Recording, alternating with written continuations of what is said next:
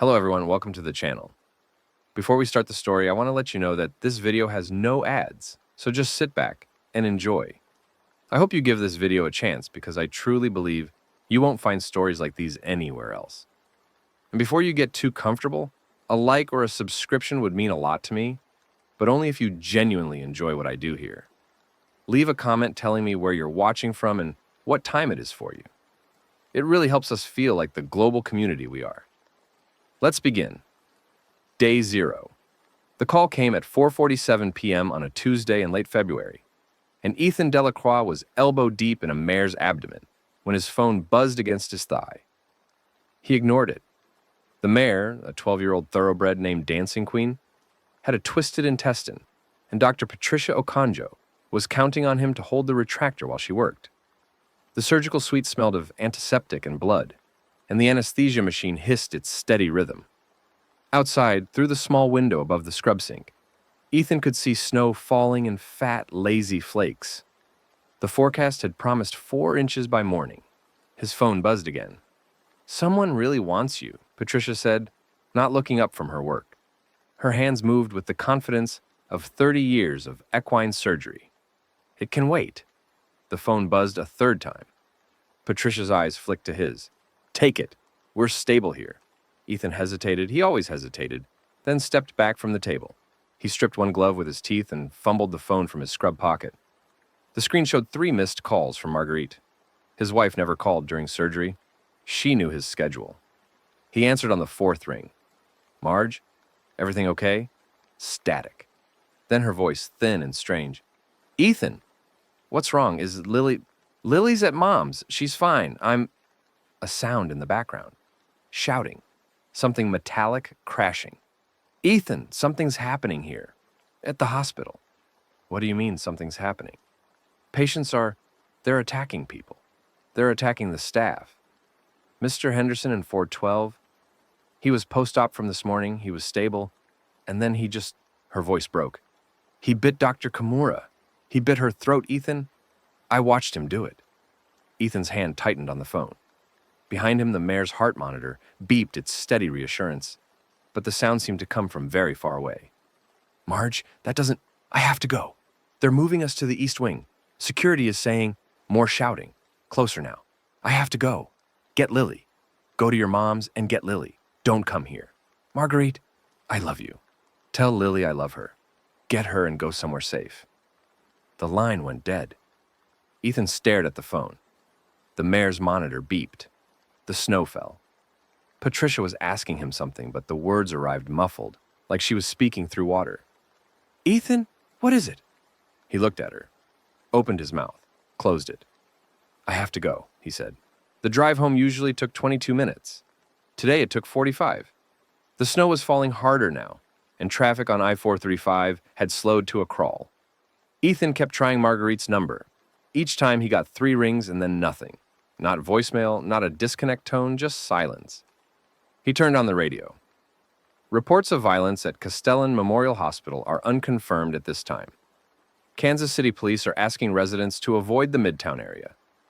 I-70 westbound is experiencing significant delays due to a multi-vehicle accident near... He changed the station. Sources inside the CDC are refusing to comment on reports linking today's violence to recipients of the Hemagen X blood substitute. A spokesperson for Castellan Pharmaceuticals released a statement calling the speculation irresponsible and another station. Footage we're about to show you is disturbing. Viewer discretion is advised. This was captured approximately 30 minutes ago outside Research Medical Center. He turned the radio off. The house was dark when he pulled into the driveway. He and Marguerite had bought it 6 years ago, a modest 2-story in Prairie Village with a detached garage and a backyard big enough for Lily's swing set. The neighbors on the left were an elderly couple, Carl and Beverly Whitmore. Carl brought tomatoes from his garden every August. Ethan sat in the car for a moment, hands on the wheel. The engine ticked as it cooled. The snow had already begun covering his tire tracks. He called Marguerite's mother. "Hello?" Dorothy Fontenot's voice was steady, lightly accented with the Louisiana French she'd never quite lost. "Dorothy, is Lily with you?" Of course she is. She's eating dinner. Ethan, have you seen the news? They're saying, I know. I need you to keep Lily there. Don't let her out of your sight. What's happening? I tried to call Marguerite, but she's not answering. I don't know. The lie came easily. Just stay inside. Lock the doors. I'll call you in the morning. Ethan, you're scaring me. I'm sorry, I don't mean to. Just, please, stay inside. He ended the call before Dorothy could ask more questions. Inside, the house smelled like the coffee Marguerite had brewed that morning. Her mug was still on the counter, half full, a ring of lipstick on the rim. Ethan touched it. Cold. The television was off. He didn't turn it on. He went to the closet in the hallway, the one where they kept winter coats and umbrellas, and on the top shelf behind a box of old tax returns, the gun safe. The combination was Lily's birthday, 4/03/19. Inside was a Glock 19 he'd bought after a string of burglaries in the neighborhood 3 years ago. He'd taken it to the range twice, fired maybe 200 rounds total. Marguerite had hated it in the house. He'd promised to sell it. He never had. The gun felt heavier than he remembered. He checked the magazine, 15 rounds, and set it on the kitchen counter. Then he went back to the closet for the box of ammunition. His phone buzzed, a text from Patricia. Heard about the hospitals. You okay? He didn't respond. By midnight, the snow had stopped and the news had become unbearable to watch. Ethan sat on the couch with the television muted, watching images flicker past without sound. A parking lot full of emergency vehicles, lights spinning red and blue, a hospital entrance barricaded with overturned gurneys, a helicopter shot of people running through streets, some pursuing, some fleeing. The banner at the bottom of the screen kept changing. Breaking news, then stay indoors, then governor declares state of emergency. He'd tried Marguerite 17 more times. Nothing. At 2 a.m., he gave up on sleep. He went to the garage and found the camping supplies from last summer's trip to the Ozarks. A tent, sleeping bags, a portable stove, freeze-dried meals that tasted like cardboard. He loaded everything into the back of his Subaru Outback. At 3 a.m., he emptied the pantry. Canned goods, boxes of pasta, jars of peanut butter, 2 cases of bottled water, a first aid kit from under the bathroom sink, dog food. They didn't have a dog, but it was calories. At 4 a.m., he tried Marguerite again. Still nothing. At 5 a.m., the power went out. He was standing in the kitchen when it happened, reaching for the light switch, and then he was in darkness, so complete he couldn't see his own hand. The refrigerator's hum cut off mid-note. The clock on the microwave went dark. Outside, through the window above the sink, he could see that the streetlights had died too. The whole block was black. Then, from somewhere in the distance, a sound that made the hair on his arms stand up. Not a siren, not a car alarm. Something else entirely. A sustained, multi-tonal howl that seemed to come from everywhere and nowhere at once. It rose and fell, and then cut off abruptly. Silence. Ethan stood in the dark kitchen, his hand still reaching for the light switch, and listened to his own breathing. In, out, in, out. From next door, he heard glass breaking. Carl Whitmore's house was identical to Ethan's, a mirror image built by the same developer in the same year. Ethan had been inside dozens of times, for cookouts and Christmas parties, for the time Carl's water heater exploded and he needed to borrow their shower. He knew the layout.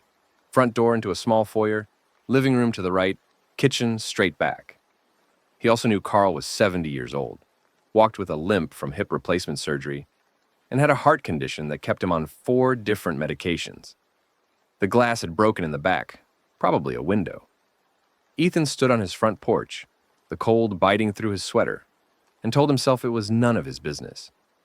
Someone was probably just checking on Carl. A relative, a concerned neighbor. Nothing to do with the news, with the hospitals, with whatever had happened to Marguerite. A scream, Beverly's voice. Ethan was running before he knew he'd decided to move. He came around the side of the Whitmore house, through the gate into the backyard. The sliding glass door was shattered, jagged pieces glinting in the faint pre-dawn light. Inside, he could see shapes moving in the darkness. Carl? Beverly? No answer. He stepped through the broken door, his shoes crunching on glass. The smell hit him first. Copper and something else. Something organic and wrong. The kitchen looked normal in the dimness. Fruit bowl on the counter, calendar on the wall, dish towel folded neatly over the oven handle. A sound from the living room. Wet. Rhythmic. Hello? He found them in the hallway. Beverly was on the floor, and Carl was crouched over her. At first, Ethan's brain refused to process what he was seeing. It looked like Carl was giving her CPR, pressing on her chest, leaning down to her face. Then, the dawn light shifted, coming gray through the front windows, and he saw the blood. Beverly's throat was gone. Carl's face was buried in it. Carl. The old man looked up. His eyes were wrong. Not just the expression, but the eyes themselves. The way the pupils had blown wide, until there was almost no iris visible. Blood covered his chin, his hands, the front of his cardigan sweater. Carl? What? Carl stood. The movement was too fast for a 70-year-old man with a bad hip. He stood like something was pulling him up on strings, jerky and wrong. Ethan took a step back. His heel caught on something, Beverly's arm, he realized, lying across the hallway, and he stumbled. Carl came for him. Later, Ethan would remember the sound more than anything else. The wet, guttural noise Carl made as he lunged.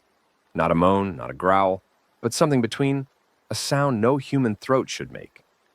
Ethan's back hit the wall. Carl's hands found his shoulders, grip impossibly strong, and Carl's face was inches away, mouth opening, and the smell was blood and decay and something chemical underneath it all. Ethan shoved him away. Carl stumbled but didn't fall, didn't even seem to notice the force. He came back, hands reaching, and Ethan grabbed the first thing he touched, a picture frame Carl and Beverly on their wedding day, and brought it down on Carl's head. The glass shattered. Carl didn't stop. They crashed into the living room, knocking over a lamp, a side table, a stack of magazines. Ethan's hand found something solid, a golf trophy, Carl Whitmore Hole-in-One, 2019, and he swung it without thinking. The trophy connected with Carl's temple. The old man went down. Ethan stood over him, breathing hard, the trophy slick in his grip. Carl wasn't moving. The side of his head was wrong, dented in a way that made Ethan's stomach lurch. God, Ethan whispered. God. God. He dropped the trophy. It hit the carpet with a muffled thump. Carl's chest was still rising and falling. His heart was still beating. Ethan could see the pulse in his throat. But the skull damage, no one could survive that. But Carl was breathing. Ethan backed away. His hands were shaking. His whole body was shaking.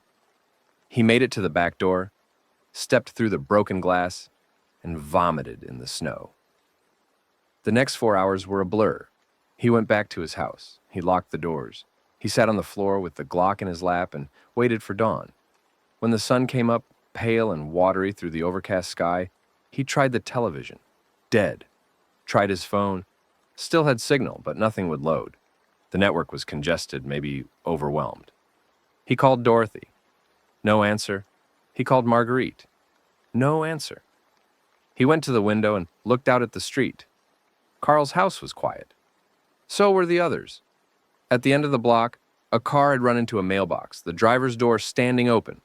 He couldn't see anyone inside. He should go. He should drive to Lawrence, 45 miles west, and get his daughter. That was what Marguerite had told him to do. Get Lily and go somewhere safe. But he couldn't make himself move. What if he went outside and something was waiting for him? What if Carl wasn't the only one? What if the roads were blocked, the highways impassable? What if Dorothy's neighborhood was already overrun? What if? He sat on the floor with the gun in his lap and let the questions paralyze him. The knock came just after noon. Ethan scrambled to his feet, the Glock raised, his heart hammering. Through the small window beside the front door, he could see a figure on the porch, a woman, middle-aged, wearing a puffy winter coat and holding a baseball bat. Hello? Her voice was muffled through the glass. Is anyone home? We're checking on the neighbors. We're trying to organize. Ethan's finger hovered near the trigger. He didn't know this woman. He didn't know anyone anymore.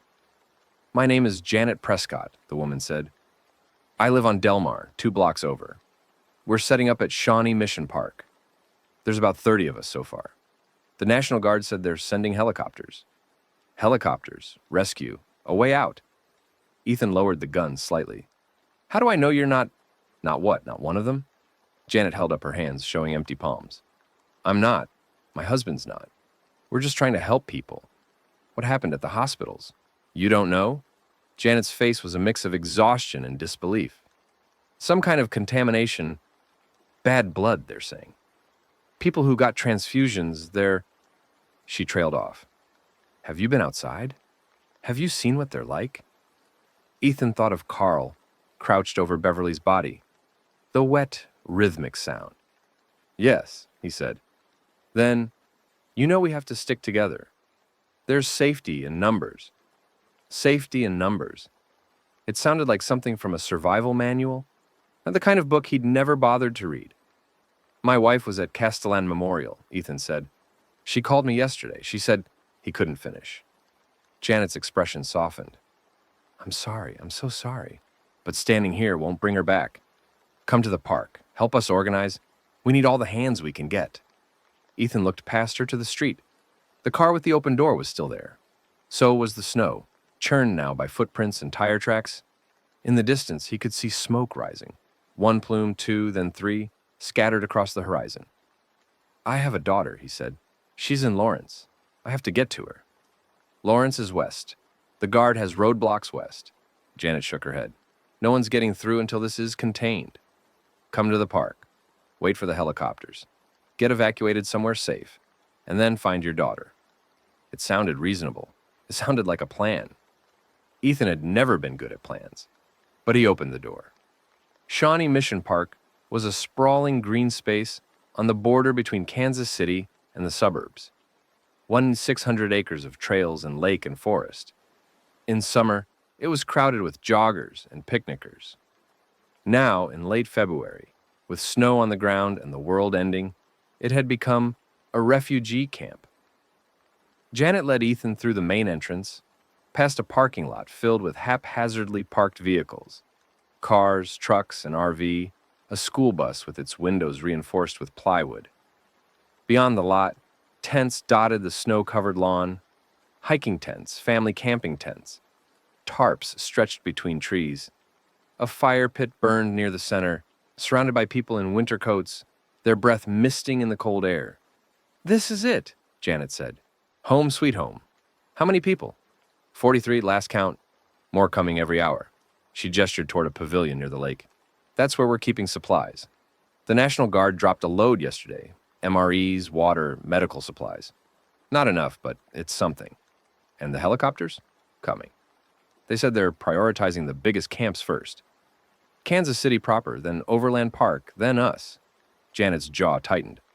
We're supposed to be next. They promised. Ethan looked around at the faces. Young and old, white and black and brown, children and grandparents. Some were crying. Some were staring at nothing. A few were moving with purpose, carrying firewood or sorting supplies or patrolling the perimeter with makeshift weapons. What do you need me to do? Janet looked him over. You're a veterinarian?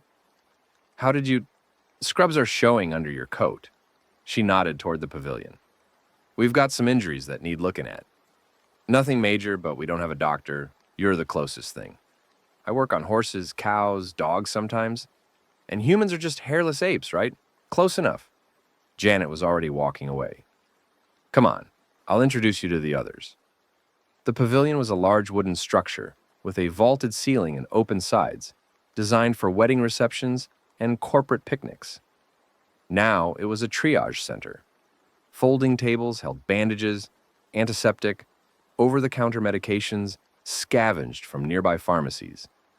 On the floor, a dozen people sat or lay on sleeping bags and air mattresses, nursing various ailments. Janet stopped at a table where a massive black man was sorting pill bottles. He was easily 6'4", broad as a door, with graying hair and hands that looked like they could crush bowling balls. Rome, this is Ethan. He's a vet. Ethan, this is Jerome Washington. He's keeping track of our medical supplies. Rome looked up. His eyes were tired but sharp. You know anything about human medicine? Enough, Ethan said. Basic first aid, sutures, antibiotics. Better than nothing. Rome gestured toward a young woman sitting on a cot at the far end of the pavilion. We've got a girl over there with a gash on her leg. Needs stitches. Think you can handle it? Ethan looked. The woman was maybe late 20s, small and wiry, with a sleeve tattoo of koi fish visible beneath her pushed-up jacket. She was pale and her hands were pressed against her thigh, blood seeping through her fingers. I'll need supplies, suture kit, lidocaine if you have it, clean water. Rome pulled a tackle box from under the table. We've got a surgical kit from someone's house. No lidocaine, some whiskey though. That'll work. The woman's name was Yuki. She told him as he cleaned the wound, a 4-inch laceration across her outer thigh. Deep, but not into the muscle. Cut it on a fence, she said, her voice steady despite the pain. Coming down off a roof. We were scavenging a pharmacy on 119th. You were looting? Yuki gave him a flat look. I was acquiring medical supplies. The pharmacy wasn't exactly staffed. Fair enough. Ethan threaded the suture needle. This is going to hurt. I figured. She didn't flinch as he worked, not once. Her hands gripped the edge of the cot, knuckles white, and her jaw was clenched tight, but she didn't make a sound. When it was done, 12 neat stitches, as good as any he'd done on a horse, she looked down at his work and nodded. Not bad. Thanks. Try to keep it clean. We don't have antibiotics to spare. Understood. Yuki swung her legs off the cot, testing her weight on the injured leg. You're the new guy? The vet? Ethan. Yuki, I'd shake your hand, but she held up her blood-stained palms. Thanks for the needlework. You're welcome. She limped away, and Ethan turned back to the table to clean up. Rome was watching him. Good work, the big man said. You've done that before. Like I said, horses. Horses don't talk. Rome sorted a few more pill bottles, then set them aside. I played for the Chiefs, back in the day. Offensive line. My job was protecting the quarterback, making sure nobody got to him. I was good at it. He looked toward the perimeter of the camp, where someone was hammering boards across the gap between two trees. I'm thinking that's my job now, too. Protecting people, keeping them safe until the cavalry arrives. You think the cavalry's coming? Rome's expression didn't change. Has to. This is America. The government doesn't just let cities fall. Ethan thought of the smoke plumes on the horizon, the blocked roads, the silence from Marguerite's phone. Right, he said. Has to. Night fell fast, the sun dropping behind the trees, like it was in a hurry to leave. Temperatures plunged with it.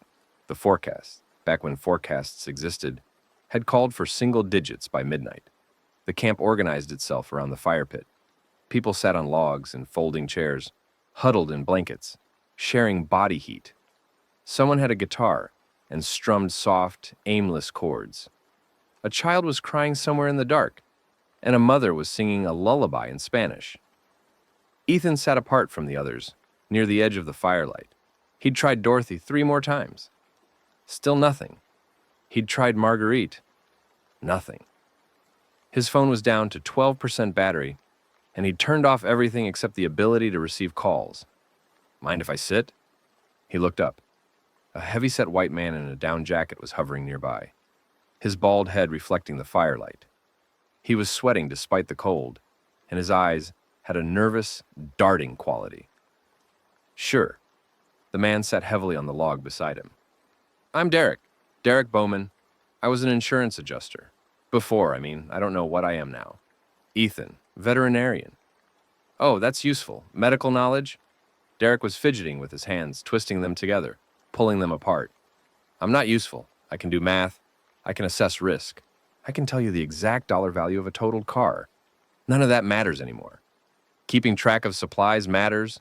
That's what Rome said. He's got me counting things. Cans of food, bottles of water, rounds of ammunition.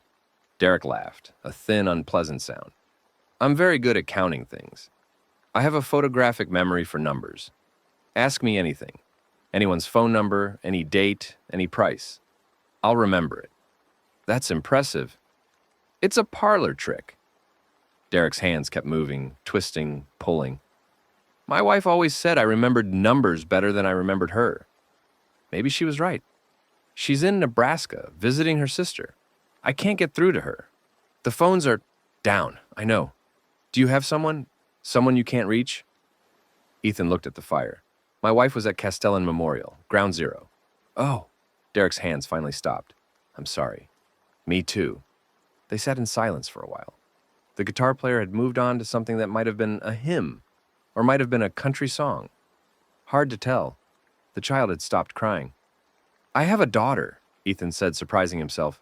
She's 7. She's in Lawrence with her grandmother. I need to get to her. The roads west are blocked. I know. Maybe the helicopters can take you when they come. Maybe. Derek's hands had started moving again. Twist, pull, twist, pull. I keep thinking about numbers, the spread rate, the infection density, the resource consumption. If you run the numbers, he trailed off. If you run the numbers, what? Nothing, forget it. Derek stood abruptly. I should go. Help with inventory or something. It was nice meeting you, Ethan. You too, Derek. Derek walked away and Ethan watched him go. The man's shoulders were hunched, his gait unsteady.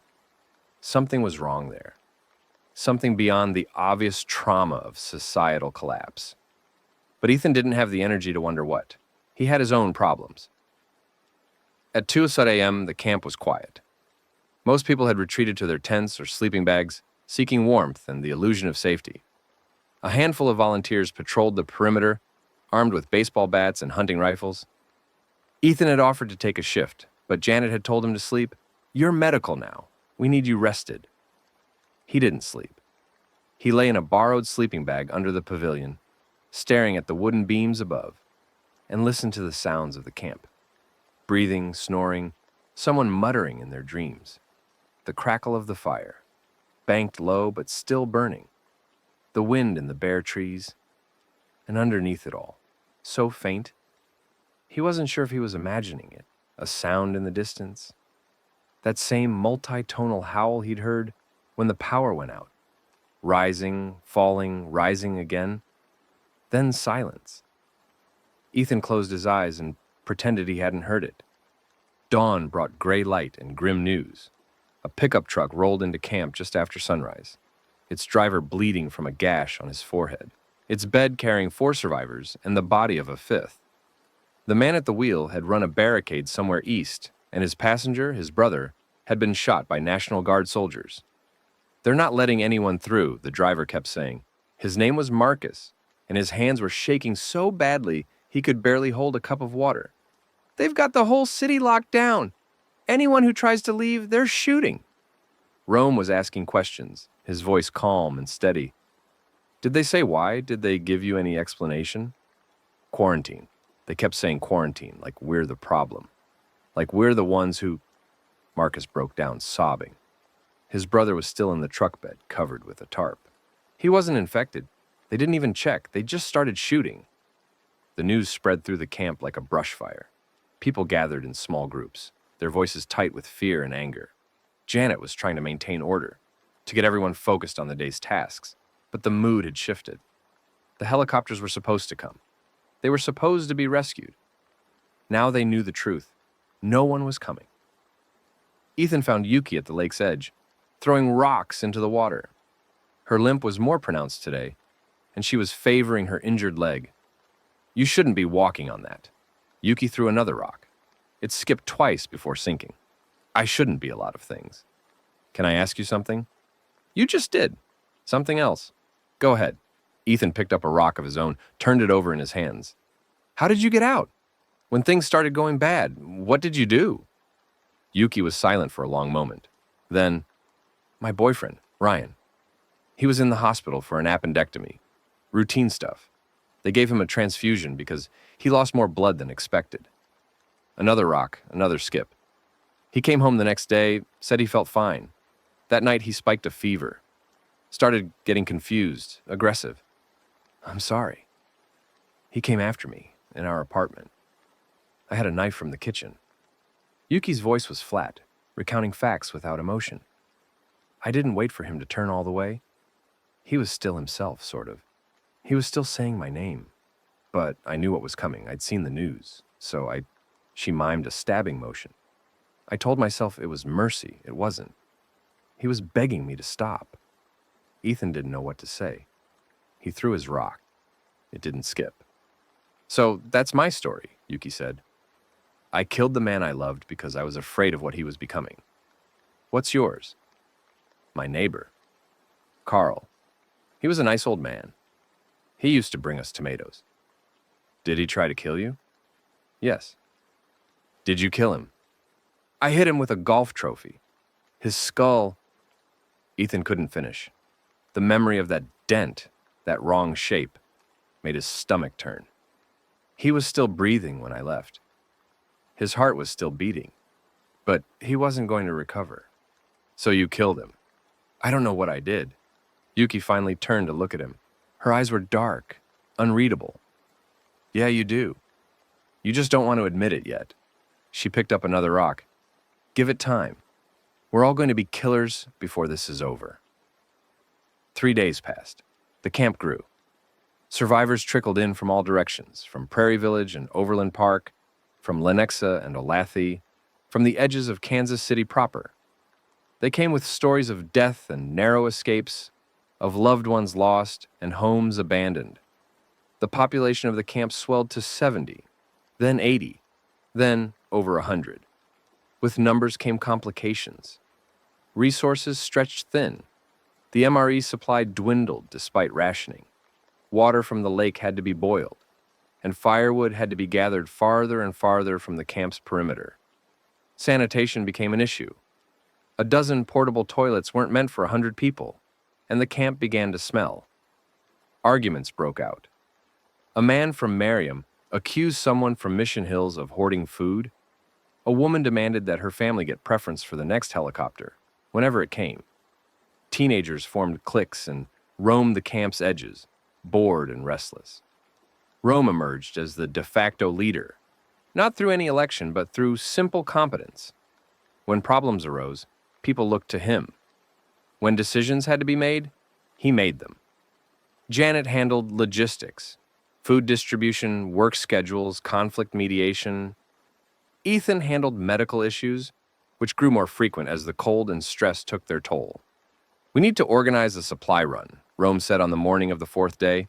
He was standing at the pavilion's main table, surrounded by a small group that had become the camp's informal leadership. Janet, Yuki, Derek, and a few others. The food's running low. We've got maybe 3 days of rationed meals left. The nearest grocery store is 2 miles out, Janet said. We'd need vehicles. We have vehicles. We'd need gas. Some of the cars still have half tanks. We'd need weapons, people who know how to use them. Yuki raised her hand. I'll go. You're injured. It's a scratch. She flexed her leg demonstratively, hiding the wince. I'm small and I'm quiet. I can get in and out of places without being seen. Rome looked at her for a long moment, then nodded. Ethan? Ethan blinked. Me? You know the area. You've got medical training. If someone gets hurt, you can patch them up. I was planning to... He stopped. What was he planning to do? Wait by his phone for a call that never came? Stare at the road west and imagine his daughter's face? Okay, he said. I'll go. They left just after noon in a 2-vehicle convoy, a Ford F-150 driven by a former mechanic named Santos, and Ethan's Subaru. Ethan was behind the wheel with Yuki in the passenger seat and Derek in the back. Rome had wanted to come, but Janet had talked him out of it. We need you here. If something happens to the supply run, you're the one who has to hold this place together. Rome hadn't liked it, but he'd conceded the point. The roads were worse than Ethan expected. Abandoned cars clustered at intersections, forcing them to detour through parking lots and over curbs. A 3-car pileup on Metcalf Avenue blocked the direct route, and they had to loop around through a residential neighborhood where the houses stood silent and dark. Creepy, Derek muttered from the back seat. His hands were doing their nervous dance on his thighs. All these houses, all those people. Where did they go? They ran, Yuki said. Or they didn't. What's the difference?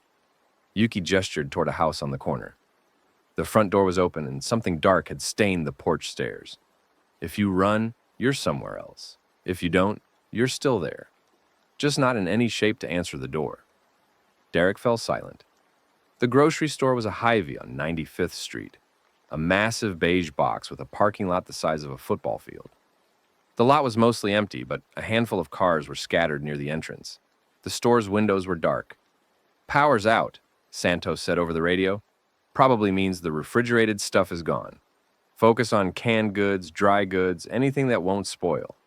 "Copy," Ethan replied. "We'll take the front. You circle around back, see if there's a loading dock we can access." "Copy." Ethan pulled the Subaru up to the curb near the entrance. The automatic doors stood frozen, half open, a gap just wide enough for a person to slip through. Inside the store was a cave of shadows. "Flashlights," Yuki said. She produced 2 from her jacket, handed one to Ethan. "Derek, you stay by the car. Keep the engine running. If we come out fast, be ready to move." "What? No, you should stay by the car." Yuki's voice was flat. "Someone needs to watch our exit. That's you." Derek's face went through several emotions: indignation, fear, relief, before settling on a kind of resigned acceptance. Okay, I'll stay." Ethan and Yuki approached the doors. "You sure about leaving him alone?" Ethan asked. "He'd be useless inside. Probably freeze the first time he saw something scary." Yuki slipped through the gap, her small frame passing easily. "Come on." The smell hit Ethan before his eyes adjusted to the dark. Rot and chemicals. The refrigerated cases had failed days ago, and the meat and dairy sections were breeding grounds for bacteria. He gagged, pulled his shirt collar over his nose, and followed Yuki deeper into the store. The canned goods aisle was mostly intact. Someone had been here before. Shelves were disordered, a few cans scattered on the floor. But there was still plenty left. Yuki handed Ethan a shopping cart. "Fill it. I'll keep watch." Ethan worked methodically, the way he approached surgery: assess, prioritize, execute. Vegetables first, nutritional density. Beans and legumes next, protein. Soups, broths, anything with calories. The cart filled quickly. "Movement," Yuki whispered. Ethan froze. His flashlight was pointed at the floor, and he slowly raised it toward where Yuki was looking.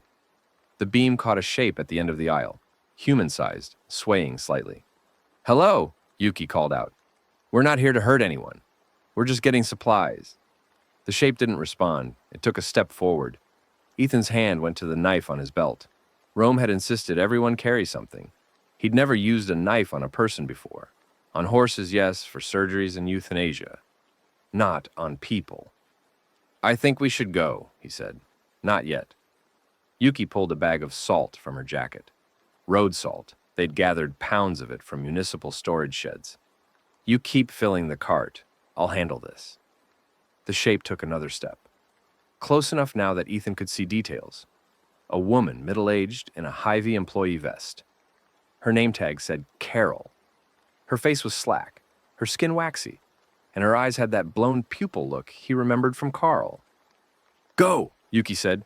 Ethan grabbed the cart and ran. Behind him, he heard Yuki shout something, the word "sorry," maybe, and then a heavy thud. He didn't look back. He pushed the cart toward the entrance, crashing through a display of potato chips, knocking over a rack of magazines. The half-open doors loomed ahead, daylight streaming through the gap. He was almost there when something grabbed his ankle. The floor rushed up. His chin hit the linoleum, and the taste of blood filled his mouth. He rolled over, kicking, and saw another one, a teenage boy in a hoodie, crawling out from under a checkout conveyor.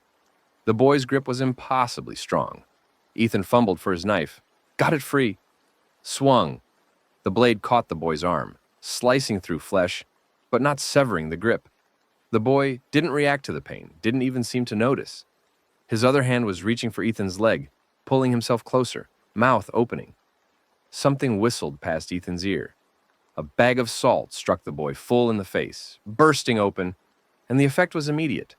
The boy's body went rigid, his back arching, his grip releasing. He collapsed onto the floor, twitching. Yuki appeared above him. "Get up. Now." Ethan got up. They pushed the cart through the doors, into the daylight, where Derek was waiting with wide eyes and the engine running. They loaded the supplies in frantic silence, then peeled out of the parking lot just as more shapes emerged from the store's darkness. "That was fun," Yuki said when they were a mile away and Ethan's hands had finally stopped shaking. "That's one word for it. You did okay. You didn't freeze." "I almost did. Almost doesn't count." Yuki was examining the bag of salt in her hands, the remaining salt from her throw. This stuff really works. Buys you maybe 20, 30 seconds. Long enough to get away. Long enough to kill them? No, just to stop them. Killing requires something more permanent. She tucked the salt back into her jacket. We need to find more of this. Salt might be worth more than food. Ethan thought of Carl's twitching body, the boy's rigid spine. Yeah, he said. It might. They made it back to camp by late afternoon. The supplies they'd gathered would stretch the rations another week, maybe more if they were careful. Rome organized the distribution while Janet updated the inventory logs. Derek retreated to his counting, his hands moving faster than ever. That night around the fire, people told stories. Not survival stories. Not yet. Those were still too raw, too close. Instead, they talked about the world before, jobs they'd had, places they'd visited, funny things their kids had said. It was a kind of collective mourning, Ethan realized. They were eulogizing normalcy. A woman named Patricia, not his coworker, a different Patricia, a high school English teacher from Shawnee, was talking about a trip to New York. And my husband, he's terrified of heights, but he insists on going to the top of the Empire State Building because it's iconic. She made air quotes with her fingers.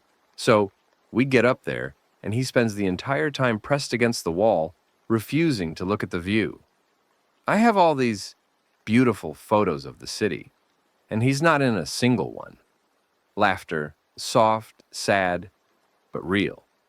Where is he now? Someone asked. Patricia's smile faded. I don't know. He was at work when everything started. Downtown. I haven't been able to reach him. The fire crackled. Someone threw on another log. My daughter's in Lawrence, Ethan heard himself say. The words came out before he could stop them. She's 7. Her name's Lily. She was at her grandmother's when the call came. I need to get to her. Lawrence is west, Patricia said, and past the barricades. I know. You can't get through. I have to try. Rome's voice cut through the murmurs. The roads west are suicide. The guard has shoot-to-kill orders. You go that way. You won't make it 10 miles. Then what am I supposed to do? Just wait here? For now, yes. Rome's expression was sympathetic but firm. If there are survivors in Lawrence, the guard will evacuate them eventually. Your daughter's with her grandmother, right? Someone who can protect her? Her grandmother's 68. Is she smart? Resourceful? Ethan thought of Dorothy Fontenot, who had raised Marguerite and her 3 siblings in the lower 9th Ward, who had survived Hurricane Katrina, who had rebuilt her life from nothing at an age when most people were settling into retirement. Yes, he said. She's the toughest person I know. Then your daughter's in good hands. Better you wait here, stay alive, and go to her when it's safe, than die on some highway trying to be a hero. The logic was sound. Ethan hated it. I can't just sit here. Then don't. We need people like you. Medical knowledge, steady hands. Rome gestured toward the camp at large. These people need help. Be help. And when the time comes to go west, you'll be ready. Ethan looked at the fire. The flames danced, orange and yellow, consuming the wood. Okay, he said. I'll stay. For now, he didn't add. Just for now. On the 6th day, the fever came. It started with a woman named Grace, a retired nurse who had been helping Ethan with the camp's medical needs. She woke up with chills, a headache, body aches. Ethan checked her temperature. 101.2. Could be flu, he said. Could be any number of things. Could be the other thing, Grace said. Her voice was calm, accepting. Were you bitten? Scratched? Any contact with infected blood? Not that I know of. Then it's probably not the other thing. But Ethan wasn't sure. No one knew exactly how the infection spread. Blood contact was confirmed, but were there other vectors? Could it be airborne? Could it linger on surfaces? The information from the outside world had dried up days ago. Rome came to check on the situation. His face was grim. If she's infected, she's probably not. But if she is, then we isolate her and wait. If she turns, we deal with it. But we're not going to assume the worst. Rome studied him. You're a vet. What do you do when an animal might be rabid? That's different. How? Ethan didn't have an answer. They moved Grace to a tent at the edge of camp, away from the main population. Ethan stayed with her, monitoring her temperature, giving her water and aspirin. By evening, her fever had climbed to 103. "You should go," Grace said. Her voice was weak, her skin flushed. "If I'm infected, you'll be exposed." "I'm already exposed. Might as well see it through." Grace managed a weak smile. "You're a bad liar." "My wife used to say that." "Used to?" Ethan didn't respond. The fever broke at midnight. Grace's temperature dropped to 99, then 98.5, then normal. By morning, she was weak but lucid, asking for food. "Not infected," Ethan told Rome. "Just sick. Regular sick." Rome nodded, but his expression didn't quite relax. "This time? What about next time?" "We'll deal with next time when it comes." "That's not a plan." "No, it's not." The attack came on the 8th night. Ethan was asleep under the pavilion when the screaming started. He was on his feet before he was fully awake, grabbing for the knife at his belt, his heart already pounding. The camp's perimeter was breached on the north side, where the tree line came closest to the tents. Shapes were pouring through the gap, dozens of them, maybe more, moving with that terrible, jerky speed. The patrol guards were shouting, firing, but there were too many. "Fall back!" Rome's voice cutting through the chaos. "Everyone to the pavilion! Fall back!" People were running, some toward the pavilion, others toward the parking lot, others in no particular direction at all, just running. Children were crying. Someone was screaming a name, "Marcus! Marcus!" over and over. Ethan ran toward the perimeter. He didn't think about it, didn't plan it. His legs were moving before his brain caught up. He saw Yuki ahead of him, swinging a crowbar, and he saw Santos go down under 3 of them, and he saw the shapes keep coming, more and more, endless. A hand grabbed his arm. "Ethan, stop!" It was Derek, his face white with terror. "We have to go! We have to—" An infected slammed into them from the side. Derek went flying. Ethan hit the ground, rolled, came up with his knife ready. The infected, a man in a business suit, his face half gone, lunged. Ethan sidestepped, slashed, and the blade opened the man's throat. It didn't stop him. Of course it didn't. The brain. Ethan reversed the knife and drove it into the man's eye. The infected dropped. Ethan stood over the body, breathing hard, his knife slick with blood and viscera. Around him, the battle raged, if you could call it a battle. It was more like a wave crashing against a sandcastle, relentless and inevitable. "Ethan!" Yuki appeared beside him, her crowbar dripping. "We're losing the north side. Rome's setting up a fallback at the pavilion. We need to go." "Derek, he's alive. I saw him running toward the cars." Yuki grabbed his arm. "Come on." They ran. The pavilion became an island in a sea of death. Rome had organized the survivors into a rough defensive perimeter, using tables and cots as barricades. The people with guns, maybe a dozen, formed the front line, firing at anything that came close. Behind them, everyone else waited with whatever weapons they had: knives, bats, pipes, broken bottles. Ethan took position near the back, triaging the wounded. A woman with a bite on her arm, a man who had been trampled in the panic, a child with a gash on her scalp, blood matting her hair. "Will she turn?" the child's mother asked, her voice raw. "If she's bitten, she's not bitten. It's a cut. She'll be okay." He didn't know if that was true. He said it anyway. The fighting went on for hours, or maybe minutes. Time became meaningless. Just a string of moments, each one a lifetime. Muzzle flashes and screaming and the wet sound of bodies falling. Then, slowly, the tide began to turn. The infected kept coming, but fewer now. The defenders held. Rome was everywhere, shouting orders, dragging people to safety, somehow keeping the line intact. By dawn, it was over. Ethan stood at the edge of the perimeter, looking out at the aftermath. Bodies littered the ground, infected and human alike. The snow was stained red. The air smelled like gunpowder and copper and death. 37 survivors had made it to the pavilion. 63 had not. They buried the dead in a mass grave near the lake. It took most of the day to dig, the frozen ground resisting every shovel. By the time they finished, everyone was exhausted, numb, silent. Rome said a few words, something about courage and sacrifice and hope. Ethan didn't really hear it. He was thinking about Marguerite, about Lily, about Carl with his tomatoes, and Beverly with her book club. After the burial, Rome called a meeting. "We can't stay here," he said. His voice was hoarse. He'd been shouting all night. "The perimeter's compromised. We don't have enough people to maintain proper watch. Another attack like last night and we're finished." "Where do we go?" Janet asked. She looked 10 years older than she had a week ago. "West, toward Lawrence." Ethan's head snapped up.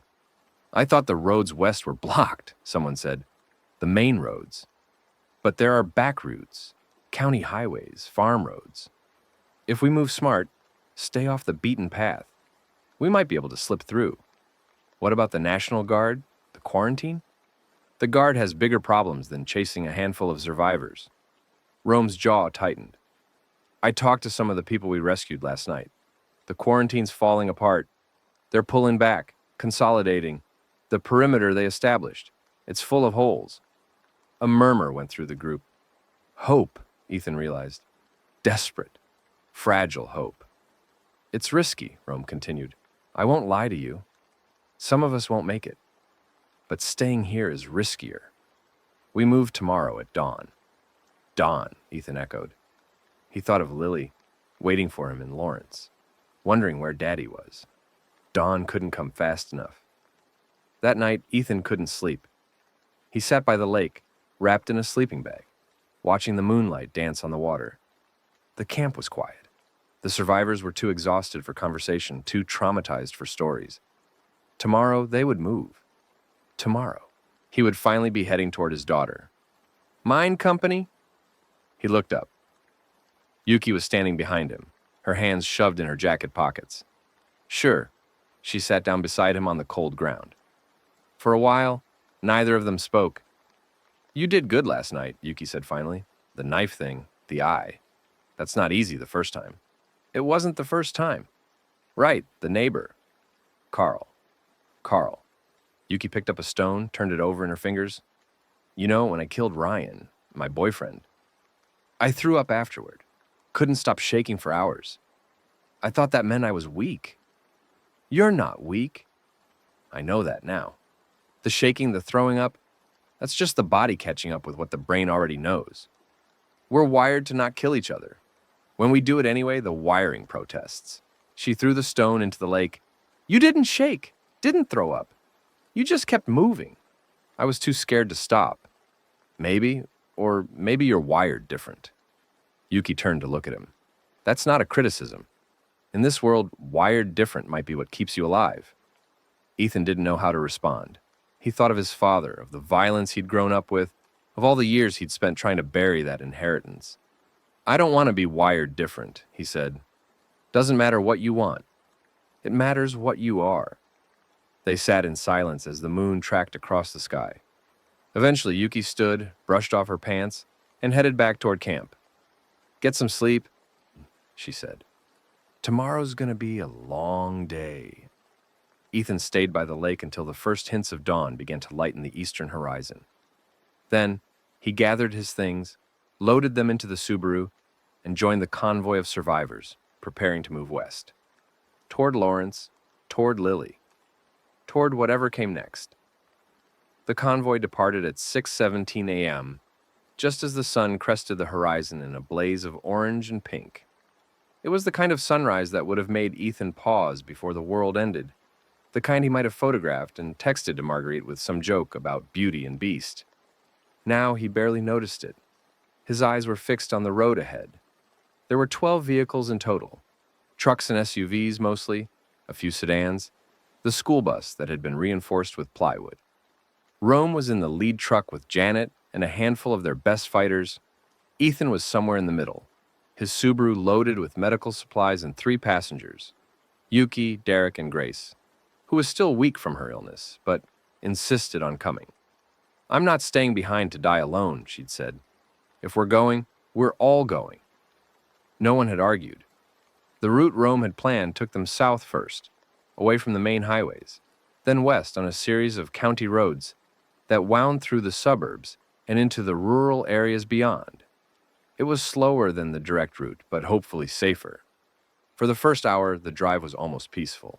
The roads were empty, the landscape blanketed in white. The only sounds, the crunch of tires on snow, and the occasional crackle of the radio as the convoy communicated. Ethan let himself relax, just a little. Let himself believe they might actually make it.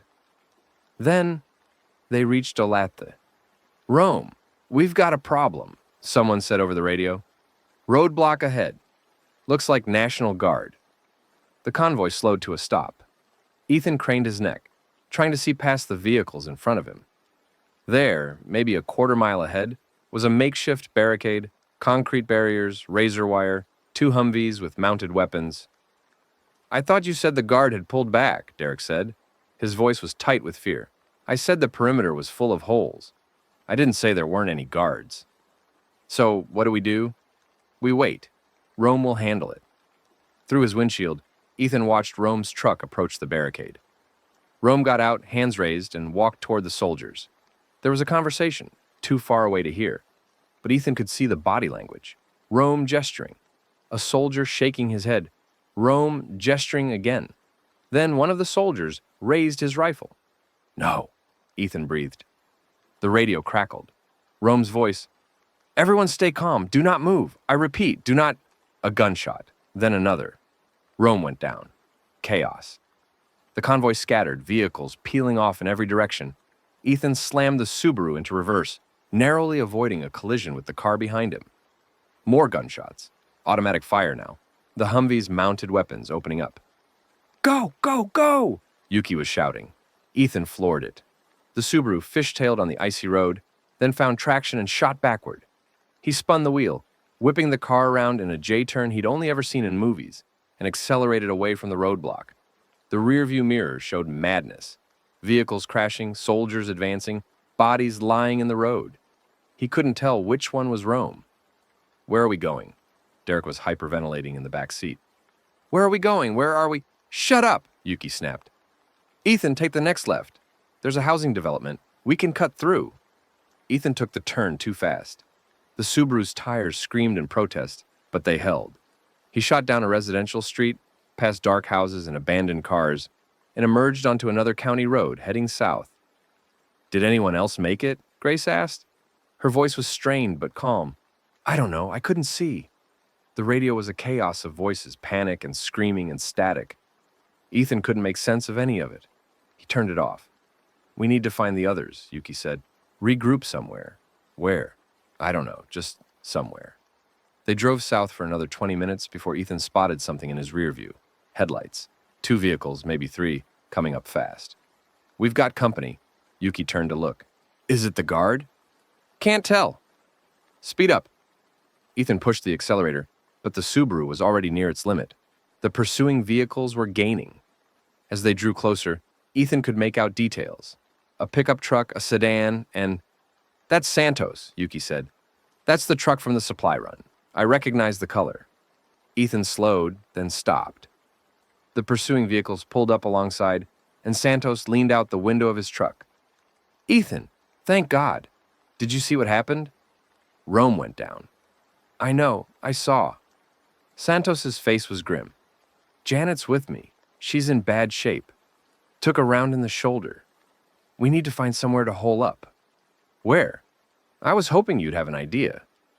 Ethan looked at the landscape around them.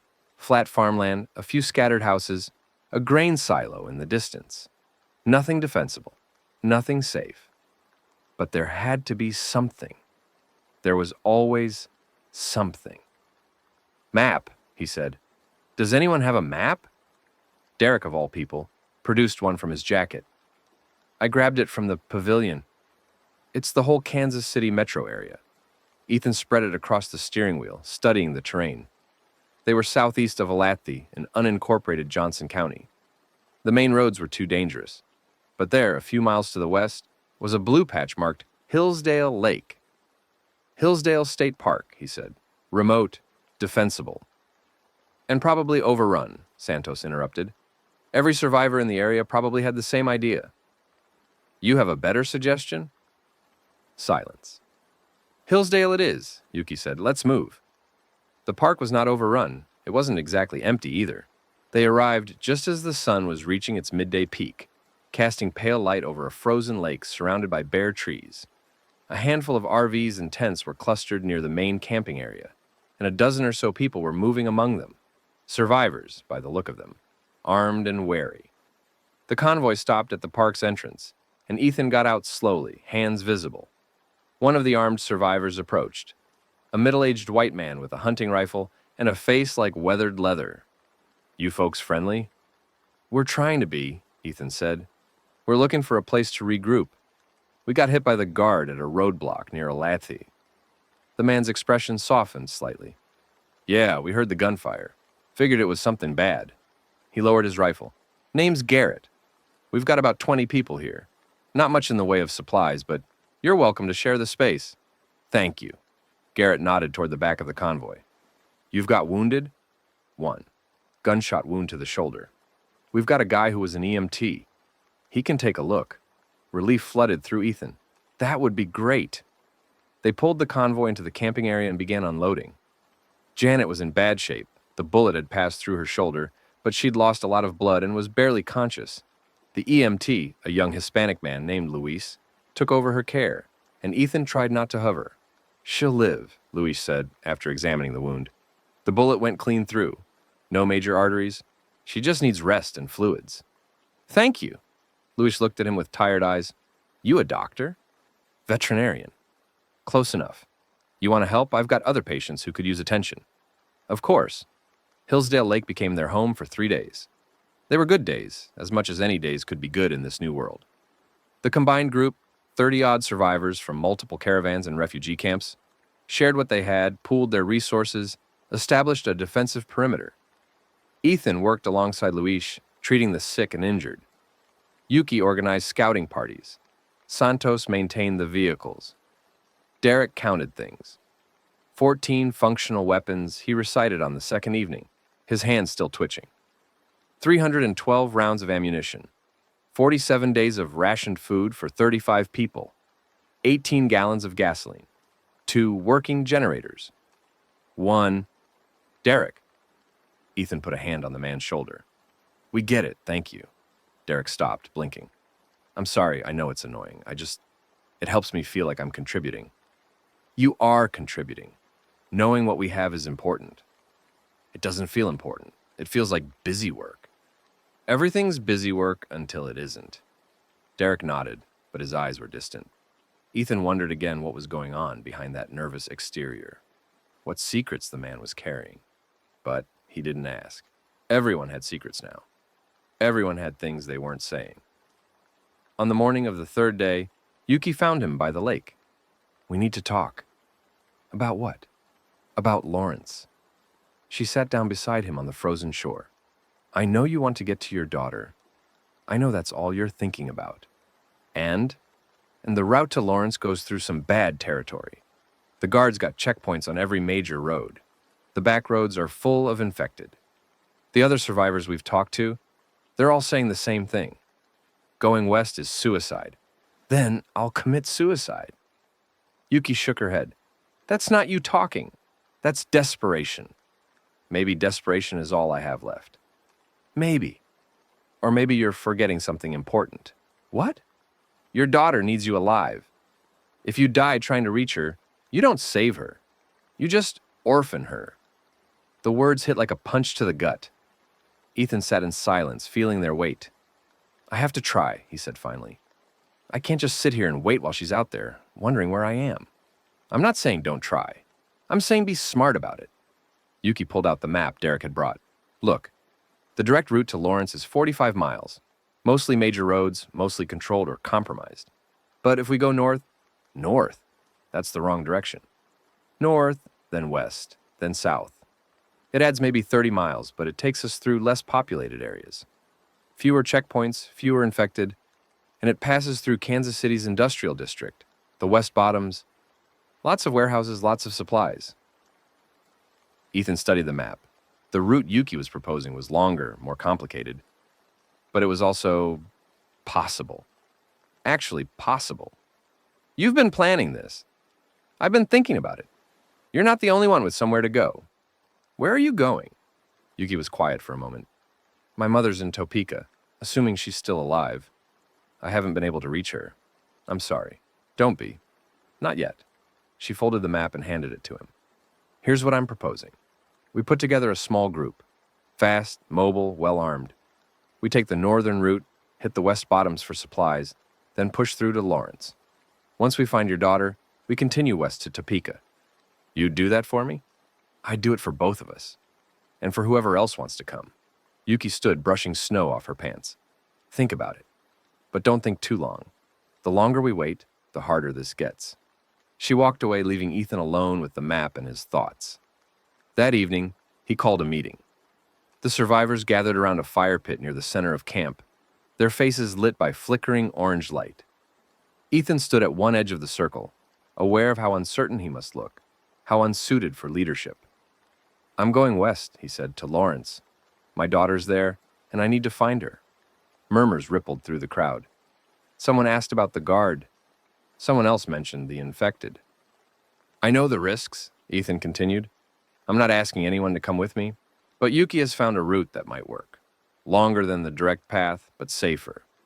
We'll be traveling light and fast. Anyone who wants to join us is welcome. What about the rest of us? Garrett asked. The ones who stay. You stay. Keep building.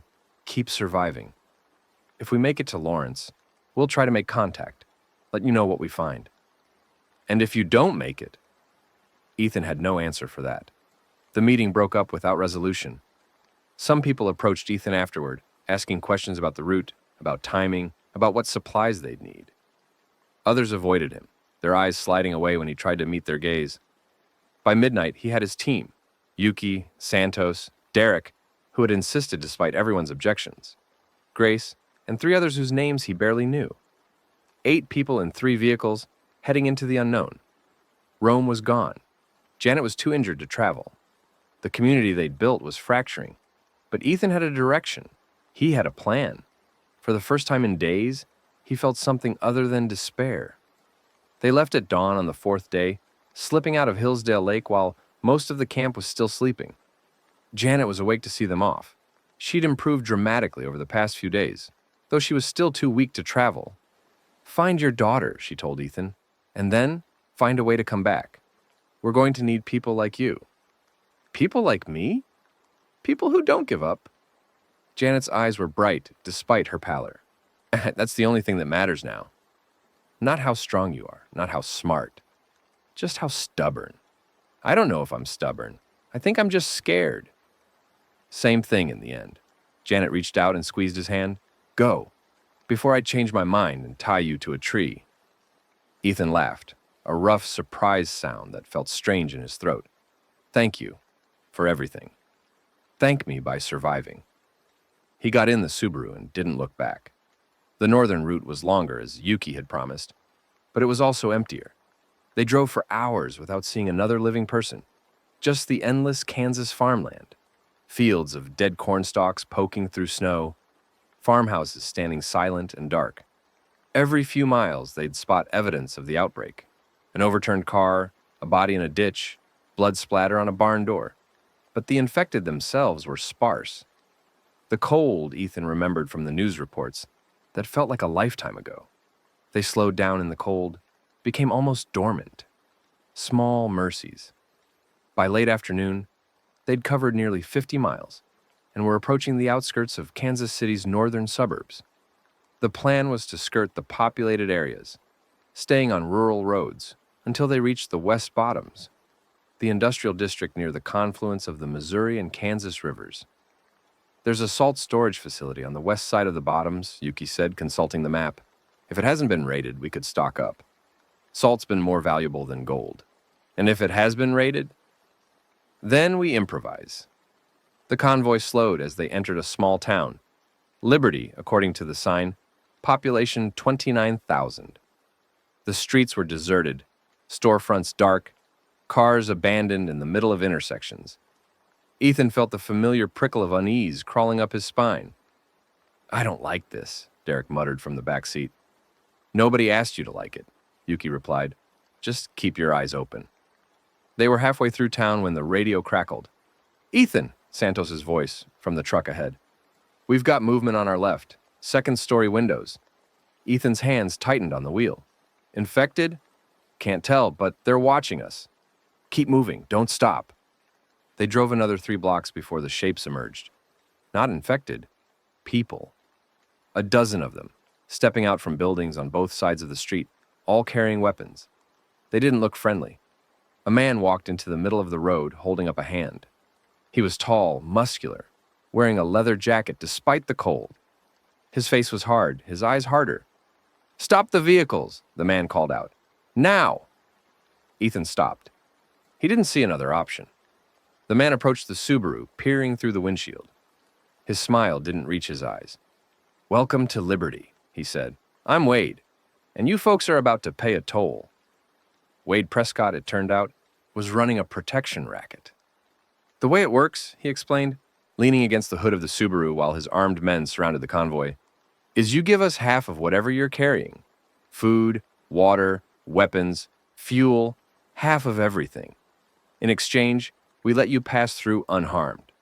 "And if we refuse?" Ethan asked. Wade's smile widened. "Then you don't pass through, and you definitely don't stay unharmed."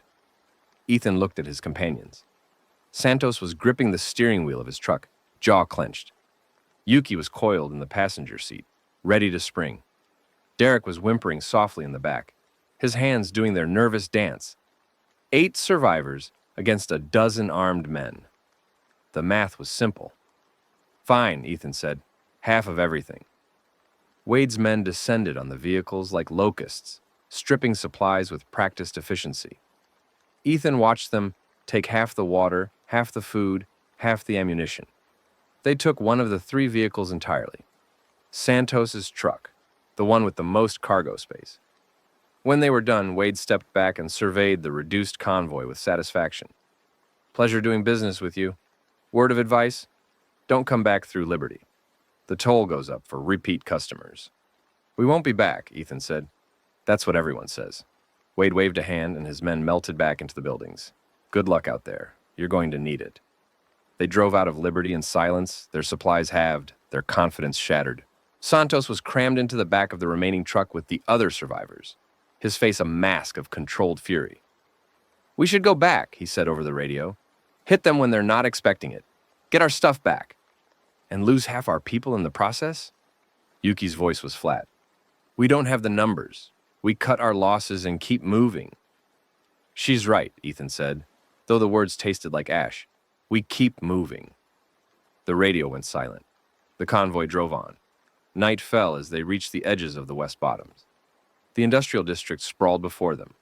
Warehouses and factories and stockyards, all dark and silent, a maze of brick and steel stretching toward the river. "We'll camp here for the night," Ethan said. "Hit the salt storage at first light." They found a warehouse with intact doors and pulled the vehicles inside. The space was cavernous and cold, but it was shelter. They set up a perimeter, posted watches, and settled in for a restless night. Ethan couldn't sleep. Again.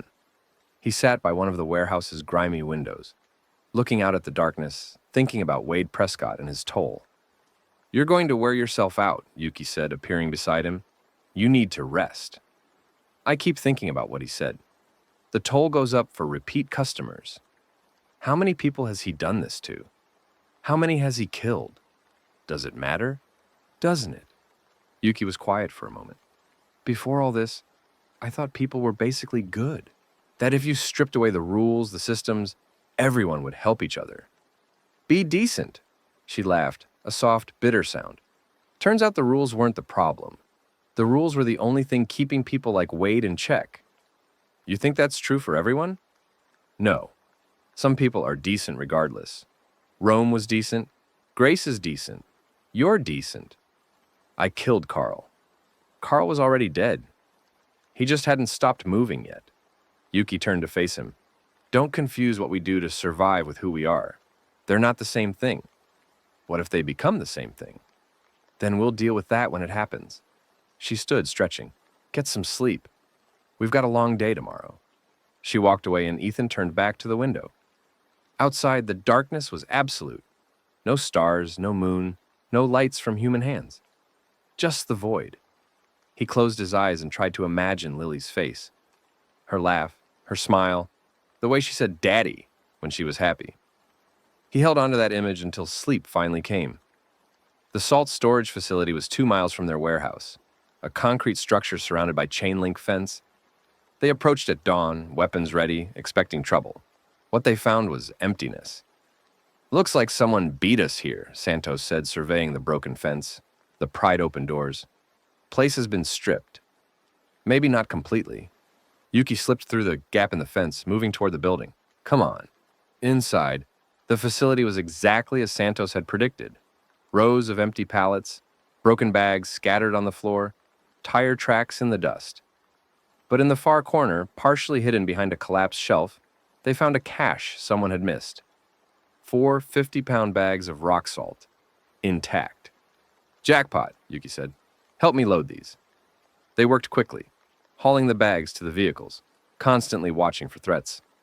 The West Bottoms was quiet. Too quiet, Ethan thought. The kind of quiet that made his skin crawl. "Let's get out of here," he said. "This place gives me the creeps." They pulled out of the facility and headed west, toward the river. The plan was to find a crossing, a bridge or a tunnel that wasn't blocked, and continue toward Lawrence on the other side. That was when they heard the howl.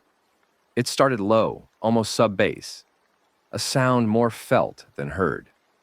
Then it rose, spiraling up through multiple tones, a sustained scream that seemed to come from everywhere at once.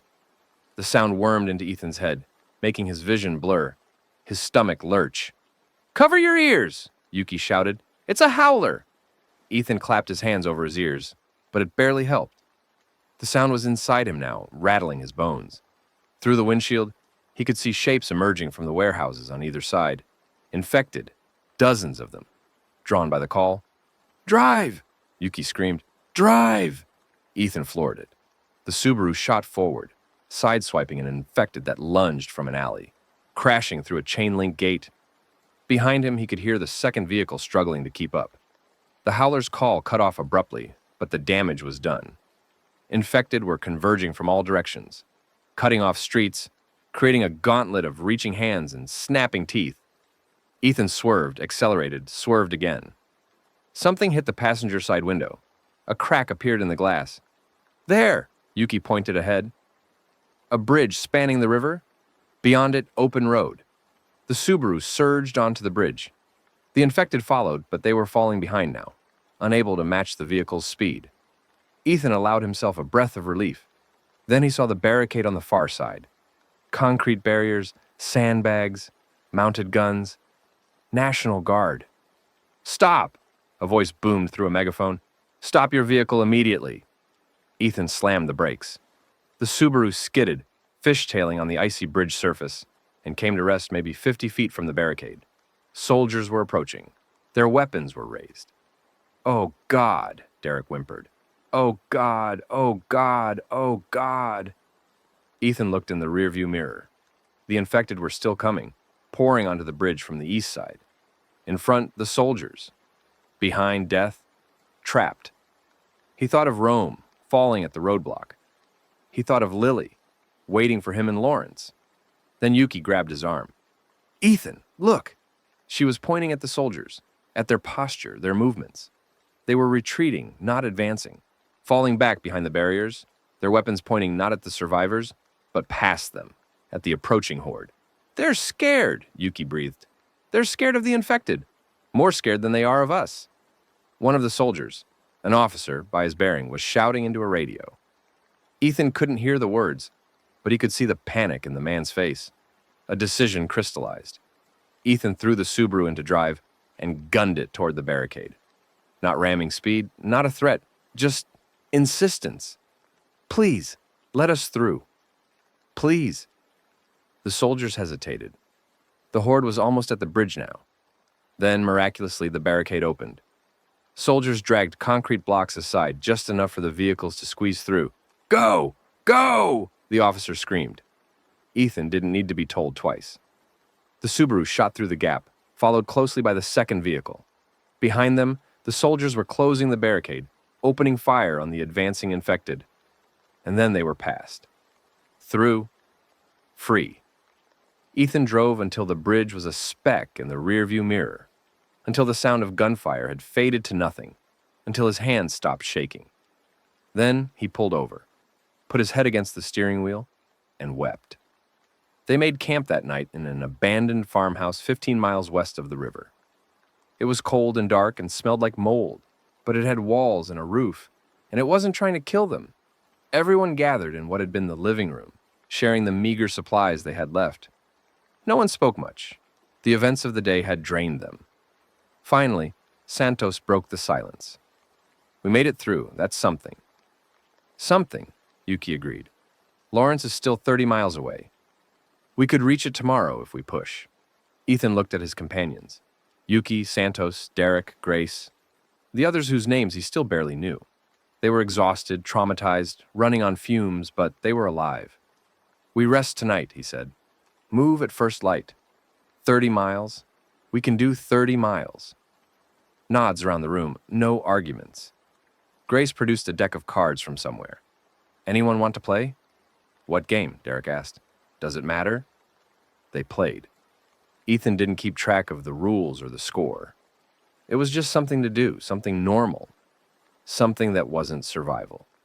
When the cards were put away and everyone had found their sleeping spots, Ethan went to a window and looked out at the night. The stars were visible tonight, the first clear sky in days. He found Orion, the only constellation he knew how to identify, and traced the line of the belt with his eyes. 30 miles. Lily was 30 miles away. "I'm coming," he whispered to the darkness. "Hold on, baby. Daddy's coming." The darkness didn't answer. But somewhere in it, he hoped. He had to hope. His daughter was waiting. Morning came gray and cold, with clouds building on the western horizon. Snow, maybe. Or just the usual Kansas winter gloom. They loaded up and moved out, following county roads that wound through farmland and small towns. The infected presence was lighter here. They saw maybe a dozen all morning, shambling through fields or standing motionless on porches. Easy to avoid. By noon, they'd covered 20 miles. The outskirts of Lawrence were visible on the horizon. Water towers and grain silos, and the distant spires of the University of Kansas. "Almost there," Santos said over the radio. "This is actually going to work." "Don't jinx it," Yuki replied. They entered Lawrence from the south, through a residential neighborhood of modest homes and bare-branched trees. The streets were deserted but not destroyed. No overturned cars, no broken windows, no bodies in the gutters. It looked almost normal, almost peaceful. "Where's your mother-in-law's house?" Yuki asked. Ethan consulted his mental map. "North side, near the university. Maybe 15 minutes from here." "Lead the way." He led them through the empty streets, his heart hammering harder with each block. The neighborhoods changed as they drove north. Smaller homes gave way to larger ones, craftsman bungalows and Victorian houses with wraparound porches. Dorothy's street was lined with ancient oak trees, their bare branches forming a canopy overhead. Her house was there, intact. Lights in the windows, lights, power. Someone was home. Ethan stopped the car in the middle of the street. He got out slowly, his legs feeling like they belonged to someone else.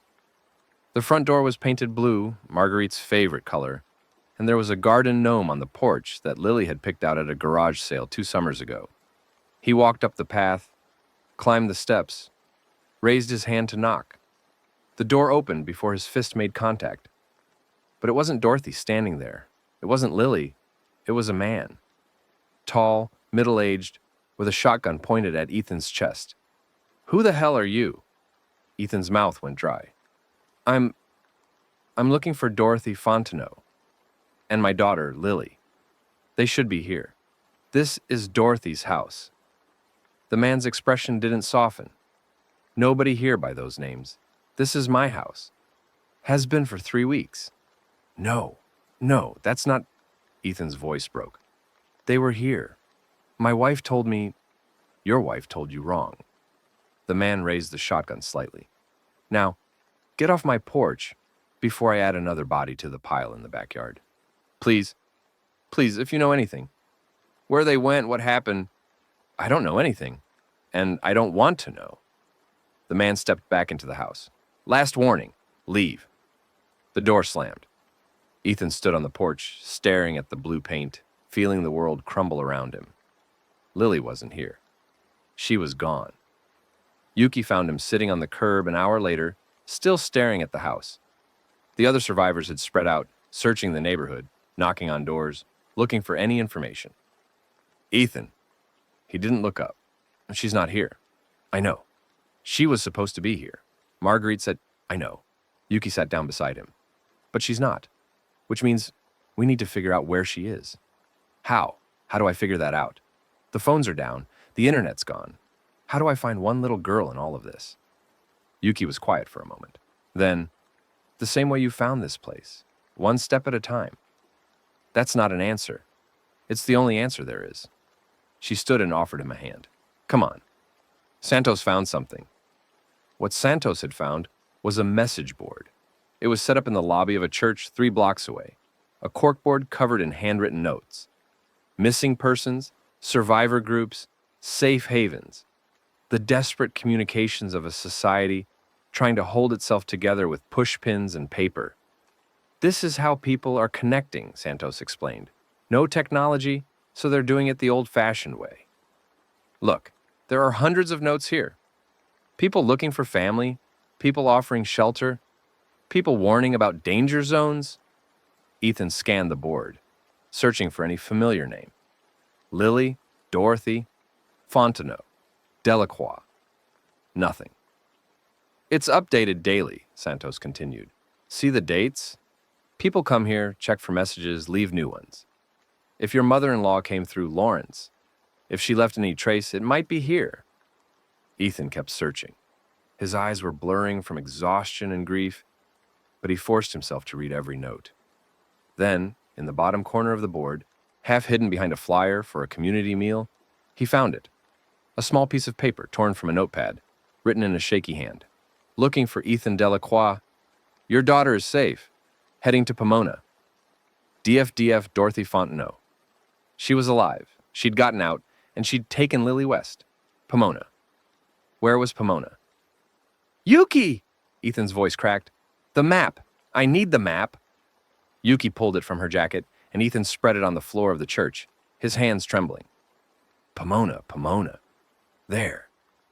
A tiny town southwest of Lawrence, maybe 20 miles away. She went there, Ethan said. Dorothy took Lily to Pomona. Why Pomona? I don't know. Maybe she had family there. Maybe she heard it was safe. It doesn't matter. Ethan folded the map with shaking hands. That's where my daughter is. That's where we're going. They left Lawrence within the hour, heading southwest on a county road that wound through the Flint Hills. The landscape was different here, rolling prairie, vast and open, with no sign of civilization except the occasional farmhouse or windmill. Ethan drove in a daze. Lily was alive. She was safe. Dorothy had gotten her out. The mantra repeated in his head, keeping the despair at bay. 20 miles. Just 20 more miles. But as they approached the outskirts of Pomona, Ethan saw something that made his blood run cold. Smoke, rising in thick black columns from the direction of the town. No, he breathed. No, no, no. He pushed the accelerator to the floor. The Subaru crested a hill, and Pomona came into view, or what was left of it. Half the buildings were burning. People were running in the streets, and among them, visible even from this distance, were the infected. Dozens of them, maybe hundreds. An attack, an overrun. Ethan! Yuki grabbed his arm. Stop! We can't go in there. Lily's in there. We don't know that. The note was days old. She could be anywhere. I can't stop. I can't. The Subaru hit something in the road. A body, Ethan realized with horror. A body lying in their path. And the wheel jerked in his hands. He fought for control, but the car was already spinning, fishtailing on the gravel shoulder. The world tilted, blurred, and then they were rolling. And the last thing Ethan saw was the sky whipping past the shattered windshield. Then darkness. He woke to pain. His head was screaming. His chest felt like it had been crushed in a vice. There was blood in his eyes, in his mouth, dripping down his face. He tried to move, but his body wouldn't cooperate. He was pinned. something pressing against his legs, something else holding his arms. The world was upside down. No, he was upside down, still strapped into the driver's seat, the car resting on its roof. Yuki? His voice was a croak. Derek? Grace? No answer. He could hear sounds outside the car. Screaming, gunfire, the wet rhythmic sound of feeding. The infected were here, all around him. He was going to die. He was going to die in this wrecked car, 30 miles from home, without ever seeing his daughter again. Something moved beside him. Yuki. She was conscious, struggling against her seatbelt, her face a mask of blood. She saw him looking and managed a grimace that might have been a smile. Still alive? She rasped. For now. Good. We need to get out of here.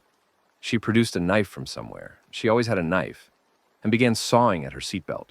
The strap frayed, snapped, and she dropped onto the car's ceiling with a thud and a groan. Come on. She crawled toward him, knife in hand. Hold still. The seatbelt gave way and Ethan fell. The impact sent fresh waves of pain through his body, but he forced himself to move, to crawl toward the shattered window. Outside, the world was chaos. The second vehicle had crashed nearby, its doors hanging open. Bodies littered the ground, some human, some infected. Impossible to tell which was which. Smoke filled the air, choking and blinding. Move! Yuki grabbed his arm and hauled him upright. We have to move. They ran, or stumbled, really, a lurching parody of running. Away from the car, away from the feeding sounds, away from Pomona and its flames. Behind them, something howled. Ethan didn't look back. They found shelter in a barn a mile from the crash site. An old structure, half collapsed, but hidden from the road by a line of trees. Ethan collapsed inside and didn't move for a long time. When he finally sat up, he found Yuki watching him with worried eyes. How bad? Ike, she asked. Ethan took inventory. Head wound, superficial, lots of blood, but no skull damage he could feel. Ribs, bruised, maybe cracked, but not broken. Legs, functional, though his left knee screamed when he put weight on it. I'll live, he said. The others? Yuki's expression was enough. Santos? I don't know, I couldn't see him in the other car. Derek and Grace, she shook her head. I saw them running when the infected hit. I lost track after that. Ethan closed his eyes. More deaths. More names to add to the list. We have to go back, he said. We have to find them. We can't. Not in daylight. Not with that many infected. Then at night. We wait for dark, and we go back. And if they're dead, Ethan opened his eyes. Then at least we'll know. They waited. The hours crawled by, each one an eternity. Ethan drifted in and out of consciousness, his body demanding rest that his mind refused to grant. Yuki kept watch, her knife in hand, her eyes fixed on the barn's entrance. As the sun began to set, painting the sky in shades of orange and red, Yuki touched his shoulder. Movement outside. Ethan forced himself upright, grabbed the knife he'd taken from the car. Through a crack in the barn wall, he could see a figure approaching, human, not infected, moving with purpose rather than the jerky shuffle of the turned. Hello, a voice called out. Is someone in there? We're not going to hurt you. Ethan looked at Yuki. She shrugged. Come in slowly, he called back. Hands where we can see them. The barn door creaked open. A woman entered, middle-aged, black, statuesque even in her disheveled state. Behind her came a teenage boy, white, lanky, his face scarred with acne. I'm Miranda, the woman said. This is Corey. We saw your crash. We've been looking for survivors. How many did you find? Miranda's face fell. Just you two. Ethan felt the words like physical blows. Santos, Derek, Grace, the others, gone. I'm sorry, Miranda said. The infected came too fast. There was nothing anyone could do. Yuki lowered her knife. Where are you from? We were in Pomona, part of a community there. We'd been holding out for weeks, but then... She gestured vaguely toward the smoke still visible on the horizon. They came in the night. Hundreds of them. We barely got out. My daughter, Ethan said. His voice was hoarse, desperate. I was looking for my daughter, 7 years old, with her grandmother. They were supposed to be in Pomona. Miranda's expression changed. Something flickered in her eyes. Recognition? There were children in our community, several of them. What's your daughter's name? Lily. Lily Delacroix. The recognition deepened. Miranda looked at Corey, then back at Ethan. I know that name. There was a girl named Lily. An old woman brought her in a few days ago. Dorothy, I think. Said they were waiting for someone. Ethan's heart stopped. Is she... Are they... They escaped. When the attack started, a group went west, toward a place called the Garden, a survivor community in the hills. Miranda's voice was careful, measured. I don't know if they made it, but that's where they were heading. The Garden, a place, a destination. Lily was alive. She was still alive. Where is it? Ethan demanded. This garden. How do I get there? It's about 30 miles southwest, through the Flint Hills. Miranda hesitated. But I should warn you, the garden is different. They have rules, beliefs. Not everyone who goes there is welcome. I don't care. I just need to find my daughter. Miranda studied him for a long moment, then she nodded. We'll take you. Corey and I were heading there anyway. It's the only safe place left. She turned toward the door. But we need to move now, while there's still light. The infected are worse at night. Ethan looked at Yuki. She was already gathering their meager supplies. Let's go, she said. We've come too far to stop now. They left the barn and headed west, into the dying light. Toward the garden. Toward Lily. Toward whatever came next. The Flint Hills stretched before them, vast and empty. A sea of brown grass rolling toward the horizon. The setting sun painted everything gold, and for a moment, just a moment, Ethan could almost forget that the world had ended. Then, the wind shifted, bringing the smell of smoke from Pomona, and the illusion shattered. They walked in silence, following Miranda's lead. The ground was uneven, covered in tufts of frozen grass and hidden rocks, and Ethan's injured knee protested with every step. But he kept moving. He had to keep moving. Lily was out there, waiting for him. As darkness fell, they found shelter in a shallow ravine, tucking themselves under an overhang of rock.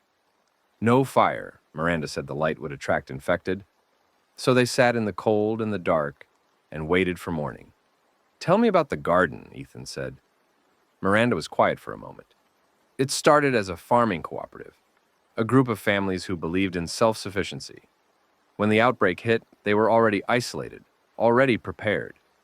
They took in survivors at first, but then she trailed off. Then what? They started having rules about who could stay, about what they believed. Miranda's voice was carefully neutral. They think children born before the outbreak are special. Seeds, they call them. The key to rebuilding humanity the right way. Ethan felt a chill that had nothing to do with the temperature. What does that mean? I don't know exactly. Rumors, mostly, but... Miranda looked at him, her eyes dark and unreadable. Your daughter is 7. If what they believe is true, she'd be valuable to them. Valuable. The word made Ethan's stomach turn. I'm getting her out, he said, whatever it takes. I know. Miranda's voice was soft. That's why I'm helping you. Morning came cold and gray. They rose, stretched aching limbs, and continued west. By midday, they could see the garden. It was a farmstead sprawling across a valley between 2 hills. Barns and silos and a large farmhouse, all surrounded by fences and watchtowers. People moved among the buildings, more people than Ethan had seen in one place since the park fell. That's it, Miranda said. The garden. Ethan studied the compound. The fences looked solid. The watchtowers were manned. Getting in uninvited would be impossible. How do we approach? We walk up to the front gate and ask nicely. Miranda smiled, but it didn't reach her eyes. They'll let us in. They're always looking for new members. They descended from the hills and approached the main gate. Armed guards watched them come, their weapons tracking but not aimed. State your business, one of the guards called out. We're survivors from Pomona, Miranda replied. We're seeking shelter. Any infected? No. Any injuries? Minor. We can work. The guard conferred with someone behind the gate. Then the gate swung open. Welcome to the garden. Dr. Vance will want to speak with you. They entered. The gate closed behind them. Ethan looked around, searching for any sign of Lily. Children were playing near one of the barns, a cluster of them, ages ranging from toddler to teenager. But Lily wasn't among them. "Your daughter," Miranda murmured, "might be in the main house. That's where they keep the special children." "Take me there." "We can't. Not yet. We need to blend in first, learn the layout, find out where she's being held."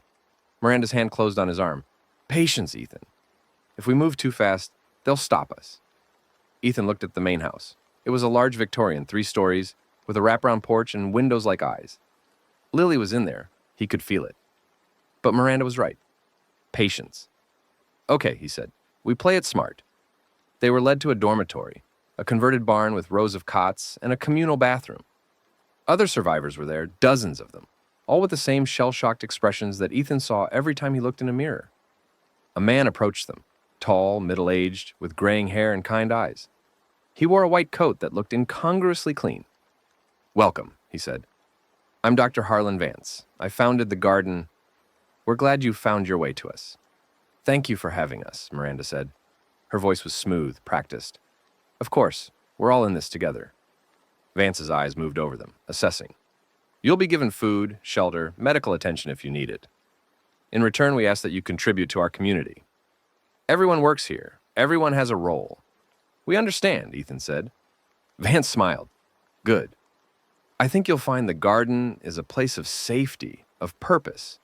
His gaze lingered on Ethan for a moment longer than comfortable. "Rest now. We'll talk more tomorrow." He walked away and Ethan watched him go. Something was wrong here. He could feel it in his bones. But Lily was here too, and he was going to find her. That night, Ethan lay on his cot and stared at the ceiling. Around him, the other survivors slept, or pretended to sleep. The air was filled with breathing and restless movement. He thought about Marguerite, her voice on the phone saying his name, saying she loved him, saying goodbye. He thought about Rome, falling at the roadblock, Janet, shot and bleeding. The people who died so that he could be here, in this place, searching for his daughter. He thought about the violence that had emerged from him over the past days. The golf trophy, the knife in the infected's eye, the willingness to keep going when everything in him wanted to stop. Was Yuki right? Was he wired different? Or was this just what survival looked like? He didn't know. He wasn't sure he wanted to know. But tomorrow he would find Lily. He would hold her in his arms and tell her that Daddy was here, that everything was going to be okay. And then he would get her out of this place, whatever it took. Dawn brought gray light and the sound of bells. Ethan rose, joined the other survivors in the main yard. Dr. Vance was standing on the porch of the main house, addressing the crowd. "Today is a blessed day," he said. "We welcome new members to our family. We continue the work of rebuilding. We plant the seeds of a better future." The words were wrong. The tone was wrong. But Ethan smiled and nodded along with everyone else, playing the part. After the morning assembly, he was assigned to farm work, harvesting winter vegetables from greenhouses, carting them to the main storage buildings. Physical labor, exhausting but mindless. It gave him time to observe. The garden was well organized. Everyone had jobs. Everyone seemed content. But beneath the surface, Ethan could see the cracks. Guards everywhere, armed and watchful. Children kept separate from adults, housed in the main building. New arrivals monitored constantly, their movements tracked. This wasn't a community, it was a compound. At midday, Yuki found him in the greenhouse. "I talked to one of the workers," she said quietly. "The children in the main house, they're not allowed to leave. For their protection, supposedly. But the woman I talked to said some of them have been here for months. Their parents never see them." Ethan's jaw tightened. "Lily's in there." "Almost certainly, but the house is heavily guarded. We can't just walk in. Then we find another way." Yuki nodded. "Miranda has a plan. Meet us tonight after lights out. The old dairy barn on the east side of the compound." She walked away and Ethan turned back to his work. Tonight. They would move tonight. The old dairy barn was dark and cold, smelling of ancient manure and rust. Ethan slipped inside just after midnight, finding Yuki, Miranda, and Corey already waiting. "Here's what we know," Miranda said. "The main house has 3 entrances. Front door, heavily guarded. Back door, 1 guard. And a cellar entrance on the west side. supposedly unused. Supposedly? One of the workers said she's seen Vance going down there at night. Whatever's in that cellar, it's important. Ethan considered. We go through the cellar, get inside, find Lily, get out. It's not that simple. Miranda's voice was tight. The house is also Vance's quarters. If he catches us, then he catches us. Ethan met her eyes. I'm not leaving without my daughter. Miranda held his gaze for a long moment. Then she nodded. Okay, here's the plan. They moved at 2 a.m. when the compound was at its quietest. Ethan and Yuki approached from the west, staying low, keeping to the shadows. The cellar entrance was exactly where Miranda had described, a set of wooden doors set into the ground, secured with a padlock. Yuki produced her lockpicks. 30 seconds later, the padlock clicked open. They descended into darkness. The cellar was larger than Ethan expected, stretching under the entire house. Storage shelves lined the walls, filled with canned goods and supplies. A single bulb hung from the ceiling, casting dim light. At the far end, a staircase led up into the house. They climbed it. The door at the top opened into a hallway, carpeted, wallpapered, eerily normal. Ethan could hear voices somewhere above, muffled by distance. He followed them, Yuki close behind. The second floor was residential. Bedrooms with closed doors, a bathroom with a light on. And at the end of the hall, a door that was different from the others, heavier with a lock on the outside. Ethan's heart hammered. He approached the door, tried the lock. It was a simple deadbolt, nothing Yuki's picks couldn't handle. Click. The door swung open. Inside was a bedroom, small, sparse, with a single window and a narrow bed. And on the bed, curled under a blanket, was a small figure. Lily. She was asleep, her dark hair spread across the pillow, her hands tucked under her chin. Gerald the elephant was clutched against her chest. Ethan felt his knees go weak. Tears streamed down his face, and he didn't bother to wipe them away. Lily, he whispered. Lily, baby, wake up. The girl stirred. Her eyes opened, blinked, focused. Daddy? The word, that single word, shattered him. It's me, baby. It's Daddy. I'm here. Lily was in his arms before he could take another breath. She was crying, he was crying, and for one perfect moment, nothing else mattered. I knew you'd come, Lily sobbed against his shoulder. Grandma said you would. She said to wait. I waited, Daddy. I waited. I know, baby, I know. I'm sorry it took so long. Ethan. Yuki's voice was tense. We need to move. He pulled back, looked at his daughter. She was thinner than he remembered, her eyes shadowed with things no 7-year-old should have seen. But she was alive. Can you walk? He asked. Lily nodded. Then, let's go. They slipped back into the hallway, Lily's hand clutched in his. The house was still quiet. They might actually make it out. Then a voice came from behind them. Going somewhere. Ethan turned. Dr. Vance stood at the top of the stairs, flanked by 2 armed guards. His kind eyes had turned cold. I had hoped you'd give us more time, Vance said. You seem like someone who could understand what we're building here. I understand perfectly, Ethan said. That's why I'm leaving. With one of our seeds? Vance shook his head. I'm afraid I can't allow that. The guards raised their weapons. Ethan looked at Yuki. She had her knife out, but what could a knife do against guns? Daddy? Lily's voice was small, scared. It's okay, baby. Ethan pulled her behind him. It's going to be okay. Vance smiled. No, I don't think it is. The gunshot came from nowhere. One of the guards went down, clutching his shoulder. The other spun, raising his weapon, and then Miranda was there, emerging from the shadows, a pistol in her hand. Run! She screamed. Now! Ethan ran.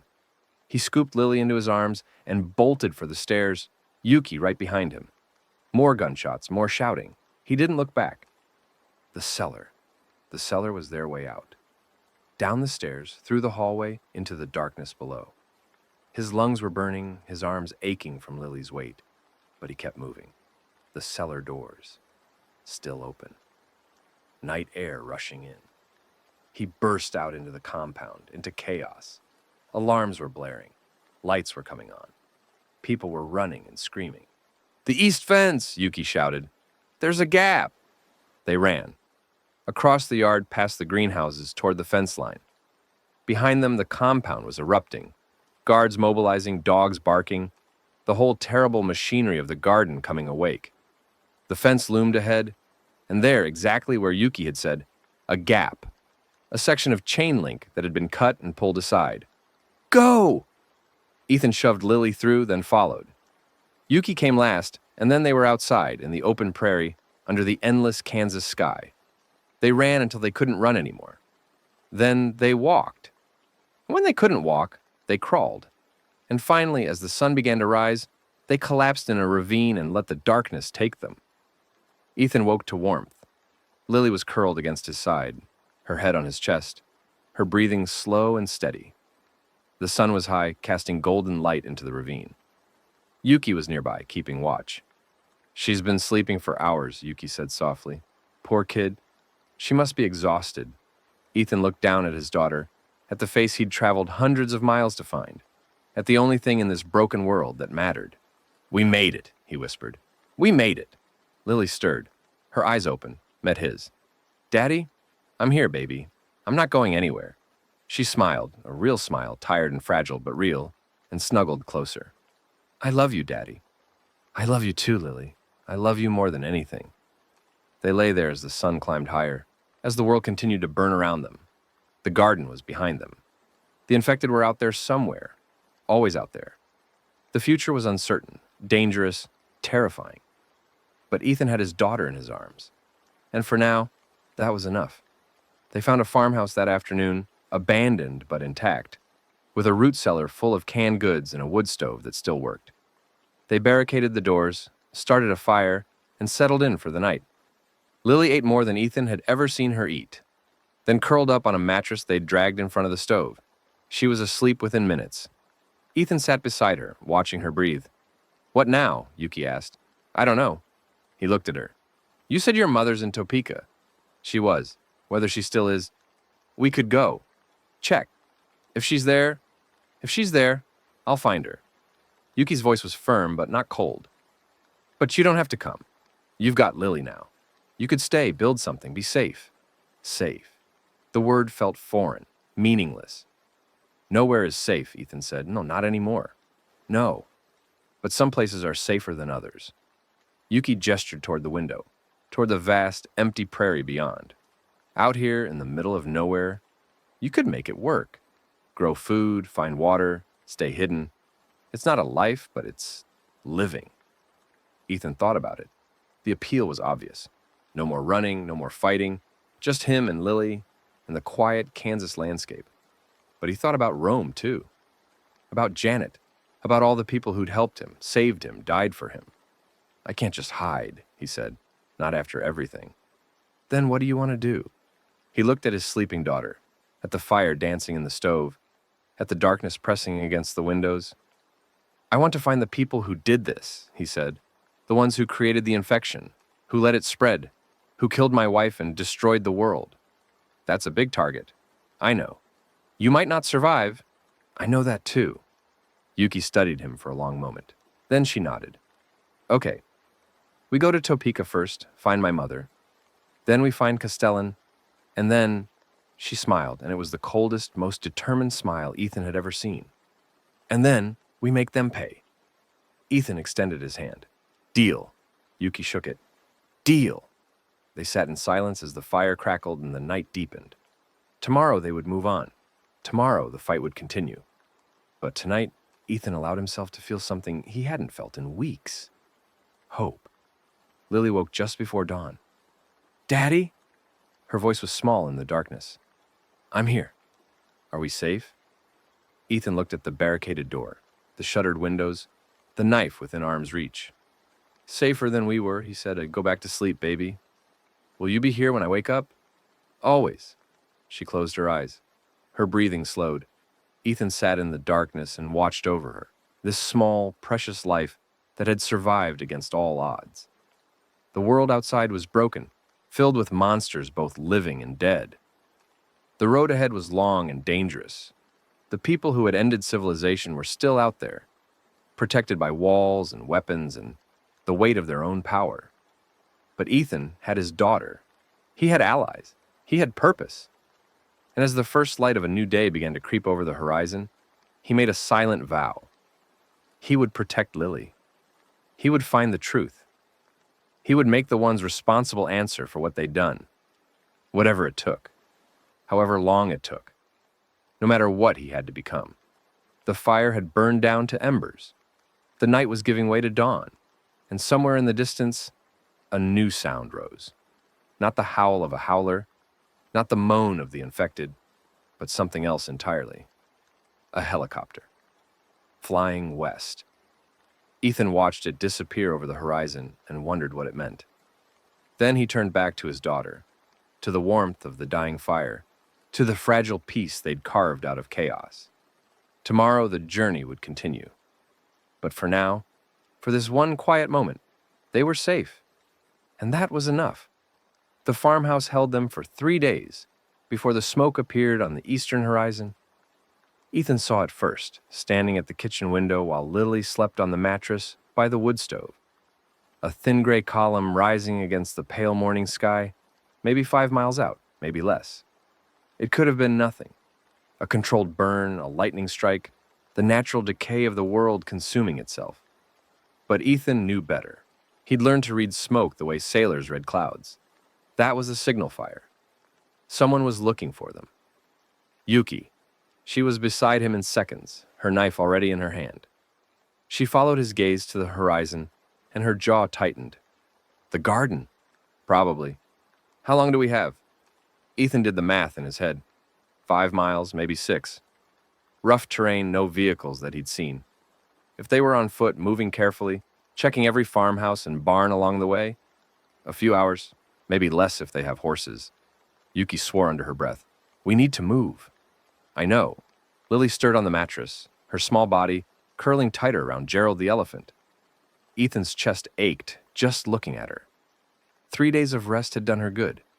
The shadows under her eyes were lighter, the trembling in her hands had stopped, but she was still fragile. Still a 7-year-old girl who'd seen too much. Can she travel? Yuki asked.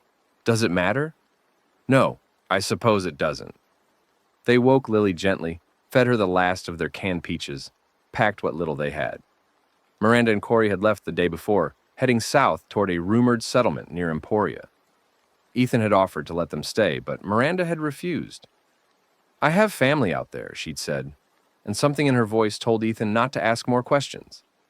Now it was just the 3 of them, a veterinarian, a tattoo artist, and a child, against whatever the garden was sending after them. They slipped out the back door as the sun cleared the tree line, keeping low, using the terrain for cover. The Flint Hills stretched before them in rolling waves of brown grass, beautiful and exposed and utterly without shelter. Ethan had studied the map the night before, memorizing the route, northwest toward Topeka, 60 miles of open prairie and small towns and whatever horrors waited between. Stay close, he told Lily, and if I say run, you run, no matter what, understand? Lily nodded. Her eyes were too old for her face. Good girl. They moved. The first hours were the easiest. The terrain was gentle, the weather cold but calm, and the infected presence was sparse. A few shambling figures on distant hillsides, easily avoided. Lily kept pace better than Ethan had expected, her small legs churning through the dead grass with grim determination. Daddy? Yes, baby. Are the bad men going to catch us? Ethan wanted to lie. He wanted to tell her everything was fine, that the bad men were far away, that nothing could hurt her while he was there. But Lily had seen too much for comfortable lies. They're going to try, he said, but we're faster and smarter. We're going to get away. Promise? I promise I'll do everything I can. Lily was quiet for a moment, then, that's not the same as a promise. No, it's not. She nodded, accepting this, and kept walking. By midday, they'd covered maybe 8 miles. The smoke on the eastern horizon had faded. Either the fire had burned out or they'd put enough distance between themselves and their pursuers. Ethan allowed himself a moment of cautious relief.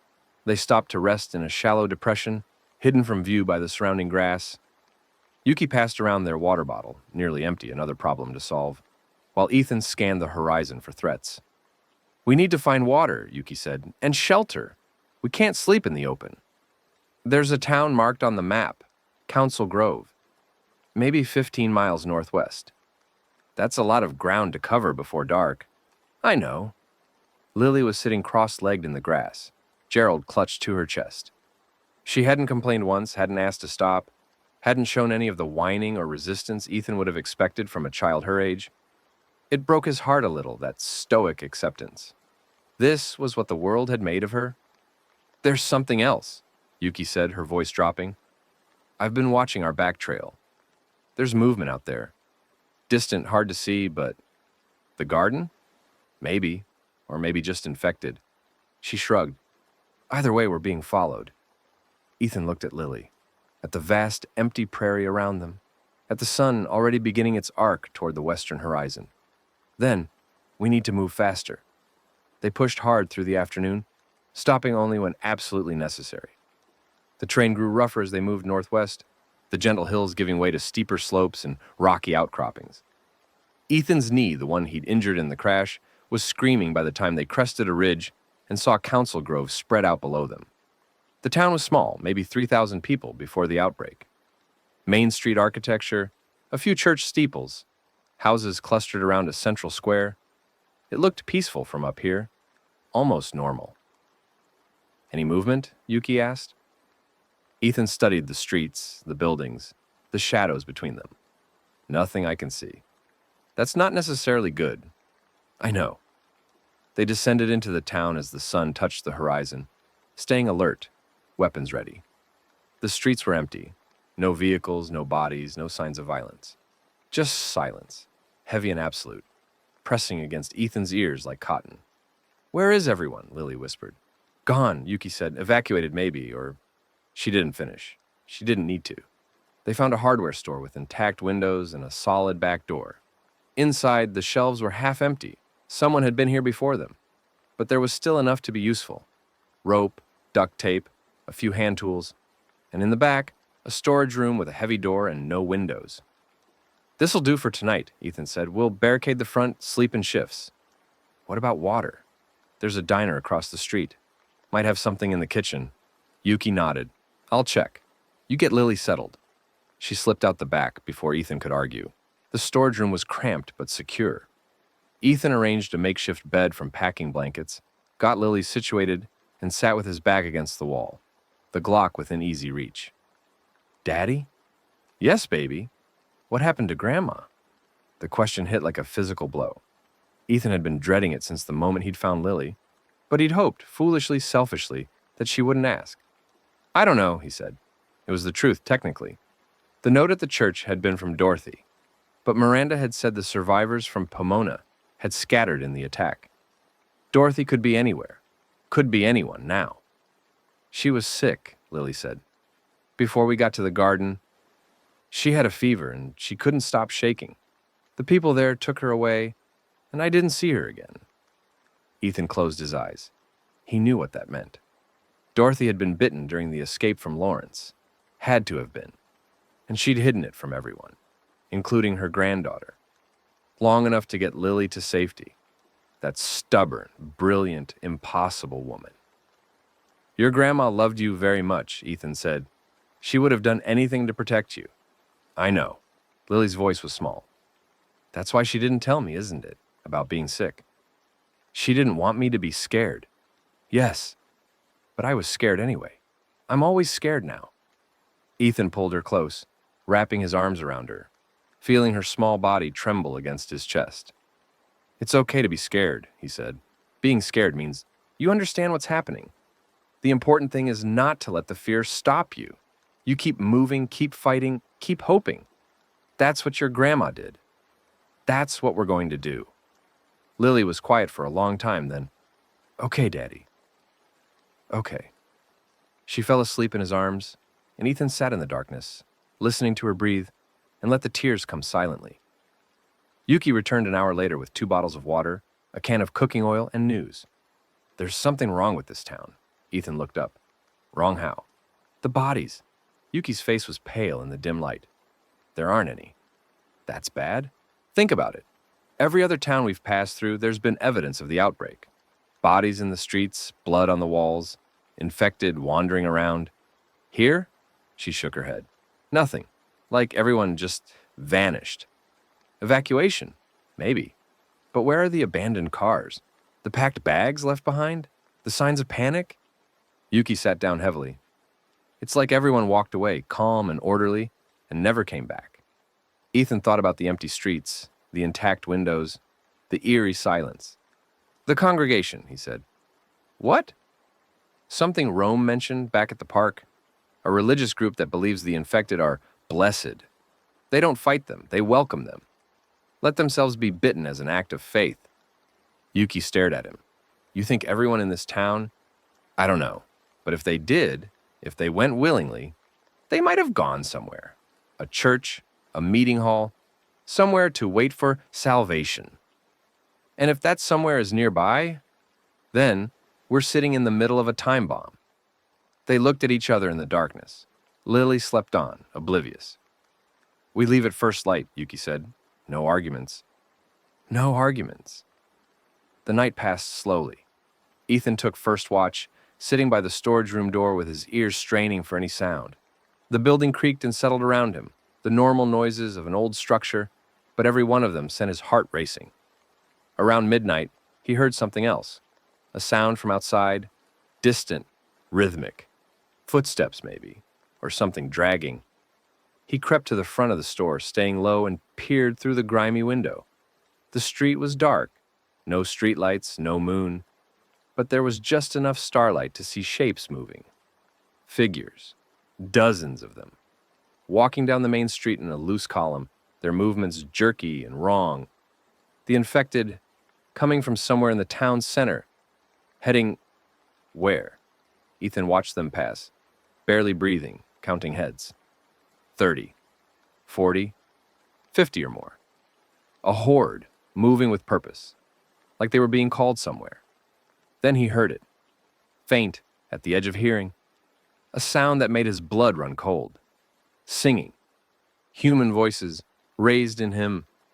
The infected were following the sound. He woke Yuki with a hand over her mouth, gestured for silence. Her eyes went sharp immediately, and she nodded once. They gathered their things in the dark, moving with agonizing slowness. Lily woke when Ethan lifted her, but she didn't make a sound, just wrapped her arms around his neck and buried her face in his shoulder. The back door led to an alley. Ethan eased it open, checked both directions, and slipped outside. The singing was louder here, coming from somewhere to the north, maybe a few blocks away. And with it came other sounds. The shuffle of infected feet, the wet gurgle of corrupted throats, the building hum of a gathering horde. South, Yuki breathed. We go south, then circle around. They moved. The alley opened onto a residential street, quiet and dark. Ethan led them from shadow to shadow, using parked cars and overgrown hedges for cover.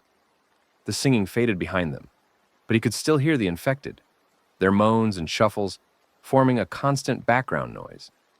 They were 3 blocks from the town's edge when Lily whispered, "Daddy, look!" Ethan looked. In the yard of a nearby house, barely visible in the darkness, a figure stood motionless, not walking, not shuffling, just standing there, facing away from them, completely still. "Keep moving," Yuki said. They passed the figure, giving it a wide berth. Ethan couldn't help glancing at it as they went by, and in that moment, the figure's head turned. Not a slow turn, a snap, like a broken mechanism clicking into place.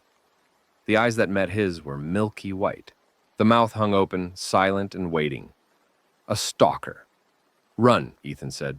They ran. The thing moved like nothing Ethan had ever seen. One moment it was standing in the yard, the next it was 10 feet behind them, gliding through the darkness without a sound. No moaning, no shuffling, no warning. Just death in the shape of a man, hunting them with predatory patience. "Split up!" Yuki shouted. "I'll draw it off." "No," but she was already gone, peeling away down a side street, making noise, waving her arms. The stalker's head snapped toward her, tracking the movement, and then it was following her, vanishing into the darkness between houses. Ethan didn't stop. He kept running, Lily bouncing against his chest, his legs burning and his lungs screaming. The town's edge was just ahead. He could see the open prairie beyond the last row of houses, and he pushed toward it with everything he had. They burst out of Council Grove and into the night, the grass swallowing them, the darkness closing around them like a blanket. Ethan ran for another 100 yards, then dropped into a depression and pressed himself flat against the earth, Lily pinned beneath him. "Quiet," he breathed. "Don't move." They lay there, hearts pounding, listening to the night. From the direction of the town came sounds, screaming, gunshots, the howl of infected on the hunt. Yuki. She was still fighting. Every instinct told Ethan to go back, to help her, to do something. But Lily was trembling beneath him, her small hands clutching his jacket, and he knew with terrible certainty, that if he went back, he wouldn't come out again. "I'm sorry," he whispered to no one. "I'm so sorry." The sounds from the town went on for a long time. Then, gradually, they faded. Silence returned. Dawn found them in a creek bed 2 miles from Council Grove, huddled together for warmth, neither of them having slept. Ethan's mind was a chaos of guilt and grief and cold calculation. Yuki was gone. Dead or captured, it didn't matter. She'd sacrificed herself so he and Lily could escape. Another name on the list. Another debt he could never repay. "Is the scary lady okay?" Lily asked. Ethan almost laughed at the description. Yuki would have found it funny. "I don't know, baby. I hope so. She was nice. She pretended to be mean, but I could tell." "Yeah." Ethan's throat was tight. "She was." They ate the last of their food. A handful of crackers, a strip of beef jerky, and drank from the creek, hoping the water was clean enough. The day was cold but clear, the sky a pale winter blue that seemed to mock the horror of the night before. "What do we do now?" Lily asked. Ethan looked northwest, toward Topeka, toward the destination Yuki would never reach. "We keep going," he said. "That's all we can do." The next 3 days were a blur of movement and survival.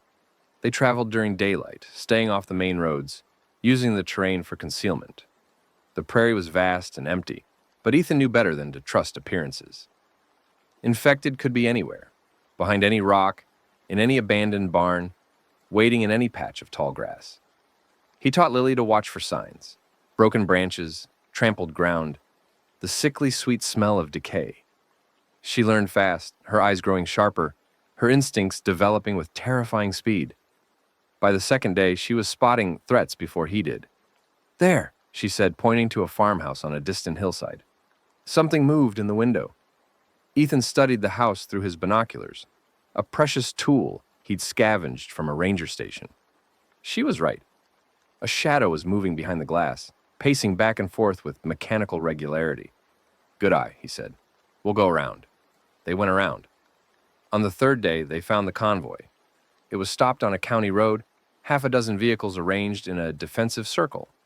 Ethan spotted it from a ridge and dropped to the ground, pulling Lily down with him. "Stay here. I'm going to get a closer look. Don't leave me. I'll be right back. I promise." He crept down the ridge using the grass for cover and studied the convoy from 100 yards out. The vehicles were a mix: trucks, SUVs, an old school bus. People were moving among them, armed and alert. Not infected, not raiders, judging by their organization. Survivors. Ethan was about to reveal himself when he noticed the markings on the vehicles. A symbol painted on each door, a stylized cross with flames rising from its base. His blood went cold. The Risen congregation. The cult that welcomed the infected as blessed. The people whose singing had drawn the horde in Council Grove. He backed away slowly, not making a sound, and returned to Lily. "We're going a different way." "Why? Aren't those people?" "They're the wrong kind of people." Lily didn't argue. She'd learned not to argue. They skirted the convoy by several miles, adding hours to their journey, but avoiding whatever fate the congregation had in store for travelers. By evening, they'd reached the outskirts of a small town, Alma, according to a faded sign, and Ethan decided to risk exploring. The town was dead. Truly dead. In a way Council Grove hadn't been.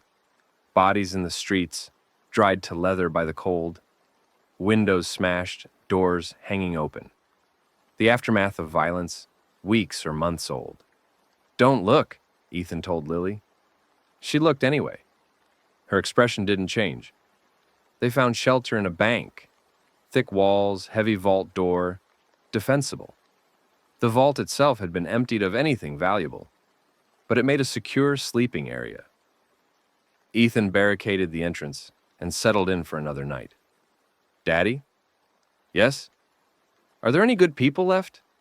Ethan thought about Rome, who might still be alive somewhere. About Janet, recovering at Hillsdale Lake. About Yuki, who'd given her life so they could escape. Yes, he said. There are still good people. We just have to find them. How do we know which ones are good? We watch, we listen, we trust our instincts. He stroked her hair. And if we're wrong, we run. Like with the singing people?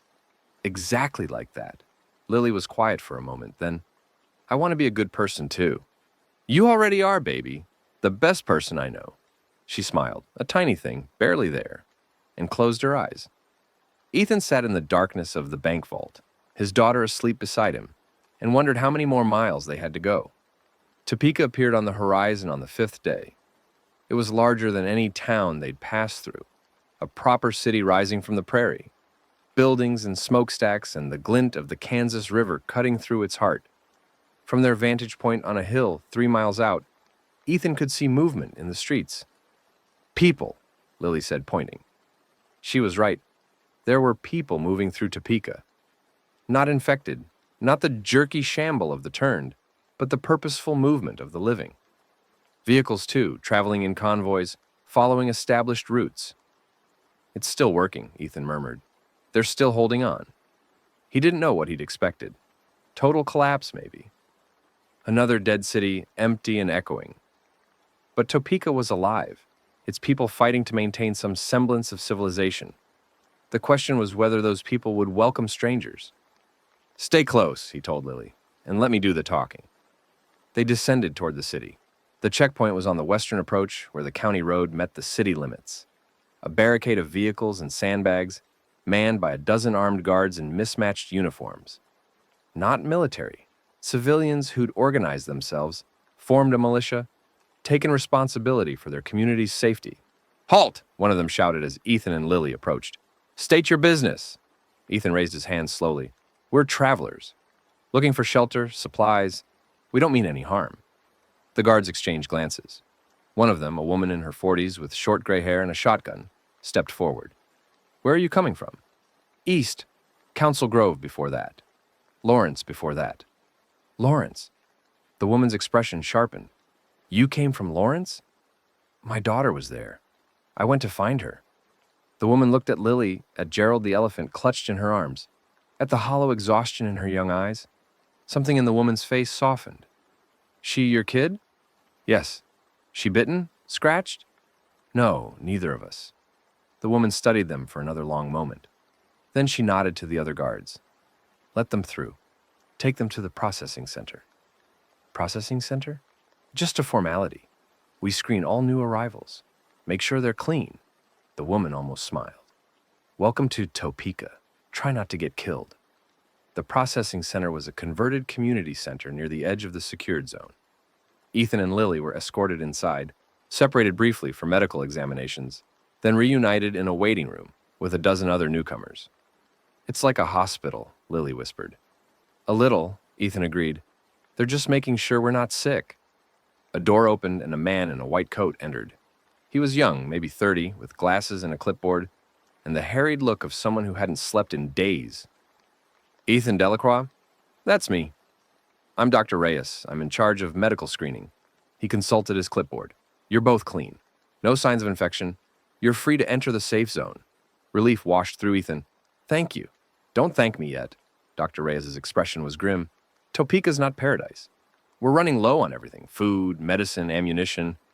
The infected presence outside the walls is growing. And there's been talk of something else, something worse. What kind of something? I don't know the details. Rumors, mostly. Something big moving through the region. Something that controls the others. Dr. Reyes shook his head. But that's not my department. You'll want to talk to the council about that. For now, you'll be assigned quarters in the refugee district. Report to the labor exchange tomorrow morning for work assignments. Work assignments? Everyone works in Topeka. That's how we survive. Dr. Reyes handed him a slip of paper. This is your address. Good luck, Mr. Delacroix. You're going to need it. The refugee district was a neighborhood of small houses on Topeka's western edge, hastily converted to accommodate the influx of survivors. Ethan and Lily were assigned a single room in what had been a family home, cramped, sparse, but clean and warm. It's cozy, Lily said, exploring the space with cautious curiosity. There's a window. Yeah. Ethan sank onto the narrow bed, exhaustion finally catching up with him. There's a window. They spent the rest of the day resting, eating meals provided by the community kitchen, trying to adjust to the strange reality of safety. Ethan couldn't quite believe it. Walls, guards, organized leadership. It felt like a dream, fragile and unreal. Can we stay here? Lily asked that evening. For a while, but I still have to find some people, and there's something I need to do. The bad people who made everyone sick? Ethan looked at her, surprised. How do you know about that? The scary lady told me, Yuki. She said you were going to make them pay for what they did. Of course she had. Yuki never believed in protecting children from hard truths. Yes, Ethan said, I am. Can I help? I hope not. I hope you never have to. Lily nodded, accepting this. Then, Daddy? Yes? If the bad people hurt you, I'll make them pay too. Ethan didn't know whether to laugh or cry. He settled for pulling her into a hug. That's my girl. The labor exchange was a converted warehouse near the center of Topeka, where survivors registered their skills and received work assignments. Ethan joined the queue the next morning, leaving Lily in the care of an elderly woman who ran an informal daycare in the refugee district. Name? Ethan Delacroix. Skills? I'm a veterinarian, surgical experience with large animals, some medical training. The clerk's eyebrows rose. Medical? You're going to be popular. She made a note on her form. Report to the clinic on 3rd Street. Ask for Dr. Winters. What about information? I'm looking for someone. Missing persons office is on the 2nd floor. But I'll warn you, the list is long and the answers are few. Ethan thanked her and climbed the stairs. The missing persons office was a single room with walls covered in photographs and handwritten notes. A woman sat at a desk, surrounded by stacks of paper, looking as if she hadn't slept in weeks. Help you? I'm looking for information about someone. 2 people, actually. Names? Jerome Washington. He was shot at a National Guard roadblock near Olathe maybe 2 weeks ago. And Janet, I don't know her last name. She was injured at the same incident, but she stayed behind at Hillsdale Lake. The woman rifled through her papers. Washington. Here. Jerome Washington, former NFL player. That's him. He's alive. Brought in 4 days ago with a group from the South. The woman smiled slightly. Big guy, hard to miss. He's working security now. You can find him at the North Gate most evenings. Rome. Rome was alive. And Janet? I don't have anyone by that name from Hillsdale Lake, but our records are incomplete. New people arrive every day. She shrugged apologetically. I can add her to the search list. Please. Ethan left the office with his heart lighter than it had been in weeks. Rome was alive. Rome was here. He wasn't alone anymore. He found Rome at the North Gate as the sun was setting, standing watch with a rifle that looked like a toy in his massive hands. The big man looked thinner than Ethan remembered, harder, with new lines around his eyes. But he was alive. Rome! Rome turned and his face split into a grin. Ethan! Holy hell, you made it! They embraced like brothers, like soldiers, like men who'd survived something together and never expected to see each other again. I thought you were dead, Ethan said. I saw you go down at the roadblock. Bullet caught me in the shoulder. Went clean through. Rome tapped the spot, now bandaged. Hurt like a bastard. But I've had worse. You should see the hits I took in the NFL. How did you get out? Crawled. Hid. Got lucky. Rome's expression sobered. A lot of people didn't. The guard was shooting anything that moved. I think they were scared. More scared than we were. The guard has pulled back now. The perimeter collapsed. I heard. Turns out containing a zombie apocalypse is harder than containing a football riot. Rome's grin returned, gallows humor shining through. Who'd have thought? They talked for an hour, catching up on everything that had happened since the roadblock. Ethan told him about finding Lily, about the garden, about Yuki's sacrifice. Rome told him about his own journey south, about the communities he'd passed through, about the rumors that were spreading through the survivor network. Something's organizing them, Rome said, the infected. I've seen it myself. Hordes moving in formation, setting ambushes, adapting to our defenses. That's not random behavior. Something's controlling them. The shepherd. Rome nodded. You've heard the stories, too. Only rumors. What do you know? Not much. Big, smart, dangerous. Been sighted moving north through the state. Some people think it's just a legend. Something survivors made up to explain the unexplainable. Rome's eyes were grim. But I've seen what organized infected can do. If there's something coordinating them, then we're all in trouble. Yeah, we are. Life in Topeka settled into a routine. Ethan worked at the clinic, treating injuries and illnesses with supplies that were always running low. His veterinary training was surprisingly applicable.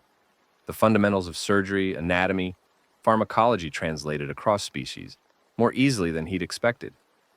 Dr. Winters, an elderly physician who'd come out of retirement to help, said he had a gift for it. You've got steady hands and a clear head, she told him after a particularly difficult procedure. That's rare. Most people freeze when they see blood. Ethan thought about Carl, about the golf trophy, about all the blood he'd seen since the world ended. I've had practice, son, he said. Lily adjusted to Topeka with the resilience of children. She made friends with the other kids in the refugee district, attended informal classes taught by volunteers, and slowly began to smile again. Not the way she'd smiled before. That innocence was gone forever. But something new, something harder, tempered by experience. Daddy, can I learn to shoot? The question came over dinner one evening, apropos of nothing. Why do you want to learn? So I can protect us, in case the bad things come. Ethan looked at his daughter, at the steel in her eyes, at the child soldier she was becoming. It broke his heart. It also filled him with a fierce, terrible pride. When you're older, he said. I'll teach you. How much older? We'll see. She accepted this with a nod and went back to her food. The shepherd came to Topeka 3 weeks after Ethan arrived. He was asleep in their small room when the sirens started, a wailing alarm that cut through the night like a knife. Lily was awake instantly, reaching for his hand, her body tense with fear. What is it? I don't know, stay here. He grabbed his knife and went to the window. The street outside was chaos. People running, guards shouting, the distant crackle of gunfire. To the north, past the wall, he could see shapes moving in the darkness. Hundreds of them, maybe thousands, converging on the city. A horde, the biggest he'd ever seen. And at its center, barely visible in the darkness, something stood above the rest, massive, watching. Oh God, Ethan breathed. The door burst open. Rome was there, rifle in hand, his face grim. We need to move. The north wall is falling. Falling? How? They're coordinating, hitting multiple points at once, drawing our defenders thin. Rome's voice was tight with something Ethan had never heard from him before. Fear. It's like they have a general. The shepherd. Ethan grabbed Lily, scooped her into his arms. Where do we go? South. There's a fallback position at the river. If we can get there, we might be able to hold. They ran. The streets of Topeka had become a nightmare. Infected were everywhere, pouring through breaches in the wall, swarming down alleys, climbing through windows. The organized defense had collapsed into desperate pockets of resistance, each one fighting alone, each one being overwhelmed. Rome led them through the chaos, his rifle barking at anything that got too close. Ethan followed with Lily, his knife in his free hand, trying not to think about how impossible this was. They turned a corner and nearly collided with a group of survivors. A dozen people, armed and terrified, clustered around an overturned vehicle. Rome, a voice called. Thank God! Diana Reyes. Ethan recognized her from the clinic. A former army medic who'd been handling trauma cases. She was covered in blood, none of it her own, and her eyes were wild. We've got wounded, she said. Can't move them. We have to move them. This position is indefensible. I know, but... A scream cut short. One of the survivors at the edge of the group went down, and infected on top of her. More shapes appeared behind it, emerging from the darkness. "Contact!" Rome bellowed. "Everyone, form up!" The next minutes were a blur of violence. Ethan found himself fighting alongside strangers, his knife flashing, his body moving on instinct. Lily was pressed against a wall. Gerald clutched to her chest, her eyes wide but her mouth set in a grim line. They held the intersection. Barely. When it was over, 3 more survivors were down, and the pavement was slick with blood. "Move," Rome said. "Now." They moved. The river appeared through the smoke like a promise. The Kansas River wide and dark, with a bridge spanning it toward the southern districts. Survivors were streaming across, fleeing the falling north side. "Almost there," Rome panted. "Keep moving." They were halfway to the bridge when the sound came. A howl. But not just any howl. This was deeper, more resonant, like a bass note from the largest organ in the world. It cut through the chaos of battle, through the screaming and gunfire, through everything. Every infected in earshot froze. Every human did too. Then, as one, the infected turned and began moving toward the bridge, toward the fleeing survivors. "They're cutting us off," Diana said, her voice hollow. Rome raised his rifle. "Then we cut through them. Everyone stay close. We're getting to that bridge if I have to carry every single one of you." They charged. The fighting on the bridge was the worst Ethan had ever experienced. The infected came in waves, endless waves, their bodies piling up against the barricades the defenders had hastily erected. Ethan lost track of time, of individuals, of everything except the next threat and the next. His knife arm grew tired. His vision narrowed to a tunnel. At some point, he realized he was screaming, a raw animal sound that didn't seem to come from his own throat. And through it all, Lily stayed pressed against his back, one hand gripping his jacket, the other clutching Gerald. She didn't scream. She didn't cry. She just held on. Then, somehow, they were through. The southern side of the bridge was controlled by a defensive line, survivors firing into the horde as refugees streamed past. Rome was shouting something, pushing people forward, keeping the line from collapsing. "Inside!" someone yelled. "Get inside the perimeter!" Ethan stumbled through the line with Lily in his arms. Behind him, the bridge defenders were falling back, collapsing the barricades, trying to stem the tide. The infected kept coming, but they were slowing. The organized assault was breaking down, the horde fragmenting into individual hunters rather than a coordinated force. The shepherd had lost control. Or maybe the shepherd had achieved its objective. Either way, the battle for Topeka's north side was over. They'd lost. The aftermath was grim. The southern districts held, but barely. Hundreds were dead, hundreds more wounded. The north side of the city was gone, overrun, abandoned, given to the infected. What remained was a fraction of what Topeka had been. Ethan sat in a makeshift aid station, helping Dr. Winters treat the wounded, while Lily slept on a cot nearby. The girl had finally collapsed, exhaustion overtaking terror. Ethan was grateful for it. She needed to not see what he was seeing. "You did good out there," Dr. Winters said, finishing a suture. "Kept your head." "I had to. Most people can't. Most people freeze." She looked at him with tired, knowing eyes. "You've changed since you got here. I can see it. We've all changed." "Yes, but not everyone changes the same way." She set down her instruments. "Get some rest. We'll need you tomorrow, and the day after that, and the day after that." Ethan looked at his daughter, at her small body rising and falling with each breath. "I know," he said. "I know." Rome found him at dawn. "We need to talk." They walked to the riverbank, away from the aid station, away from the ears of others. The sun was rising over what remained of Topeka, casting golden light on the carnage. "The shepherd," Rome said. "It's real. I saw it." "What did you see?" "Big, 7 feet, maybe taller. Moved like a general inspecting troops." Rome's voice was haunted. "It looked right at me, Ethan. Right through the chaos, right through everything. It looked at me and it recognized me. Like it was cataloging me. Like it was deciding whether I was worth killing. Why didn't it? I don't know. Maybe it had bigger priorities. Maybe it wanted me to survive." Rome shook his head. Either way, this changes everything. An intelligent infected, one that can coordinate hordes. We can't fight that.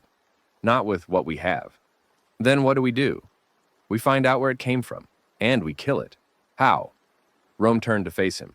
I've been hearing rumors about a group called Castellan's Remnants. The pharmaceutical company that created the Hemagen X contamination? Their executives survived. They've got a compound somewhere in the Flint Hills. Fortified, well supplied, and they're working on something. A cure, maybe. Or a weapon. You think they can help? I think they're the only ones who might understand what we're dealing with. Rome's expression was grim. I also think they're responsible for all of this. They created the infection. They let it spread. And now, they're hiding behind walls while the rest of us die. Ethan thought about Marguerite, about her voice on the phone saying his name, about all the people who died because of one company's greed. So, we find them, he said. Yes. And then, we get answers, one way or another. Rome put a hand on his shoulder. But first, we need to secure Topeka, rebuild what we can, make this place worth defending. And Lily? She stays here, where it's safe. Rome's eyes were steady. You can't take her into that fight, Ethan. You know that. He did know. He hated it, but he knew. When? Soon. The council is meeting today to decide next steps. I'll keep you informed. Rome turned to go, then paused. For what it's worth, I'm glad you made it. Both of you. The world's short on good people right now. Yeah, Ethan said, watching the sun rise over the broken city. It is. The council met in what had been the city hall, a grand old building that had somehow survived the night's assault. Ethan wasn't invited. He was still a newcomer, still an outsider. But Rome kept him informed through messages. The decisions were grim but practical. The north side was abandoned. The southern districts would be fortified. Rationing would be tightened. And a reconnaissance mission would be sent to locate Castellan's compound. They want volunteers, Rome told him that evening. People willing to cross the Flint Hills, find the compound, and report back. I'm volunteering. I figured. Rome studied him. What about Lily? Diana agreed to watch her. She's good with kids. Diana's also one of our best fighters. We need her here. Then find someone else. Ethan's voice was firm. I'm not leaving my daughter unprotected. Rome sighed. There's a woman named Grace. Came in with the last convoy. Former nurse, good head on her shoulders. She'd probably agree to help. Grace. The name struck a chord. About my height? Dark hair? Was sick a few weeks back? That's her? You know her? We traveled together. Before. Ethan felt a flicker of hope. Where is she?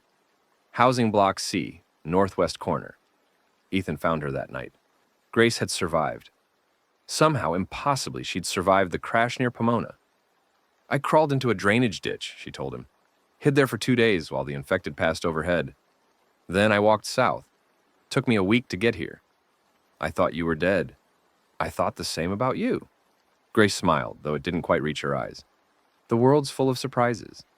They sat in her small room, sharing a cup of weak tea that was more hot water than anything else. Grace looked older than Ethan remembered. The weeks since he'd last seen her had worn her down. But there was steel in her posture, determination in her voice. I heard about the mission, she said, to find Castellan's compound. I'm going. I figured.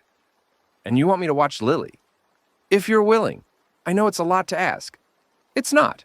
Grace cut him off. That girl, she reminded me of my niece. Before everything, and she paused, gathering herself. I distributed Hemagen X samples before the outbreak. I handed contaminated blood to patients and watched them walk away. 3 of them turned. That wasn't your fault. Maybe not. But it feels like it is. Grace met his eyes. Watching Lily, keeping her safe, it won't make up for what I did. Nothing can, but it's something. It's a start. Ethan reached out and took her hand. Thank you. Don't thank me yet. Just come back alive. She squeezed his fingers. That little girl needs her father. I know, I will. He spent the next 2 days preparing for the mission and spending every possible moment with Lily. They walked through Topeka's battered streets, visiting the makeshift gardens and workshops where survivors were trying to rebuild. They ate meals together, played games, talked about nothing and everything. Ethan memorized every detail of her face, every inflection of her voice, filing them away against the possibility that he might not return. "You're going away again," Lily said the night before he was scheduled to leave. "Yes. Will you come back?" "I'm going to try." "That's not a promise." "No, it's not." Ethan knelt in front of her, taking her hands. "But listen to me, Lily. No matter what happens, I need you to be strong. Can you do that?" "I don't know." "Yes, you do. I've watched you these past weeks. You're the strongest person I know." He tucked a strand of hair behind her ear. "If I don't come back, don't say that. I have to. If I don't come back, Grace will take care of you, and Rome, and all the other people here who love you." He pulled her into a hug. "But I'm going to do everything I can to come back. Everything." Lily was crying now, tears soaking into his shoulder. "I don't want you to go." "I know, baby. I don't want to go either. But there are bad people out there who did something terrible. And if we don't stop them, they'll keep hurting others." He pulled back to look at her. "You understand that, don't you?" She nodded, sniffling. "That's my girl." He kissed her forehead. "I love you more than anything in the world." "I love you too, Daddy." "I know, I've always known." The reconnaissance team left at dawn. There were 8 of them. Ethan, Rome, Diana, and 5 others, whose names Ethan was still learning. They traveled in 2 vehicles, trucks loaded with supplies and weapons, heading southwest toward the Flint Hills. The route took them through devastated territory, towns burned and abandoned, highways clogged with wrecked vehicles, fields littered with bodies, human and infected alike. The scale of destruction was overwhelming. "Hard to believe this was all normal a few weeks ago," one of the team members said, a young man named Marcus, barely out of his teens. "People going to work, watching TV, worrying about bills." "That's the thing about civilization," Diana replied. "It's fragile. One bad day and it all comes apart." "You think it can be put back together?" "I think we don't have a choice but to try." They drove for 2 days, avoiding the main roads, picking their way through the countryside. The infected presence was lighter here than it had been closer to the cities. The rural areas had fewer people to turn, fewer hordes to form. But they were still out there, lurking in farmhouses and barns, waiting for prey to wander by. On the 3rd day, they found the first sign of Castellan's presence. It was a checkpoint, abandoned now, but clearly recent. Concrete barriers, razor wire, the burned-out hulk of a military vehicle. And on the barriers, a logo. A stylized double helix with the word Castellan beneath it. "They were here," Rome said, examining the site. "Probably fell back when things got too hot." "Or they were overrun," Diana suggested. "No. Look at the placement. This is a planned withdrawal." Rome pointed to tracks in the dirt. Multiple vehicles heading southwest. They weren't running, they were relocating. Following the tracks? Following the tracks. They pushed deeper into the Flint Hills, the terrain growing rougher, the roads narrower. The tracks led them through a maze of valleys and ridges, each one looking identical to the last. By evening, Ethan was thoroughly lost. Then, they crested a ridge and saw it. A compound spread across a valley below. Buildings and fences and guard towers, all surrounding a central structure that looked like a converted corporate retreat. Vehicles parked in neat rows, people moving with purpose, armed and organized. "Castellan's compound," Rome breathed. "How do we approach?" Diana asked. "Carefully." Rome raised his binoculars. "Count the guards, map the perimeter, find the weak points." And then we figure out how to get inside." They spent 2 days watching the compound, learning its rhythms. The security was professional. Regular patrols, overlapping fields of fire, checkpoints at every entrance. But there were gaps, as there always were. Shift changes that created windows of opportunity. Blind spots in the camera coverage, a service entrance on the north side that seemed to get less attention than the main gates. "We could get in through there," Ethan said, pointing to the entrance. "Small team at night. Get inside, find what we're looking for. Get out." "What are we looking for?" Marcus asked. "Information about the infection, about the shepherd, about what they're doing in there." Ethan's jaw tightened. and answers about why they let this happen. You think they'll just tell us? I think we'll find a way to convince them. They went in on the third night, Ethan, Rome, and Diana, moving through the darkness like ghosts. The service entrance was guarded by a single sentry who went down silently under Rome's hands. They slipped through the door and into the compound. Inside was a different world. Clean corridors, humming lights, the whir of ventilation systems. After weeks of chaos and decay, the orderly normalcy was disorienting. "Where to?" Diana whispered. "Split up. Rome, take the ground floor. Look for admin areas, records." Diana, "Find the medical wing, I'll go up." Ethan checked his watch. "We meet back here in 30 minutes. And if things go wrong, then we improvise." They separated. Ethan climbed a stairwell to the second floor, staying alert for patrols. The corridors here were quieter, residential, private quarters for the compound's leadership. He moved from door to door, listening, watching. The third door he tried was unlocked. Inside was an office cluttered with papers and files. Ethan slipped in, closing the door behind him, and began searching.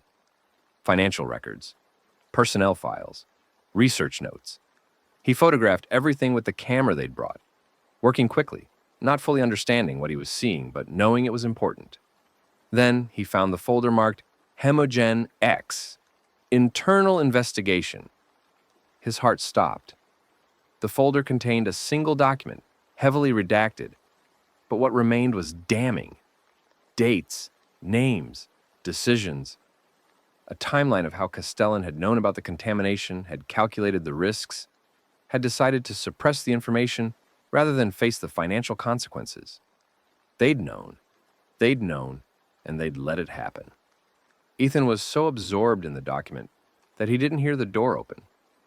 "Interesting reading?" He spun. A woman stood in the doorway. 50s, silver-haired, immaculately dressed in a way that seemed obscene given the state of the world. Her expression was calm, appraising, entirely unafraid. "Dr. Victoria Ashford," Ethan said, recognizing her from the personnel files. "Chief Medical Officer. Former Chief Medical Officer. These days I prefer to think of myself as a humanitarian." She stepped into the room, closing the door behind her. "And you're Ethan Delacroix, veterinarian, widower, father of one. How do you know my name?" "We've been watching you since Topeka. You're quite resourceful, Mr. Delacroix." Ashford sat on the edge of the desk, perfectly at ease. "I had hoped you'd find your way here eventually. There's something I need to tell you. I'm not interested in anything you have to say. You will be." Ashford smiled, and it was the coldest thing Ethan had ever seen. "Because it's about your wife." Ethan went still. "My wife is dead."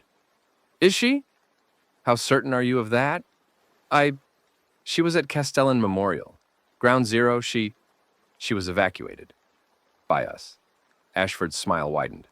"Marguerite Delacroix is alive, Mr. Delacroix. She's here in this compound, and I can take you to her." The world tilted. Ethan grabbed the desk for support. "You're lying." "I'm not, but there's a complication." Ashford stood, smoothing her jacket. "Your wife was exposed during the initial outbreak. She's in stage 2, not fully turned, but not fully human either. We've been using her as a test subject for our research into a cure." "A cure?" "It's possible, with the right resources, the right cooperation." Ashford's eyes locked onto his. "We can save her, Mr. Delacroix, but we need your help to do it." "My help? With what?" "There's something out there, something we created, though not intentionally. A variant that's evolved beyond our projections." Ashford's composure flickered just for a moment. "We call it the Shepherd, and we believe you've encountered it before." "What does that have to do with me?" "The Shepherd's neural architecture is unique. We believe it contains compounds that could be key to developing a true cure, not just for stage 2 cases like your wife, but for the entire infection." Ashford leaned forward. "We need samples, and we need someone who can help us get them. You want me to hunt the Shepherd. I want you to help us kill it. In exchange, we'll cure your wife. We'll give her back to you." Ethan's mind was racing. Marguerite. Alive. It wasn't possible, except it was. because Ashford had no reason to lie, not about something so easily verified. "I want to see her," he said, "before I agree to anything." "Of course." Ashford moved toward the door. "Follow me." The medical wing was a sterile nightmare. Rows of beds, each one occupied by a restrained figure. The air smelled of antiseptic and something else, something organic and wrong. The figures on the beds were in various stages of infection, some barely changed, some twisted almost beyond recognition. Ashford led him to a bed near the far wall. "Mr. Delacroix, your wife." Ethan looked. Marguerite lay on the bed strapped down, her eyes closed. She was thinner than he remembered, paler, with dark veins visible beneath her skin. But it was her. Her face, her hair, the small scar on her chin from a childhood accident. "Marguerite," he whispered. Her eyes opened. They were bloodshot, yellowed, not quite right. But there was recognition in them. Recognition and something else. Something that might have been hope. "Ethan?" Her voice was a rasp, barely audible. You're here?" "I'm here." He took her hand. Her skin was cold, clammy, and felt tears streaming down his face. "I'm here." "Lily, is Lily?" "She's safe. She's in Topeka. She's waiting for us." Marguerite smiled. It was a terrible smile, twisted by whatever the infection was doing to her, but it was still hers. "I knew you'd come," she said. "I knew you'd find us. Always." Ethan squeezed her hand. "I'm going to get you out of here. I'm going to save you." "I know." Her eyes drifted closed. "I know you will." Ashford's voice came from behind him. "She has moments of lucidity. They're becoming less frequent." Ethan turned. His face was wet with tears, but his voice was steady. "What do you need me to do?" They returned to the reconnaissance team's camp before dawn. Rome and Diana were waiting, their faces tight with worry.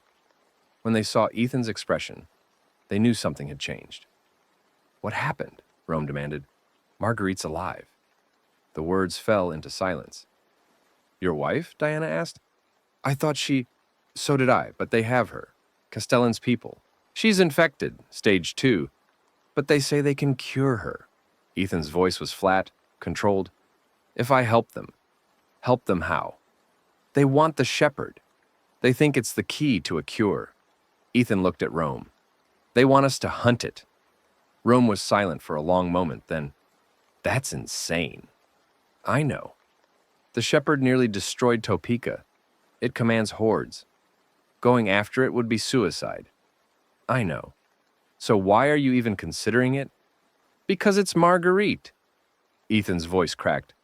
"Because she's in there, suffering, and there's a chance, even a small one, that I can save her." Rome looked at him with something that might have been pity. "And if Ashford's lying? If there is no cure?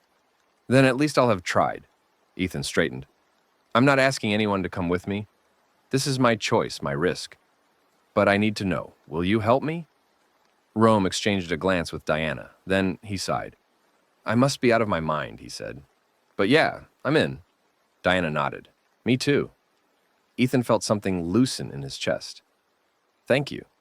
"Don't thank us yet." Rome's expression was grim. "We still have to figure out how to kill a 7-foot monster that controls zombies with its mind. We'll figure it out. We better. Because if we don't, none of us are making it home." They spent the next week preparing. Ashford provided them with resources, weapons, supplies, intelligence on the shepherd's movements.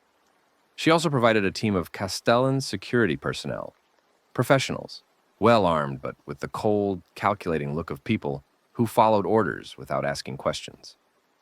"They're mercenaries," Rome muttered as they watched the Castellan team train. "They're only in this for the paycheck." "Does it matter? We need the firepower." "It matters if things go wrong. Mercenaries run when the fight turns. They won't stick around to save your ass. Then we make sure things don't go wrong." The plan was simple in theory, complex in execution. The shepherd had been tracked moving north through the Flint Hills, gathering infected as it went. Castellan's analysts predicted it would reach a particular valley within the next few days, a natural choke point where the terrain would work against it. "We set up here," Ashford explained, pointing to a map. "Block the southern exit, drive the shepherd into the kill zone, and take it down before it can rally its horde. And if the horde attacks us first, then we retreat. The shepherd is the priority. Without it, the horde loses coordination. You're betting a lot on that theory. I'm betting everything on it, Mr. Delacroix, including your wife's life. Ethan looked at the map, at the valley, at the positions marked for the assault team. It could work. It was risky, probably insane, but it could work. When do we move? Tomorrow at dawn. The night before the operation, Ethan sat alone on a ridge overlooking the compound. The stars were out, thousands of them, brilliant in the absence of light pollution. He'd never noticed how many there were before the world ended. Now he noticed everything, the cold, the silence, the vast, indifferent beauty of the universe. Couldn't sleep? He turned. Diana was climbing up the ridge, her breath misting in the cold air. Never can, not anymore. She sat beside him, pulling her jacket tighter. Thinking about tomorrow? Thinking about everything. He paused, thinking about whether I'm making a mistake. The shepherd hunt? All of it. Coming here, making a deal with Ashford, risking everything on the chance that there's a cure. He shook his head. What if it's all for nothing? Diana was quiet for a moment. Then, can I tell you something? Sure. When I was in Afghanistan, we had a saying, hope is a tactical liability. It meant don't plan based on what you want to happen. Plan based on what's most likely to happen. Sounds depressing. It was. It also kept us alive. She turned to look at him. But here's the thing I learned after I came home. Hope isn't just tactical. It's what makes fighting worth doing. Without it, you're just going through the motions. So what are you saying? I'm saying you're not making a mistake. You're making a choice. Diana's eyes were steady. You found out your wife is alive, and you're doing everything you can to save her. That's not desperation. That's love. Ethan felt something shift in his chest. What if I fail? Then you fail, but at least you tried. She stood, brushing dirt from her pants. Get some sleep, Ethan. Tomorrow's going to be a long day. She walked back toward the camp, and Ethan watched her go. Then he looked up at the stars again and allowed himself to feel something he'd almost forgotten. Hope. Dawn came cold and gray. The assault team assembled at the edge of the valley. 23 people in total, a mix of Rome's group and Castellan's mercenaries. They had trucks, heavy weapons, explosives, and a plan that hinged on everything going exactly right. Remember, Ashford's voice crackled over the radio. The shepherd is the target. Everything else is secondary. Easy for you to say, Rome muttered. You're not the one going in there. They moved into position, spreading out along the valley's southern rim. Below, the killing ground waited, a wide, flat area surrounded by steep slopes, with only 2 exits. If the shepherd came through here, it would be trapped. If. The hours crept by. Noon passed. Afternoon. The sun began its descent toward the western horizon, and still nothing. Maybe the analysts were wrong, Marcus said, fidgeting with his rifle. Maybe it went another way. Patience, Diana replied. It'll come. It came. The first sign was the sound, a low, thrumming vibration that Ethan felt more than heard. It built slowly, growing louder, until it seemed to fill the valley like water rising in a bowl. Contact, someone said over the radio. Northern approach. They're coming. Ethan raised his binoculars and saw them, infected, pouring into the valley like a river of death. Hundreds of them. Thousands, maybe. A tide of corrupted flesh, moving with terrible purpose. And at the center of the tide, something massive. The shepherd. It was bigger than Ethan had imagined. 8 feet tall, maybe more. Its body, a twisted mass of muscle and bone. Its skin was gray-green, mottled with corruption, and its eyes were the worst part. They were aware, intelligent. They swept across the valley, taking in the train, the positions of the assault team, calculating. It knew they were there. Hold positions, Rome's voice came over the radio. Wait for my signal. The horde flowed into the killing ground. The shepherd walked among them, unhurried, confident. It was showing off, Ethan realized, demonstrating its power. Steady. The horde kept coming. 500 meters, 400. 3. Now! The valley erupted. The initial barrage was devastating. Explosives detonated across the killing ground, tearing through the front ranks of the horde. Heavy weapons opened up from the ridge, pouring fire into the mass of infected. Bodies fell by the dozens, but it wasn't enough. The shepherd didn't falter. It raised one massive arm, and the horde changed direction, splitting into smaller groups, flanking the assault team's positions. What had been a frontal assault became a three-dimensional nightmare. "They're adapting," Diana shouted over the gunfire. "They're moving like soldiers. Keep firing. Don't let up." Ethan was at the center of the line, his rifle burning through ammunition. Infected fell in front of him, but more took their place. The shepherd was advancing through the chaos, ignoring the bullets that struck its hide, focused entirely on reaching the assault team. "We need to fall back," Marcus's voice panicked over the radio. "Hold the line." "We can't hold. There's too many." The Castellan mercenaries broke first.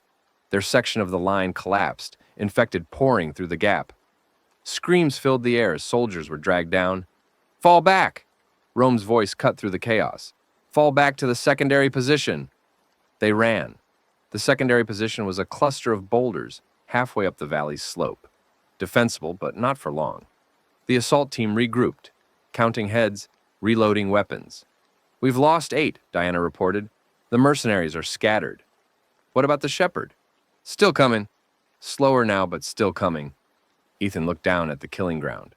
The horde had slowed its advance, milling in confusion as the shepherd reasserted control.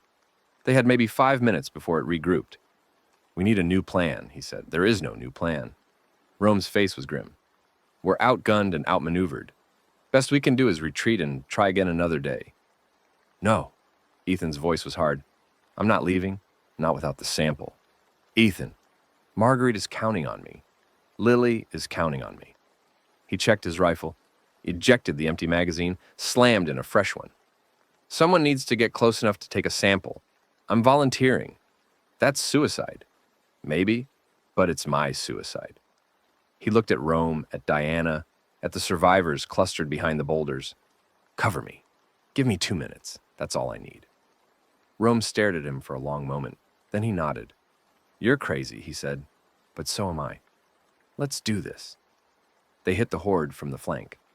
It was a desperate move, a Hail Mary that shouldn't have worked.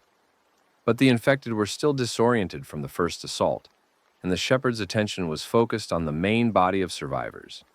Ethan and Rome slipped through a gap in the line, moving fast and low, heading straight for the monster. The shepherd saw them coming. Its head swiveled, those terrible eyes locking onto them with predatory focus. It charged. The ground shook with each step.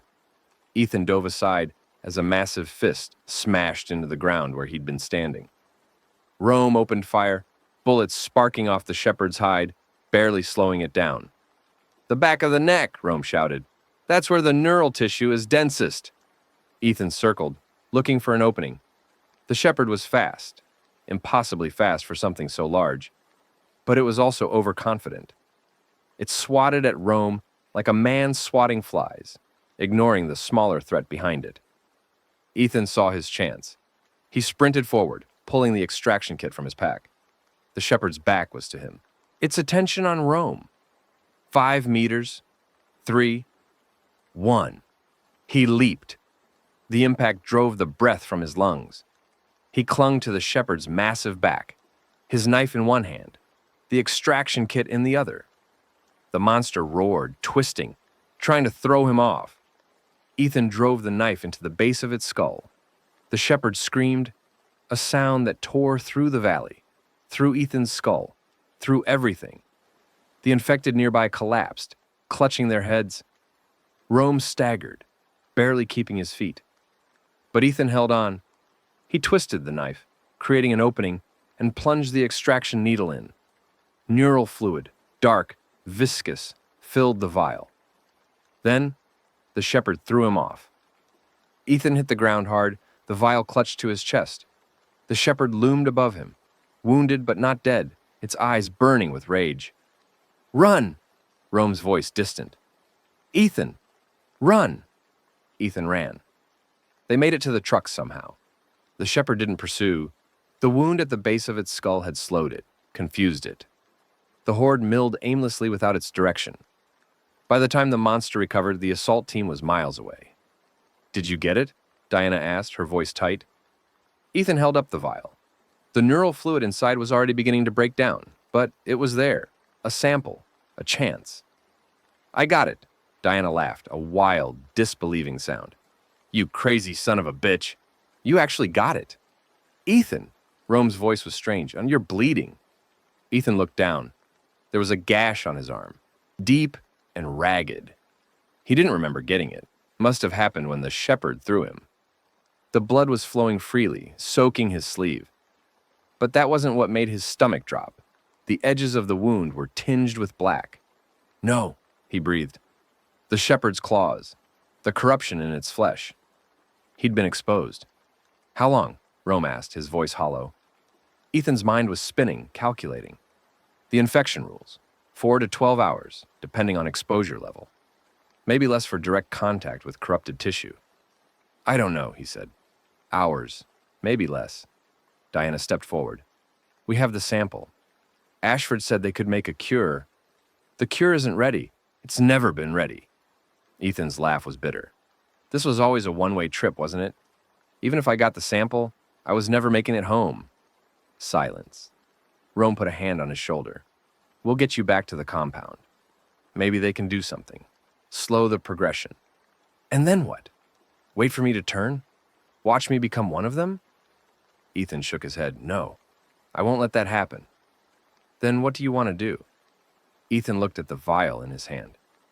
At the sample that might cure his wife, might save countless others, might be worth everything he'd sacrificed. Get this to Ashford. Make her keep her promise. He met Rome's eyes. And tell Lily I love her. Tell her I tried. Ethan, please, it's all I have left. Rome was silent for a long moment. Then he nodded. I'll tell her. They drove through the night, pushing the trucks to their limits. Ethan felt the infection spreading through him, a cold fire in his veins. His thoughts were starting to fragment, his vision blurring at the edges. He knew the signs. He'd seen them in others. Stage 1. Progressing faster than expected. He had hours, not days. The compound appeared through the windshield just as dawn was breaking. Ashford was waiting at the gate, her face impassive. The sample? Rome handed it to her. He was exposed. During the extraction. Ashford looked at Ethan, at the black veins crawling up his arm, at the sweat on his brow. Something flickered in her expression. Not sympathy exactly, but something close. Bring him inside. We'll do what we can. And Marguerite? The sample will need to be processed. It will take time. Ashford's eyes met Ethan's. But I'll keep my promise. If this works, she'll be cured. Ethan nodded. His voice when he spoke was barely a whisper. Thank you. They put him in a room next to Marguerite's. Through the window he could see her sleeping, her chest rising and falling with each breath. She looked peaceful, more peaceful than she had in weeks. The drugs they gave her blocked the pain, the confusion, the terror of her condition. He hoped they'd give him the same. Ethan. Rome was in the doorway, his face drawn. You should go, Ethan said. Get back to Topeka. Take care of Lily. I will. Rome stepped closer. But I wanted you to know what you did out there with the shepherd. That was the bravest thing I've ever seen. It was desperate. There's a difference. Maybe. But the result's the same. Rome gripped his hand. I'll tell Lily everything. How her father was a hero. How he saved people. Tell her I loved her. That's what matters. I'll tell her that too. They sat in silence as the sun climbed higher. Then Rome stood. Goodbye, Ethan. Goodbye, Rome. Rome left. The door closed. Ethan turned back to the window to Marguerite's sleeping form and let his eyes close. The last hours were a blur. He drifted in and out of consciousness, the infection burning through him, erasing who he was piece by piece. Sometimes he saw Marguerite, saw her eyes open and meet his through the window. Sometimes he saw Lily, running toward him across the prairie, her arms outstretched. Sometimes he saw the shepherd, standing in the darkness, watching him with those terrible, intelligent eyes. He held on as long as he could, held on to the memories. Marguerite's laugh, Lily's first steps, the house in Prairie Village, the life they'd built, the dreams they'd shared. Then, slowly, the memories began to fade. He thought of Lily one last time. Her face, her voice, the weight of her in his arms. "I love you, baby." I tried. And then there was nothing. Rome reached Topeka 3 days later. Grace was waiting at the gate, Lily beside her. The little girl's eyes searched the returning convoy, looking for her father. "Where's Daddy?" Rome knelt in front of her. His eyes were wet. "Lily, I need to tell you something. Where's Daddy? He..." Rome's voice broke. "He loved you very much, and he wanted me to tell you..." "No." Lily stepped back, her face crumpling. "No. He promised. He promised he'd come back." "I know, honey, I know." Rome reached for her, but she pulled away. "He promised." She ran. Grace called after her, but Lily didn't stop. She ran through the streets of Topeka, past the rebuilt walls and the working gardens, until she reached the edge of the safe zone. There she stopped, looking out at the prairie, at the vast, empty world that had taken everything from her. "Daddy," she whispered. The wind carried her voice away, and no one answered. But in the Castellan compound, something was happening. Ashford stood over Ethan's restrained form, watching the monitors that tracked his vital signs. The infection had progressed fully. He was stage 3 now, barely human, his body racked with the same corruption that had claimed millions. But something was different. "The neural patterns," one of the technicians said, pointing at the screen. "They're not degrading. They're stabilizing." "That's impossible." "I know, but look." Ashford looked. The patterns were there, holding steady, refusing to collapse into the chaos of a typical infection. "His exposure to the shepherd," she murmured. "The neural fluid." "What does it mean?" Ashford smiled. It was the first genuine smile she'd worn in months. "It means we have something new, something unprecedented." She turned to the technician. "Begin the experimental protocol. Full battery of tests." "And the subject?" Ashford looked at Ethan, at the shell that had been Ethan, lying motionless on the table. "Keep him alive, whatever it takes." Outside, the sun was setting over the Flint Hills. In Topeka, Lily sat by the window of her small room. Gerald clutched to her chest, watching the horizon. In the compound, Marguerite opened her eyes, her mind clearer than it had been in weeks. And somewhere in the darkness between them, something stirred. The shepherd raised its head, its wounds still healing, and turned its gaze toward the west. The hunt wasn't over. It was just beginning. The weeks after Rome returned without her father were the longest of Lily's life. She stopped speaking on the 3rd day. Not a conscious decision, not a protest. The words simply dried up, evaporating from her throat like water from sun-baked earth. Grace tried to coax them back with gentle questions, with stories, with promises that everything would be okay. Rome tried with gruff encouragement and offers to teach her things her father had wanted her to learn.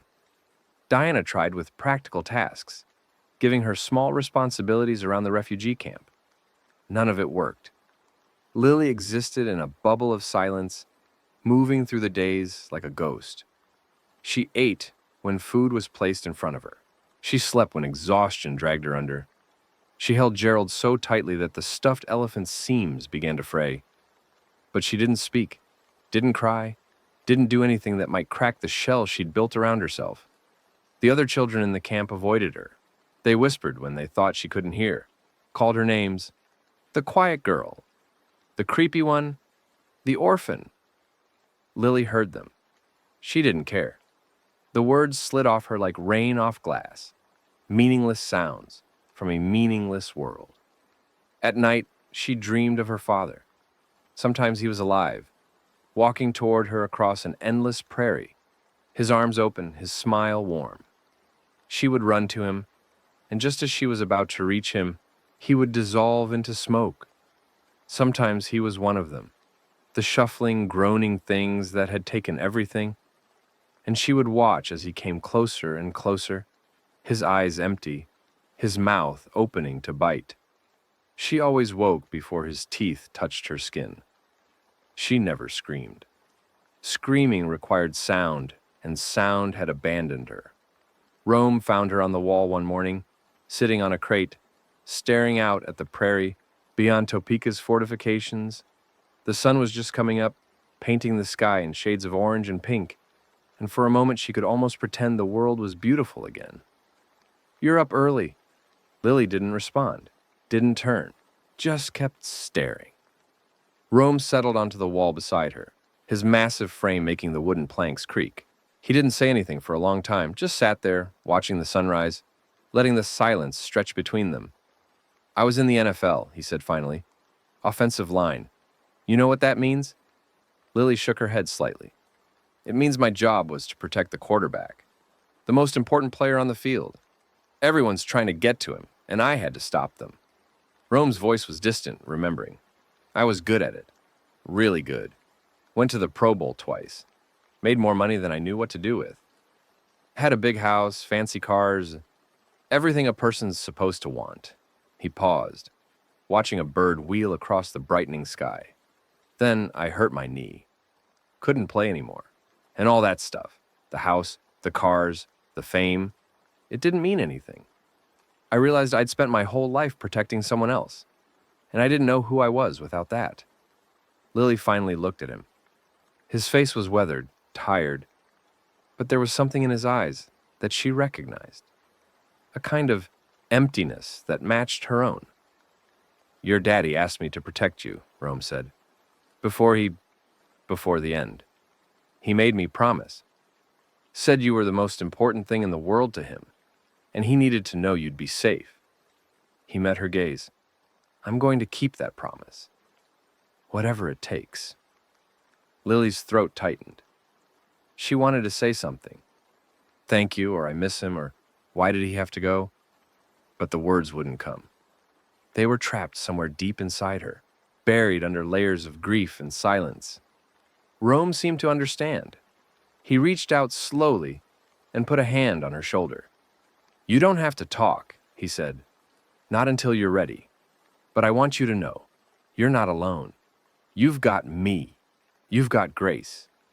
You've got everyone in this camp who owes their lives to your father." His voice dropped. "And when you are ready to talk, I'll be here to listen." Lily nodded. It was the most she could manage.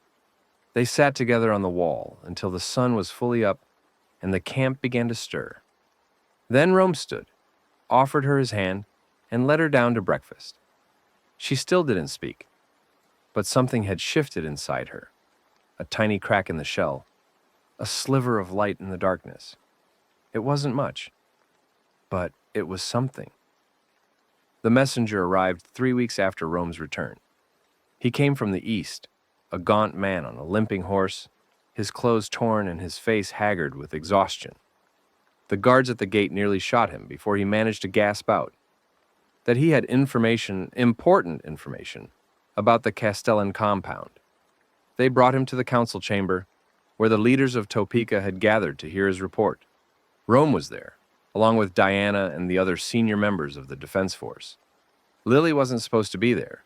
Children weren't allowed in council meetings, but she'd learned to move quietly, to find hiding spots where she could watch without being seen.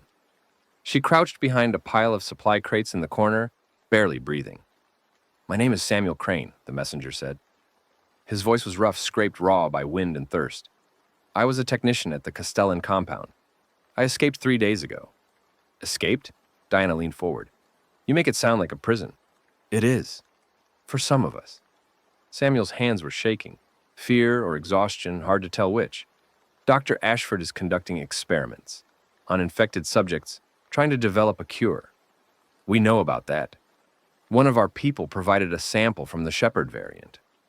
"Ethan Delacroix?" Samuel nodded. "I know. I was there when they brought him in." He paused, licking cracked lips.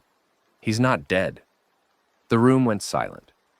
From her hiding spot, Lily felt her heart stop. "What do you mean, not dead?" Rome's voice was careful, controlled, but Lily could hear the tension underneath. "I saw him. He was stage 3. Full infection." "He was. He is." Samuel shook his head. But something happened. The exposure to the shepherd's neural fluid, it changed him. His infection stabilized. He's not turning, not degrading. He's in a kind of a Stasis. That's impossible. I thought so too. But I've seen the readings. His brain activity is unlike anything we've documented. He's not human anymore, but he's not fully infected either. He's something new. Lily's hands were shaking. She pressed them against the cold floor, trying to steady herself. Daddy's alive. Daddy's alive. Daddy's... What is Ashford doing with him? Diana asked. Studying him. Testing him. Samuel's expression darkened. She thinks he might be the key to everything. A bridge between human and infected. If she can understand how his stabilization works, she might be able to reverse engineer a cure. Might? It's all theoretical. But that's not why I came. Samuel leaned forward, his eyes intense. There's something else happening at the compound.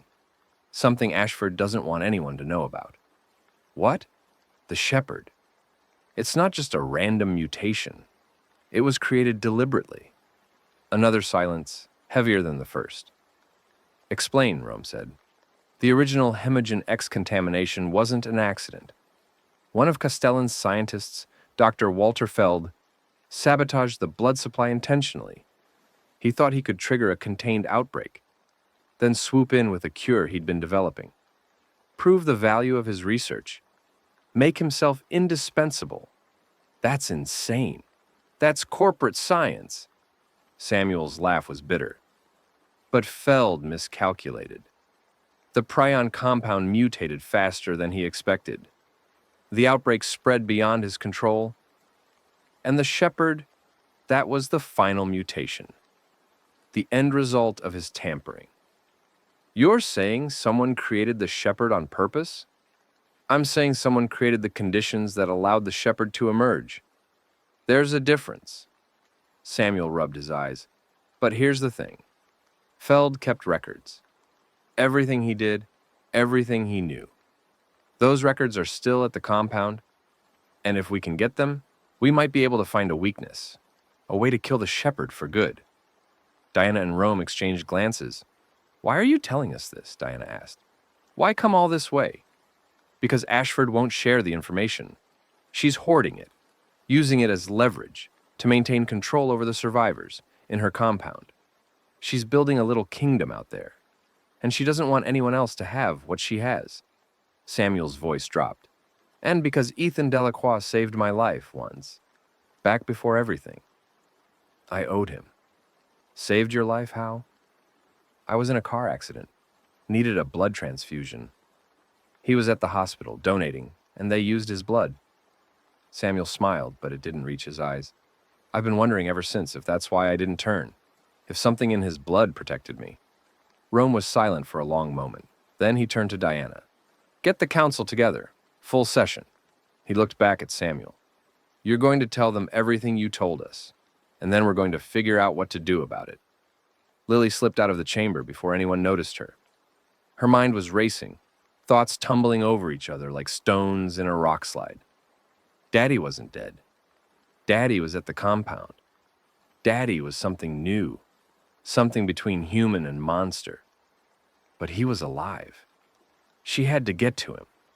The thought crystallized in her mind with perfect clarity. She had to find a way to reach the Castellan compound, to see her father, to bring him home. It didn't matter that it was impossible, that she was 7 years old, that the journey would kill her. None of that mattered. What mattered was that her father was out there, and she wasn't going to leave him behind. She found Grace in the community garden, tending to rows of winter vegetables. The older woman looked up as Lily approached, her face softening with the mixture of concern and affection that had become her default expression. There you are. I was wondering where you'd gotten to. Lily grabbed a piece of paper from her pocket. She'd taken to carrying scraps for communication, and wrote quickly, I need to tell you something. Grace read the note, then set down her trowel and wiped her hands on her apron. Of course, sweetheart. What is it? Lily hesitated. She could tell Grace everything. About the messenger, about her father, about her plan to find him. Grace would understand, Grace would help, or Grace would tell Rome, and Rome would stop her. Lily wrote, I heard something. About my daddy. He's not dead. Grace's face went through several expressions: surprise, doubt, hope, fear, before settling on careful neutrality. "Where did you hear this?" A man came. "From the compound. He said Daddy's alive, but different." "Lily," Grace knelt down, putting herself at eye level. "Sweetheart, I know you want to believe that. I know how much you miss him. But sometimes people say things that aren't true, and it's true." Lily underlined the words twice. "I know it's true. I can feel it." Grace was quiet for a long moment. Then she reached out and took Lily's hands in her own. "Even if it is true, even if your father is somehow alive, you can't go to him. The compound is hundreds of miles away. The journey is dangerous, and whatever condition he's in," she paused, choosing her words carefully, "he might not be the same person you remember." Lily pulled her hands back. Her jaw was set, her eyes fierce. "He's my daddy. I have to try." "No." Grace's voice was firm. "You're 7 years old. You're not going anywhere. And if I have to lock you in our room to keep you safe, I will." Lily stared at her. The betrayal was a physical sensation, a knife twisting in her gut. She turned and ran. The next few days were tense. Rome called a full council meeting, where Samuel repeated his story for the assembled leaders. The debate that followed was heated. Some wanted to launch an expedition to the compound immediately. Others thought it was a trap. Still others argued that Topeka couldn't spare the resources for such a risky venture. In the end, a compromise was reached. A small reconnaissance team would be sent to observe the compound and gather intelligence. If Samuel's information checked out, a larger mission might follow. Rome volunteered to lead the team. Diana would stay behind to manage Topeka's defenses. The departure was scheduled for the following week. Lily watched all of this from the shadows, planning. She knew she couldn't make the journey alone. She was too small, too young, too inexperienced. But if she could stow away with Rome's team, if she could stay hidden until they were too far to turn back, it was risky. It was probably stupid. But it was the only chance she had. She started gathering supplies, small things easily hidden, dried food from the communal stores, a water bottle, a knife she found in an abandoned house. She practiced being quiet, being invisible, moving through the camp without being noticed. It came naturally to her. She'd always been good at fading into the background. Grace noticed something was wrong. She tried to talk to Lily, tried to draw her out, but Lily had retreated further into her shell. The notes she wrote were brief, perfunctory. Yes, no, I'm fine. She wasn't fine. She was a coiled spring, waiting to release. The night before Rome's team was scheduled to depart, Lily made her move. The trucks were parked in a secured lot near the northern gate, loaded with supplies and ready to go. Guards patrolled the perimeter, but their attention was focused outward, watching for threats from beyond the wall. They weren't expecting trouble from inside. Lily slipped between shadows, moving with the practiced stealth of a child who'd learned to survive in a dangerous world. The guards didn't see her. The dogs didn't smell her. She'd rubbed herself with mud and vegetable scraps to mask her scent, a trick she'd learned from watching hunters. The lead truck was a large pickup with a covered bed. Lily crawled underneath, finding a space between the axle and the frame where she could wedge herself. It was cramped, uncomfortable, and smelled of oil and rust. She didn't care. She settled in to wait. Dawn came gray and cold, with a bitter wind that cut through Lily's thin jacket.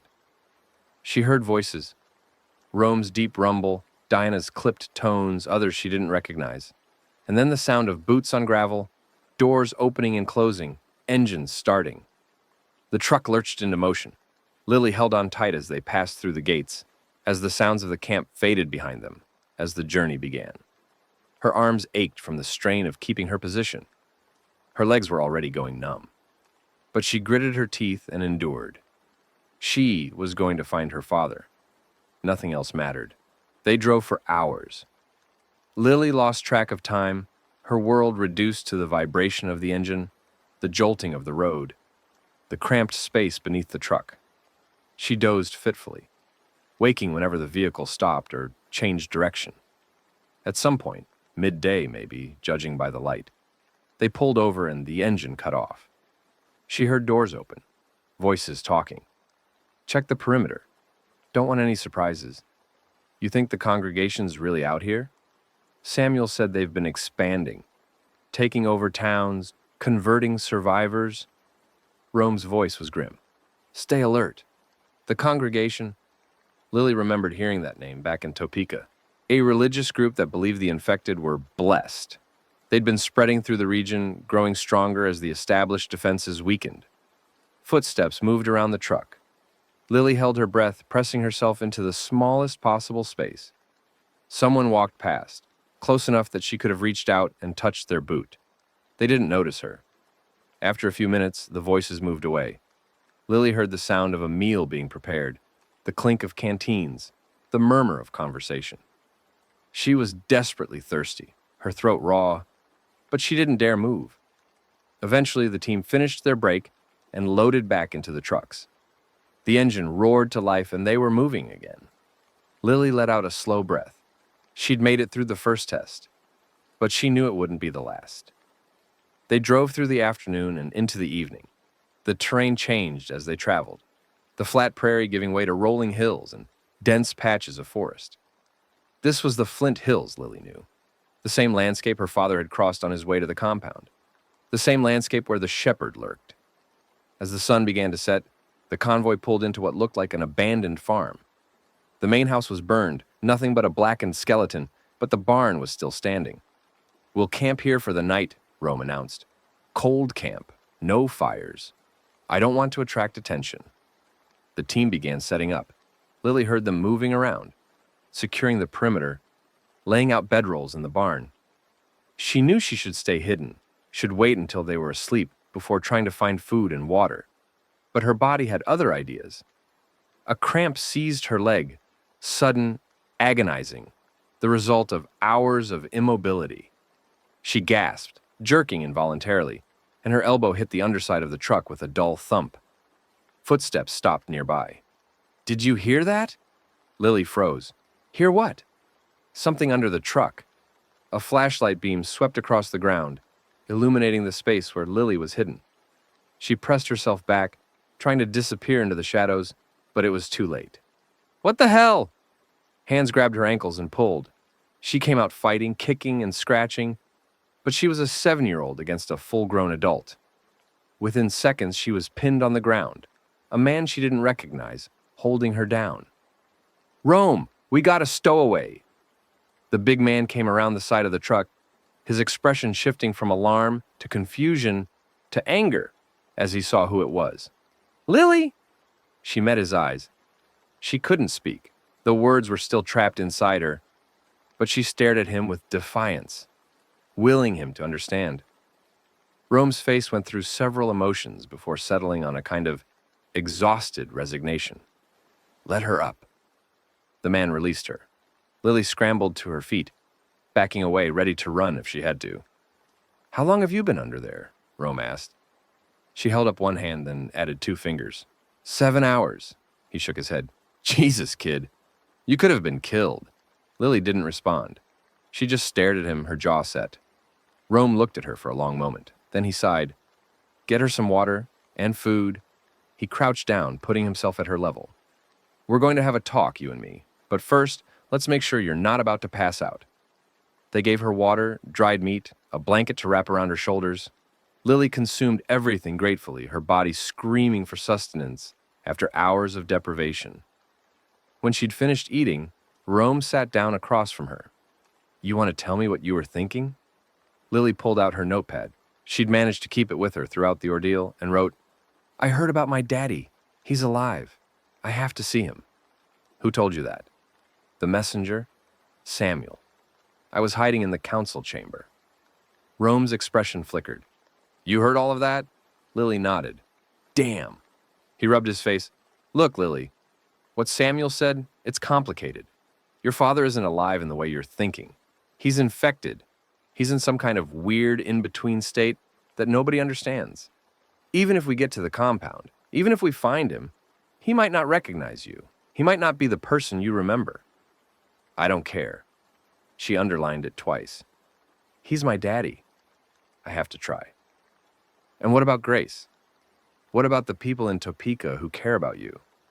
What do you think it's going to do to them when they find out you're gone?" Lily's jaw tightened. She wrote, "They would have stopped me.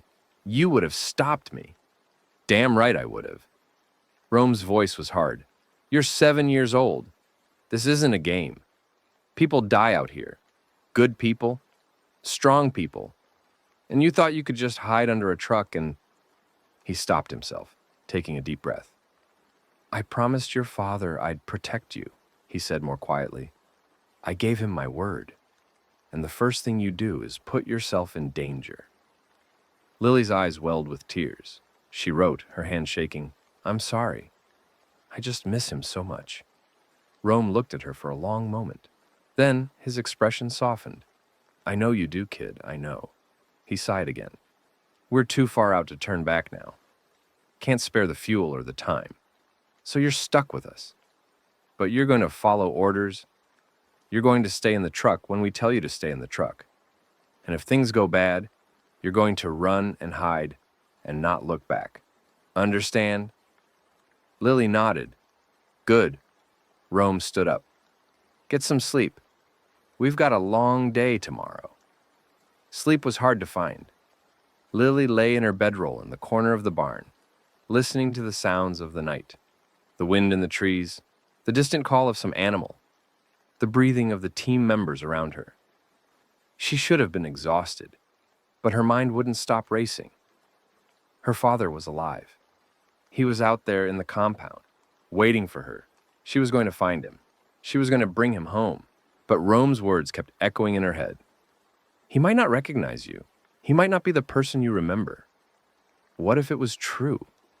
What if she got to the compound and found a monster wearing her father's face?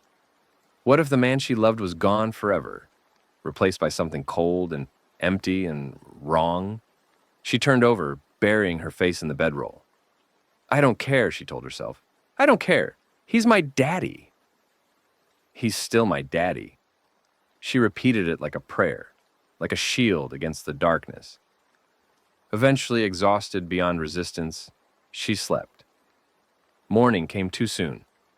The team was up and moving before dawn, packing their gear, checking their weapons, preparing for the day's journey. Lily helped where she could, rolling bedrolls, carrying supplies, trying to make herself useful. The men on the team watched her with a mixture of curiosity and concern. She caught them whispering when they thought she wasn't paying attention. "Can you believe Rome's letting her come? What choice does he have? Poor kid. After everything she's been through." Lily ignored them. She'd learned to tune out the whispers. They drove east as the sun rose, following back roads and county highways that wound through the hills. The landscape was beautiful in a desolate way. Rolling grassland, scattered trees, the occasional ruin of a farmhouse or barn. It looked almost peaceful if you didn't know what lurked beneath the surface. Around midday, they spotted smoke on the horizon. "Stop the trucks," Rome ordered. They pulled over and Rome climbed onto the roof of the lead vehicle with a pair of binoculars. Lily watched him scan the horizon, his face growing grimmer by the second. "What do you see?" someone asked. "Town about 3 miles out. Looks like someone's set up camp." He lowered the binoculars. "And there's movement. A lot of movement. Infected? Could be. Could also be survivors." He paused. "Or it could be the congregation. What do we do?" Rome was silent for a moment, thinking. Then, "We go around, give them a wide berth. We're not here to fight. We're here to gather intelligence.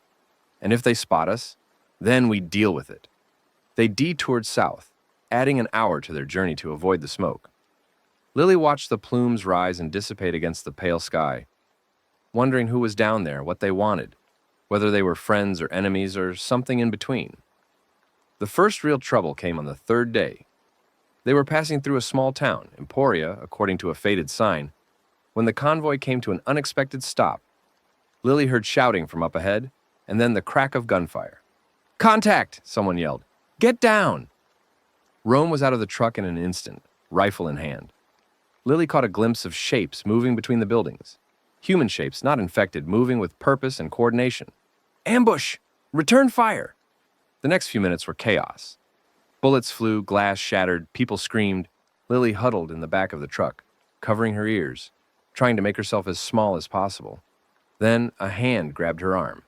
"Come on, kid, we're moving." It was one of the team members, Marcus, she thought, a young man with nervous eyes and a rifle that looked too big for him. He pulled her out of the truck and across the street into the dubious shelter of a collapsed storefront. "Stay here. Don't move." He was gone before she could respond. Lily pressed herself against the wall, her heart pounding. Through the broken windows, she could see flashes of movement, hear the staccato rhythm of gunfire, smell the acrid smoke of spent ammunition. This was war. Real war. And she was in the middle of it. A sound from behind her. She spun. A man stood in the doorway of the storefront.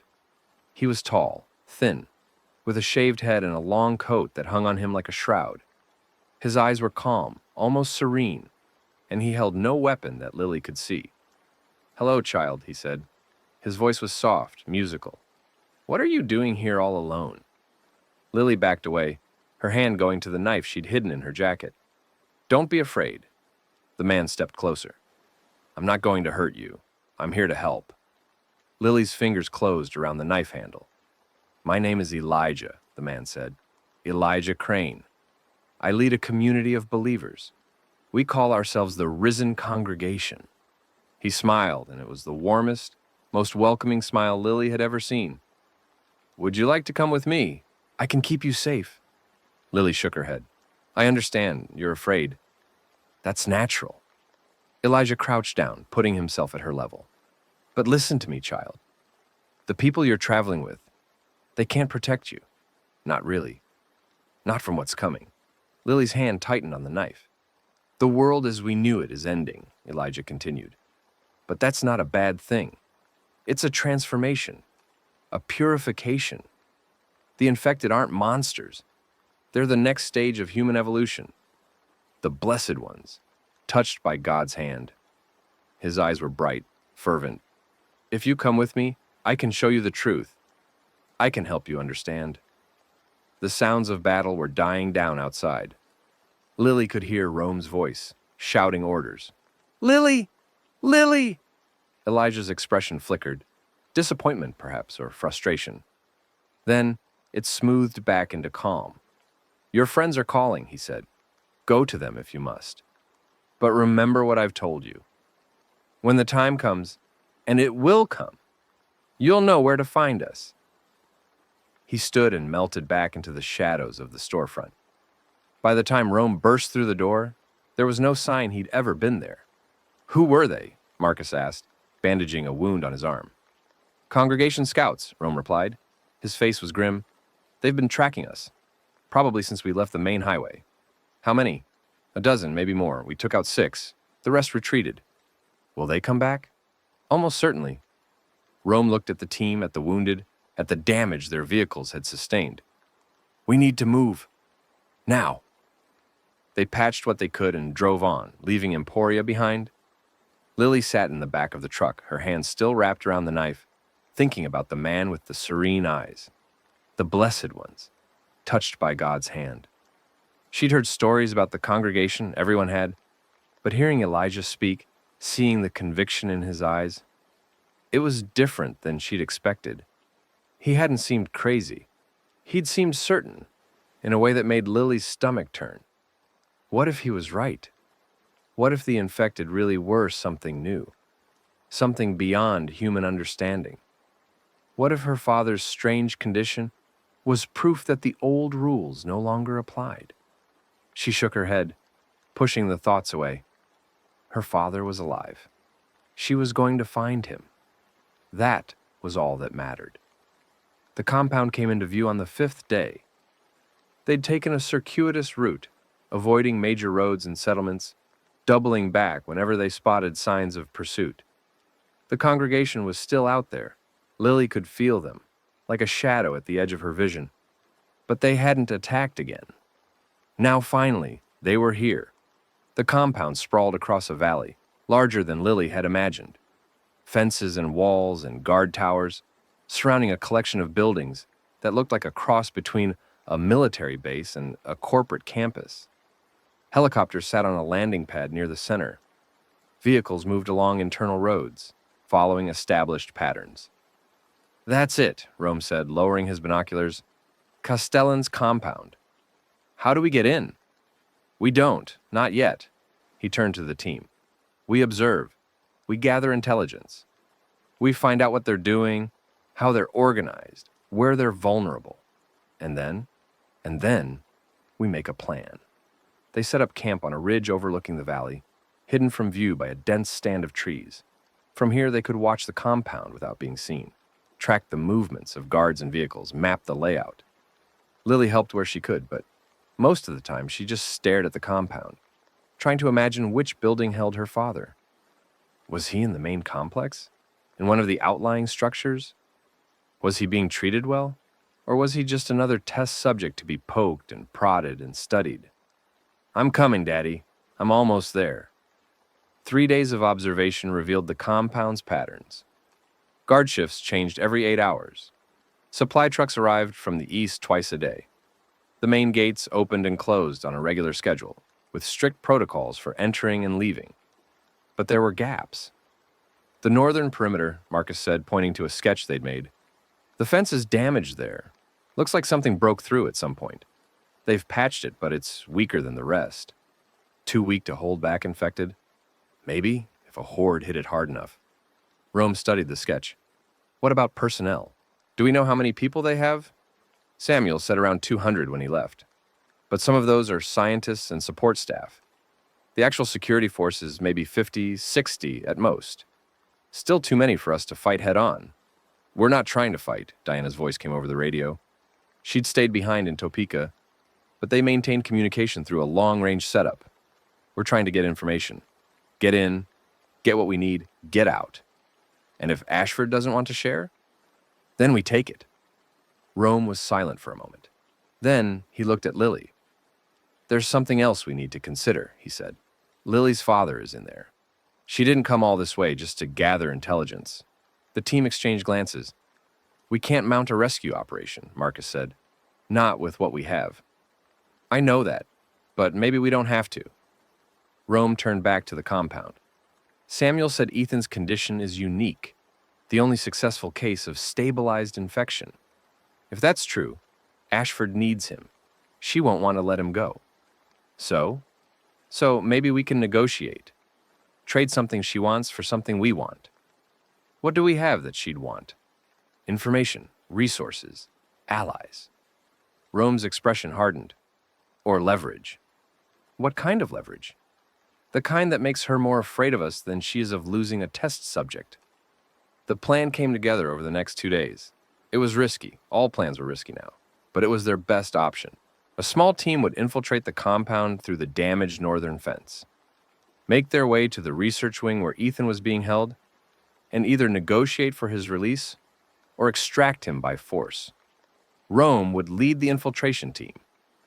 Marcus and 2 others would provide support and covering fire if needed. And Lily...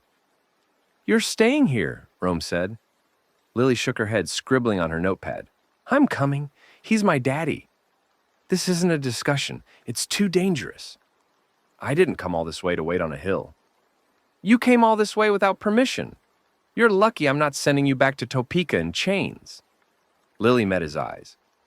Her expression was calm, determined, utterly implacable. If you leave me behind, I'll find my own way in. You know I will.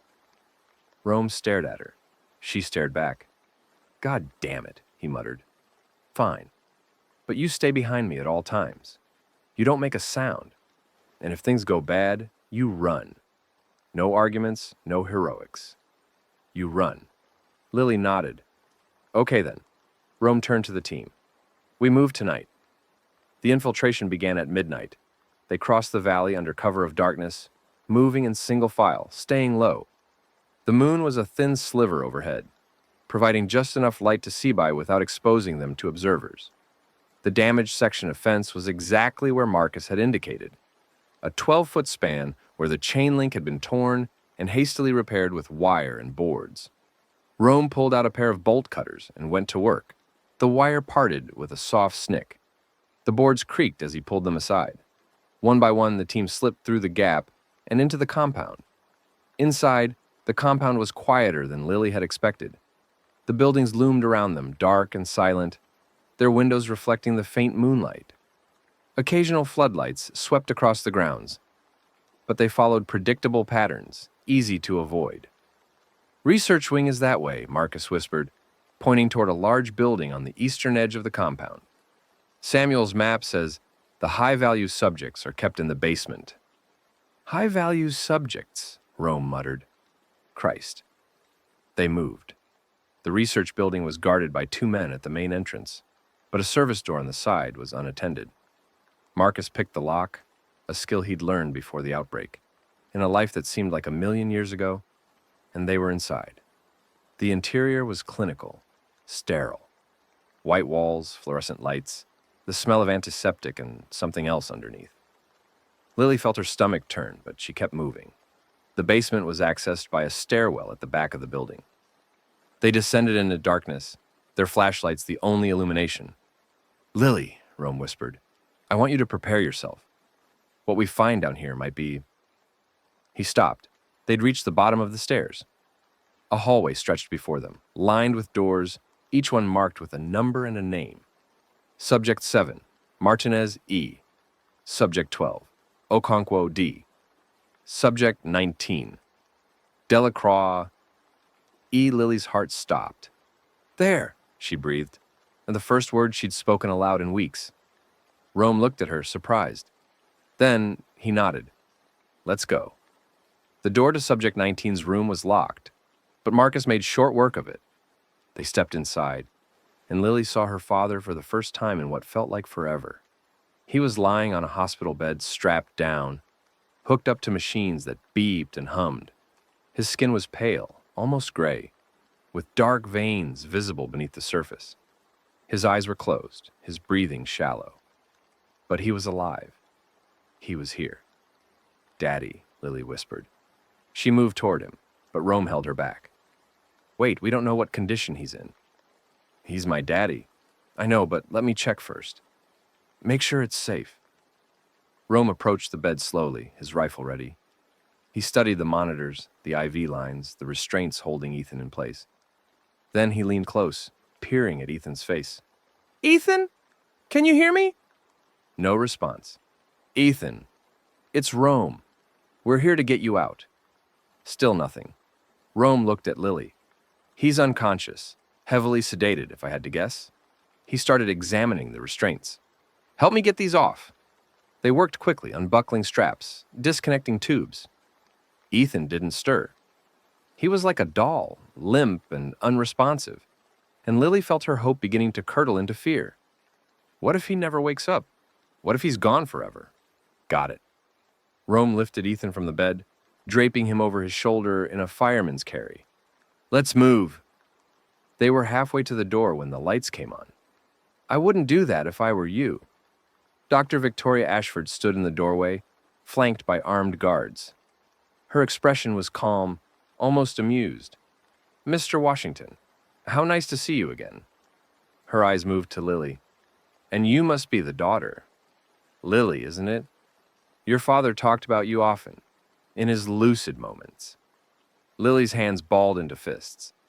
"Put the subject down," Ashford said, slowly, "and no one has to get hurt." Rome didn't move. His rifle was slung across his back, inaccessible with Ethan on his shoulder. "We're leaving," he said. "You can try to stop us, but you'll lose people." "Is that really what you want?" "What I want is irrelevant. What matters is what's necessary." Ashford stepped forward. "That man is the key to everything. The cure, the future of the human race. I can't let you take him. Then we have a problem." "No, we have an opportunity." Ashford's smile was cold. "You came here for Delacroix. I understand that. But there's something you don't know, something that changes everything." "I'm listening." "The shepherd is coming. Our scouts spotted it moving this direction, gathering infected as it goes. It'll be here within days, maybe hours." Ashford's eyes glittered. "When it arrives, it's going to try to reclaim its prize. Your friend here is connected to it somehow. We don't understand how. But the shepherd wants him back. What does that have to do with us?" "Everything. You want Delacroix. I want to stop the shepherd. Our interests align. Ashford spread her hands. Help me defend this compound when the attack comes, and I'll let you take him when it's over, along with whatever cure we've managed to develop by then. Rome was silent for a long moment. And if we refuse? Then my guards will shoot you, and we'll take Delacroix back anyway. Ashford's smile widened. It's not much of a choice, I know, but it's the only one you're going to get. Lily tugged on Rome's sleeve. When he looked at her, she wrote quickly on her notepad, "Don't trust her." "I know," Rome murmured. "But what choice do we have?" He turned back to Ashford. "How long until the shepherd gets here?" "Our best estimate is 48 hours, maybe less. And the cure? In progress. We've made significant advances thanks to your friend's unique physiology. If we can survive the next few days, we might actually have something." Rome looked at Lily, at Ethan still unconscious over his shoulder, at the guards, their weapons trained and ready. "Fine," he said. "We have a deal. But if you try to screw us over, you'll what? Kill me?" Ashford laughed. "Mr. Washington, if the shepherd breaches these walls, we'll all be dead anyway. You don't have to trust me. You just have to recognize that we need each other." Rome set Ethan down carefully, keeping one hand on his shoulder. 48 hours, he said, and then we're gone." "Agreed." Ashford gestured to her guards. "Show our guests to quarters, and bring the subject back to the lab. There's still work to be done." They were given rooms in the compound's residential wing, not cells, but not exactly freedom either. Armed guards were posted at every exit, their presence a constant reminder of the situation's true nature. Lily refused to leave her father's side. She sat in the lab, watching as the scientists worked, as they drew blood and analyzed samples and muttered to each other in technical jargon she didn't understand. Ethan was still unconscious, still hooked up to machines, still that pale and gray figure that looked like him but didn't feel like him. "Your father is remarkable," one of the scientists told her. He was a young man, probably no older than 30, with kind eyes and a nervous manner. His neural patterns are unlike anything we've ever seen. The infection is present, but it's not progressing. It's almost like his brain has found a way to coexist with it. Lily wrote, "Can you fix him?" "We're trying." The compound from the shepherd, the one he was exposed to during the extraction, it seems to be the key. If we can isolate it, synthesize it, we might be able to create a treatment that works for everyone. "But you don't know for sure?" "Science is never sure," the scientist said. "But we're hopeful." Hope. That word again. Lily was starting to hate it. The shepherd arrived 36 hours later. The first sign was the howling, that same multitonal scream Lily had heard in Topeka, echoing across the valley like the cry of some ancient beast. Within minutes, the compound's alarms were blaring, guards were running to positions, and the defenders were scrambling to prepare. "It's here," Ashford said, her voice tight. "Everyone to your stations." Rome found Lily in the lab, still sitting beside her father's bed. "We need to move, now." "I'm not leaving him." "You don't have a choice. This building isn't defensible. We're falling back to the main complex." He bent down and scooped Ethan up, restraints and all. "Come on." They ran. The compound was in chaos. People shouting, vehicles racing, the distant thunder of weapons fire. Through the windows, Lily could see shapes moving outside the walls, the hordes surrounding them, pressing against the fences with relentless pressure. And at the center of the horde, something massive. The shepherd. Lily had never seen it before, only heard the stories. Now, watching it stride through the sea of infected like a general inspecting troops, she understood why people were so afraid. It was huge, terrible, a nightmare given flesh. Its eyes swept across the compound, searching for something. Searching for Daddy. They reached the main complex and were directed to a reinforced shelter in the basement. Dozens of people were already there. Civilians, scientists, support staff, huddled together in fear. Rome set Ethan down on a cot and turned to Lily. "Stay here. Don't come out until I come for you." "Where are you going?" "To fight. That thing wants your father. I'm not going to let it take him." "But..." No arguments. His face softened just for a moment. I made your dad a promise. I intend to keep it. He was gone before she could respond. The battle lasted hours. Lily sat in the shelter, her back against the wall, listening to the sounds of war filter down from above. Explosions, gunfire, screaming. The howl of the shepherd, rising and falling, calling its horde to attack. Around her, the other refugees were praying, crying, holding each other. Some were silent, their faces blank with terror. Others were trying to maintain calm, organizing supplies, treating the wounded who were brought down from the fighting. Lily watched her father. Ethan lay on the cot, still unconscious, still motionless. But as the hours passed, something began to change. His fingers twitched. His eyelids flickered. His lips moved, forming words she couldn't hear. He's waking up. She leaned closer, taking his hand in hers. Daddy, can you hear me? His eyes opened. They were different than she remembered. Darker, with hints of that strange black-veined pattern she'd seen in the infected. But they were his. They were focused. And when they found her face, they filled with recognition. Lily? His voice was a rasp, barely audible, but it was him. It was her daddy. I'm here, she said. The words came out rough, unpracticed after weeks of silence. I found you. How did... It doesn't matter. What matters is you're awake. She squeezed his hand. You're going to be okay. Ethan's face contorted. Pain, confusion, something else she couldn't read. He tried to sit up, but the restraints held him down. Where am I? What's happening? The compound. Castellan's compound. There's an attack. The shepherd. His body went rigid at the word. His eyes widened. The shepherd. I can feel it. His voice was strange now, distant. It's close. It's looking for me. Why? What does it want? We're connected?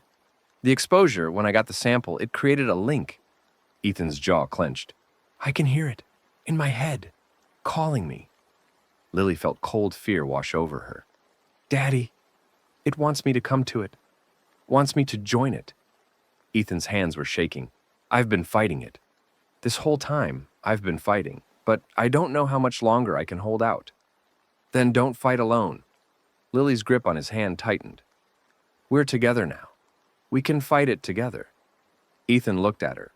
Really looked at her, for the first time since he'd woken. Tears were streaming down his face. I thought I'd never see you again, he whispered. Me too. I love you so much, Lily. You know that, right? I know, Daddy. I love you too. They held each other as best they could with the restraints, and for a moment, the battle raging above them faded into insignificance. Then the ceiling exploded. Debris rained down. People screamed, ran, fell. Lily was thrown back, her father's hand torn from hers. Through the dust and smoke, she saw a shape descending into the shelter. Massive, gray-green, eyes like pits of intelligent malice. The shepherd had found them. It moved through the shelter like death incarnate, swatting aside anyone who got in its way. Its gaze was fixed on the cot, where Ethan lay, fixed on its prize, the stolen part of itself it had come to reclaim. Lily scrambled to her feet. No! She threw herself between the shepherd and her father, arms spread wide, as if her small body could block its advance. The shepherd stopped, its head tilted, studying her with something that might have been curiosity. Leave him alone, Lily said. Her voice was small, trembling, but she didn't back down. He's my daddy. You can't have him. The shepherd made a sound, a rumble deep in its chest, like distant thunder. It took a step forward. Lily! Her father's voice raw with terror. Run! She didn't run. She couldn't run. If she ran, the shepherd would take her daddy, and she'd never see him again. The shepherd reached out a massive hand, and then something hit it from the side. Rome. He came out of nowhere, moving faster than Lily had ever seen him move, slamming into the shepherd with all his considerable weight. The impact sent the monster staggering, bought them precious seconds. Get Ethan out of here, Rome shouted. Now! Lily ran to her father's cot, fumbling with the restraints. The buckles were complicated, designed to resist exactly this kind of desperate escape. Here, let me. Hands joined hers. The young scientist from earlier, his face pale but determined. I've got it. Get ready to run. The restraints clicked open. Lily grabbed her father's arm, hauling him upright. Can you walk? I don't. The shepherd roared. Lily looked back to see it throwing Rome aside like a rag doll, turning back toward them, its eyes blazing. Run, her father said. He was on his feet now, swaying but standing. Run, Lily. They ran. The compound was a war zone. Fires burned. Bodies littered the ground. The infected had breached the walls in multiple places, and the defenders were fighting a desperate rearguard action, trying to hold them back long enough for evacuation. Lily and her father stumbled through the chaos, heading for, she didn't know what. Away, anywhere away. This way, Ethan gasped. There's a vehicle depot, east side. Can you make it? I have to. They found the depot, a collection of trucks and Humvees, some damaged, some intact. A handful of survivors were already there, trying to get vehicles started. We need a ride, Lily said. One of the survivors, a woman in a military uniform, looked at them, then at Ethan's gray skin and dark-veined arms. What the hell is he? He's my father, and he's coming with us. He's infected. He's also the only one who can stop the shepherd. Lily didn't know if that was true, but something in her said it was. Now give us a vehicle. The woman hesitated. Then, with a curse, she tossed Lily a set of keys. Blue pickup, east corner. Don't stop for anything. They drove. Out of the compound, through the gap in the perimeter that the shepherd's assault had created, into the darkness beyond. The sounds of battle faded behind them, replaced by the roar of the engine and the whisper of the wind. Ethan was in the passenger seat, slumped against the door, his breathing ragged. You shouldn't have come, he said. It was too dangerous. I had to find you. I know, He trailed off. I'm so proud of you, Lily. You're the bravest person I know. I learned from you. Ethan laughed, a weak, wet sound. I'm not brave. I'm terrified. I've been terrified this whole time. That's what you told me, remember? Being scared means you understand what's happening. The important thing is not to let it stop you. Did I say that? You did. He was quiet for a moment, then, smart guy. Sometimes. They drove in silence for a while. The landscape rolled past, dark and empty. The moon casting pale light on the prairie. The shepherd, Ethan said finally. It's still out there, still coming. I know. It won't stop. Not until it gets what it wants. What does it want? Ethan was silent. His eyes were closed, his face troubled. Me, he said finally. It wants me. We're connected. The exposure created a bond. As long as I'm alive, it'll keep hunting me. He opened his eyes. Maybe it would be better if... No. Lily's voice was sharp. Don't even think about it. Lily, I didn't come all this way to lose you again. We'll find another way. There's always another way. You sound like your mother. Lily felt her throat tighten. I wish I could have known her. Really known her. She would have been so proud of you. Just like I am. Ethan reached out, his cold hand finding hers on the steering wheel. Whatever happens next, I want you to know that. Whatever I become, whatever the shepherd does to me, I am so proud of the person you've become. Lily didn't trust herself to respond. She just squeezed his hand and kept driving. Dawn found them on a back road somewhere in the Flint Hills, miles from the compound, miles from anywhere. They'd stopped to rest. Neither of them could keep going without sleep, and Lily had pulled the truck into a shallow ravine, hidden from view. Ethan was unconscious again, his body exhausted by the escape. But his breathing was steady, his pulse regular. Whatever the infection was doing to him, it wasn't killing him. Not yet. Lily sat in the driver's seat, watching the sunrise, thinking. They couldn't go back to Topeka. The shepherd would follow them, bring the horde to the survivor's doorstep. They couldn't go to the Castellan compound. It was probably overrun by now. They couldn't go anywhere that people lived, because anywhere they went, death would follow. So where did that leave them? Alone. Running. Hunted by something that would never stop. Just like always, she thought. Ever since this started, we've been running. But running wasn't enough anymore. Running just delayed the inevitable. They needed to find a way to break the connection between her father and the shepherd. to sever the bond that linked them. And if they couldn't do that, then we kill it, Lily thought. We find a way to kill it for good. She didn't know how. She didn't know if it was even possible. But she knew one thing. She wasn't going to give up. Not now. Not ever. Her father had taught her that. When Ethan woke, the sun was high and Lily had foraged a meager breakfast from the truck's emergency supplies. "How are you feeling?" Like death warmed over. He managed a weak smile. "But better than yesterday." "Good. We need to talk." She told him her plan, such as it was. Find allies, gather resources, learn everything they could about the Shepherd's origins and weaknesses, and when they were ready, go after it. "It's crazy," Ethan said when she finished. "I know. The Shepherd is stronger than anything we've faced.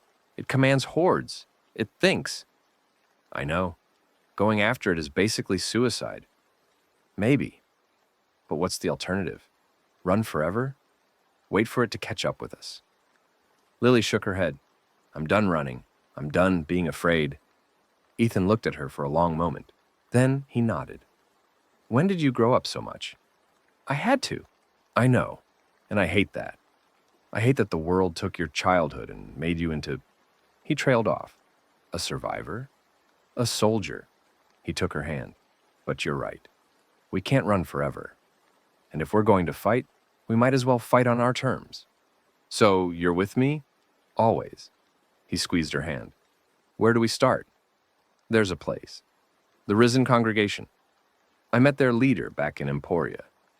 He said something about the infected being blessed, about transformation. The congregation is dangerous. They're fanatics. Maybe. But they might also understand the Shepherd better than anyone. If we can get information from them, we'd be walking into the lion's den. You have a better idea?" Ethan was silent. Then he shook his head. "No, I don't. Then we go to the congregation. And if they try to kill us?" Lily's expression was cold. "Then we kill them first." Finding the congregation wasn't hard. They were expanding, establishing outposts across the region, converting survivors to their cause. Word of mouth led Lily and Ethan to a settlement called New Jerusalem, a converted shopping mall on the outskirts of what had once been a small Kansas town. They approached openly, hands raised, no weapons visible. "We're here to see Elijah Crane," Lily said. "He invited me." The guards, young men with shaved heads and distant eyes, exchanged glances. "Wait here." They waited. After what felt like an eternity, the gates opened and a familiar figure emerged. Elijah Crane, his long coat flowing behind him, his smile as warm and welcoming as Lily remembered. "The prodigal daughter returns," he said, "and she's brought her father." Lily felt Ethan tense beside her. She put a hand on his arm, steady not yet, and stepped forward. "You said I'd know where to find you. I found you." "So you did." Elijah's eyes moved to Ethan, taking in his gray skin, his dark veins, his unsettled eyes. "And what a gift you've brought. A man touched by the Shepherd itself. A living bridge between the old world and the new." "We want information," Lily said. "About the Shepherd, about the infection, about how to stop it." Elijah laughed. "Stop it? Child, you don't stop evolution. You embrace it." He gestured toward the compound. "Come. Let me show you what we've built. And perhaps, in time, you'll understand." Lily looked at her father. Ethan's jaw was tight, his hands clenched, but he nodded. "Lead the way," Lily said. They entered New Jerusalem. The mall had been transformed. What had once been a temple to consumerism was now a temple to something else entirely. The storefronts had been converted to living quarters, the food court to a communal dining hall, the central atrium to a place of worship. And everywhere, symbols of the congregation. The cross with flames, painted on walls, and embroidered on clothing and tattooed on skin. But it was what lay beneath the mall that made Lily's blood run cold. "The blessed," Elijah said, leading them down a service stairwell into the basement. "Those who have been touched by God's hand and are waiting for resurrection." The basement was massive. Former storage areas and maintenance corridors, all converted to a single purpose. And in those corridors, chained to the walls, were the infected. Hundreds of them. thousands maybe. Row after row of gray, shuffling bodies, reaching toward them with grasping hands. You keep them here, Ethan breathed. You keep them like livestock. We keep them safe, Elijah corrected, until the transformation is complete, until they rise again, purified, ready for the new world. This is insane. This is faith. Elijah turned to face them, his eyes shining. The infection isn't a curse. It's a gift, a way to transcend the limitations of the flesh, to become something greater. He spread his arms wide. Look at you, Mr. Delacroix. You were infected. You should be one of them, mindless and hungry. But instead, you're standing here, talking, thinking. Why do you think that is? Ethan didn't answer. The shepherd's touch, Elijah continued, it elevated you, made you more than human. And if one man can achieve that, why not all of humanity? The shepherd isn't elevating anyone, Lily said. It's controlling them, using them to build a new world. One where the petty divisions of the old world, race, class, nation, mean nothing. One where all of humanity is united in a single purpose. Elijah's voice dropped to a whisper. One where death itself is defeated. Lily looked at the chained infected, at their empty eyes, at the horrible parody of life that animated their movements. That's not unity, she said. That's slavery. Elijah's smile didn't waver. You'll understand in time. They all do. They were given quarters in the mall, a former jewelry store cleared of its merchandise and furnished with cots. Guards were posted outside, ostensibly for their protection. We need to get out of here, Ethan said as soon as they were alone. Not yet. We came for information, remember? These people are crazy. They worship the infected. They know something. About the shepherd, about the infection. Something we can use. Lily sat down on one of the cots. We stay until we learn what we need. Then we leave. And if they won't let us, then we make them. Ethan shook his head. When did you become so what? Cold. Calculating. He sat down beside her. You sound like someone who's given up on humanity. I haven't given up on humanity. I've just learned to be realistic about it.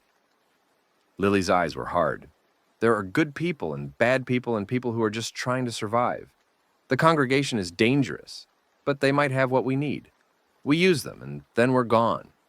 Ethan was quiet for a long moment. Then, your mother would have hated this, all of it. Maybe, but Mom's not here. Lily's voice cracked just for a moment. And we have to play the hand we're dealt. They sat in silence as the hours passed. Outside, the congregation went about its business. Meals, prayers, work. The sounds filtered through the walls, a constant reminder of where they were. That night, Lily dreamed of the shepherd. It stood on a hill overlooking a sea of infected, its massive form silhouetted against a burning sky. It turned to look at her, and its eyes were not alien, not monstrous. They were familiar. They were her father's eyes. You can't run from me, the shepherd said, and its voice was a harmony of thousands. You can't hide. We are connected, you and I, through him. I'm not afraid of you. You should be. The shepherd smiled, or made a gesture that approximated a smile, and the infected behind it stirred. I was human once. I had dreams, fears, hopes. Then I became something more, something beyond your understanding. You became a monster. I became evolution, the next step for your species. The shepherd took a step toward her. Your father is following the same path. The bond between us grows stronger every day. Soon, he'll be mine completely, and you'll have to choose. Choose what? To join us, or to die. Lily woke with a gasp, her heart pounding. Across the room, her father slept fitfully, his face twisted with nightmares of his own.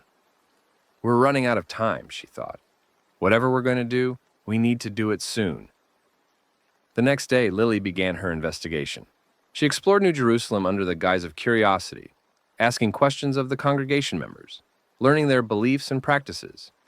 Some were eager to share, thrilled to have a potential convert.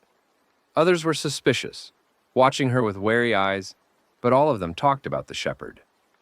It's the herald of the new age, one woman told her. The first of us to achieve true transformation. Where it leads, we follow. Have you ever seen it? Lily asked. Once. From a distance. The woman's eyes went distant. It was beautiful. Terrible and beautiful. Like an angel from the old stories. Where did it come from? From the infection, same as all of us. But it evolved faster, went further. It became something else entirely. The woman smiled. They say it was a scientist. Someone who understood the infection better than anyone. Who embraced it fully and was reborn.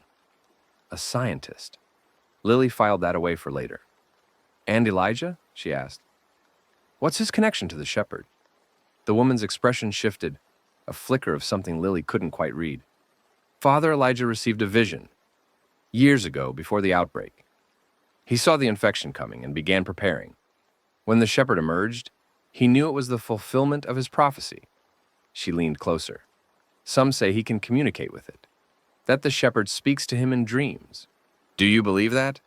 I believe Father Elijah sees things the rest of us cannot. The woman's smile returned. But even the faithful have doubts. That's what makes faith meaningful.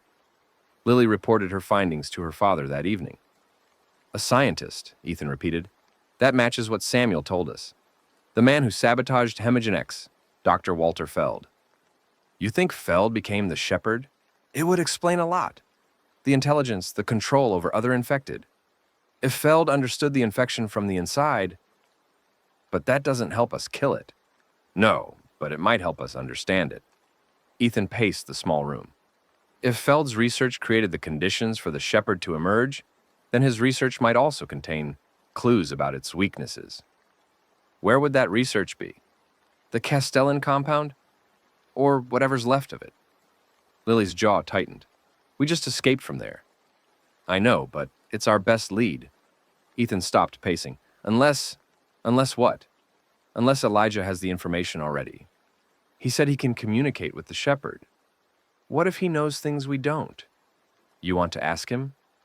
I want to find out what he knows, one way or another. Lily considered this. It's risky. If he realizes what we're doing, then we're no worse off than we are now. Ethan's eyes were hard. I'm tired of being passive, Lily. Tired of running and hiding and hoping things work out. If we're going to fight, we need to actually fight. Okay, Lily stood. Then let's go talk to Elijah. They found Elijah in the atrium, leading the evening prayer service. The congregation was gathered in circles, their voices raised in hymn, their eyes closed in devotion. At the center stood Elijah, arms raised, his face radiant with fervor. And the shepherd shall lead us to paradise, he intoned, and the dead shall rise, and the living shall be transformed. And we shall be one people, one flesh, one mind, forever and ever. Amen. Amen, the congregation echoed. Lily and Ethan waited at the edge of the crowd until the service ended. When Elijah saw them, his smile widened. Ah, my guests. Come to join the faithful? We've come to ask you some questions, Lily said. Questions are the beginning of faith. Elijah gestured for them to follow. Walk with me. They walked through the mall, passing through converted storefronts and communal areas. Everywhere, congregation members paused to bow or offer blessings. You've built something impressive here, Ethan said. We've built a community, a family. Elijah's tone was modest. In the old world, people were isolated, disconnected. They lived in their little boxes, staring at their little screens, never really seeing each other. Here, we see each other. We know each other. We are each other. And the infected in the basement? They're part of your family too? They will be, when the transformation is complete. They reached a door at the back of the mall, a service entrance, leading to what had once been management offices. Elijah produced a key and let them inside. The office beyond was cluttered with papers, maps, diagrams. A desk sat in the corner, covered with books and folders. And on the wall, a large map of the region, marked with pins and notations. My war room, Elijah said, or my chapel, depending on how you look at it. Lily scanned the room, taking in the details. One of the folders on the desk was labeled Feld Research, Confidential.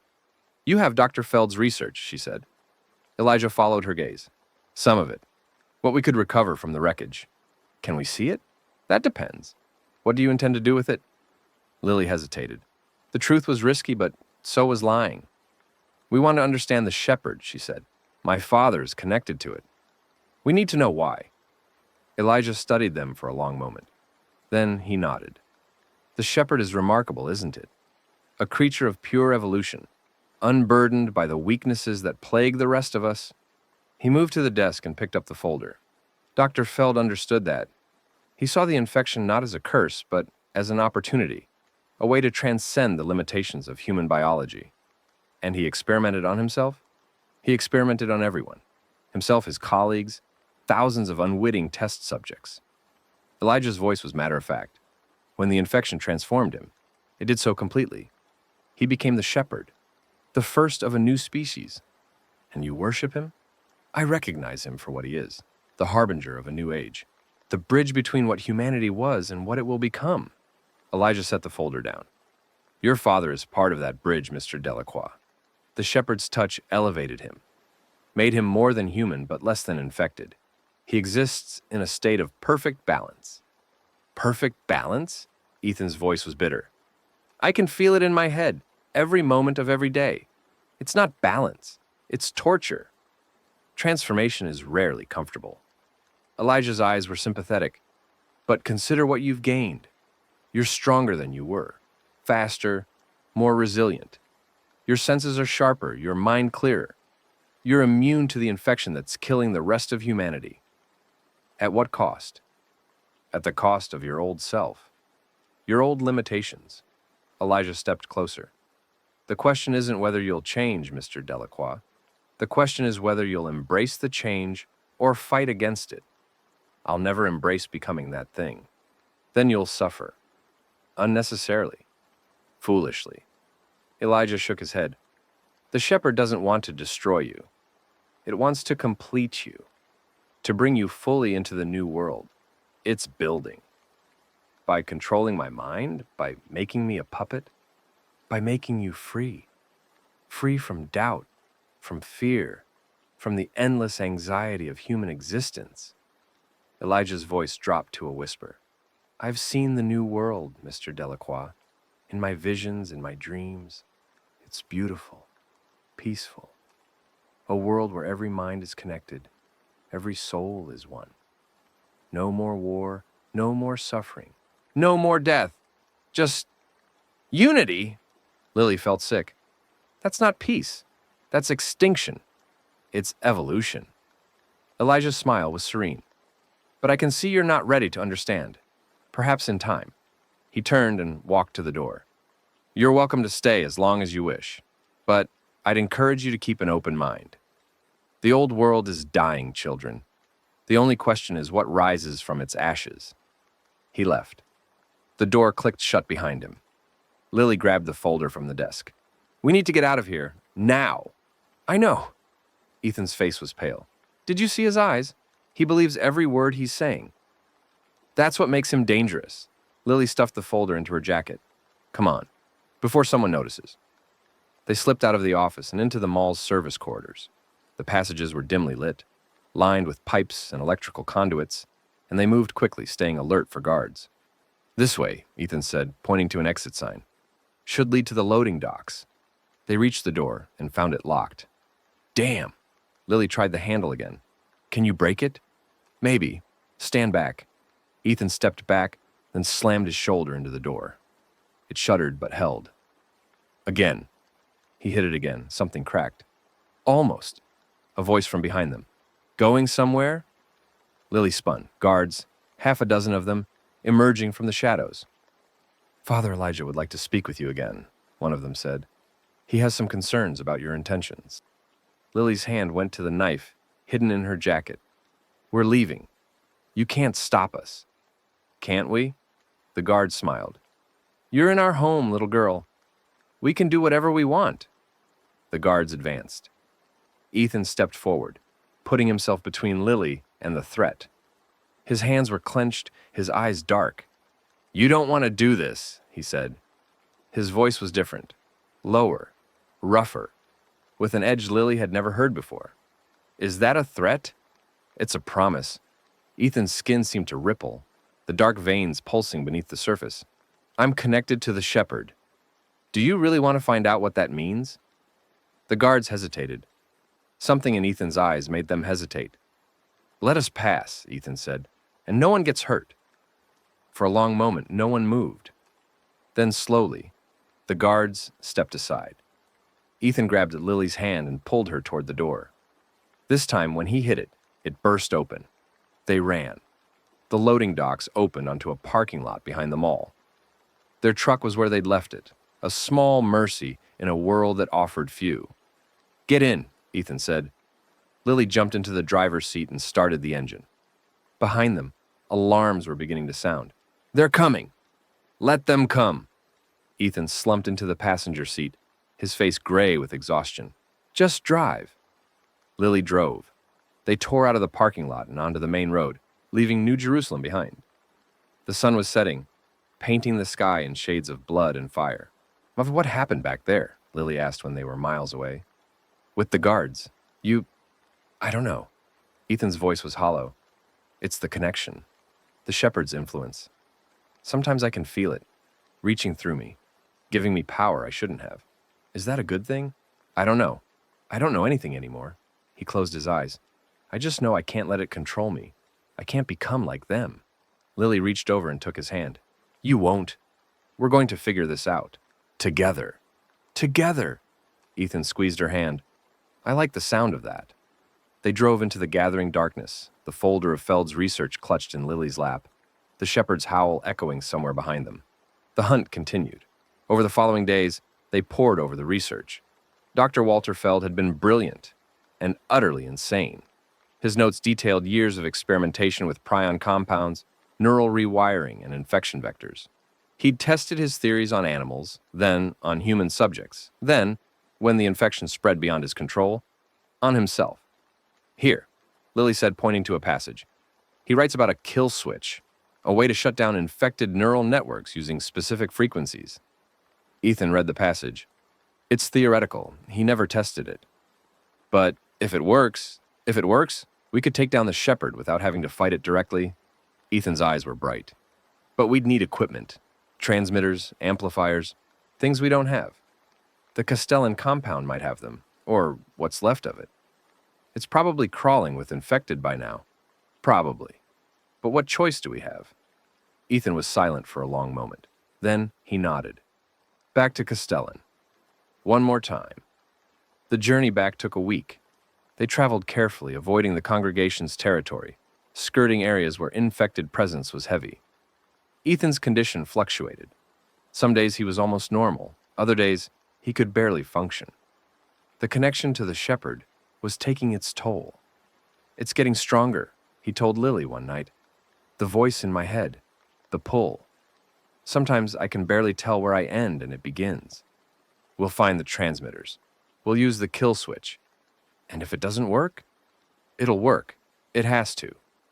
But even Lily's faith was beginning to waver. The Castellan compound was ruins. The walls had been breached in multiple places. Buildings had burned. Bodies littered the grounds, human and infected alike. Whatever battle had been fought here, no one had won. Looks like the shepherd came back to finish the job, Ethan said. Are there any survivors? I don't know. Let's find out. They moved through the compound carefully, checking buildings one by one. Most were empty, stripped of anything valuable, abandoned to the elements. But in the research wing, buried beneath rubble and debris, they found what they were looking for. A transmitter array. Damaged but potentially functional. Can you fix it? Lily asked. Ethan studied the equipment, his expression grim. Maybe. I'd need tools, parts. It could take days. Then we'd better get started. They worked through the night and into the next day. Lily scavenged parts from other equipment while Ethan repaired the transmitter. Progress was slow. Every fix seemed to reveal 2 new problems. But gradually, the array began to take shape. Almost there, Ethan said on the 3rd day. Just need to calibrate the frequency. How do you know what frequency to use? I don't, not exactly. He tapped his head. But I can feel the shepherd's neural signature. It's always there, like a radio station you can't quite tune out. If I can isolate it, he made an adjustment. The transmitter hummed to life. There. Ethan stepped back, wiping his hands on his pants. It's ready. What now? Now we wait for the shepherd to come to us. Lily felt a chill. You want to lure it here? I want to end this, once and for all. Ethan's eyes were dark. The connection goes both ways. If I can reach out to it, call it here. That's insane. Probably. But can you think of a better option? Lily couldn't. She hated that she couldn't. Fine, she said. Do it. Ethan closed his eyes and reached out. The wait was agonizing. Hours passed. Lily kept watch while Ethan sat motionless, his face twisted with concentration. The connection to the shepherd was draining him. She could see it in the paleness of his skin, the tremor in his hands, but he didn't stop. Then, just before dawn, he opened his eyes. It's coming. Lily felt the blood drain from her face. How long? Soon, maybe an hour. Ethan stood, swaying. We need to be ready. They positioned themselves around the transmitter array, checking weapons, making final preparations. The compound was quiet, the sky lightening in the east, and Lily allowed herself to believe, just for a moment, that they might actually survive this. Then, the howling began. The horde came from the north, pouring through the breach in the wall like a tide of corruption. Lily had seen infected before. She'd fought them, killed them, run from them. But she'd never seen anything like this. Thousands of them, moving in coordinated waves, flanking and surrounding. And at their center, the shepherd itself. It was even more massive than she remembered. Its gray-green skin seemed to pulse with an inner light. Its eyes swept across the compound, found her, and it smiled. Hello, little one, a voice said in her head. Have you come to die? Now, Ethan said, and turn it on now. Lily threw the switch. The transmitter screamed. It wasn't a sound exactly, more like a vibration, a frequency that Lily felt in her bones, in her teeth, in the deepest parts of her brain. She staggered, her vision blurring, and through the haze, she saw the infected faltering. They were stopping, clutching their heads. Some of them were falling, and the shepherd was screaming. A real scream this time, not the howl that called the horde. A sound of agony, of confusion, of something that had never known weakness, suddenly confronting its own mortality. It's working, Lily breathed. Then the transmitter exploded. The blast threw her backward, slamming her into a wall. When she picked herself up, ears ringing, vision swimming, she saw chaos. The array was gone, reduced to smoking metal and shattered components. The horde was recovering, shaking off the effects of the frequency, resuming their advance. And the shepherd was wounded. One arm hung limp at its side. Dark fluid leaked from wounds in its torso. But it was still standing, still coming. Did you think that would be enough? The voice in her head was amused, contemptuous. I am beyond such crude weapons. Daddy! Lily screamed. Ethan was on the ground, not moving. She ran to him, ignoring the infected closing in around them. He was alive, breathing at least, but his eyes were rolled back in his head, his body racked with convulsions. Wake up! You have to wake up! The shepherd loomed over them. Its intact arm reached down, massive fingers closing around Ethan's limp form. No! Lily threw herself at the monster, knife in hand. She drove the blade into its leg, tore it out, drove it in again. Let him go! The shepherd looked at her. Its smile widened. Such fire. Such determination. It lifted Ethan higher, examining him. He's nearly ready. The transformation is almost complete. Soon, he'll be mine forever. He'll never be yours. Lily's voice was raw, desperate. He's my father. He belongs to me. He belongs to evolution. The shepherd turned away, carrying Ethan toward the wall. But perhaps I'll keep you too. You have potential, little one. You could be useful. The infected closed ranks behind it, cutting off pursuit. Lily stood alone in the ruins of the compound, watching her father being carried away. And for the first time since the world ended, she screamed. The scream tore through her, primal and wordless, carrying all the grief and rage she'd been holding inside. It echoed off the ruined buildings, silenced the infected for just a moment, and then died away into nothing. The shepherd was gone.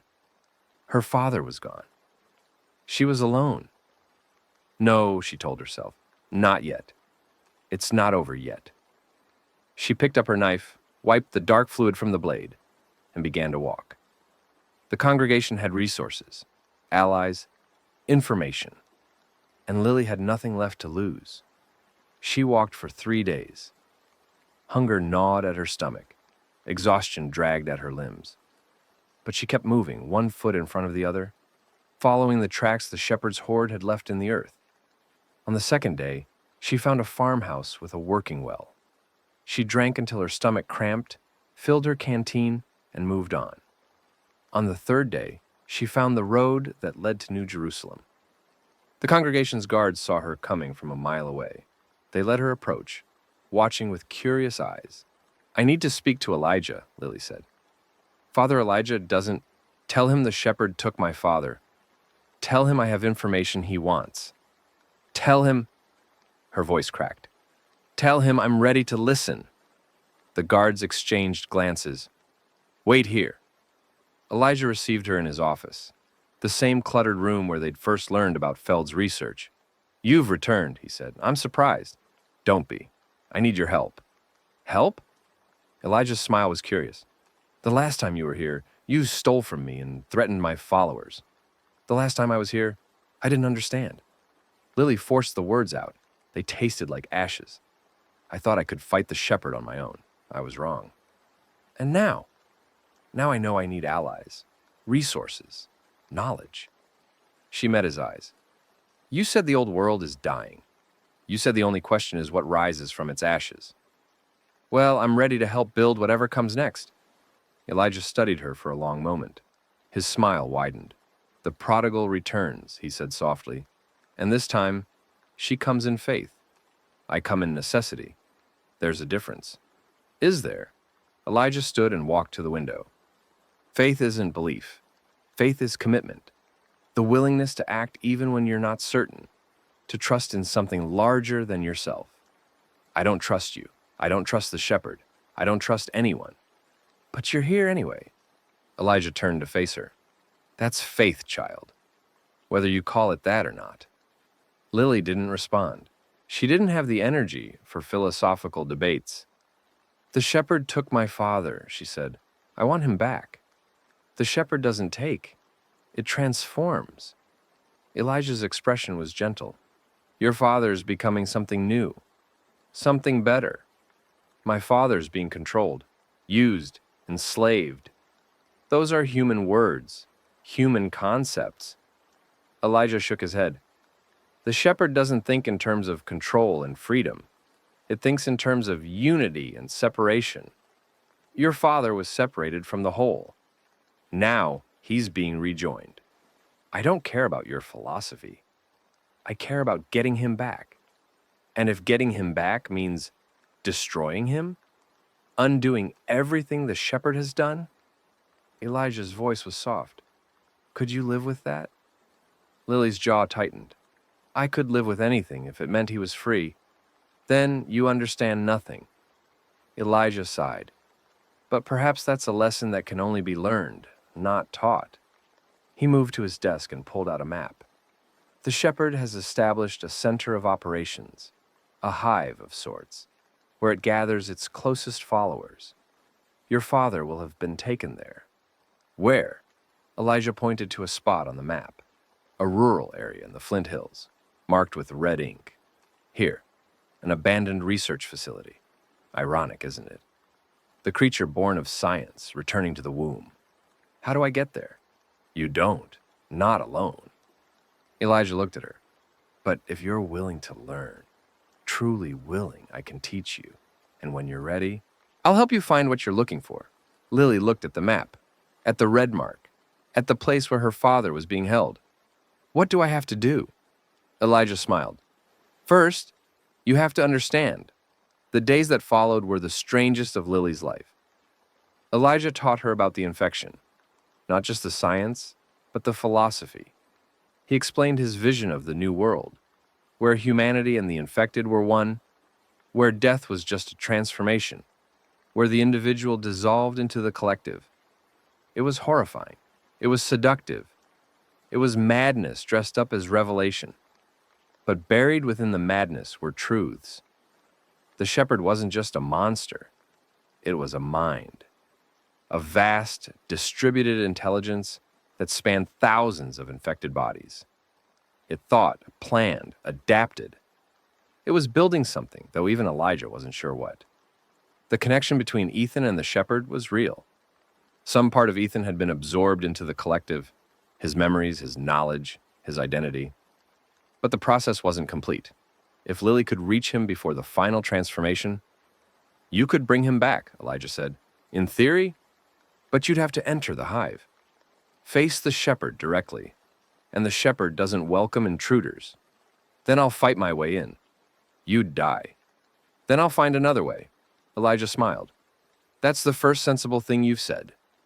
The plan came together slowly. Lily would enter the hive not as an enemy, but as a supplicant. She would present herself to the shepherd as someone seeking transformation, someone willing to join the collective.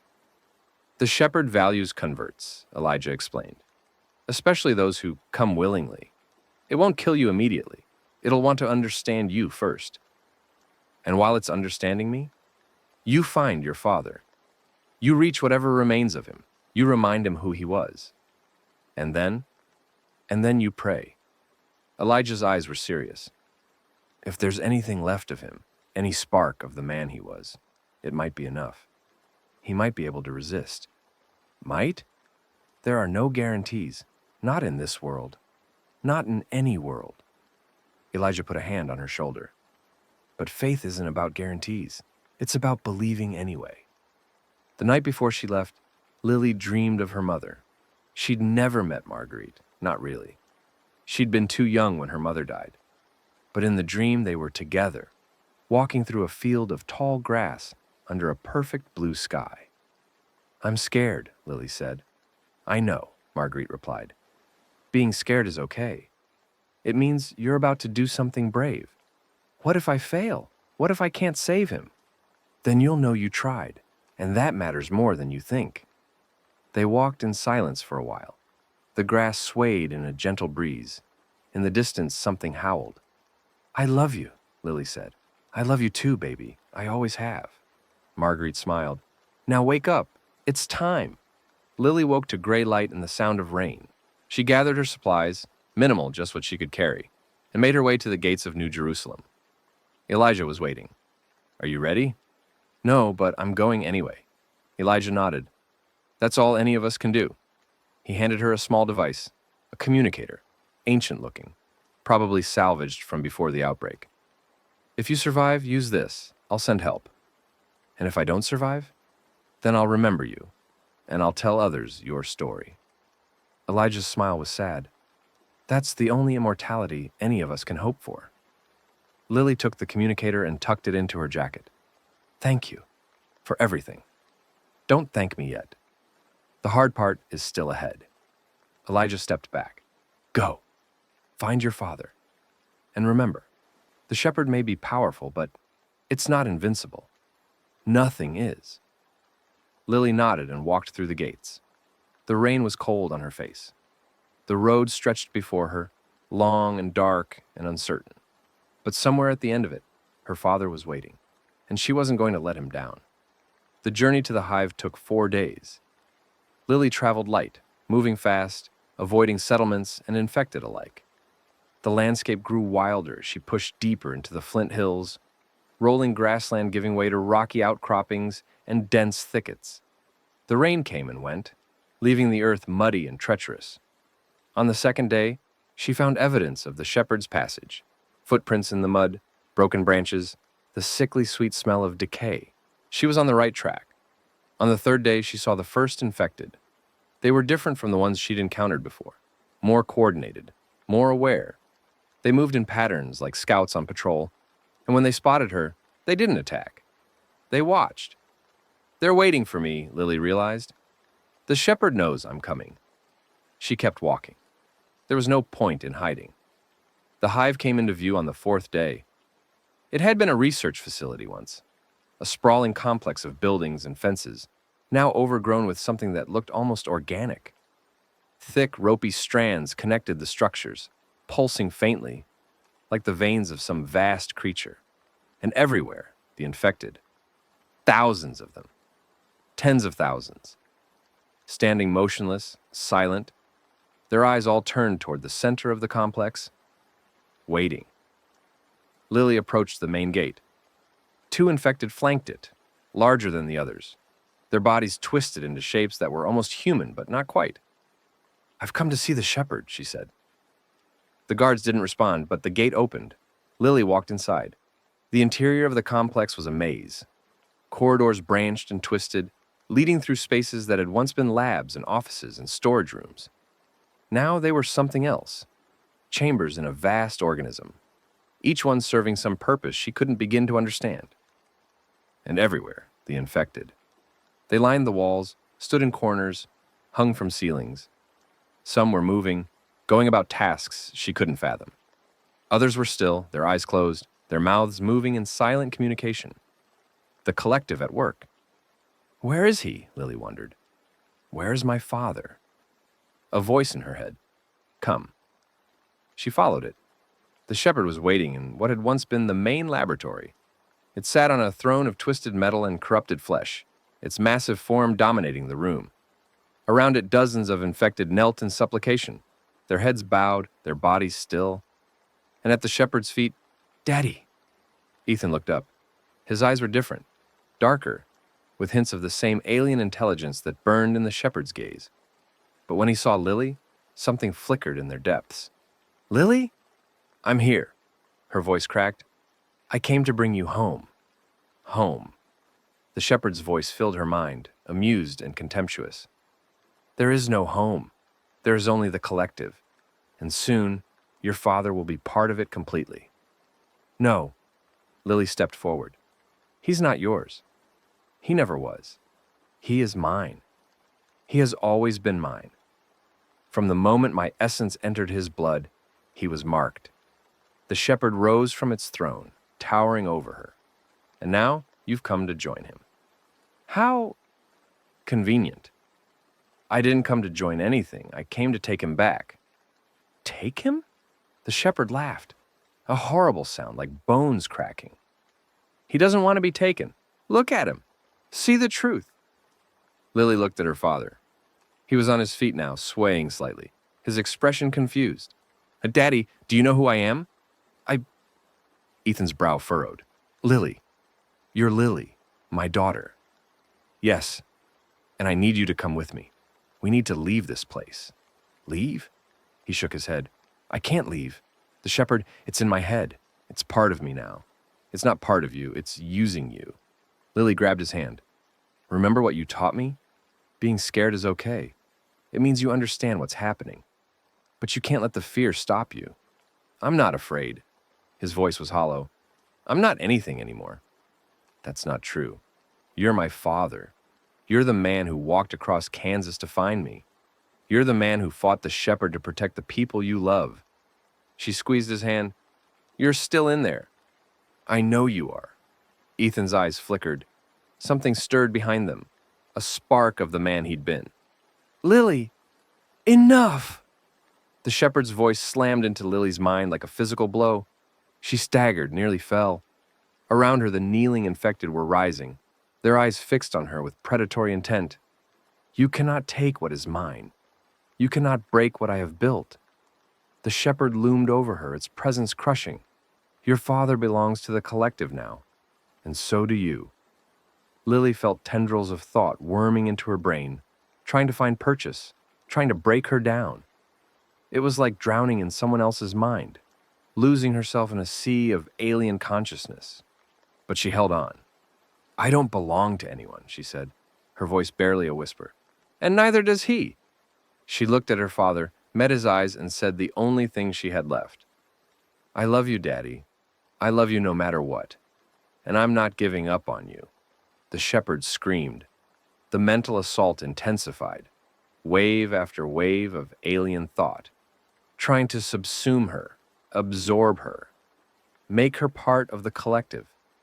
Lily felt her sense of self eroding, her memories fragmenting, her identity dissolving into the vast ocean of the shepherd's consciousness. But she wasn't alone. She felt her father's presence, distant, struggling, but there. He was fighting too, pushing back against the tide, reaching for her across the void. Lily, hold on. I'm trying. I know you are. His voice was thin, stretched. I can't stop it completely, but maybe I can slow it down, give you a chance. A chance to do what? To run. I'm not running. Not without you, Lily. No. She threw everything she had into the word, made it a fortress, a shield, a weapon. I didn't come all this way to leave you behind. We go together or we don't go at all. Silence. Then, softly, you're just like your mother. I know. The mental pressure eased, just slightly, just enough. Lily opened her eyes. The shepherd was reeling. Something was happening inside the collective, a disruption, a conflict. Ethan was fighting it from within, drawing on the connection that linked them, using it against the monster that had tried to claim him. Now! Her father screamed. Run! Lily grabbed his hand and ran. The hive erupted into chaos. The infected, momentarily disoriented by the conflict in the collective, stumbled and staggered. Some collapsed entirely, others lashed out blindly, attacking each other, attacking the walls, attacking nothing at all. Lily and Ethan raced through the corridors, dodging bodies, ducking under grasping hands. The exit was somewhere ahead. She could feel it somehow, like a beacon in the darkness. This way! They burst through a door and into the open air. The rain had started again, cold and cleansing, washing the corruption from their skin. Behind them, the shepherd howled. This isn't over, its voice echoed in Lily's mind. You can run, but you cannot escape. We are connected. We will always be connected. Let it try, Lily muttered. I'll be ready. They ran into the rain, into the darkness, into the uncertain future. They found shelter in an abandoned barn, 5 miles from the hive. Ethan collapsed the moment they were inside, his body finally giving out after the strain of the escape. Lily covered him with her jacket, checked his pulse, made sure he was still breathing. He was, barely. Hold on, she whispered. Just hold on a little longer. She pulled out the communicator Elijah had given her and pressed the button. This is Lily Delacroix. I found my father. We need extraction. Please, if anyone can hear me. Static. Then faintly a voice. Lily, this is Rome. I read you. Relief flooded through her. Rome. How Elijah contacted us. Told us what you were doing. Rome's voice was gruff, worried. Are you okay? Is Ethan? He's alive. Barely. We escaped the hive, but the shepherd. I know. We've been tracking it. A pause. We're coming for you. Hold tight. We'll be there by dawn. Thank you. Lily's voice broke. Thank you. Don't thank me yet. We've still got a long way to go. Another pause. But Lily, I'm proud of you. Your dad would be proud too. He's right here. I'll tell him when he wakes up. You do that. Rome's voice softened. See you soon, kid. The communicator went silent. Lily sat beside her father, listening to the rain, watching the darkness outside. The shepherd was still out there. The world was still broken. The future was still uncertain. But they were together. And for now, that was enough. The rain stopped sometime before dawn, leaving the world clean and cold and dripping. Lily hadn't slept. She'd sat beside her father through the long hours of darkness, listening to his ragged breathing, watching for any sign of change. Sometimes he muttered in his sleep, fragments of words, names she didn't recognize, sounds that might have been the shepherd's alien language. Other times he went so still that she had to press her hand against his chest to make sure his heart was still beating. It was. Always. But weaker each time, or so it seemed to her. The barn smelled of old hay and rust and something organic she couldn't identify. Water dripped through holes in the roof, forming puddles on the concrete floor. Outside, the prairie stretched in every direction, gray and featureless under the overcast sky. She heard the vehicles before she saw them. A low rumble growing louder, resolving into the distinct sounds of engines and tires on gravel. Lily grabbed her knife and moved to the barn door, peering through a crack in the weathered wood. 2 trucks, military surplus by the look of them. Canvas-covered beds, heavy-duty tires, the kind of vehicles that could handle rough terrain. They pulled into the overgrown yard and stopped, engines idling. A door opened. A massive figure emerged. "Rome," Lily breathed. She threw open the barn door and ran. Rome caught her in his arms, lifting her off the ground, squeezing her so tight she could barely breathe. He smelled like sweat and gunpowder and something that might have been tears. "Jesus, kid," he said, his voice rough. "You scared the hell out of us. I had to find him." I know you did." He set her down, held her at arm's length, studied her face. "You look like death warmed over. You should see the other guy." Rome laughed, a surprised, genuine sound that seemed to crack something open in Lily's chest. She hadn't heard anyone laugh like that in what felt like forever. "Where's your father?" "Inside, She hesitated. "He's not good." Rome's expression sobered. "Show me." They gathered around Ethan's prone form. Rome, Diana, and 3 others Lily didn't recognize. Medics, maybe, or soldiers. They worked efficiently, checking vital signs, setting up an IV drip, doing all the things that people did when they were trying to keep someone alive. "His vitals are stable," one of them said. A young woman with close-cropped hair and steady hands. "Pulse is weak but regular. No obvious injuries. But his neural activity is unusual." "Unusual how?" "It's like he's in 2 places at once. Part of his brain is here, functioning normally, but part of it is somewhere else." The woman shook her head. "I've never seen anything like it." "The shepherd," Lily said. "He's still connected to it." Everyone looked at her. "What do you mean, connected?" Diana asked. "When he was exposed to the shepherd's neural fluid, it created a bond, a link." Lily's voice was flat, tired. "The shepherd can reach into his mind, control him sometimes. He fought it off long enough for us to escape, but the connection is still there." "Yes." Silence fell over the barn. Outside, the wind picked up, rattling the loose boards. "Can it be broken?" Rome asked. "I don't know. Maybe." Lily looked at her father's pale face. "Elijah, the leader of the congregation, he said the shepherd values converts, people who come willingly. Maybe if my father chooses to reject the connection, to fight it with everything he has, that's a lot of maybes. It's all I've got." Rome was quiet for a moment. Then he nodded. "All right, we get him back to Topeka, get him proper medical care, figure out our next move." He turned to the others. "Load him into the truck, carefully." They lifted Ethan onto a stretcher and carried him outside.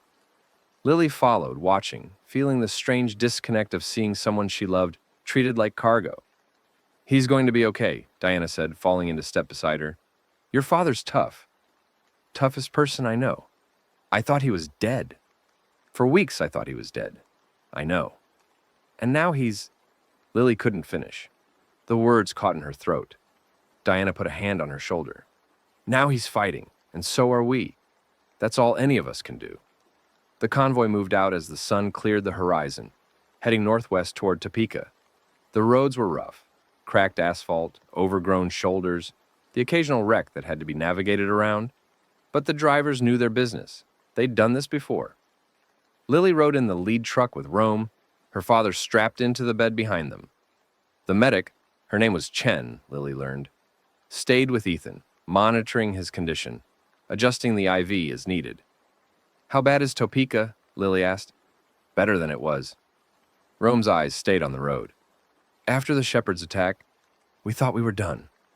But people pulled together, rebuilt the walls, reorganized the defenses. We're smaller now, but we're stronger. And the shepherd retreated, took its horde south toward the Flint Hills. We've had scouts tracking it, but they never get too close." He glanced at her. "Until you walked right into its lair." "I had to. I know. Doesn't mean I have to like it." They drove in silence for a while. The prairie rolled past, endless and empty, occasionally broken by a ruined farmhouse or an abandoned vehicle. "What happened while I was gone?" Lily asked. "With the congregation, with everything?" "Lot of things. Elijah's been complicated. He helped us track the shepherd, gave us intelligence we couldn't have gotten otherwise, but his people are spreading, converting survivors, building their little empire. Rome's jaw tightened. There's going to be a reckoning there, eventually. He's not evil, just wrong. Wrong can be worse than evil sometimes. Evil knows what it is. Wrong thinks it's righteous. Lily thought about Elijah's serene smile, his gentle voice, the absolute certainty in his eyes. Yeah, she said, maybe. They reached Topeka by late afternoon. The city looked different than Lily remembered. The northern district, the part that had been overrun during the Shepherd's attack, was sealed off now, blocked by massive concrete barriers and razor wire. The southern district had been fortified, with guard towers at regular intervals and roving patrols keeping watch. But there were also signs of life. Gardens had been planted in vacant lots. Children were playing in a makeshift park. Smoke rose from chimneys, and the smell of cooking food drifted through the air. "You've been busy," Lily said. "Had to be. The alternative was dying." Oh, Rome pulled the truck through the main gate, waving to the guards. "Welcome home." Home. The word felt strange. Lily had never really had a home, not since the outbreak at least. She'd had places to sleep, places to hide, places to survive. But home was something else entirely. Where are we taking him? The clinic. Dr. Winters has been running the show there. She's the closest thing we have to an expert on the infection. They pulled up to a converted school building, its windows reinforced with metal grating, its entrance flanked by armed guards. Chen and the other medics unloaded Ethan's stretcher and carried him inside. Lily started to follow, but Rome stopped her. "You need to rest. Eat something. Get cleaned up. I'm not leaving him. You're not going to do him any good if you collapse. Chen knows what she's doing. Let her work." Lily wanted to argue. Every fiber of her being wanted to stay by her father's side, to watch over him, to be there when he woke up. But Rome was right. She was exhausted, hungry, running on fumes and willpower. If she didn't take care of herself, she'd be useless to everyone. "Fine," she said, "but I want updates every hour." "You'll get them." Rome led her away from the clinic, toward a row of converted houses that served as living quarters. Grace was waiting on the porch of one of them, her face a mixture of relief and concern. "Lily, thank God!" She rushed forward, enveloping Lily in a hug. "When you disappeared, we were so worried." "I'm sorry, I know." Rome told me everything. Grace pulled back, studying Lily's face. "You found him. You actually found him." "I found him, but he's..." Lily's voice broke. "He's not okay." "He will be. With time, with care, with love." Grace took her hand. "Come inside. I've got hot water for a bath and food on the stove. You look like you haven't eaten in days." She hadn't. Not really. Lily let herself be led inside. Let Grace fuss over her. Let the warmth and safety of the small house wrap around her like a blanket. For the first time in weeks, she felt something other than fear. She slept for 14 hours. When she woke, the room was dark, and someone was sitting by her bed. "Daddy?" A hand found hers in the darkness. "No, sweetheart. It's Grace." Lily's heart sank. "How is he?" "Still unconscious, but stable." Grace squeezed her hand. "Dr. Winter says his brain activity's normalizing. Whatever happened in that hive, whatever he did to help you escape, it took a lot out of him. But she thinks he'll wake up, eventually. When? She doesn't know. Could be hours, could be days." Grace's voice was gentle. "The important thing is he's here. He's alive. And you brought him back." Lily closed her eyes. Tears leaked from under her lids, hot and silent. "I was so scared," she whispered. "The whole time, I was so scared. I kept thinking, what if I fail? What if I can't save him? What if I lose him again?" "But you didn't fail. You didn't lose him." Grace stroked her hair. "You're the bravest person I know, Lily. Your father would be so proud. I just want him to wake up. I want to hear his voice again. You will, I promise you will. They sat in the darkness together, holding hands, waiting for the dawn.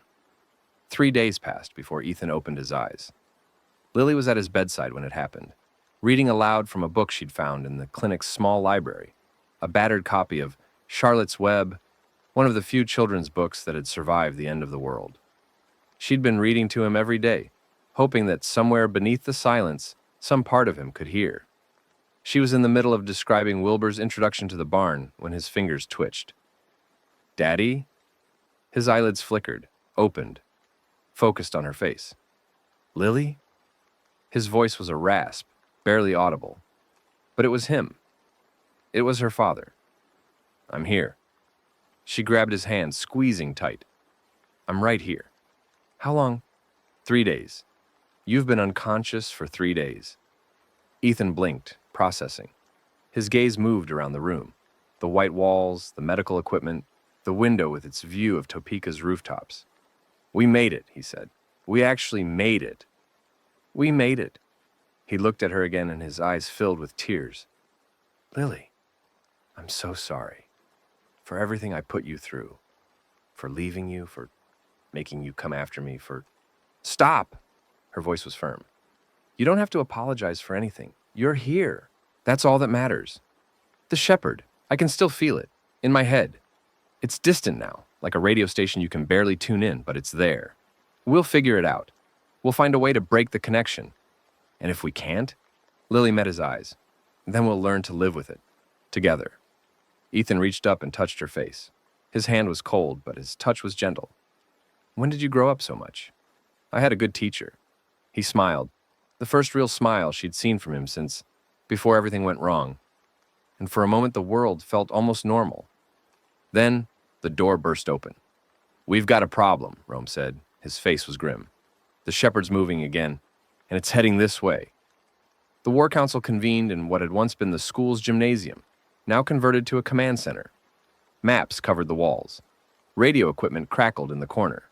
And around a central table, the leaders of Topeka gathered to discuss their survival. Lily was there, despite protests that she was too young. Her father was there too, pale and weak, but insistent on being present. Rome, Diana, Dr. Winters, and a dozen others whose names Lily was still learning. They all crowded around the table, their faces drawn with worry. Our scouts reported contact yesterday afternoon, Rome said, pointing to a spot on the map.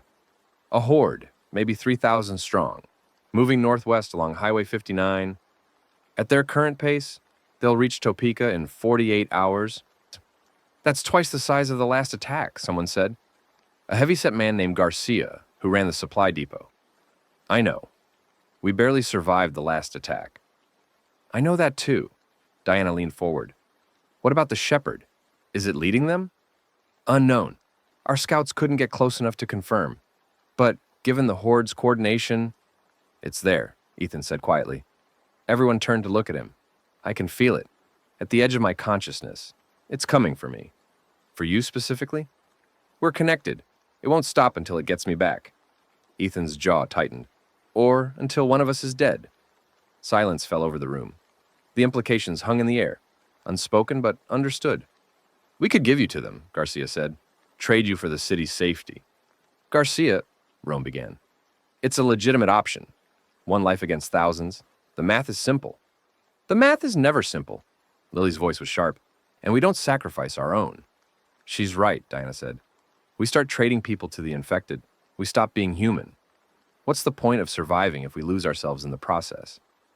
Garcia looked like he wanted to argue, but the expressions around the table were clear. The suggestion was off the table. So what do we do? Dr. Winters asked. Fight, flee, hide, and hope it passes? It won't pass, Ethan said. The shepherd is intelligent, patient. It'll wait us out, probe our defenses, wear us down. Fighting it conventionally is suicide. Then what do you suggest? Ethan looked at the map for a long moment. Then he looked at Lily. We don't fight it here. We draw it somewhere else, somewhere we can control the terrain. And where would that be? Ethan pointed to a spot on the map, a rural area south of Topeka, marked with old mining symbols. The Merriam limestone mines. They run for miles underground.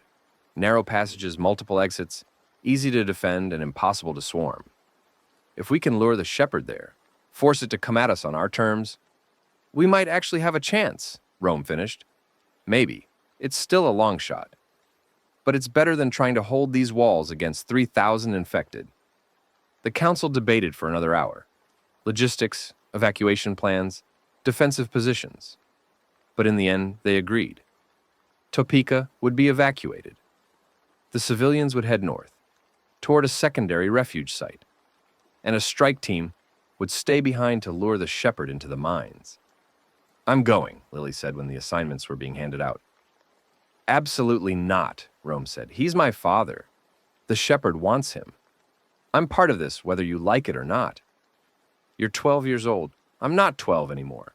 Lily's voice was flat. "I haven't been 12 since the world ended. I've fought infected, survived the garden, walked into the shepherd's hive, and walked out again. I'm going." Rome looked at Ethan. "You're okay with this?" Ethan met Lily's eyes. She could see the conflict in his face, the protective instinct warring with the recognition of who she'd become. "I stopped being able to tell her what to do a long time ago," he said finally. "She makes her own choices now, and she's earned the right." Rome sighed. "Fine, but you stay with me at all times. You don't take any unnecessary risks. And if things go south, you get out. No arguments, no heroics. You run. Deal." "Good." Rome turned back to the map. "All right, people, let's figure out how to kill a god." The evacuation began that night. Lily watched from the wall as convoys of vehicles rolled out of Topeka, carrying civilians, supplies, and whatever hope remained. The northern road was clear. Their scouts had confirmed it. And with luck, the refugees would reach the secondary site before the shepherd arrived. "Strange, isn't it?" Grace said, appearing beside her. "We spent so long trying to build something here, and now we're abandoning it." "Not abandoning, saving. Maybe, but it feels like abandoning." Grace sighed. "I remember when Topeka was a real city. Restaurants, movie theaters, people complaining about traffic. Now look at it." Lily looked. The darkened buildings, the empty streets, the walls that would soon be breached and overrun. "We'll build again," she said, "and somewhere else if we have to. That's what humans do." "That's a very grown-up thing to say." "I learned from grown-ups." Grace smiled, but it didn't quite reach her eyes. "Be careful out there. Lily, promise me."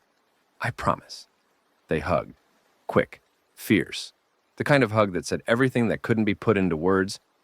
And then Grace was gone, joining the evacuation convoy, disappearing into the night. Lily watched until the taillights faded to nothing. Then she went to find her father. The strike team assembled at dawn. There were 20 of them, the best fighters Topeka had, armed with rifles, shotguns, improvised explosives. Rome led them, with Diana as his second. Ethan was there too, looking stronger than he had the day before, though Lily could see the shadows under his eyes. "Everyone knows the plan," Rome said, addressing the group. "We move south, staying ahead of the horde. When we reach the mines, we set up defensive positions at the secondary entrance. The primary entrance will be rigged with explosives. When the shepherd follows us in, we collapse it behind them, cut off their escape. And then? And then we fight. In the tunnels, on our terms, where their numbers don't matter." "What about extraction?" someone asked. "There's a third entrance, 2 miles northwest. Once the shepherd is dealt with, we exit there and rendezvous with the evacuation convoy." Rome's expression was grim. "It's not a great plan, but it's the only one we've got." They loaded into vehicles and headed south. The drive took most of the morning.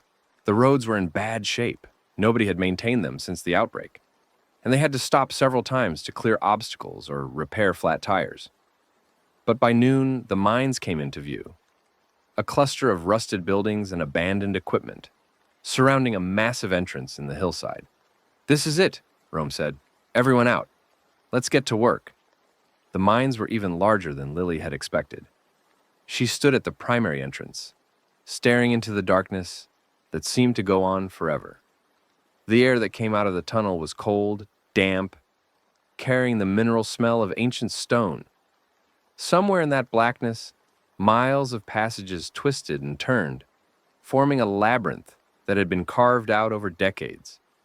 "Impressive, isn't it?" Ethan said, coming to stand beside her. "It's scary. That too." He put a hand on her shoulder. "Are you sure you want to do this? It's not too late to join the evacuation. I'm sure. Because if something happens to you, nothing's going to happen to me. Or to you." Lily turned to face him. "We're going to beat the shepherd. We're going to break the connection. And we're going to go somewhere safe and live the rest of our lives like normal people." "Normal people?" Ethan smiled, but it was sad. "I'm not sure either of us knows what that means anymore." "Then we'll figure it out. Together." He pulled her into a hug, holding her tight. "I love you, Lily, more than anything in the world." "I love you too, Daddy." They stood there for a long moment, father and daughter, at the edge of the darkness. Then Rome's voice came over the radio. "Scouts report contact. The horde is 3 hours out." Ethan released her. "Time to go." They positioned themselves at the secondary entrance, 2 miles into the mine complex. The tunnel here was narrower, maybe 20 feet wide, with a low ceiling that forced them to crouch. Perfect for defense. The infected would have to come at them in small groups, negating their numerical advantage. Lily helped set up the defensive positions, laying out ammunition, positioning lanterns, marking exit routes. The work was familiar by now. She'd done similar things at Topeka, at the farmhouse, at a dozen other places that had become temporary refuges. The routine was almost comforting. Almost. "How are you holding up?" Diana asked, crouching beside her. "Fine.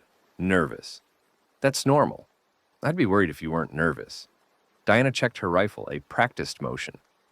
"You know, when I first met you, I thought you were just a scared kid. Someone who needed protecting. And now? Now, I think you're one of the scariest people I know." Diana smiled. "In a good way. I don't feel scary. That's what makes you scary. You don't realize how strong you are?" Diana stood, stretched. "When this is over, if this is over, I'm going to teach you to shoot properly. None of that point and pray stuff. Real marksmanship." "I'd like that." "Good. Now get into position. It's almost time." The wait was the worst part. Lily crouched behind a barricade of supply crates, rifle in hand, listening to the silence of the mine. Somewhere in the darkness ahead, the primary entrance was rigged with explosives. Somewhere beyond that, the shepherd was coming with its horde. She could feel it now, a pressure at the edge of her consciousness, like a headache that wouldn't quite form. The shepherd's presence, reaching out, searching for her father. "It knows we're here," Ethan said. He was beside her, his face drawn. "It's excited, anticipating. Can you tell what it's thinking?" "Not exactly. It's more like emotions, feelings." He closed his eyes. "Right now it's feeling hunger. Not physical hunger. Something else. A need to consume, to absorb, to make everything part of itself. That's what it wants to do to you? That's what it wants to do to everyone." Ethan opened his eyes. "We're not just fighting for ourselves, Lily. We're fighting for the whole human race." Before Lily could respond, the radio crackled. "Contact at primary entrance. They're coming in." The explosion was deafening, even from 2 miles away. The tunnel shook. Dust rained from the ceiling. Lily covered her head, pressing herself against the barricade, as the world seemed to come apart around her. Then, slowly, the shaking stopped. "Primary entrance is sealed," someone reported over the radio. "They're trapped in here with us." "Good," Rome said. "Now we finish this." They waited. The sounds came first, a distant shuffling like thousands of feet dragging across stone. Then the smell. Decay, corruption, the sickly sweet stench of the infected. And finally, emerging from the darkness ahead, the first shapes appeared. "Contact!" Gunfire erupted. The narrow tunnel became a kill zone, bullets tearing through the infected as they pressed forward. They fell in waves, their bodies piling up, creating obstacles that the ones behind had to climb over. But they kept coming. "Hold the line!" Rome shouted. "Don't let them through!" Lily fired until her rifle was empty, reloaded, fired again. The infected were everywhere now, filling the tunnel, their gray faces and reaching hands illuminated by muzzle flashes. She saw one go down, then another, then a third. But for every one that fell, two more took its place. "There's too many," someone screamed. "Fall back! Fall back to the second position!" They retreated, firing as they went, leaving the barricade behind. The secondary position was another 200 yards back, at a junction where 3 tunnels met. More defensible, but also more exposed. Lily ran with the others, her legs pumping, her lungs burning. The sounds of pursuit were right behind her. The endless shuffle, the groaning, the wet sounds of infected bodies pressing forward. She reached the junction and spun, raising her rifle. The first wave of infected emerged from the tunnel, and she opened fire. "Lily, down!" She dropped flat as an explosion rocked the tunnel above her. The ceiling collapsed, tons of stone crashing down, burying the infected beneath it. "Charge is in place," Diana reported. "We can collapse sections as needed." "Good, save them. We're going to need every advantage we can get." The dust cleared. The tunnel ahead was blocked now, filled with rubble and broken bodies. But already Lily could hear sounds from the other tunnels, more infected finding alternate routes, pressing in from multiple directions. They were surrounded. The fighting went on for hours. Lily lost track of how many infected she killed, how many times she reloaded, how many close calls she survived. The world narrowed to the simple mechanics of survival. Aim, fire, move. Aim, fire, move. Don't think, don't feel. Just keep moving. Somewhere along the way, she got separated from her father. One moment he was beside her, firing into the horde. The next, a section of ceiling came down between them, and she was alone in a side tunnel with 2 other fighters, a young man named Jackson and an older woman named Torres. "This way," Torres shouted, gesturing down the tunnel. "There's an exit!" They ran. The tunnel twisted and turned, climbing gradually upward.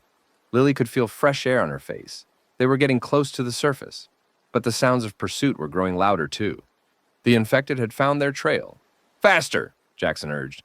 "Come on!" Light appeared ahead, the exit, a jagged opening in the hillside. They burst out into the night, gasping, stumbling on the rocky ground. "Where?" Torres went down. An infected had been waiting outside the exit, hidden in the shadows. It took her from behind, teeth sinking into her neck, and Torres's scream cut off in a wet gurgle. Jackson raised his rifle, but Lily was faster. She pulled the knife from her belt and drove it into the infected's eye, twisting. Feeling the blade scrape against bone, the infected dropped. Torres dropped with it. "Oh, God," Jackson breathed. "Oh, God, she's gone." Lily's voice was flat. "We need to move. We can't just leave her." "She's gone, Jackson. There's nothing we can do." Lily grabbed his arm, pulled him away. "Come on. We need to find the others." They ran into the darkness, leaving Torres's body behind. It took them 2 hours to find the rendezvous point. The strike team had regrouped in a clearing about a mile from the mine's northwestern exit. They'd lost people. Lily could see the hollow looks on the survivors' faces. But they were still alive. Still fighting. Her father was there. She ran to him, threw herself into his arms, and held on tight. "I thought I lost you," she said, her voice muffled against his chest. "I thought I lost you too." He stroked her hair. "But we're okay. We made it." "Did we? Did we actually beat it?" Ethan was quiet for a moment. When he spoke, his voice was uncertain. "I don't know. The connection is different now, weaker, but it's still there." He looked toward the mine, where smoke was rising from multiple exits. "The shepherd took heavy losses. Maybe we hurt it enough to make it retreat. Or maybe it's regrouping for another attack." "Maybe." Rome approached them, his face grim. "We've got a problem." "What now?" "Head count. We started with 20. We've got 11 left." Rome's jaw tightened. 9 dead, including Torres, Martinez, and Chen. "Chen?" Lily felt her stomach drop. The medic who'd taken care of her father. Gone. Caught in a cave-in, she didn't make it out. Lily closed her eyes. Another name for the list. And another face she'd never see again. "What's the plan?" Ethan asked. "We link up with the evacuation convoy. They should be about 20 miles north by now." Rome looked at the survivors, the exhausted, wounded, traumatized handful who'd made it through. "We can't fight anymore. Not tonight. We need to regroup, resupply. figure out what the hell just happened. Nobody argued. They reached the convoy at dawn. The refugees had set up a temporary camp in a valley, protected by hills on 3 sides. Tents dotted the landscape. Fires burned in controlled pits. And everywhere people were moving, cooking, treating wounds, comforting children. It looked like the end of something, but also maybe the beginning. Grace found Lily almost immediately. "You're alive!" She was crying, smiling, pulling Lily into a crushing hug. "Thank God! Thank God! We made it. Barely. I heard about the mines. Everyone's talking about it." Grace held her at arm's length. "You're a hero, you know. Everyone's saying it. The girl who helped defeat the shepherd. We didn't defeat it, we just delayed it. That's more than anyone else has ever done." Grace smiled through her tears. "I'm so proud of you, Lily. So proud." The words should have felt good, but all Lily felt was tired. The next few days were a blur of recovery and reorganization.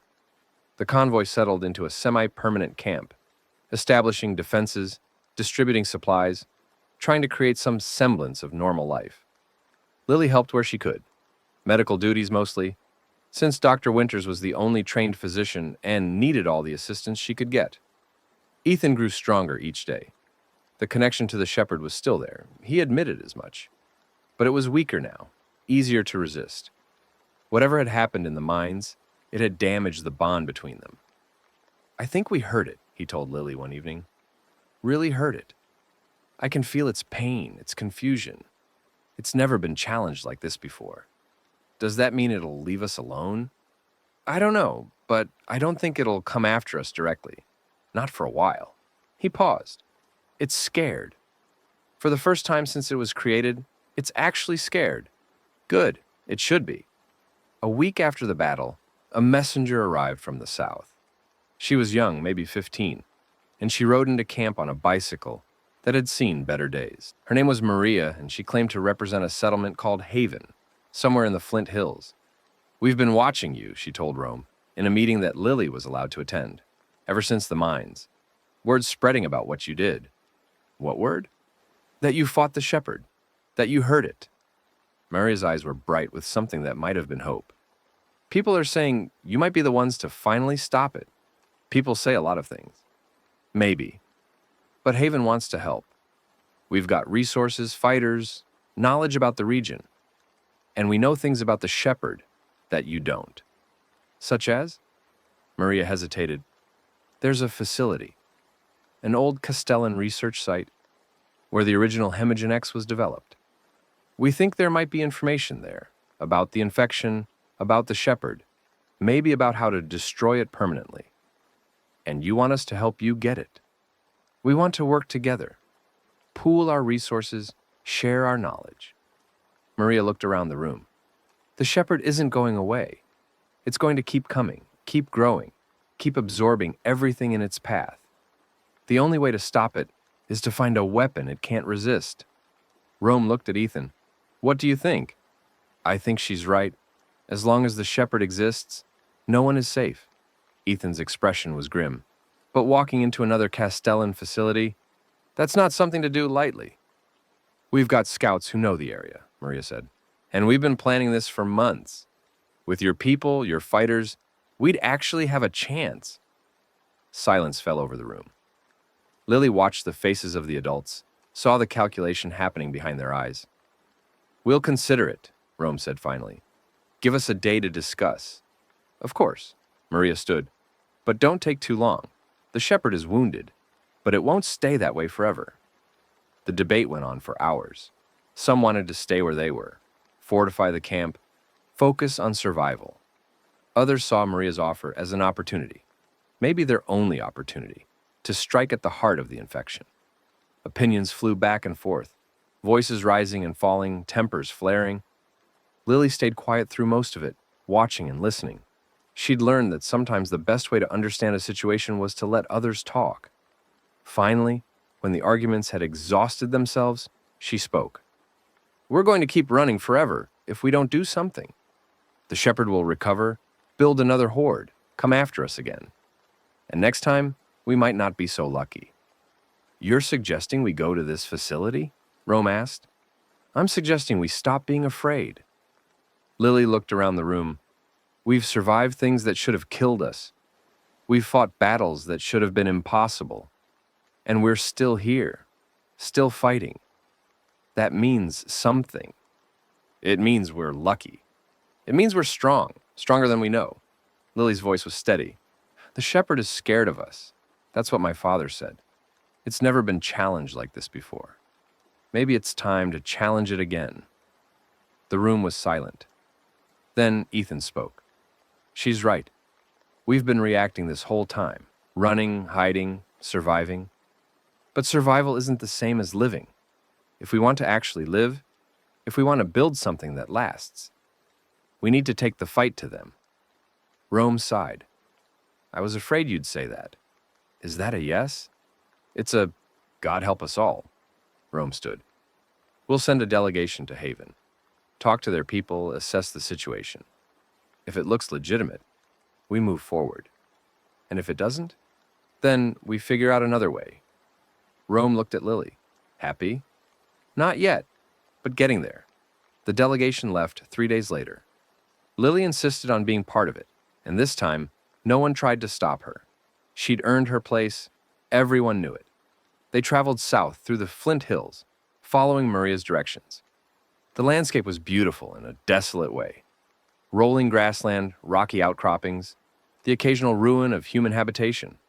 It looked like the world had always been this way, empty and wild and free. Haven appeared on the second day. It was smaller than Topeka had been, but better fortified. Stone walls surrounded a cluster of buildings, a former resort, Maria explained, converted to a survivor community. Solar panels glinted on rooftops. Wind turbines turned in the breeze. And everywhere, people were working, building, living. We've been here since the beginning, Maria said as they approached the gates. My parents were among the founders. They believed we could build something sustainable, something that could last. And the shepherd? It's hit us twice. We've held both times. Maria's expression was proud. We're survivors, just like you. The gates opened and they were welcomed inside. The leader of Haven was a woman named Eleanor Cross. She was older, maybe 60, with silver hair and sharp eyes that missed nothing. She'd been a university professor before the outbreak, Maria said. Now, she was something else entirely. We've been watching you, Eleanor said, once the introductions were done. The battle at Topeka, the retreat to the mines, the damage you did to the shepherd. Impressive work. We got lucky, Rome said. Luck is what happens when preparation meets opportunity. You were prepared. Eleanor smiled. That's why I invited you here. Maria mentioned a research facility, Castellan. Yes, the original development site for Hemagen X. It was abandoned shortly after the outbreak, but our scouts have confirmed it's still intact. Eleanor pulled out a map, spread it across the table. It's located here, about 50 miles southeast. We've tried to reach it twice before, but both times we were turned back by infected presence. How many? Hundreds, maybe thousands. The facility was ground zero for the infection. Everyone who worked there was exposed. They're still there, wandering the halls, guarding their former workplace. So how do we get in? That's where your friend comes in. Eleanor looked at Ethan. You're connected to the shepherd. You can sense the infected, communicate with them on some level. If anyone can find a way through, you want me to be your guide. I want you to be our weapon. The shepherd's greatest strength is its control over the horde. But that control works both ways. If you can interfere with it, disrupt its commands, I could turn the infected against each other. Ethan's expression was troubled. I've felt the capability, but using it, actively reaching into the shepherd's network, it's dangerous. I could lose myself. More dangerous than doing nothing? Ethan didn't answer. The facility contains everything Castellan knew about the infection, Eleanor continued. Research notes, test results, information about the shepherd's creation. If there's a weakness, a way to kill it permanently, we'll find it there. And if there isn't, then we'll have tried, which is more than anyone else can say. They debated for 3 days. The arguments were familiar by now. Risk versus reward, caution versus action, survival versus victory. But underneath all of it was a simpler question. What kind of future did they want? In the end, the decision was made. We go, Rome said, but we go smart. Recon first, then a full assault once we know what we're dealing with. Agreed, Eleanor said. I'll have a team ready in 48 hours. Make it 72. We need to rest, resupply, prepare. Rome looked at Ethan. And I need to know that our secret weapon is ready. Ethan nodded slowly. I'll be ready. Or as ready as I can be. That's all any of us can say. The night before the mission, Lily found her father on the wall of Haven, staring out at the darkness. Can't sleep? Haven't slept much since the hive. He didn't turn to look at her. Every time I close my eyes, I see it. The collective. All those minds, all those lives, consumed into one. He trailed off. And terrifying? Beautiful. That's the scary part. Ethan finally looked at her. Part of me wants to go back, to rejoin, to let go of everything that makes me, me. But you won't. No, I won't. He reached out, touched her face. Because of you. Because as long as I have you to fight for, I can fight anything. Then we'll fight together. Together. He smiled, and for a moment, he looked like the father she remembered from before. How did I get so lucky? Good genes? He laughed, a real laugh, warm and surprised, and pulled her into a hug. I love you, Lily. I love you too, Daddy. They stood on the wall together, watching the stars, waiting for the dawn. The assault team assembled at first light. 30 fighters from Haven, plus Rome, Diana, Ethan, Lily, and 5 others from Topeka's survivors. They traveled in a convoy of trucks and Humvees, armed to the teeth, ready for whatever the facility might throw at them. The drive took most of the day. The roads got worse as they went south, cracked, overgrown, littered with the debris of the old world. By late afternoon, they could see the facility in the distance, a sprawling complex of buildings, surrounded by a high fence, sitting at the base of a low hill. That's it, Murray said. Castellan Research Facility Omega. What a charming name, Diana muttered. They parked a mile out, hidden by a ridge, and sent scouts forward. The reports came back quickly. The facility was surrounded by infected, just as Eleanor had warned. Hundreds of them, milling aimlessly, waiting for something to hunt. How do we get through? Rome asked. Everyone looked at Ethan. I can try, he said. Reach into the network, create a distraction. But I need to get closer. How close? Within sight of the facility. Close enough that the shepherd can sense me. That's dangerous. Everything's dangerous. Ethan looked at Lily. But some things are worth the risk. They moved under cover of darkness. Ethan went first, accompanied by Lily and 2 of Haven's scouts. They crept through the tall grass, staying low, using the terrain for concealment. The infected were visible ahead, shambling shapes in the moonlight, their movements aimless but alert. Here, Ethan whispered, stopping behind a low rise. This is close enough. What do you need? Quiet. Time. He closed his eyes. And a lot of luck. Lily watched as her father reached out with his mind. She couldn't see what he was doing, not exactly, but she could feel it. A tension in the air, like the moment before a thunderstorm. A pressure at the edge of her consciousness, where the shepherd's presence lurked. The infected began to stir. At first it was subtle, a twitch here, a stumble there. But gradually it spread. Infected turned toward each other, their movements becoming aggressive, confused. Some began to fight, clawing and biting at their neighbors. Others wandered away, drawn by stimuli that didn't exist. It's working, one of the scouts breathed. The network is disrupted, Ethan said. His voice was strained, his face pale with effort. They're confused, disorganized. But I can't hold this for long. Long enough to get through? Maybe, if we move fast. Lily grabbed the radio. Rome, we've got an opening. Move now. Copy. Moving. The assault team surged forward. They pushed through the gap in the infected line, firing at anything that got in their way. The facility's fence had been breached in multiple places, making entry easy. Within minutes, they were inside the perimeter. moving toward the main building. Security office is this way, Maria said, consulting a map. That's where the archives should be. Should be. It's been years. Things might have changed. They pushed deeper into the facility. The interior was dark, quiet, filled with the smell of dust and decay. Equipment lay abandoned in hallways. Papers were scattered across floors. Everything was exactly as it had been left, preserved by the absence of life. Creepy, someone muttered. Stay focused, Rome said. We're not here to sightsee. They found the security office on the third floor. The door was locked, but Diana made short work of it with a pry bar. Inside, banks of servers hummed quietly, still running on backup power after all this time. Incredible, Eleanor said, moving to one of the terminals. The data should still be accessible. Can you find what we need? Give me time. While Eleanor worked, Lily explored the rest of the office. Filing cabinets lined the walls, filled with paper records. Most of it was mundane. Personnel files, safety reports, budget projections. But one folder caught her eye.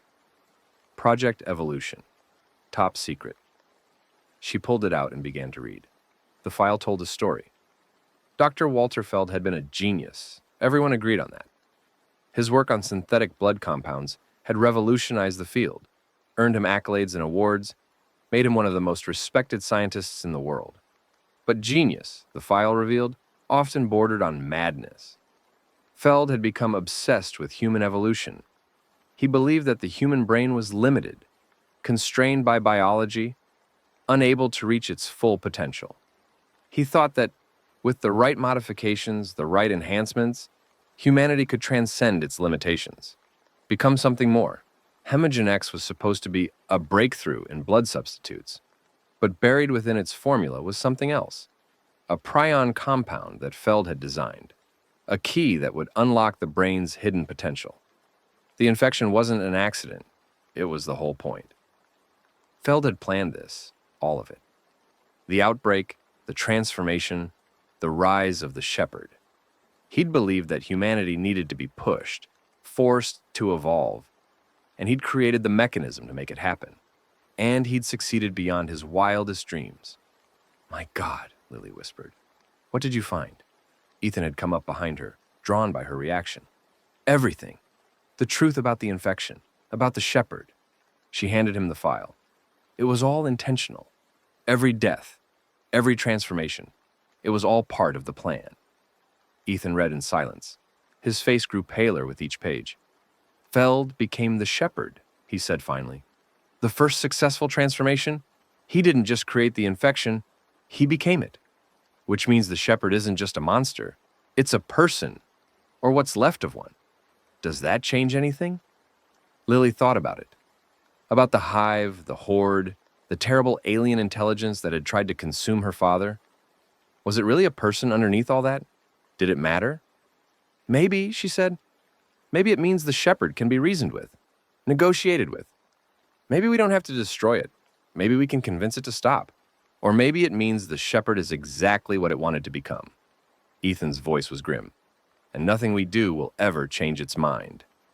Eleanor found what they were looking for. The data files contained everything Castellan had known about the infection, its mechanisms, its progression, its weaknesses, and buried within that information was something unexpected, a potential cure. It's theoretical, Eleanor explained as the team gathered around the terminal.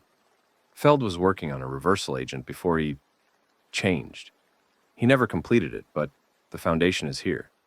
With enough time and resources, we might be able to finish his work. A cure for the infection? A cure for everything. The prion compound that causes transformation. If we can neutralize it, the infection would stop spreading. People who haven't fully transformed might be able to recover. And the shepherd. The shepherd is too far gone. Even if the cure worked, it wouldn't reverse what's happened to Feld. But it might weaken his control over the collective. Disrupt the network that lets him command the horde. That's something, Rome said. That's a lot, actually. The question is whether we can make it work. Eleanor looked at the data on the screen. We'd need equipment, supplies, expertise. Things that aren't easy to come by in this world. Haven has laboratories, Maria said. We've been collecting scientific equipment for years. If anyone can make this work, we can. Then let's get this data and get out of here. Rome turned to the door. We've got what we came for. No reason to stick around. They were halfway to the exit when the shepherd's voice filled Ethan's mind. Did you think I wouldn't notice? He staggered, grabbing the wall for support. Lily was at his side immediately. Daddy? What's wrong? It's here. The shepherd. His voice was strained. It tracked me. Through the connection. You've been busy, my child. Stealing my secrets. Plotting against me. The voice was amused, almost affectionate. Did you really think you could hide? Where is it? Rome demanded. Outside. With its horde. Ethan's face was white. It's been waiting for us. How many? Thousands, more than before. Ethan looked at the others, his expression desperate. It was a trap. This whole thing was a trap. They barricaded themselves in the security office. Outside, they could hear the infected pressing against the building, a constant shuffling, groaning, scratching sound that seemed to come from everywhere at once. The shepherd had surrounded them, cutting off every exit. We're screwed, someone said. Not yet. Rome was studying the building's layout. There's a sublevel. Old maintenance tunnels that run under the facility. They might lead outside. Or they might lead to a dead end. Only one way to find out. They fought their way to the sublevel access, losing 2 people in the process. The stairs led down into darkness, the air growing cold and damp as they descended.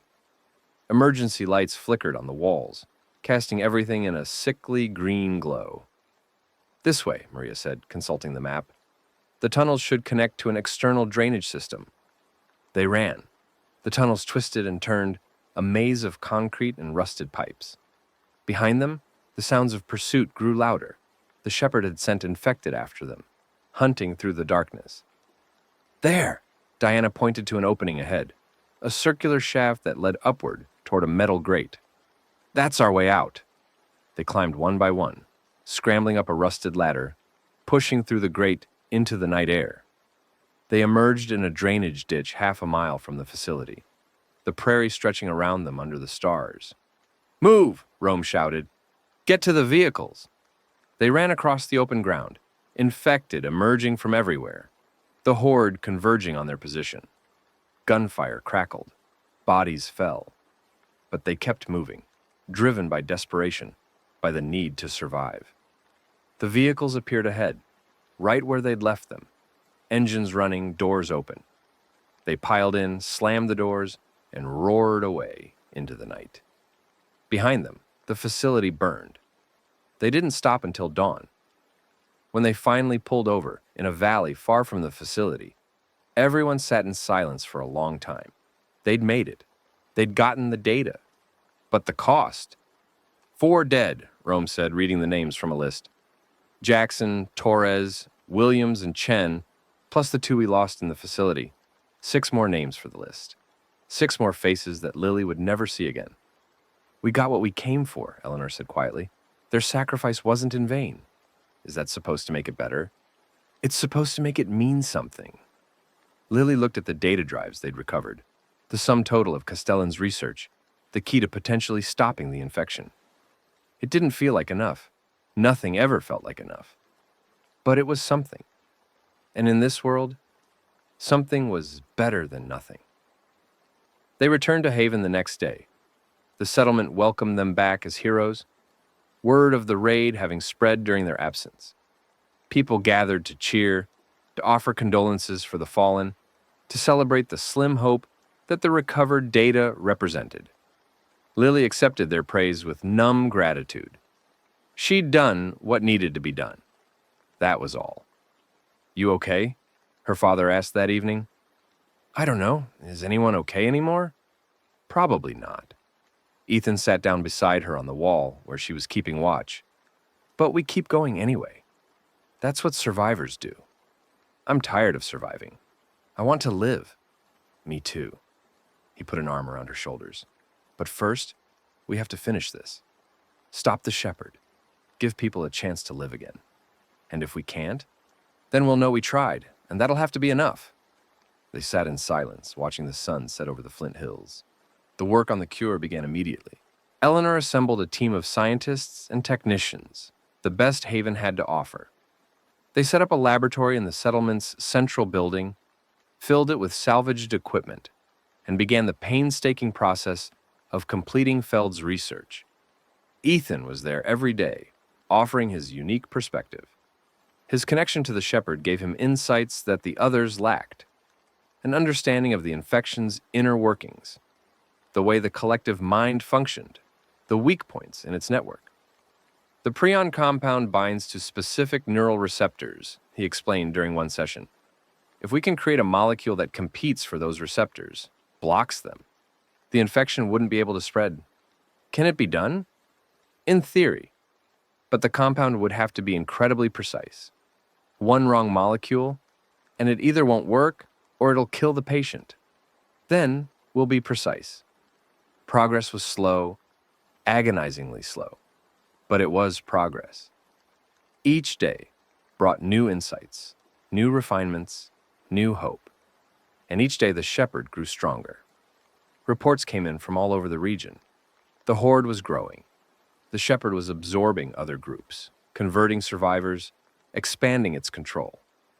Towns that had held for months were falling one by one, their populations either killed or transformed. "It's building an army," Rome said during a council meeting. "A real army, not just random hordes. Organized, coordinated, directed. For what purpose? To finish what it started, to consume everything that's left. Then we need to move faster." But faster wasn't easy. The cure required specific materials, chemicals, equipment, expertise that were hard to find in the ruins of civilization. Every day was a struggle, a race against time they weren't sure they could win. Lily did what she could. She scavenged supplies, ran messages, helped the scientists with whatever tasks they'd allow her to do. But mostly, she waited and watched and worried. 3 weeks after the raid, the cure was ready for testing. "It's still experimental," Eleanor warned, presenting the vial to the gathered council. "We've confirmed the mechanism in vitro, but we haven't tested it on actual infected." "Then, let's test it." They brought in a subject, an infected man captured during a scavenging run, restrained and sedated. He'd been bitten only a few days before, early in the transformation process. If the cure worked, it should be able to reverse the changes. Dr. Winters administered the injection. For a long moment, nothing happened. Then, the man began to convulse. "Hold him down!" They pinned him to the table as his body thrashed, foam flecking his lips, his eyes rolling back. The monitor showed chaotic readings, heart rate spiking, brain activity off the charts. And then suddenly, everything stopped. The man went still. His vital signs normalized. His eyes opened. Where am I?" He was lucid, confused, disoriented but lucid. The grayish tinge was fading from his skin, the dark veins receding. "My God," Eleanor breathed. "It worked." The cure worked. It wasn't perfect. Some patients didn't respond. Others experienced severe side effects. But for most of the test subjects, the results were remarkable. People who'd been lost to the infection were brought back, restored to humanity, given a second chance. Word spread. Hope spread with it. "We can actually stop this," Diana said during one of the team meetings. Her expression was something Lily hadn't seen in a long time. Optimistic. "We can cure people. We can fight back. We can cure individuals," Eleanor corrected. "But the shepherd isn't an individual. It's a collective. Thousands of minds joined into one. The cure might weaken it, but to destroy it. We'd have to get inside its head," Ethan finished. "Inject the cure directly into the network." "How?" Ethan was quiet for a moment. Then, "Through me." Everyone looked at him. "The connection goes both ways. The shepherd can reach into my mind, but I can reach into its mind too. If I could carry the cure into the network, spread it from the inside, that's suicide," Lily said. "Maybe, but it might also be the only way." Ethan's expression was calm, too calm. "I've been thinking about this for weeks. The shepherd won't stop until it's consumed everything. The only way to end this is to kill it from within. And you'd die in the process. Probably. But everyone else would live. He looked at Lily. You'd live. I don't want to live without you. Yes, you do. Because that's what living means. Going on even when it hurts, even when you've lost everything. Ethan took her hands. I've been on borrowed time since the moment I was exposed. If I can use that time to save you, to save everyone, then it's worth it. No. Lily's voice was fierce. There has to be another way. If there is, I'll take it. I promise. Ethan's eyes were gentle. But if there isn't, then we'll find one. Together. They kept working. The scientists refined the cure, made it stronger, more stable. Rome and Diana organized the settlement's defenses, prepared for the inevitable attack, and Lily stayed by her father's side, refusing to accept that his plan was the only option. You're stubborn, he told her one evening. I learned from the best. Your mother used to say the same thing. He smiled, sad and fond. She'd be proud of you, you know? So proud. I wish I'd known her. She knew you. She held you in her arms the day you were born, and she said, "This one's going to change the world." I thought she was being dramatic. He laughed softly. Turns out, she was right. I haven't changed anything. You've changed everything. You found me when I was lost. You pulled me back from the brink, and you've given these people something they haven't had in a long time. What? Hope. Lily didn't know what to say, so she just leaned against him, feeling the warmth of his arm around her shoulders, and watched the stars come out. The attack came a week later. Lily was on watch when she saw them. Shapes moving in the darkness, thousands of them, flowing across the prairie like a flood. The shepherd had finally come for haven. Alarm, she shouted, grabbing the bell rope and pulling hard. Everyone to positions. The settlement erupted into controlled chaos. Fighters rushed to the walls, weapons ready. Civilians headed for the shelters, carrying children and supplies. And at the center of it all, Ethan stood, his eyes closed, his face pale with concentration. He's reaching out, Eleanor said, coming to stand beside Lily, trying to disrupt the shepherd's control. Will it work?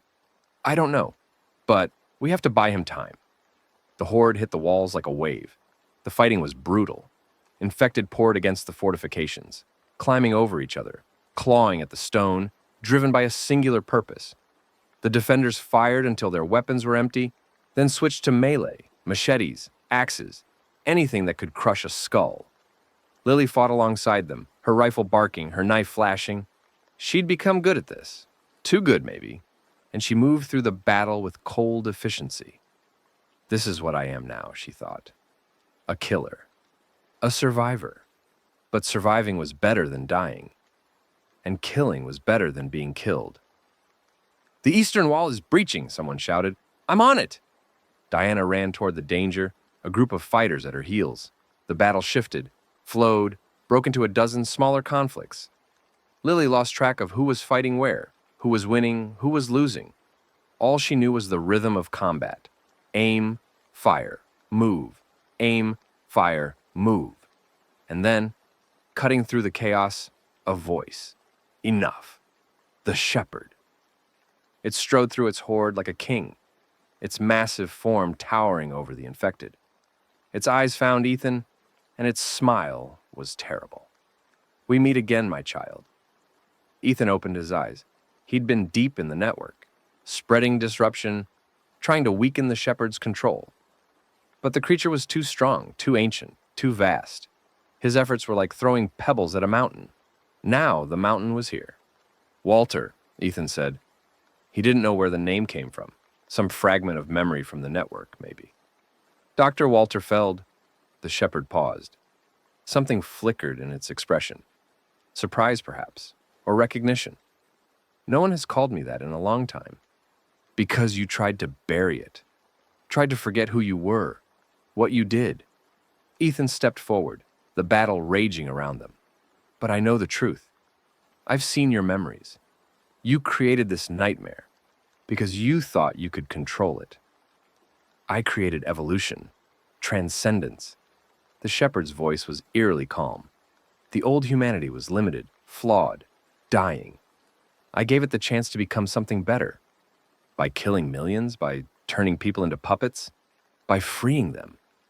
from fear, from pain, from the prison of individual consciousness. The shepherd spread its arms wide. Join me, and you'll understand. Join me, and you'll finally be whole. Never. Then die. The shepherd raised its hand, and the horde surged forward. Lily saw it happening. The infected were converging on her father, overwhelming the defenders, breaking through. In moments, they would reach him, drag him down, consume him into the collective. She didn't think. She just moved. Daddy! She ran through the chaos, dodging infected, firing at anything in her path. The distance between them seemed infinite, 20 feet, 15, 10, but she kept moving, kept running. 5 feet. She reached him just as the first infected closed in. Her knife found its eye, her elbow found another's throat, and then she was standing beside her father, back to back, facing the horde. Lily, get out of here. I'm not leaving you. You have to. No! She slashed at an infected, sent it stumbling back. We do this together or not at all. Ethan looked at her, his daughter, his little girl, fighting beside him with the ferocity of a warrior. Something in his expression changed. Together, he said. Always together. They fought. The shepherd watched them struggle, amused. 2 humans against thousands. It was almost admirable, their defiance, but ultimately meaningless. They would fall, as all things fell, and then the collective would be complete. But something was wrong. The shepherd felt a strange sensation, a disruption in the network, a tear in the fabric of the collective mind. It turned its attention inward, searching for the source, and found it. The cure, spreading through the network like fire, jumping from mind to mind, breaking connections, severing the bonds that held the collective together. Impossible. But it was happening. The shepherd could feel its horde fragmenting, individuals breaking free, the beautiful unity dissolving into chaos. What have you done? Ethan smiled, a grim, bloody smile. We got inside your head, through the connection. While you were focused on killing us, we were spreading the cure. But I would have sensed. You did sense it. You just didn't understand what you were sensing. Ethan's voice was weak but triumphant.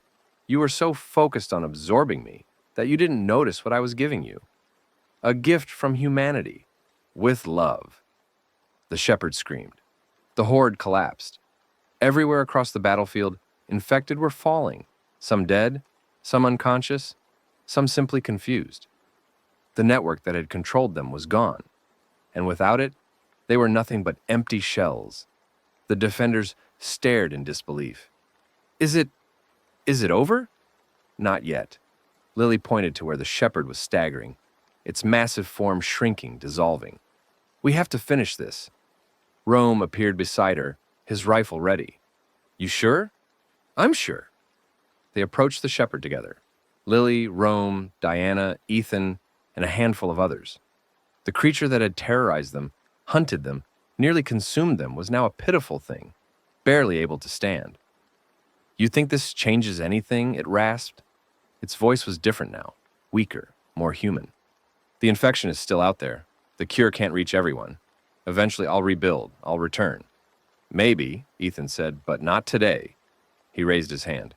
In it was a syringe, the concentrated cure, enough to destroy what remained of the shepherd's neural network. Any last words, Walter?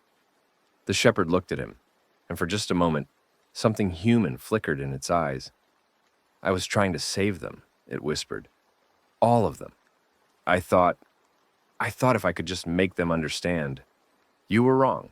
Yes. The shepherd closed its eyes. I was wrong. Ethan injected the cure. The shepherd screamed one final time, a human scream full of pain and fear and regret. And then it was gone. The massive body collapsed, shriveled, became something small and broken and dead. Walter Feld, creator of the apocalypse, was no more. The silence that followed was profound. Lily stood over the shepherd's remains, staring at what had been humanity's greatest enemy. It looked almost peaceful now, the monstrous features fading back to something that might have once been human. Is it dead? Diana asked. Yes, Ethan said. He was swaying on his feet, barely standing. The network is gone. The collective is dispersed. It's really over. Over. Rome let out a breath he seemed to have been holding for months. I never thought I'd hear that word. It's not completely over, Eleanor said, joining them. The infection is still out there. There are still people who haven't been cured. We have a lot of work to do. But we can do it now. Without the shepherd's control, the infected are just lost. We can reach them. Help them. Ethan looked at the body at his feet. He was wrong about everything. But maybe in the end, he gave us the tools to fix what he broke. That's awfully philosophical. I've had a lot of time to think. Lily took her father's hand. Can we go home now? Yeah. Ethan squeezed her fingers. Yeah, I think we can. The cleanup took months. Haven became a hub for reconstruction, sending teams out across the region to distribute the cure, rescue survivors, and reclaim territory from the scattered infected. Other settlements joined the effort. Topeka, which had survived the evacuation. Smaller communities that had been hiding, waiting for the tide to turn. Slowly, the world began to heal. Lily worked alongside her father every day. She helped in the medical tents, treating former infected as they adjusted to their humanity. She went on scavenging runs, gathering supplies for the reconstruction effort. She even started teaching the younger children, the ones who'd been born after the outbreak, who'd never known anything but survival. You're good at that, Ethan observed one evening, watching her help a group of kids with their reading.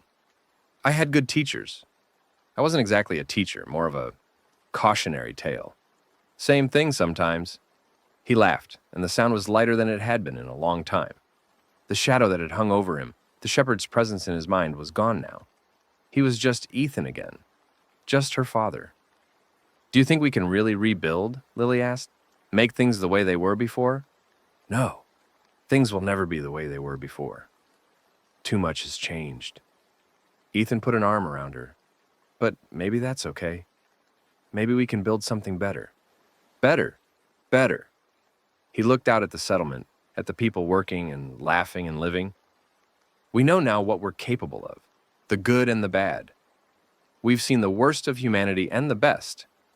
Maybe, if we're careful, we can hold on to the best parts and leave the rest behind.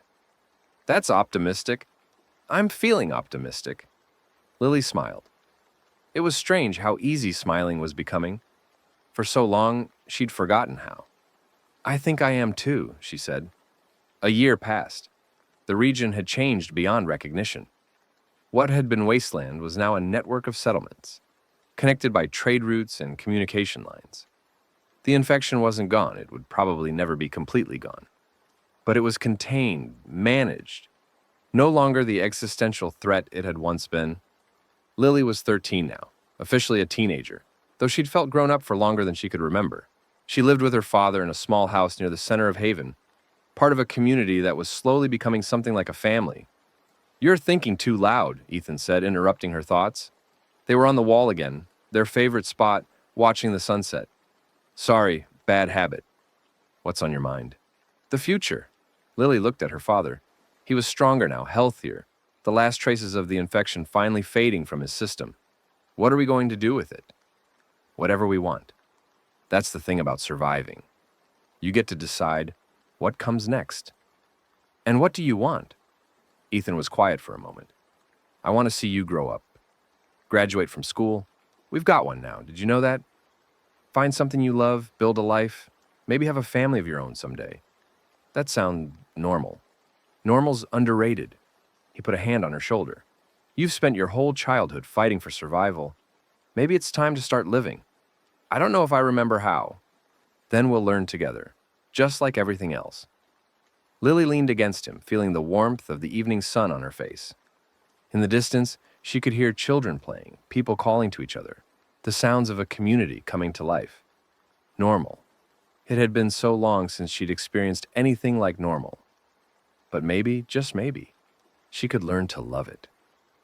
The memorial was built on the first anniversary of the Shepherd's Fall. It stood at the center of Haven, a simple stone pillar, carved with the names of everyone who died fighting the infection. Rome's fallen soldiers, the victims of the outbreak, the scientists who'd sacrificed everything to develop the cure, And at the very top, in letters larger than the rest, those who gave everything so that we might live. Lily stood before the memorial as the sun rose, reading the names she knew and the ones she didn't.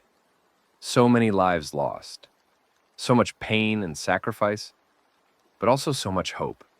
"You okay?" She turned. Her father was standing behind her, a cup of coffee in each hand. "Yeah, just remembering. That's what memorials are for." He handed her a cup. "Come on. Eleanor wants to talk to us about something." "Any idea what?" "Nope," but she seemed excited. They walked together through the settlement, passing people who smiled and waved, who called out greetings and jokes. Haven had grown since that first desperate battle. Nearly 1,000 people now, with more arriving every week. It was becoming a real town, with shops and schools and all the trappings of civilization. Eleanor was waiting for them in the council chamber, along with Rome, Diana, and several others Lily had come to know as friends. "Glad you could make it," Eleanor said. "I have news." "Good news or bad news?" "Good news for once." Eleanor smiled, a real smile, something that had been rare for so long. "Our teams have made contact with other survivor groups, not just in Kansas, across the whole Midwest. There are more of us out there than we ever imagined." "How many?"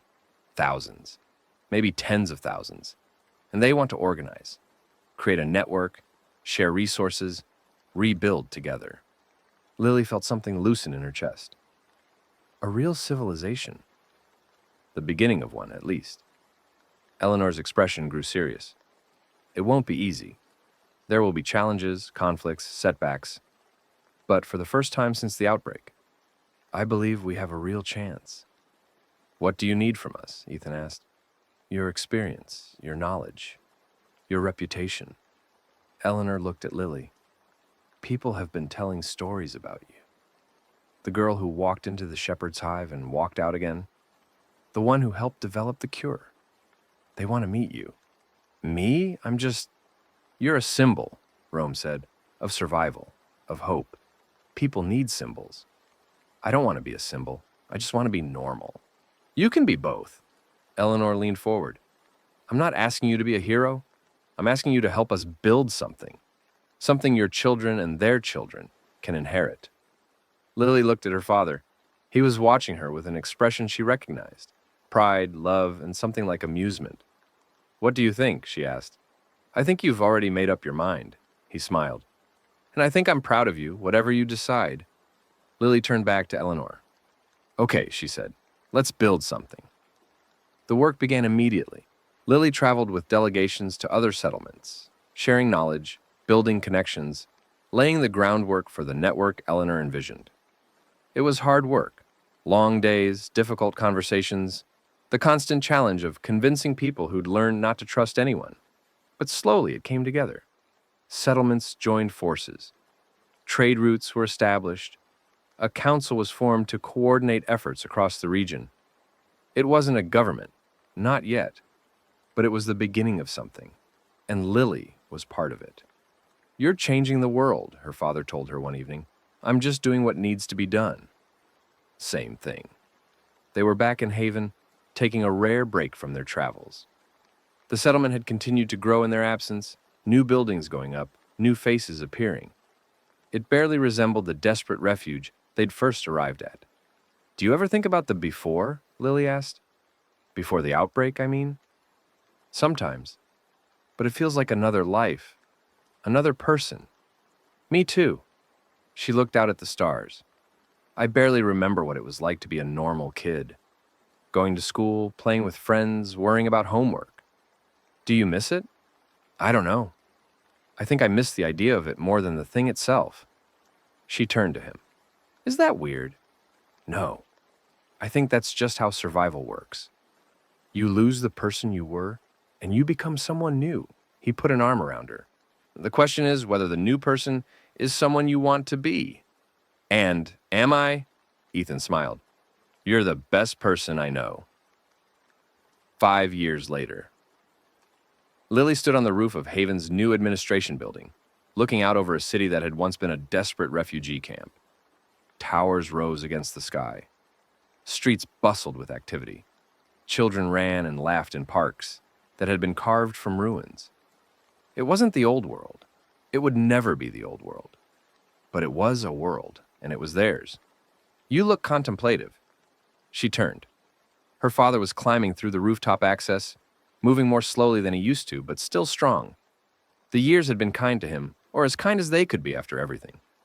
Just thinking about the past, the future, all of it. He came to stand beside her, looking out at the same view. Hard to believe sometimes, isn't it? What we've built, what we've survived. That too. He was quiet for a moment. I got a message from Diana today. She's heading up the Eastern expansion effort. Says they've made contact with survivors on the Atlantic coast. That's amazing. It is. Turns out there were more people out there than anyone thought, just waiting for someone to reach out. So we're not alone. We were never alone. We just had to find each other. Lily smiled. It came easily now, naturally. The girl who'd stopped speaking, who'd built walls around her heart, who'd learned to survive in a world that wanted her dead. She was still there somewhere, but she'd grown into something else. Someone else. What's next? She asked. For you, for us, for the world? All of the above. Ethan laughed. I have no idea. And that's the beautiful thing. He looked at her with eyes full of love. Whatever comes next, we'll face it together. That's all any of us can do. Together. Lily took his hand. I like the sound of that. They stood on the roof as the sun set, father and daughter, survivors of the apocalypse, builders of a new world. Behind them, the city hummed with life.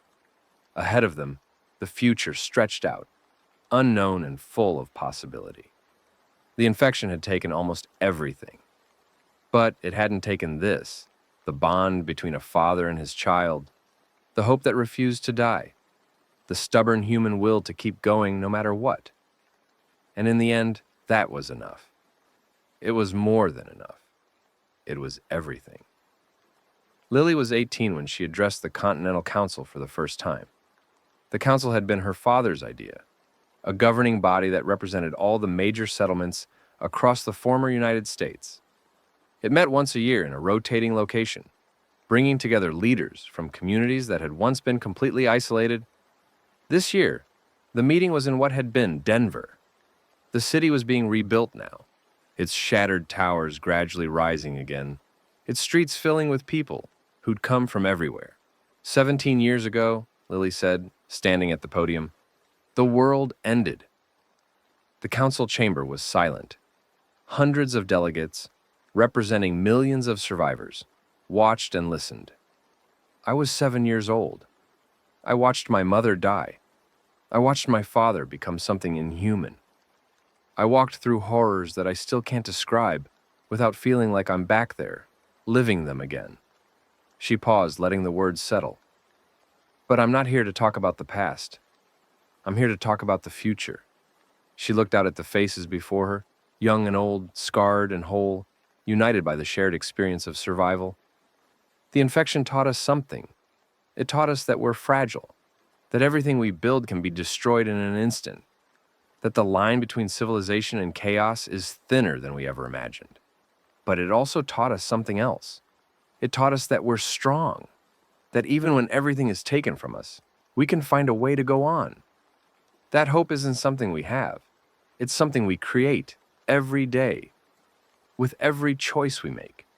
She thought of her father, sitting somewhere in the crowd, of Grace, who'd helped raise her, of Rome and Diana and Eleanor and everyone else who'd fought and bled and died to give humanity a second chance. We've rebuilt so much, but we're not done. The infection is still out there, in pockets and corners. There are still people who need help, communities that need support. The work of reconstruction will take generations, longer than any of us will live. But that's okay, because we're not just building for ourselves. We're building for our children, for their children, for everyone who comes after us, who'll never know the world we lost, but will inherit the world we've created. She raised her hand, a gesture that had become familiar in the years of politics and diplomacy. So, let's keep building, together. for as long as it takes." The applause was deafening. After the speech, Lily found her father in the gardens outside the council chamber. He was sitting on a bench, looking older than she remembered. But then, they were all older now. The years had a way of catching up, even with the miracle of survival. "Good speech," he said. "I had a good teacher. I taught you to fix animal wounds, not give political addresses. Same skills, really. Know your audience, stay calm under pressure, try not to stab anyone." He laughed. That same warm laugh she'd loved since childhood, unchanged by everything they'd been through. "I'm proud of you," he said. "Have I told you that lately?" "Only every time we talk." "Good. Don't want you to forget." Lily sat beside him on the bench. The garden was beautiful, a deliberate recreation of something from before, full of flowers and trees and the sound of water, a reminder of what had been lost and what could be regained. "I've been thinking about Mom," she said. "What about her? Do you think she'd be happy with how things turned out?" Ethan was quiet for a moment. "I think she'd be prouder than words could express. Of you, of what we've built, of everything." He took her hand. "She loved you so much, Lily. From the moment you were born. She said you were going to change the world. You told me that before. It bears repeating." He squeezed her fingers. "You have changed the world in ways she never could have imagined." Lily felt tears prick at her eyes. Tears of grief and love and hope, all mingled together. "I miss her," she whispered.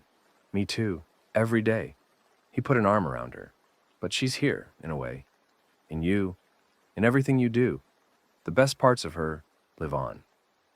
They sat together in the garden as the sun set, father and daughter, survivors and builders. Behind them, the council chamber buzzed with activity. Delegates debating, plans being made, the future taking shape. Ahead of them, the world waited, vast and full of possibility. The infection had nearly destroyed everything, but humanity had endured, had adapted, had built something new from the ashes of the old. And in the end, that was the story of survival. Not just staying alive, but finding reasons to live, creating meaning from chaos, choosing hope over despair again and again, until hope became a habit.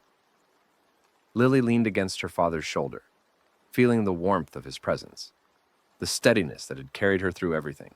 "I love you, Daddy." "I love you too, Lily. Always have, always will."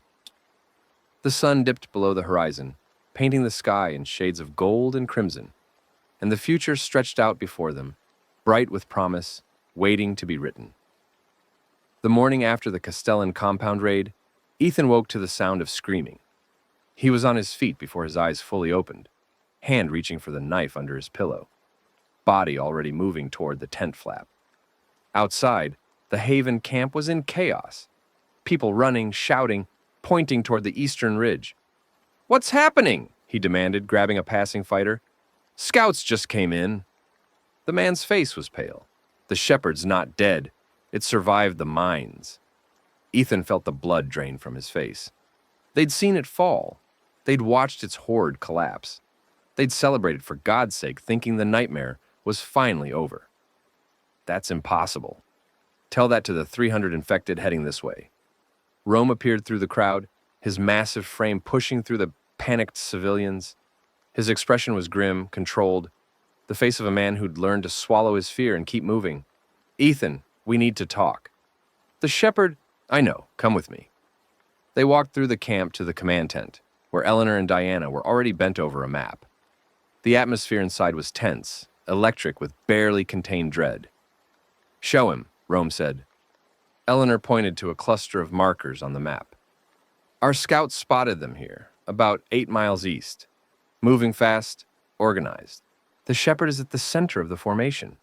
How is that possible? We saw it go down in the mines. We saw it get hurt. Apparently, that's not the same as killing it." Diana's voice was bitter. "The thing's tougher than we thought. Or we weren't as effective as we hoped."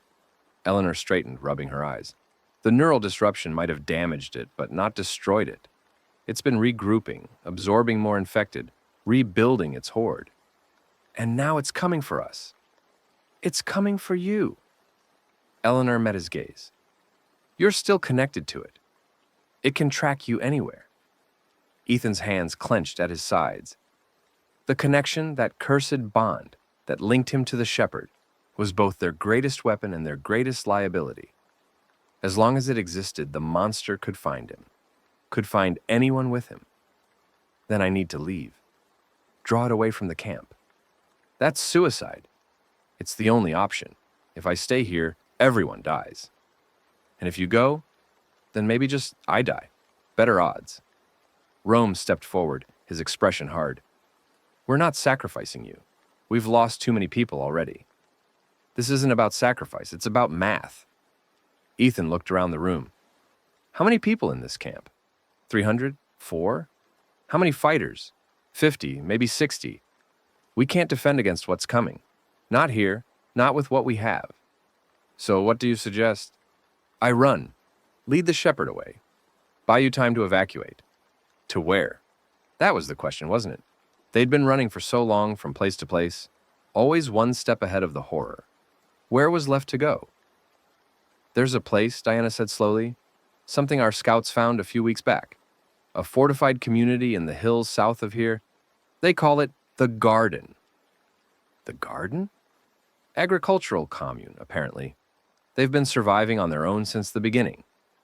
Good walls, sustainable food production, defensible terrain. Diana pulled out a separate map, pointing to a location marked with a green circle. It's about 40 miles southwest. If we can get the civilians there, they might take them in. Might? We haven't made direct contact, just observed from a distance. They seem organized, well supplied, but they're also secretive. We don't know much about who's running the place or what their rules are. Ethan studied the map. 40 miles through hostile territory, with a wounded monster and its horde in pursuit. It would be close. Very close. What about my daughter? The room went quiet. Lily's still with the advance party, Rome said. They were supposed to scout ahead to the secondary rendezvous point. We haven't heard from them since yesterday. Yesterday? Ethan's voice sharpened. You didn't think to mention that? We've had other priorities. The shepherd. My daughter is more important than the shepherd. More important than anything. Ethan was already moving toward the tent flap. Where was she heading? East, toward the old highway junction. But Ethan, Rome caught his arm. If the shepherd's horde is coming from the east, they might have... Don't! Ethan pulled free. Don't finish that sentence. He was gone before anyone could stop him. The morning air was cold, carrying the sharp scent of frost, and something else underneath. Something that made Ethan's skin crawl. The shepherd's presence, maybe. That constant pressure at the edge of his consciousness, growing stronger as the monster drew closer. He found his pack where he'd left it, grabbed his rifle and ammunition, filled his canteen from the communal water supply. Around him, the camp was transforming. Tents being struck, supplies being loaded, the organized chaos of an emergency evacuation. Ethan! He turned. Grace was standing behind him, her face creased with worry. I heard about Lily. I'm coming with you. No, that wasn't a question. Grace stepped closer, her jaw set. I've been watching that girl since you brought her back from the garden. She's like a daughter to me. If she's in danger, she might already be dead. Then I need to know. Either way, Grace's eyes were bright with unshed tears. Don't ask me to wait here while you go looking. I can't do that. Not again. Ethan wanted to argue, wanted to tell her it was too dangerous, that he moved faster alone, that he couldn't protect her if things went wrong. But he looked at her face, the determination there, the fear she was refusing to let control her, and he understood. Fine, but you stay behind me. You do what I say. And if things go bad, I run, I know. Grace managed a thin smile. I've heard the speech before. Then let's go. They left the camp heading east, moving quickly through the tall grass that covered the prairie. The terrain was mostly flat, offering good visibility, but little cover. Ethan kept one eye on the horizon and one on the ground, watching for signs of the advance party's passage. There, Grace pointed to a patch of trampled grass. They came through here. Looks like. Maybe 6 hours ago, based on the freshness. Ethan knelt, examining the tracks. 4 people, moving fast. They were heading northeast. The junction's that direction. Yeah, he stood wiping his hands on his pants. Let's keep moving. They walked for 2 hours, following the trail through the grass. The sun climbed higher, burning off the morning chill, and Ethan felt sweat beading on his forehead.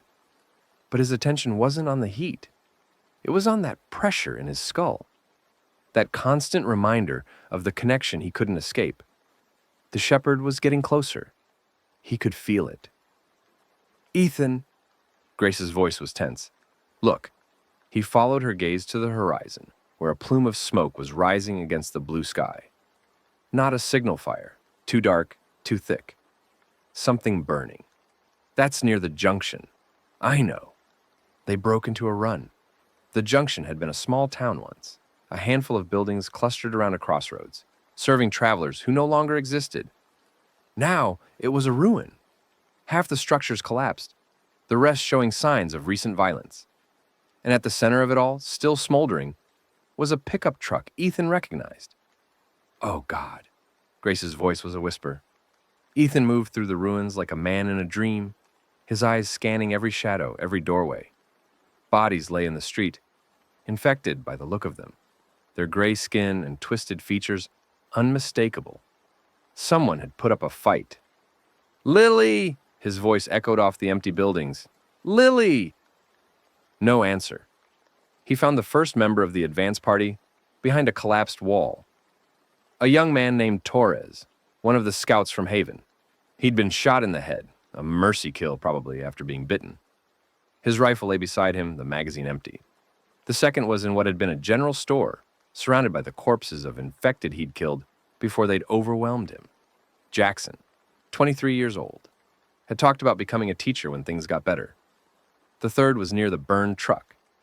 Chen. She'd been the leader of the advance party, a former army medic who'd kept them alive through a dozen close calls. Now she was just another body, another name to add to the list that grew longer every day. Ethan! Grace's voice came from somewhere to his left. Over here. He found her in an alley between two buildings, kneeling beside a figure slumped against the wall. It took him a moment to recognize the face beneath the blood and dirt. Corey Hutchins, 17 years old, the teenager who'd watched his family turn and done nothing, the one who believed he was a coward. He was alive. Corey. Ethan dropped to his knees beside the boy. Corey, can you hear me? The teenager's eyes fluttered open. They were glazed with pain, but there was recognition there. Mr. Delacroix? I'm here. What happened? Where's Lily? They came out of nowhere, infected, but not like regular ones. Organized. Corey coughed and blood flecked his lips. We tried to fight, but there were too many. Chen told us to run. Where did you run? Split up. Lily went east. Toward the old church. Corey's hand found Ethan's arm, gripping weakly. She's alive. I saw her make it inside before they cut me off. How long ago? Hours. Maybe more. I lost track.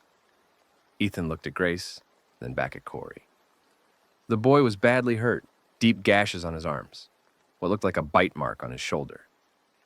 Even if the infection didn't take him, the blood loss might. We need to move him. Ethan, Grace's voice was gentle. Look at his wounds. I know what I'm looking at. He's been bitten. I know that too. Ethan met Corey's eyes. How long since the bite? Don't know. Hour? 2? Corey's laugh was wet, gurgling. Doesn't matter. I can feel it already. The fever starting. There might still be time. If we can get you to... No. Corey's grip tightened. Listen to me. Lily's in that church. The infected are all around it, but they haven't breached it yet. I don't know why. Because the shepherd wants her alive. Ethan's jaw clenched. It's using her as bait. Then don't take the bait. Corey's eyes were clearer now, focused with an intensity that belied his wounds. Go around. Find another way. Don't let that thing use her against you. I'm not leaving my daughter. I'm not asking you to leave her. I'm asking you to be smart. Corey coughed again, more blood this time. I spent my whole life being a coward, hiding when I should have fought, running when I should have stood.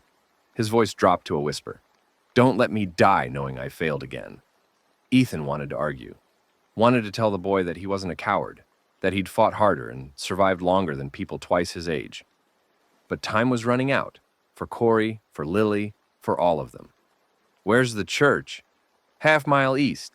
Big white building, steeple still standing. You can't miss it.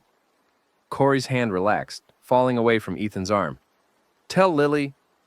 Tell her I said the scared lady was right. What? She'll know. Corey's eyes closed. She'll know. They left Corey with Grace's canteen and what medical supplies they could spare. It wasn't much, not enough to save him, probably not even enough to make him comfortable. But it was something. I'll stay with him, Grace said. No, Grace, someone should be here. When it happens. Her eyes were wet, but her voice was steady. Go find your daughter. Bring her back. And if I don't, then I'll know you tried. That'll be enough. Grace managed a smile. Go. Before I changed my mind, Ethan went. The church was exactly where Corey had described, a tall white structure with a steeple that had somehow survived the apocalypse intact. It stood at the end of what had been a main street, surrounded by the ruins of smaller buildings, its doors closed and its windows dark, and around it in a loose circle were the infected. Ethan crouched behind a collapsed wall, studying the scene. There were maybe 50 of them, standing motionless, their eyes fixed on the church. Not attacking, not trying to breach the doors, just waiting. The shepherd's work. It was holding them back, saving the prize for itself. He could feel the monster now, closer than ever, its presence like a weight on his chest. It knew he was here. It was watching through 100 dead eyes, tracking his every move. Hello, Ethan. The voice slid into his mind like a knife.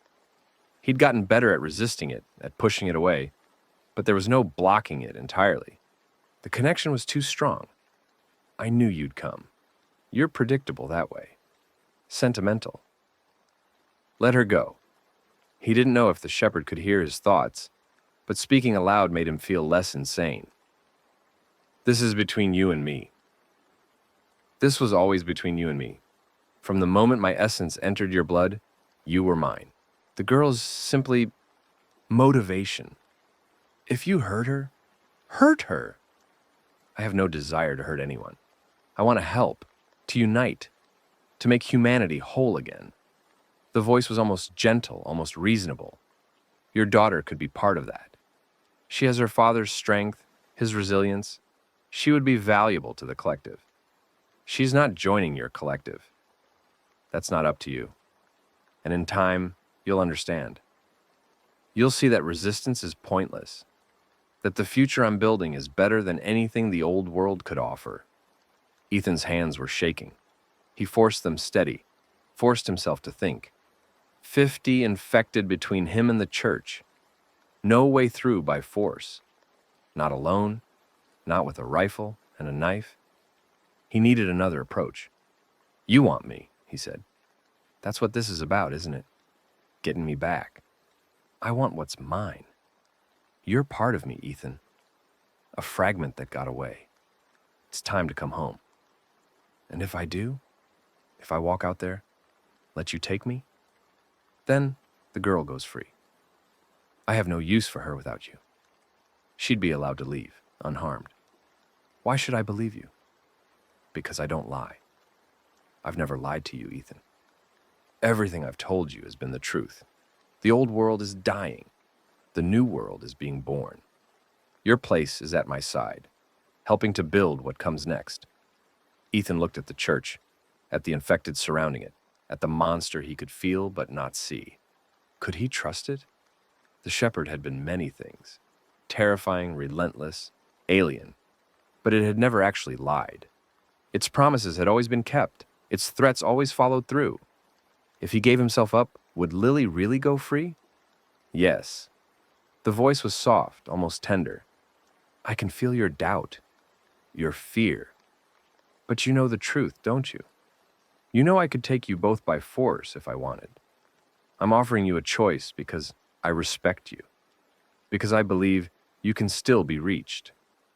And if I refuse, then I take you anyway. And the girl watches. And when it's done, she joins the collective too. Not as a valued member, but as raw material.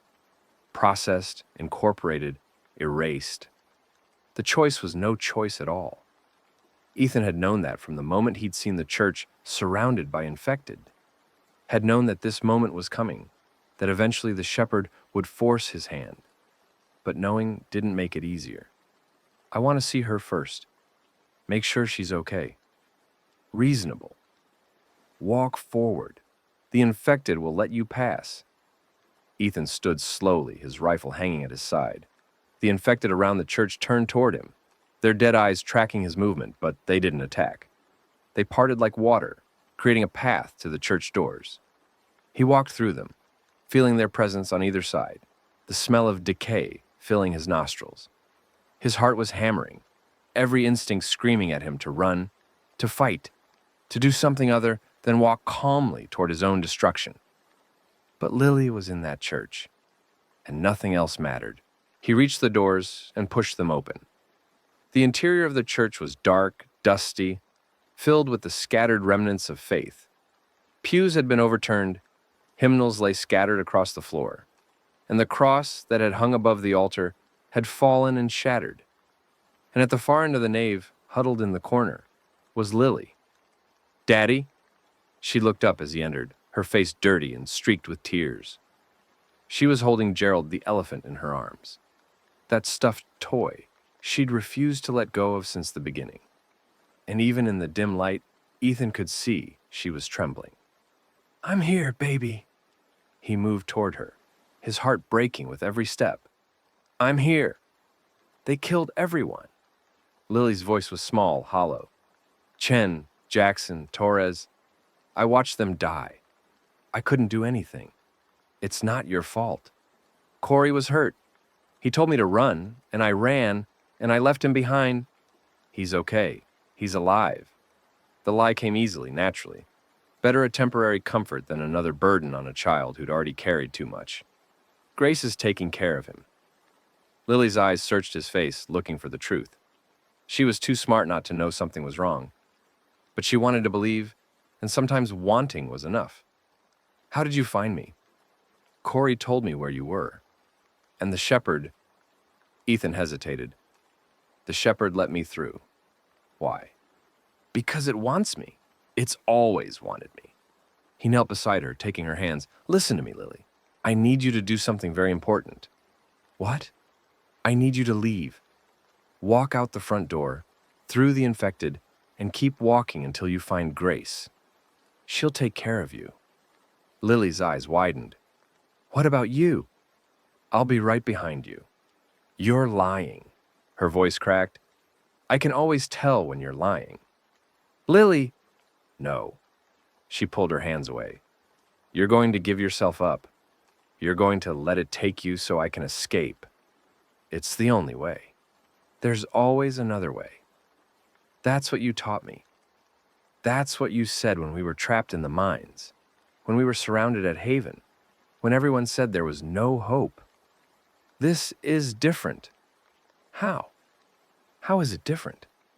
Ethan looked at his daughter, his brave, stubborn, impossible daughter, and felt something break inside him. "Because I can't lose you," he said. "I already lost your mother. I lost years of your life when you were taken. I can't watch you die too. I can't. And I can't watch you become one of them." Lily's tears were flowing freely now, cutting tracks through the dirt on her face. "I won't. I'd rather die than live knowing I let you give yourself up."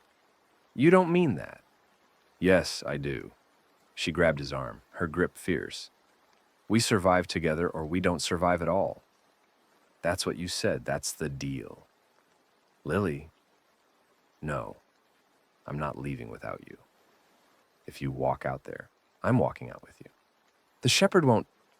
"I don't care what the shepherd will or won't do. I care about you." She met his eyes, and the determination there was absolute. "We fight, Daddy. That's what Delacroix do. We fight." Ethan stared at her. She was 12 years old. No, 13 now. Her birthday had passed somewhere in the chaos, and she was staring down a choice that would have broken most adults. And she wasn't backing down. "There's no way out," he said. "I've looked. The infected have every exit covered. Then we make a way out." How? Lily's eyes moved past him, scanning the church. Her expression shifted, calculating. The steeple. How high is it? 50 feet, maybe 60. Why? The infected can't climb. Not well, anyway. If we could get up there, wait them out. Wait them out?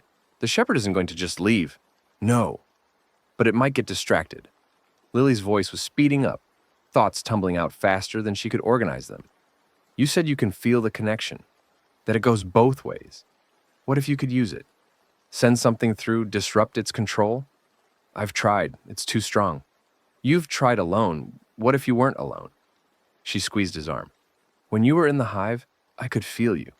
Not clearly, but something, a connection. What if we have our own link? Something the shepherd can't break? Ethan thought about it. The moments in the hive, when he'd felt Lily's presence reaching for him across the void. The way she'd pulled him back from the brink when the collective had tried to absorb him. It's possible, he said slowly. The exposure I had when you were born, some of it might have passed to you. A fragment of the shepherd's network, inherited instead of inflicted. Then let's use it, together. It's dangerous. If we open the connection too wide, the shepherd might be able to reach you. Take you the way it tried to take me. I'll risk it. Lily, I said I'll risk it. Her jaw was set, her eyes fierce. What's the alternative? We sit here waiting to die? Walk out and surrender? No. We fight. We always fight. The words were his own, thrown back at him with all the conviction he'd tried to teach her. Ethan looked at his daughter, this warrior, this survivor, this miracle he didn't deserve, and made a decision. Okay, he said. We fight. They climbed the ladder to the steeple in silence. The structure was old, creaking with every step, but it held their weight. At the top was a small platform surrounding the church bell. Rusted now, its rope long since rotted away. Through narrow windows, they could see the infected below, still standing motionless, waiting for orders that hadn't come yet. Now what? Lily asked. Now we try something crazy. Ethan sat down cross-legged on the platform, gesturing for her to do the same. Give me your hands. She took them, her smaller fingers interlacing with his.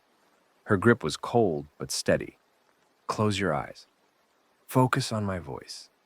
Nothing else. Okay. Ethan closed his own eyes and reached inward, toward that dark place where the shepherd's presence lurked. The connection was always there, a constant hum at the edge of his consciousness. Usually he fought against it, pushed it away, tried to pretend it didn't exist. Now he embraced it.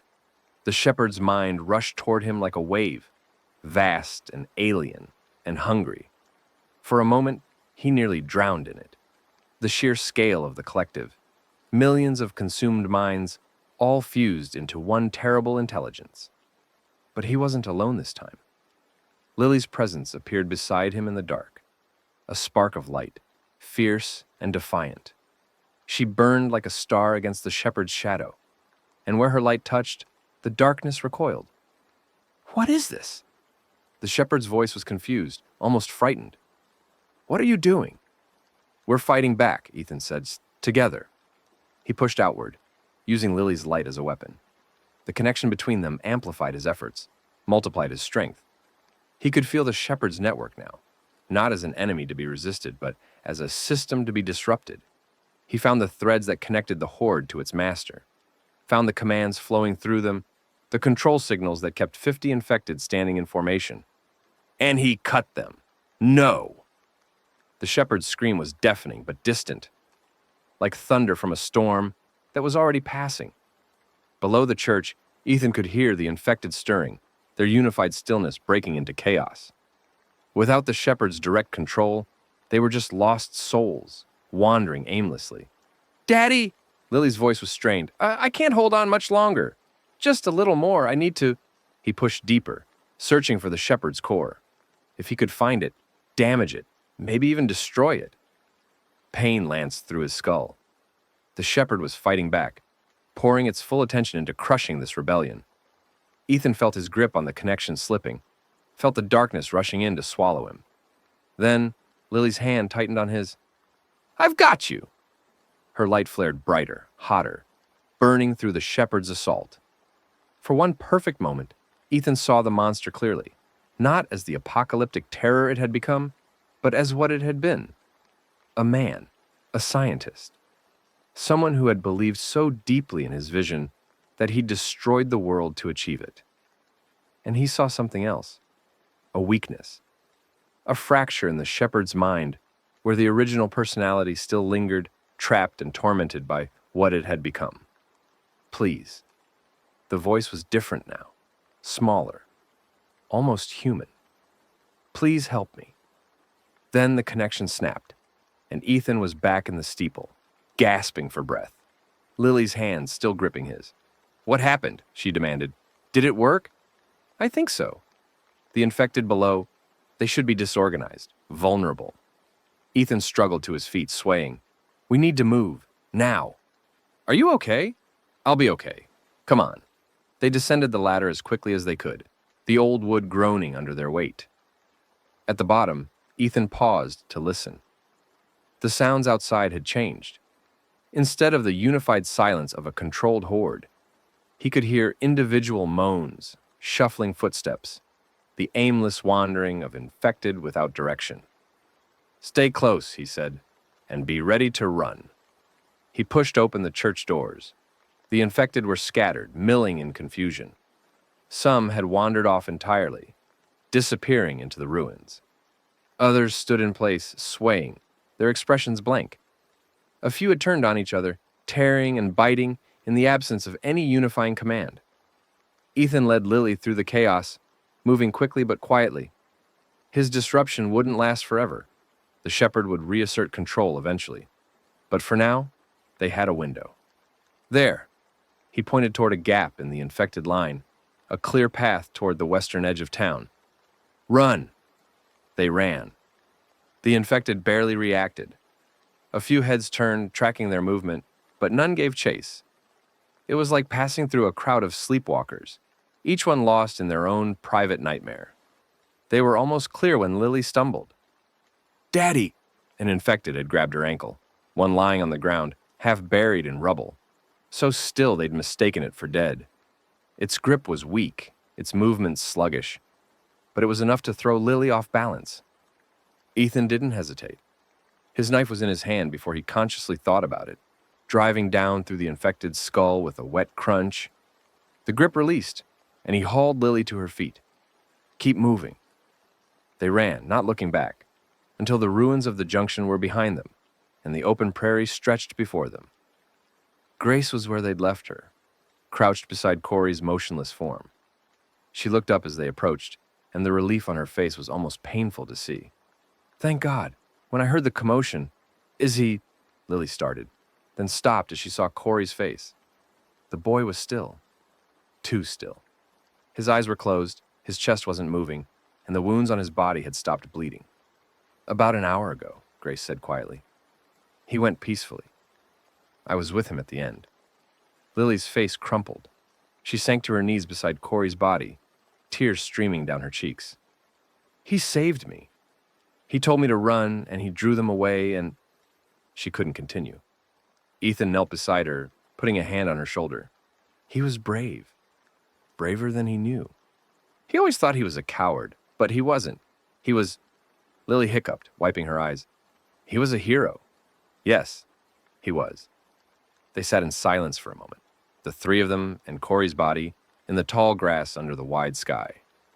It wasn't much of a funeral, but then there weren't many funerals anymore. Just moments like this. Pauses, acknowledgments of what had been lost. "We need to move," Grace said finally. "The horde is disrupted, but it won't stay that way." "And the shepherd?" "It's still out there," Ethan confirmed. "I heard it, confused it, but I didn't kill it." "Then where do we go?" Ethan thought of Diana's map, of the community called the Garden, 40 miles southwest, defensible terrain. A chance at safety, if not security. "There's a place, Diana mentioned it before we left Haven, a fortified settlement in the hills. Can we trust them? I don't know, but we're out of options."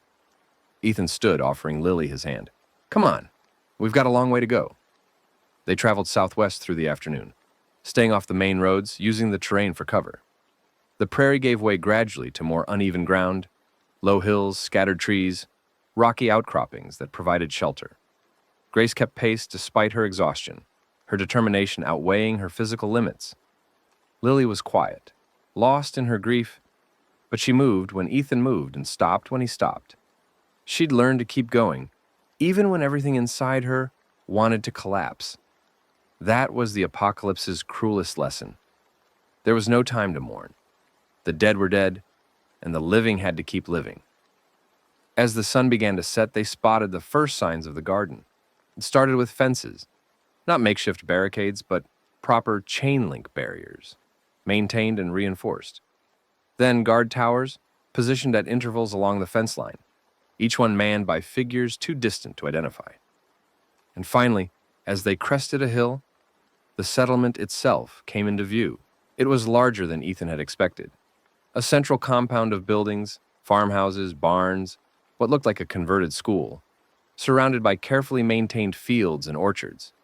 Smoke rose from chimneys, and people moved between structures, going about the business of survival. "It's beautiful," Grace breathed. "It's suspicious," Ethan muttered. "Suspicious? Look at it. It's everything we've been searching for. That's what makes it suspicious. Nothing stays that clean in this world. Nothing survives that well without a cost." He studied the settlement, his eyes narrowing. Where are the defenses? The barricades, the trenches, the kill zones? Maybe they don't need them. Maybe they've found a way to keep the infected out. Nobody's found a way to keep the infected out. Not permanently. Maybe the garden has. Ethan wanted to argue, but Lily was tugging at his sleeve. "Daddy, there's someone coming." He looked where she was pointing. A group of figures had emerged from the settlement's main gate, moving toward them in a loose formation. 6 people armed with rifles, their movements confident and coordinated. "Get behind me," Ethan said. "Both of you." They waited as the group approached. The leader was a tall woman, middle-aged, with close-cropped gray hair and a face weathered by sun and hardship. She stopped about 20 feet away, her rifle held casually but ready. "That's close enough," she called out. "State your business." "We're survivors. From Haven, north of here." Ethan kept his hands visible, his posture non-threatening. "Our settlement was attacked. We're looking for shelter."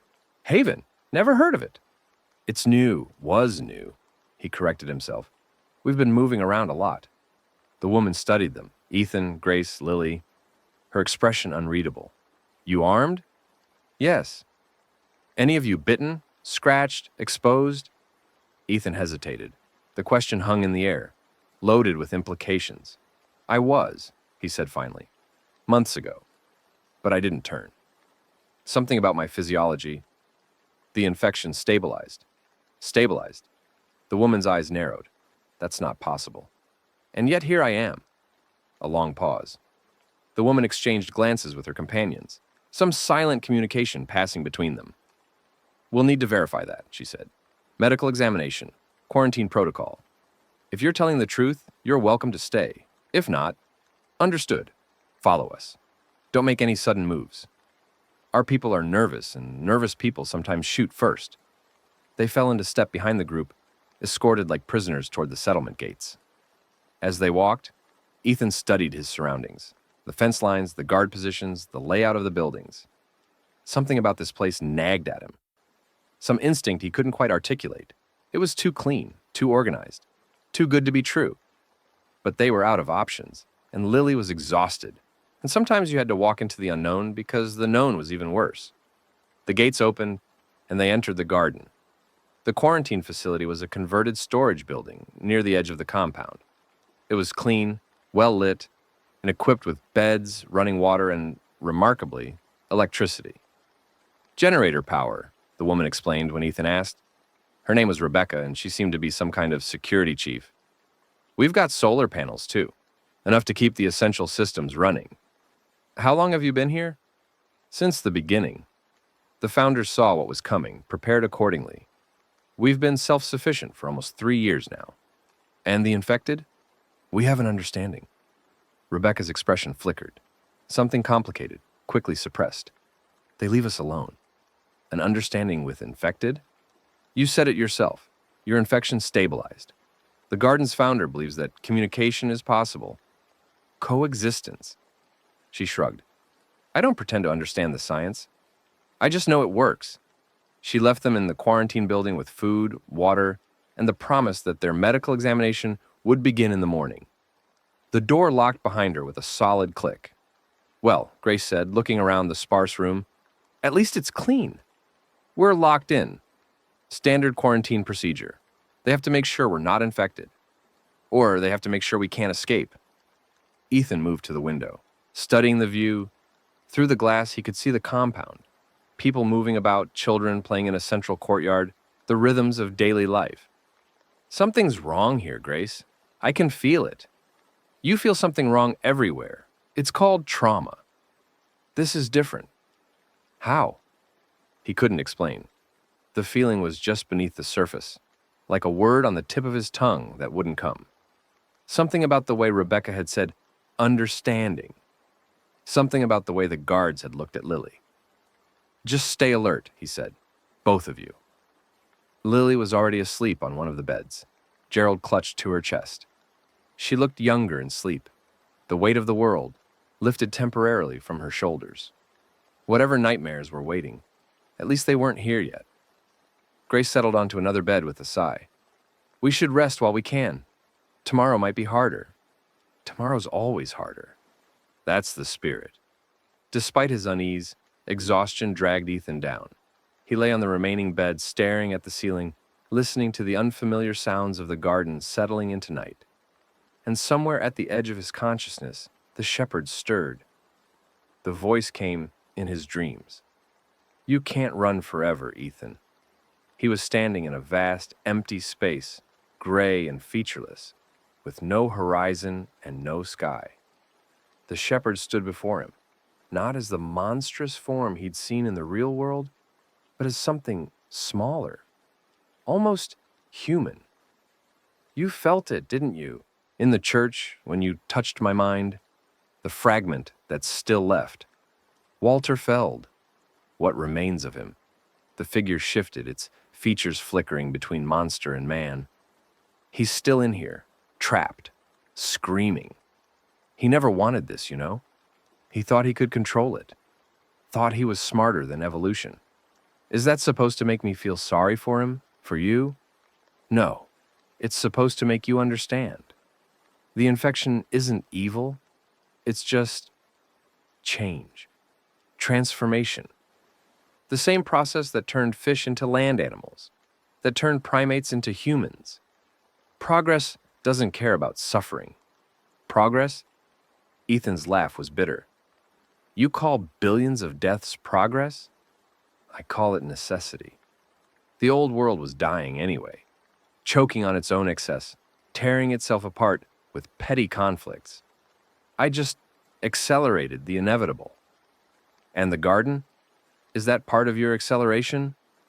The shepherd was silent for a moment. The garden is an experiment, a test case for what coexistence might look like. Humans and the collective, living side by side, not as predator and prey, but as partners. Partners? It's possible. I've seen it. In the garden, infected and uninfected work together. They found a way to suppress the aggressive response, to channel the infection's drive toward cooperation instead of consumption. And what does it cost them? Another pause. Longer this time. Everything worth having has a cost, Ethan. The question is whether you're willing to pay it. Ethan woke with a start, his heart pounding. The room was dark, the others still sleeping. Through the window, he could see the first hints of dawn, lightening the eastern sky. He lay there for a long time, thinking about what the shepherd had said. The garden. An experiment. Coexistence. What did that mean? What had the people here agreed to? What price had they paid for their clean streets and working electricity and children playing in the courtyard? He needed answers. And somehow, he didn't think the medical examination was going to provide them. Morning brought visitors. The door unlocked at sunrise and a small procession entered. Rebecca, 2 armed guards, and a man in a white coat who introduced himself as Dr. Harlan Vance. The founder, Rebecca clarified, and our chief medical officer. Dr. Vance was older than Ethan expected, 60 maybe, with silver hair and a face that had once been handsome. His eyes were bright, intelligent, and just slightly too intense. He reminded Ethan of professors he'd known in veterinary school, people who were so focused on their research that they'd forgotten how to be human. Mr. Delacroix, I've heard fascinating things about your condition. Vance extended a hand, which Ethan shook warily. Stable infection is extraordinarily rare. I've only encountered a handful of cases in all my years of study. You've studied the infection? Extensively. Before the outbreak, I worked for a pharmaceutical company. Afterward, he shrugged. I found a new calling. Castellan Pharmaceuticals? Something flickered in Vance's expression. You know the name. I know they created Hemogen X, the blood substitute that started all this. A regrettable error in judgment. One I had no part in, I assure you. Vance's smile didn't quite reach his eyes. But the past is the past. What matters now is the future. And your condition, Mr. Delacroix, might be the key to that future. How so? If we can understand how your physiology resisted full transformation, we might be able to replicate the effect. Create a treatment that could stabilize others before the infection takes hold. Vance gestured toward the door. Would you be willing to undergo some tests? Nothing invasive, blood draws, scans, basic examinations? Ethan looked at Grace, then at Lily, who had woken and was watching the exchange with wary eyes. My daughter and Grace? They're welcome to stay here or to explore the compound under escort. We have nothing to hide. That phrase again. We have nothing to hide. It was what people said when they had everything to hide. Fine, I'll do your tests. But I want Grace and Lily kept safe. Comfortable. Of course, we're not barbarians. Vance's smile widened. Welcome to the garden, Mr. Delacroix. I think you'll find we're exactly what you've been looking for. The medical facility was better equipped than any Ethan had seen since the outbreak. Scanners, monitors, laboratory equipment, all functioning, all maintained. Vance explained that they'd been stockpiling medical supplies since before the outbreak, anticipating the collapse of infrastructure. Preparation, he said, watching as a technician drew blood from Ethan's arm. The difference between those who survive and those who don't. How many people do you have here? About 300. Families, mostly. We prioritize children. Why children? Because they're the future. Every child in the garden is precious. A seed that will grow into something wonderful, given the proper care. Vance's eyes had that intense quality again. We've developed a program. Education, physical training, moral instruction. The children who emerge from the garden won't just be survivors. They'll be the founders of a new civilization. Sounds ambitious. Ambition is what separates us from animals. Vance studied a readout on one of the monitors. Your neural activity is fascinating. The infection has integrated with your brain tissue, but without the usual degradation. It's almost as if your mind has learned to communicate with it. I can hear the shepherd, sometimes. Vance went still. The shepherd. The thing that controls the hordes. The intelligence behind the infection. Ah. Vance's expression was carefully neutral. And what does this shepherd tell you? That the garden is an experiment. A test case for coexistence. Ethan met Vance's eyes. Is that true? A long pause. Then Vance smiled. You're perceptive. Yes, in a manner of speaking. The garden has found a way to negotiate with the collective intelligence. We provide something it wants. In return, it leaves us alone. What do you provide? That's complicated. Then uncomplicated. Vance set down his instruments and turned to face Ethan fully. The infection wants to grow, to absorb, to expand. That's its fundamental drive. The imperative encoded in every transformed cell. We've learned to redirect that drive, to give it alternative outlets. Alternative outlets. Test subjects. Volunteers who agree to be studied, to help us understand the infection's mechanisms. Vance's smile was thin. It's a fair exchange. They advance our knowledge. The shepherd gets to experiment, and the rest of us remain safe. Ethan felt ice forming in his stomach. You sacrifice people. That's what you're saying. You feed people to the shepherd. We provide resources for research. The terminology is bullshit. Ethan stood, his hands clenching. You've made a deal with the devil. You trade human lives for protection. We trade the few for the many. It's the same calculation every society makes. Vance was unruffled, his voice calm. Military service, dangerous professions, experimental medicine. The strong protect the weak by accepting risk on their behalf. The strong don't throw the weak to monsters. The strong do what's necessary to survive. That's what makes them strong. Vance gestured to the room around them. Look at what we've built. 3 years of stability. Children growing up without fear. A future worth believing in. Can you honestly say, that's not worth a cost? Not this cost. Then what cost would you accept? How many deaths are too many? How much suffering crosses the line from necessary to excessive? Vance shook his head. You've been surviving day to day, Mr. Delacroix. Reacting, fleeing, never thinking about what comes after, because there might not be an after. We've moved beyond that. We're building, planning, creating something that will last. A kingdom built on blood. Every kingdom is built on blood. The only question is whose. Vance moved toward the door. Think about it. Sleep on it. In the morning, I'll introduce you to the rest of the leadership council. You'll see that we're not monsters, just pragmatists. And pragmatism, Mr. Delacroix, is the only way any of us survives what's coming next. They moved Ethan to a different building after the examination. A guest house, they called it, with private rooms and better amenities. Grace and Lily were already there, looking confused but unharmed. What happened? Grace asked as soon as the door closed. You were gone for hours. Learning about our hosts. Ethan sank onto a chair, his mind reeling. The garden isn't what it seems. What do you mean? He told them. About Vance, about the agreement with the shepherd, about the test subjects who were fed to the collective in exchange for protection. Grace's face went pale. Lily's went hard. We have to leave, Lily said. Now, tonight. It's not that simple. They're watching us. The walls, the guards. This place is a prison dressed up as paradise. Then we fight our way out. With what? They took our weapons during quarantine. And even if we could get past the guards, where would we go?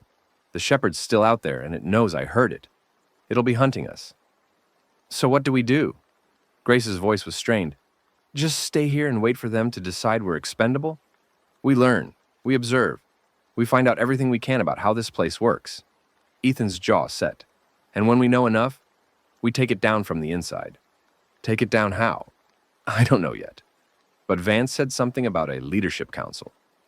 If we can get close to them, find out who supports this arrangement and who might be turned against it. You want to start a revolution. I want to stop people from being fed to a monster. If that requires a revolution, so be it. The next few days were a careful dance. Ethan played the role of interested observer, asking questions about the garden's operations while pretending to consider joining their cause. Vance seemed pleased by his apparent cooperation, giving him access to areas that would normally be restricted. Grace integrated herself into the medical staff, using her nursing background to make herself useful. She reported back each night with information about the compound's layout, its supply chains, its vulnerabilities. And Lily made friends. She fell in with a group of children her age, kids who'd grown up in the garden and knew nothing else. They showed her the hidden corners of the compound, the secret places where they played and whispered and dreamed of the world beyond the walls. They don't know, Lily reported one evening, about the sacrifices. The adults keep it hidden. What do they think happens to the people who disappear? They're told they've been chosen for a special mission, that they're helping humanity by working with Dr. Vance's research team. Lily's expression was sick. They think it's an honor, and no one comes back to tell them otherwise. No one ever comes back. Ethan absorbed this information, adding it to the picture forming in his mind. The garden was more sophisticated than he'd realized. Not just a settlement, but a cult. Vance had created a mythology to justify his bargain with the shepherd, and the people here had accepted it because the alternative was too terrible to contemplate. Breaking that mythology would require proof, evidence, something that couldn't be denied or explained away. He needed to find the place where the sacrifices happened. The opportunity came a week after their arrival. One of the leadership council members, a woman named Miranda Okonkwo, who'd been a corporate lawyer before the outbreak, invited Ethan for a private conversation. She seemed different from the others, conflicted, haunted by something she couldn't quite voice. "You're not happy here," Ethan said as they walked through the garden's orchards. "What makes you say that?" "The way you look at Vance, the way you flinch whenever he mentions the special missions." He stopped, facing her. "You know what's really happening, and it's eating you alive." Miranda was silent for a long moment. Then, "My husband and son are here. They came with me when the outbreak started. They believe in what Vance is building, but you don't. I believe in survival. That's all." Her voice was hollow. "When Vance explained the arrangement, I was horrified. I wanted to leave, to expose him. But he made it clear that anyone who tried would be chosen. My family would be punished for my betrayal. So you stayed. I stayed. I cooperated. I told myself it was necessary, that the people being sacrificed were already dying anyway, that we were making the best of an impossible situation." She laughed, and it was the saddest sound Ethan had ever heard. "I've been telling myself that for 3 years. It doesn't get any easier. What if there was another way? A way to end the arrangement without destroying everything the garden has built?" Miranda's eyes sharpened. "You have a plan?" "The beginning of one. But I need help. Someone on the inside, someone who knows how the system works." "Why would you trust me? I just told you I've been complicit in murder." "Because you're the only one who seems to feel guilty about it." Ethan met her gaze. "And because we're out of other options." Miranda studied him for a long moment. Then she nodded. "What do you need?" The processing facility was hidden beneath the main compound. Miranda led them there after midnight, Ethan, Grace, and Lily, moving through tunnels that didn't appear on any map. The air grew colder as they descended, carrying the mineral smell of deep stone. "Vance built this before the outbreak," Miranda explained. "He'd been preparing for years. Bunkers, storage facilities, research labs. The garden was always meant to be a refuge. He just didn't know from what until Hemagen X was released. He was a prepper? He was a visionary, or a lunatic. Depends on your perspective."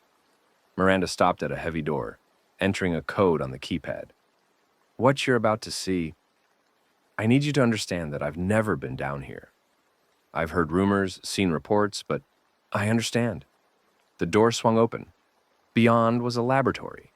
Banks of equipment, monitors, specimen containers, and at the far end, a row of cells with reinforced glass fronts. The cells were occupied. Ethan moved forward slowly, his stomach churning. The figures in the cells were in various stages of transformation, some still mostly human, others twisted and gray. They sat or stood or paced, their movements jerky, their eyes vacant. "Test subjects," Miranda whispered. "Vance studies the transformation process, how it works, how it can be accelerated or slowed. The shepherd provides guidance." "Guidance?" "It can communicate with them. The partially transformed? It tells Vance what to try next, what modifications might be successful." Her voice was shaking. "They're experiments, human experiments." Lily made a small sound. Ethan turned to see her staring at one of the cells, her face white. "Daddy." He followed her gaze. The figure in the cell was a woman, older with gray hair and dark skin mottled with infection. She sat on the floor with her head bowed, her hands folded in her lap. But as Ethan watched, she raised her head.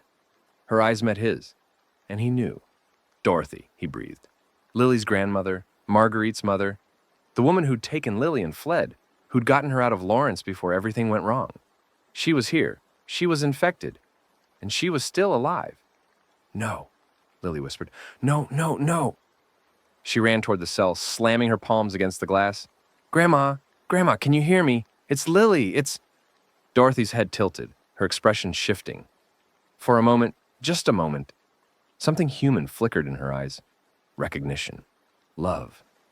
Then it was gone, replaced by the vacant stare of the infected. Ethan pulled Lily away from the glass, holding her as she sobbed. "How long has she been here?" he demanded. "I don't know. Months, at least." Miranda's face was ashen. "Vance said she was a special case. The transformation stalled at an unusual stage. He's been studying her, trying to understand why. Can she be saved?" I don't know. The partial transformations are unstable. Sometimes they progress. Sometimes they regress. I've never seen anyone come back completely." Ethan looked at Dorothy through the glass, at the woman who'd saved his daughter, who'd gotten her to safety, who'd sacrificed everything for her granddaughter's survival. "We're getting her out," he said. You can't. The security systems, the guards, I don't care, we're getting her out. And everyone else in these cells who still has a chance." He turned to face Miranda. "You wanted redemption? This is it. Help us free them."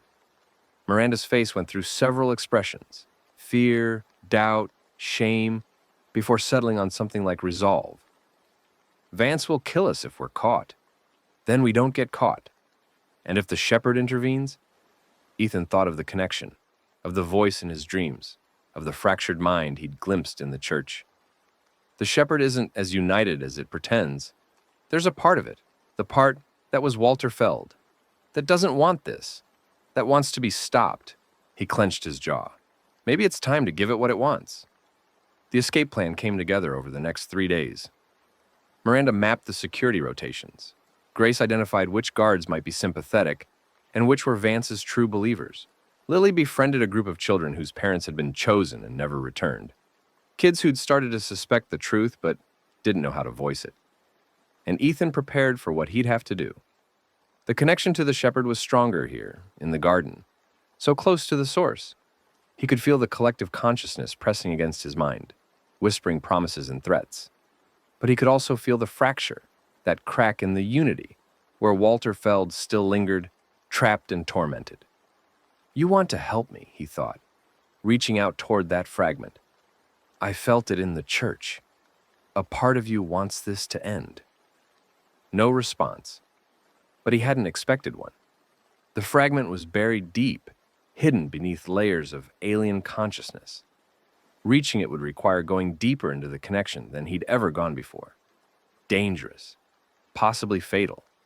But if it meant saving Dorothy, saving the test subjects, saving everyone in the garden from Vance's bargain with evil, it was worth the risk. The night of the escape, everything went wrong. They'd planned to move at 3 a.m., when the guards were at their weakest. Miranda would disable the security systems. Grace would gather the sympathetic guards. Ethan would descend to the processing facility and release the test subjects, while Lily created a distraction above ground. But they weren't the only ones making plans. Vance was waiting for them in the tunnels. Mr. Delacroix. He stepped out of the shadows, flanked by a dozen armed guards. "I had hoped you'd see reason, that you'd understand what we've built here and why it's necessary." "I understand perfectly. You're a murderer, hiding behind philosophy. I'm a realist. The shepherd could destroy us any time it wanted. Our agreement is the only thing keeping 300 people alive." Vance shook his head. "Do you think I enjoy this? Do you think it doesn't cost me every time someone is chosen?" "I'm not a monster, Mr. Delacroix. I'm a pragmatist. Pragmatists don't feed children's grandmothers to creatures." Vance's expression flickered. "Ah, you found Dorothy Fontenot. I wondered how long it would take. How long have you had her?" "Since before you arrived. She wandered into our territory months ago, already infected, carrying a photograph of a child." Vance's smile was thin. It wasn't hard to connect the dots. A leverage opportunity, should one become necessary. "You've been using her to control Lily." "I've been keeping my options open. The shepherd has a particular interest in your family, Mr. Delacroix. Something about the way you resist the transformation. It's passed down through blood. Your daughter has the same potential you do. She could be valuable to the collective." Ethan felt cold rage building in his chest. "You're not touching my daughter." "I wasn't planning to. Not yet." Vance stepped closer. "Here's my offer. Accept our arrangement. Join the council. Use your connection to the shepherd to help us refine our understanding of the infection. In return, Dorothy will receive the best care we can provide. Your daughter will be protected, and you'll have a place here, a purpose, a future. And the sacrifices continue. The sacrifices are necessary. You've seen what's out there. The hordes, the devastation, the endless death. The garden is an island of civilization in an ocean of chaos. Would you destroy that island because you don't like how it was built?" Ethan looked at the guards, at their rifles, at the door behind them that led to the processing facility. He thought of Dorothy in her cell, of Lily's face when she'd recognized her grandmother, of all the people who'd been fed to the shepherd in the name of survival. "Yes," he said, "I would." He reached out with his mind. The connection to the shepherd had never been this strong, not since the hive, not since the mines. He could feel the vast alien consciousness, the millions of absorbed minds, the terrible unity of the collective. But he wasn't looking for the shepherd. He was looking for what remained beneath it. "Walter," he thought. "Walter Feld. I know you're in there. I know you want this to end. Nothing. The garden is using your creation. Vance has made a deal with the shepherd to sacrifice innocence in exchange for protection. Is that what you wanted? Is that the evolution you imagined? A stirring. Distant, faint, but there. Help me stop it. Help me break the arrangement. It's the only way any of us gets free."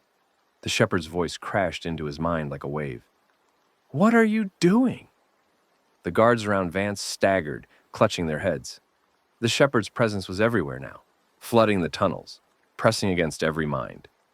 "You dare reach into my depths? You dare wake the part I've buried?" "Ethan!" Grace's voice distant through the roaring in his skull. "What's happening?" He couldn't answer. He was drowning in the connection, falling into the abyss between himself and the shepherd. But he wasn't alone. He could feel the fragment now, the piece of Walter Feld that had never stopped screaming, that had been trapped inside the monster it had become. "Please," the fragment whispered. "I never wanted this. I was trying to help. I was trying to make things better." "I know," Ethan thought. "I know you were. Can you stop it? Can you undo what I've done?" "Maybe. If you help me." "How?" "Fight. From inside. Break the unity, the control, the hold it has on all those minds. Give them back to themselves, even for a moment." A pause, then, "I'll try." The shepherd screamed. Chaos erupted. In the tunnels, the guards dropped their weapons, clutching their heads as the shepherd's concentration shattered. Above ground, alarms were blaring, people were shouting. Something fundamental was breaking. Ethan seized the moment. He grabbed Lily's hand and ran for the processing facility, Grace and Miranda close behind. The security door was locked, but the power was fluctuating, the shepherd's disruption affecting everything. And Miranda found an override. Inside, the test subjects were stirring. "Get the cells open!" Ethan shouted. "All of them!" Grace and Miranda worked the controls, while Ethan ran to Dorothy's cell. The glass was reinforced, designed to contain the infected, but there was a manual release. The door slid open. Dorothy stood before him, her eyes flickering between vacancy and awareness. The infection was clearly visible, corruption spreading across her skin, but she was still there, still fighting. "Dorothy, it's Ethan, Marguerite's husband, Lily's father." A flicker of recognition.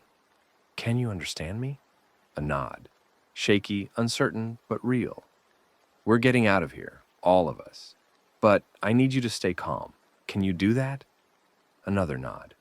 "Good." He took her arm gently. "Let's go."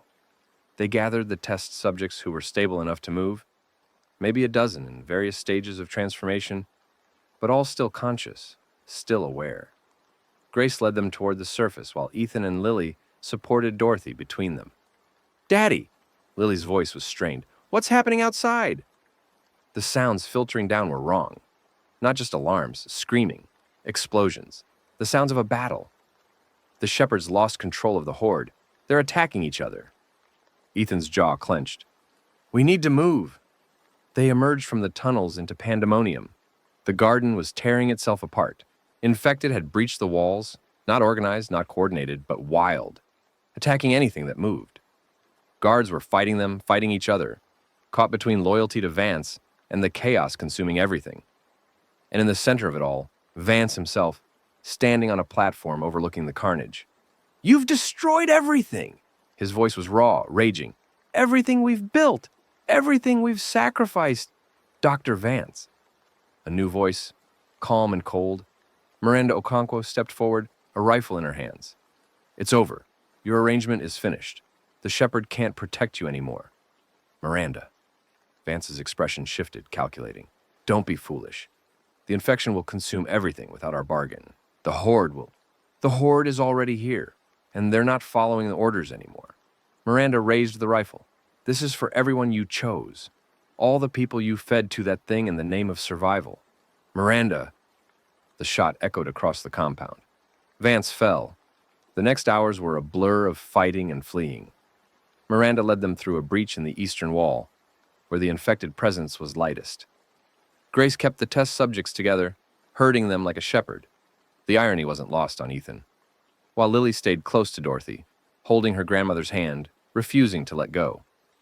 They made it to the hills beyond the garden as dawn was breaking. Behind them, smoke rose from the compound, punctuated by distant screams and gunfire. The settlement that had survived for 3 years was consuming itself. The careful balance shattered beyond repair. "Where do we go now?" Grace asked. "Away. Far away." Ethan looked at the ragged group of survivors, infected and uninfected, broken and whole. "There has to be somewhere we can start over." "The Castellan compound." Miranda's voice was quiet. "The original research facility. I heard Vance mention it once. He said there was equipment there, technology that might help the partially transformed. A cure, maybe." "Where?" "South, in the Flint Hills." Miranda met his eyes. "It's the shepherd's heart, Ethan. Where it was born. Going there would be suicide, I know." He looked at Dorothy, at her flickering awareness, at the woman who'd saved his daughter and lost herself in the process. "But some things are worth dying for. And if you fail, then at least we tried." Miranda nodded slowly. "Then I'm coming with you." "You don't have to." "Yes, I do. This is my redemption. Maybe the only one I'll get." She checked her rifle. "When do we leave?" Ethan looked at the sunrise, at the hills stretching before them, at the road that led south toward the shepherd's origin. "Now," he said. "We leave now." The journey to Castellan took 2 weeks. They traveled slowly, carefully, avoiding the main routes where the infected presence was heaviest. The group that had escaped the garden gradually found its rhythm. The healthy protecting the wounded, the uninfected learning to coexist with those who'd begun to transform. Dorothy improved day by day. The infection's progression had stalled entirely, and her lucid periods grew longer. She started speaking again. Fragments at first, then full sentences. She remembered Marguerite, remembered Lily, remembered the woman she'd been before everything went wrong. "I'm sorry," she said one evening, sitting beside a campfire, "for not being there, for leaving you alone." "You saved Lily," Ethan replied. "You got her out of Lawrence when no one else could. That's not something to be sorry for. I couldn't save myself. Maybe not yet. But we're going to try." Dorothy's smile was thin, fragile. "You're a good man, Ethan. Marguerite was right about you." "Marguerite's dead." "Is she?" Dorothy's eyes met his, and there was something strange in their depths. "The shepherd told me things, when I was deeper in its grasp. Things about the compound, about the experiments, about people who'd been taken there and kept alive for study." Ethan's heart stopped. "What are you saying?" "I'm saying I don't know if she's dead. The shepherd, it collects things. Important things. Things it can use." Dorothy's voice dropped. "Marguerite was at Castellan Memorial when the outbreak started. Ground Zero. If anyone would have been valuable to the collective, she would have been kept." "Maybe." Ethan sat in silence, processing. For months, he'd assumed Marguerite was dead. Had made peace with it, as much as anyone could make peace with such a loss. But now, "We're going to Castellan anyway," he said finally. If she's there, we'll find her. And if she's not, then at least I'll know. They reached the compound on the 15th day. It rose from the prairie like a fortress. Walls, towers, a central building that hummed with some kind of power. The shepherd's presence was overwhelming here, a constant pressure on Ethan's mind, heavy and oppressive. This is it, Miranda breathed. The heart of everything. How do we get in? The front door, apparently. Ethan followed her gesture. The compound's main gate was open, and a figure was walking toward them across the field. A woman. Small, dark-haired, familiar in a way that made Ethan's breath catch. No, he whispered. That's not possible. But it was. Marguerite Delacroix, his wife, Lily's mother, the woman he'd mourned for almost 3 years, stopped a few feet away and smiled. Hello, Ethan. I've been waiting for you. You're not real. Ethan's voice was rough, shaking. He wanted to believe, wanted desperately to believe. But everything he'd learned told him this was impossible. I'm as real as you are.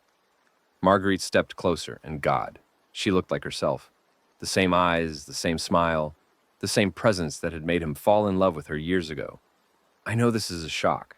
I know you thought I was dead, but I've been here, Ethan, waiting, hoping you'd find your way to me. How? You were at Castellan Memorial, Ground Zero. Everyone there was infected, yes. I was infected. Her expression flickered, something complicated moving behind her eyes. But the shepherd preserved me, kept me in stasis, studying my resistance, my connection to you. When it realized what you were, what you could become, it understood that I might be useful. Useful. As leverage, as incentive. She spread her hands. Or as what I am now. Proof that the infection isn't the end. That there's something beyond it. Ethan wanted to reach out, to touch her, to confirm that she was really there. But something held him back. What are you, Marguerite? What has it made you? I'm myself, improved, maybe. Changed. But still me. She tilted her head, studying him. You've changed too. I can feel the shepherd in you, the same way it feels me. We're connected now, all of us. Part of something larger. The collective. The future. Marguerite's smile widened. The shepherd isn't a monster, Ethan. It's evolution. Progress. The next step for humanity. And you could be part of it. We could be part of it together. And Lily, Dorothy, all the people who've died? Sacrifices. Necessary losses on the path to something greater. Her eyes were bright, fervent, and wrong somehow. Not the woman he'd married. Not anymore. Don't you see? The old world was dying anyway. The infection just accelerated the process. What rises from the ashes will be better, stronger, united. I've heard this speech before. From the shepherd. From Vance. Ethan's jaw clenched. It didn't convince me then. It won't convince me now. Even if I'm part of the offer? Marguerite stepped closer still, close enough that he could smell her. Familiar. Achingly familiar. We could be a family again, Ethan. You, me, Lily. Together. Safe. Forever. At what cost? At no cost to you, just acceptance. Surrender. The recognition that you can't fight what's coming, so you might as well join it. Ethan looked at his wife, at the woman he'd loved, the mother of his child, the partner he'd grieved for years. She was offering him everything he'd lost, a chance to have it back, to be whole again. All he had to do was give up. Daddy? Lily's voice behind him. She'd come forward, her face pale, her eyes fixed on Marguerite. Mommy? Marguerite's expression softened. Hello, sweetheart. You've grown so much. I've missed you.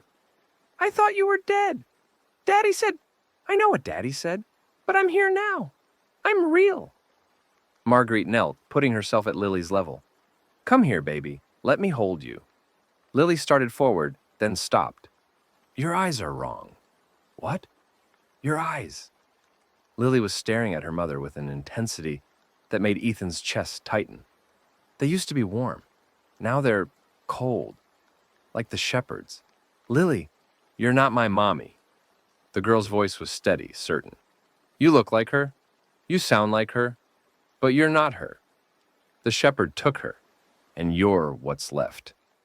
Marguerite's expression flickered. Anger, frustration, something darker underneath. I'm trying to save you, child. Both of you. The shepherd is inevitable. Resistance is pointless. The only question is whether you join willingly or are dragged into the collective screaming. Then I guess we scream. Lily stepped back, her hand finding Ethan's. We're not joining anything. Not now. Not ever. Marguerite straightened, her face hardening. Then you'll die. Both of you. Maybe. Ethan's voice was quiet. But at least we'll die human. For a moment, nothing moved. The compound loomed behind Marguerite, the open field stretched around them, and the shepherd's presence pressed against Ethan's mind like a crushing weight. Then Marguerite smiled, and it was the coldest thing Ethan had ever seen. So be it.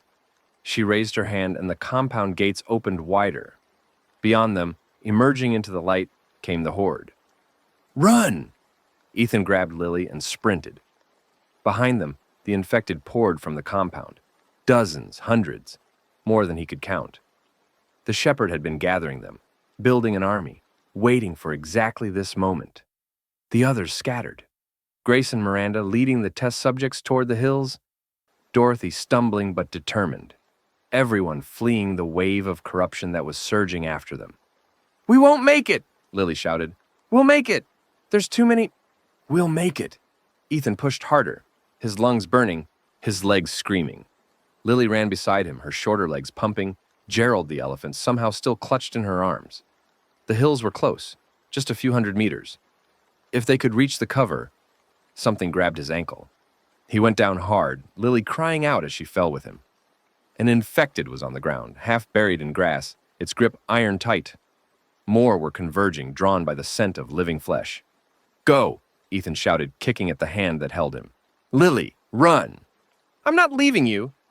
You have to... The infected's grip tightened. Pain lanced up Ethan's leg. He could see others closing in, see the hopelessness of his situation. And then Lily was there, not running, fighting. She drove her knife into the infected's skull with a move she'd practiced 1,000 times, the blade sinking into the hilt. The grip released. Ethan scrambled to his feet. I told you to run, and I told you we survived together. Lily grabbed his hand. Come on! They ran. The hills provided cover, but not safety. The hordes spread out, hunting in packs, filling the landscape with gray bodies and reaching hands. Ethan led the survivors through ravines and over ridges, always moving, never stopping. Dorothy was fading. The exertion was too much for her weakened body, and she stumbled more with each passing hour. Grace and Miranda took turns supporting her, but it was clear she couldn't go much further. Leave me, Dorothy gasped, as they paused in a shallow cave. I'm slowing you down. We're not leaving anyone, Ethan said, and Ethan, no. We've already lost too many people. I'm not adding you to the list. The list is already too long. Dorothy's eyes met his, clear and lucid despite her condition. I'm dying, Ethan. The infection isn't progressing, but my body's still shutting down. Hours, maybe. A day, at most. Then we'll carry you for a day. You'll die if you try. Dorothy reached out, touching his face with a trembling hand.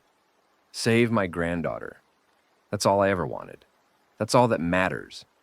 Grandma, Lily pushed forward, tears streaming down her face. Please don't. Hush, baby.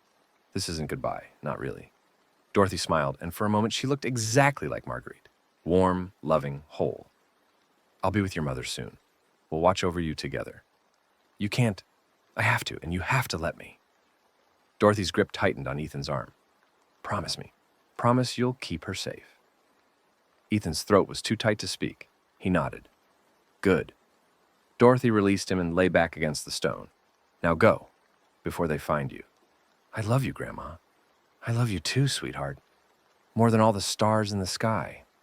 They left her there in the cave as the horde's howls echoed through the hills. Ethan didn't look back.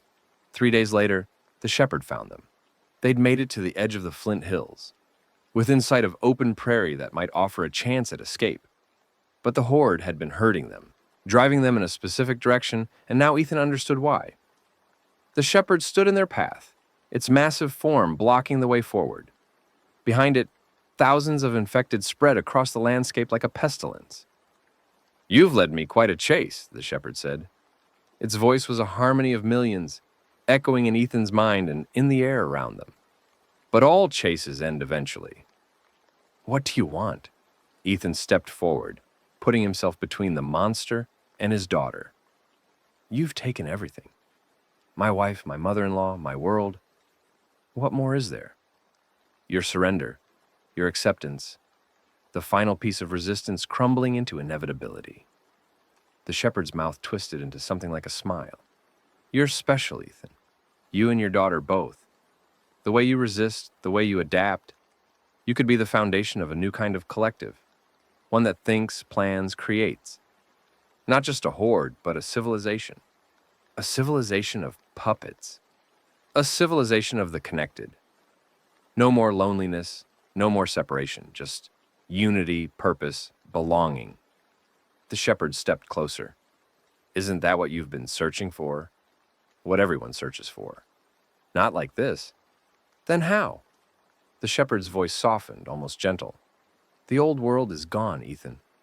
The new world is here. You can fight it or you can shape it, but you cannot stop it." Ethan looked at the monster before him, at the thousands of infected behind it, at the impossible odds they faced. Then he looked at Lily. She was scared. He could see it in her eyes, in the tension of her shoulders, but underneath the fear was something else. Determination, defiance, the same stubborn refusal to surrender that had kept them both alive this long. "You want my answer?" Ethan said. "Here it is." He reached into the connection, not to resist, not to fight, but to embrace. He dove deeper than he'd ever gone before, past the shepherd's defenses, past the layers of alien consciousness, down to the core where Walter Feld still lingered. Now, he thought, it has to be now. The fragment of Walter Feld, that broken, tormented piece of the man who'd started the apocalypse, responded. "Yes," the shepherd screamed. The collective mind tore itself apart. Walter Feld, given strength by Ethan's connection, rose up against the consciousness that had consumed him. Millions of infected minds felt the conflict, felt their chains breaking, felt themselves becoming individual again. The horde collapsed into chaos. Infected turned on each other, wandered aimlessly, fell to the ground and didn't rise. The unified purpose that had driven them dissolved into a million separate nightmares. And the shepherd, the vast, terrible intelligence that had terrorized the world, began to fracture. "What have you done?" It was screaming now, its voice breaking, its physical form starting to dissolve. "You've destroyed everything." "I've set you free," Ethan said. His voice was calm, distant. Most of his attention was still deep in the connection, helping Walter tear down what he'd built. "Both of you. All of you. This isn't freedom. This is death. Maybe, but at least it's an ending." The shepherd's form crumbled, its gray flesh sloughing away, revealing something smaller underneath, weaker, human. Walter Feld, what was left of him, lay in the grass, his body twisted and broken, his eyes clearing for the first time in years. "Thank you," he whispered. Finally, it's quiet." Then his eyes closed, and he was still. The aftermath was silence.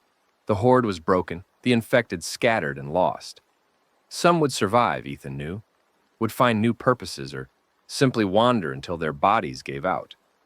But the unified threat, the shepherd and its collective, was gone. Lily came to stand beside him, her hand finding his. "Is it over?" "This part is." Ethan looked at the field before them, at the bodies and the debris and the strange new world that was taking shape.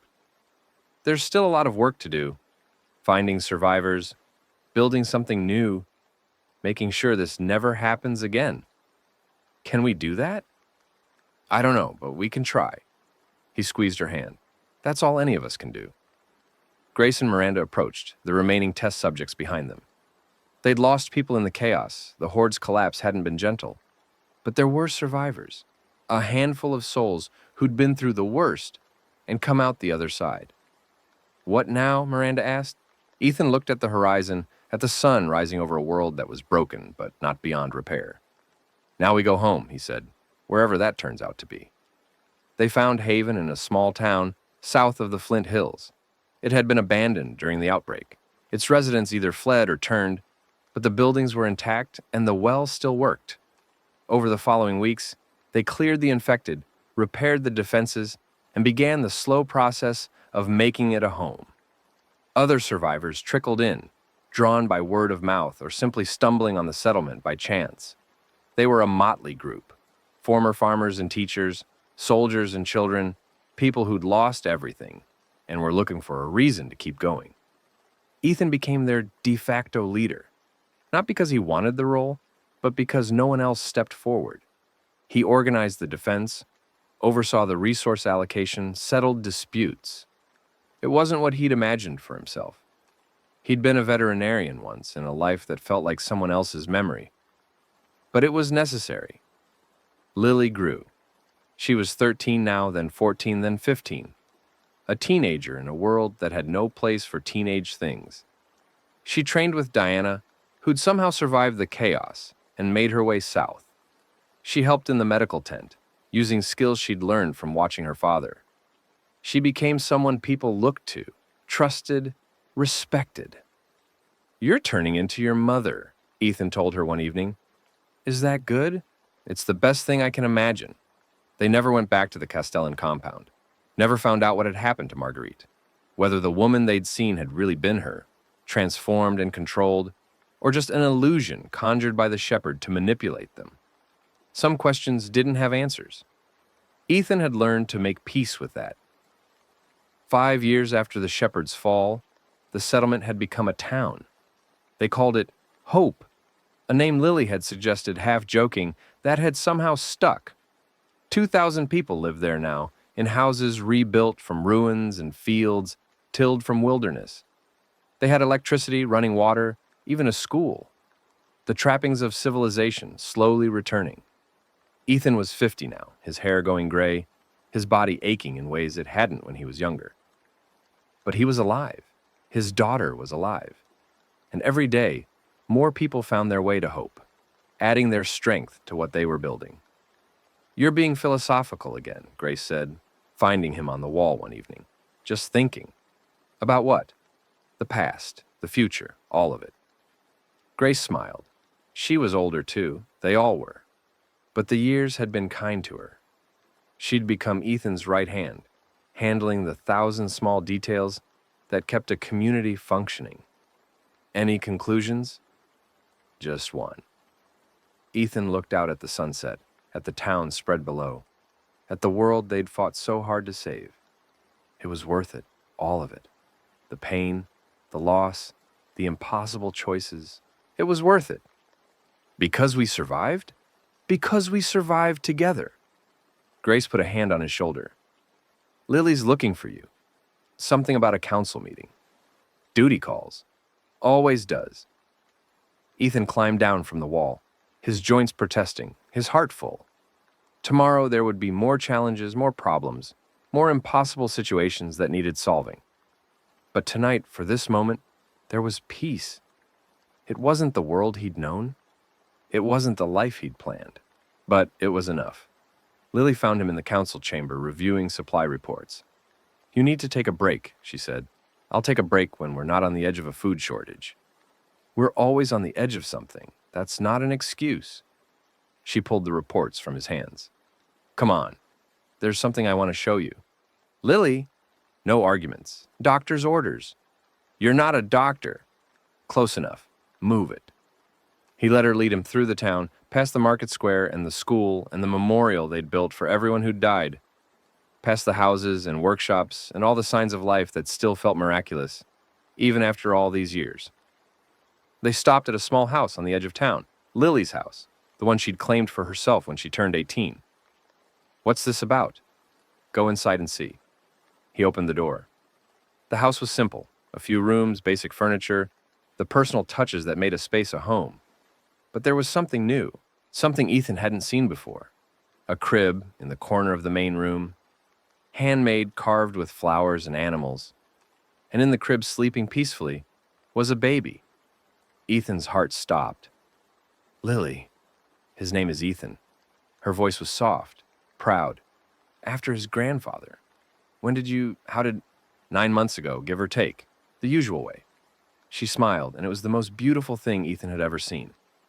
I wanted to tell you, but I wasn't sure how you'd react. After everything we've been through, bringing a child into this world seemed hopeful. Yes, exactly. Lily came to stand beside him, both of them looking down at the sleeping infant. He's healthy, strong, and he's going to grow up in a world where people don't have to run anymore. Ethan reached down, gently touching the baby's hand. The tiny fingers curled around his, grip soft but certain. A new generation, he said. A new beginning. That's what I was thinking. Lily leaned against him. We survived, Daddy. We actually survived. And now there's this little person who gets to live because of everything we did. Everything we lost. That too. She was quiet for a moment. I still miss them. Mom, Grandma, everyone. But they're part of this, aren't they? Part of what we built. Their sacrifice made this possible. Yes. Ethan's voice was thick. It did. They stood there in silence. Grandfather and mother and child, as the sun set outside and a new night began. The world was still broken in places. There were still infected in the wilds, still dangers lurking beyond the walls. But here in this house, in this moment, there was something the apocalypse had never managed to destroy. Family. Hope. Love. Ethan Delacroix, veterinarian turned survivor turned leader, looked at his grandson and smiled. Welcome to the world, little one, he whispered. We've been waiting for you. The baby gurgled, content and safe. Outside, the stars came out, bright and endless, over a world that was healing. And somewhere, in whatever afterlife existed for those who'd been lost, Ethan liked to think Marguerite was watching, smiling, proud, at peace. The convoy pushed south through the pre-dawn darkness, headlights cutting pale swaths through the mist that had settled over the Flint Hills. Ethan sat in the passenger seat of the lead truck, his hands wrapped around a cooling cup of coffee he'd forgotten to drink. Beside him, Rome drove with the focused intensity of a man who'd learned to function on no sleep and pure determination. Behind them, in the truck's covered bed, Lily dozed against Diana's shoulder, while Keisha checked their dwindling medical supplies for the third time. They'd been running for 6 days. The shepherd's horde had found them outside the ruins of what had been Emporia, a mass of gray bodies that seemed to materialize from the prairie itself. They'd lost 2 vehicles in the escape, and with them, 4 people whose names Ethan was still trying to memorize. Now, they were down to 3 trucks, 18 survivors, and whatever fuel remained in their tanks. How much farther? Rome asked without taking his eyes off the road. Ethan consulted the map spread across his lap, its creases worn soft from constant handling. 20 miles to the compound, maybe less. And you're sure they'll take us in?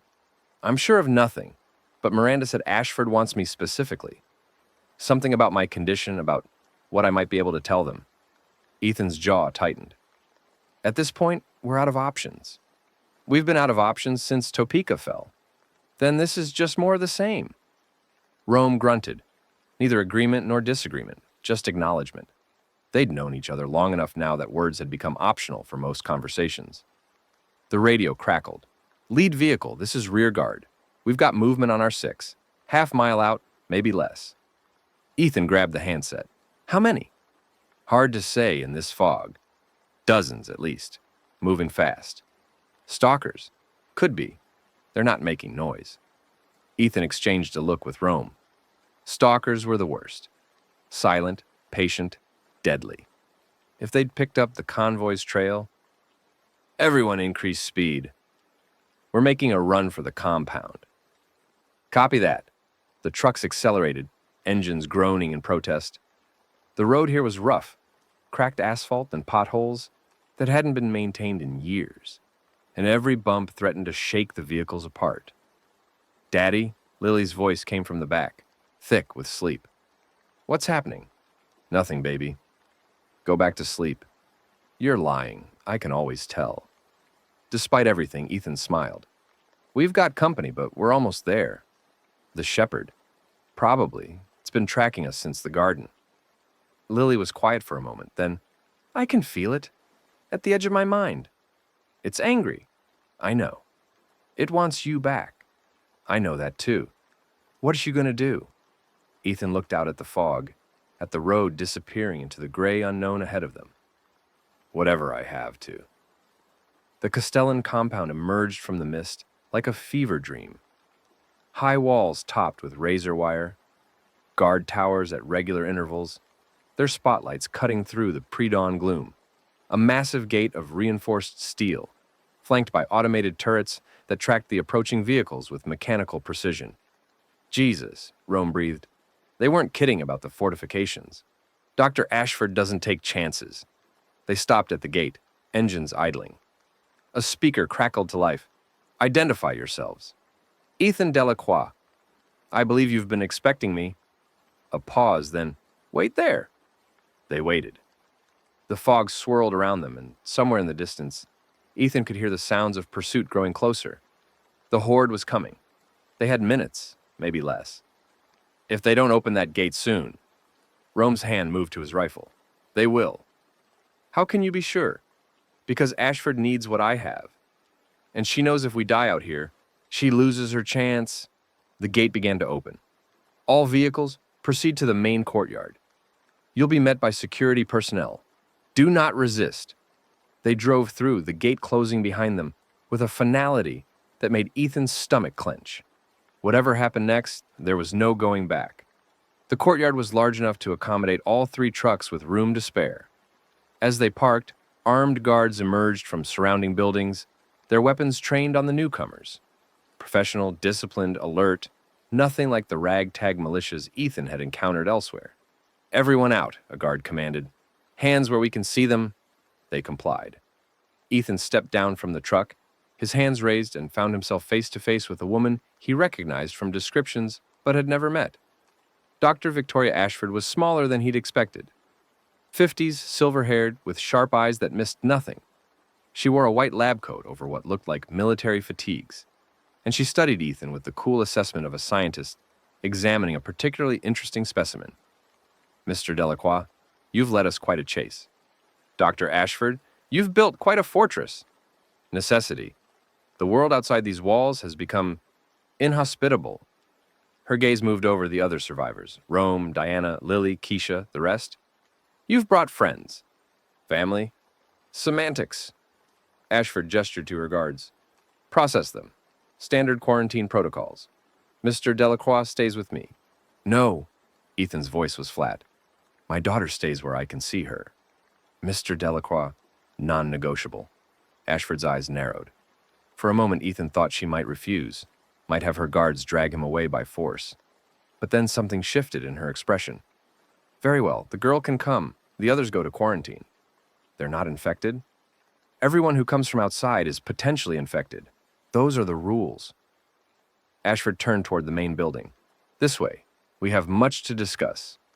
Ethan took Lily's hand and followed.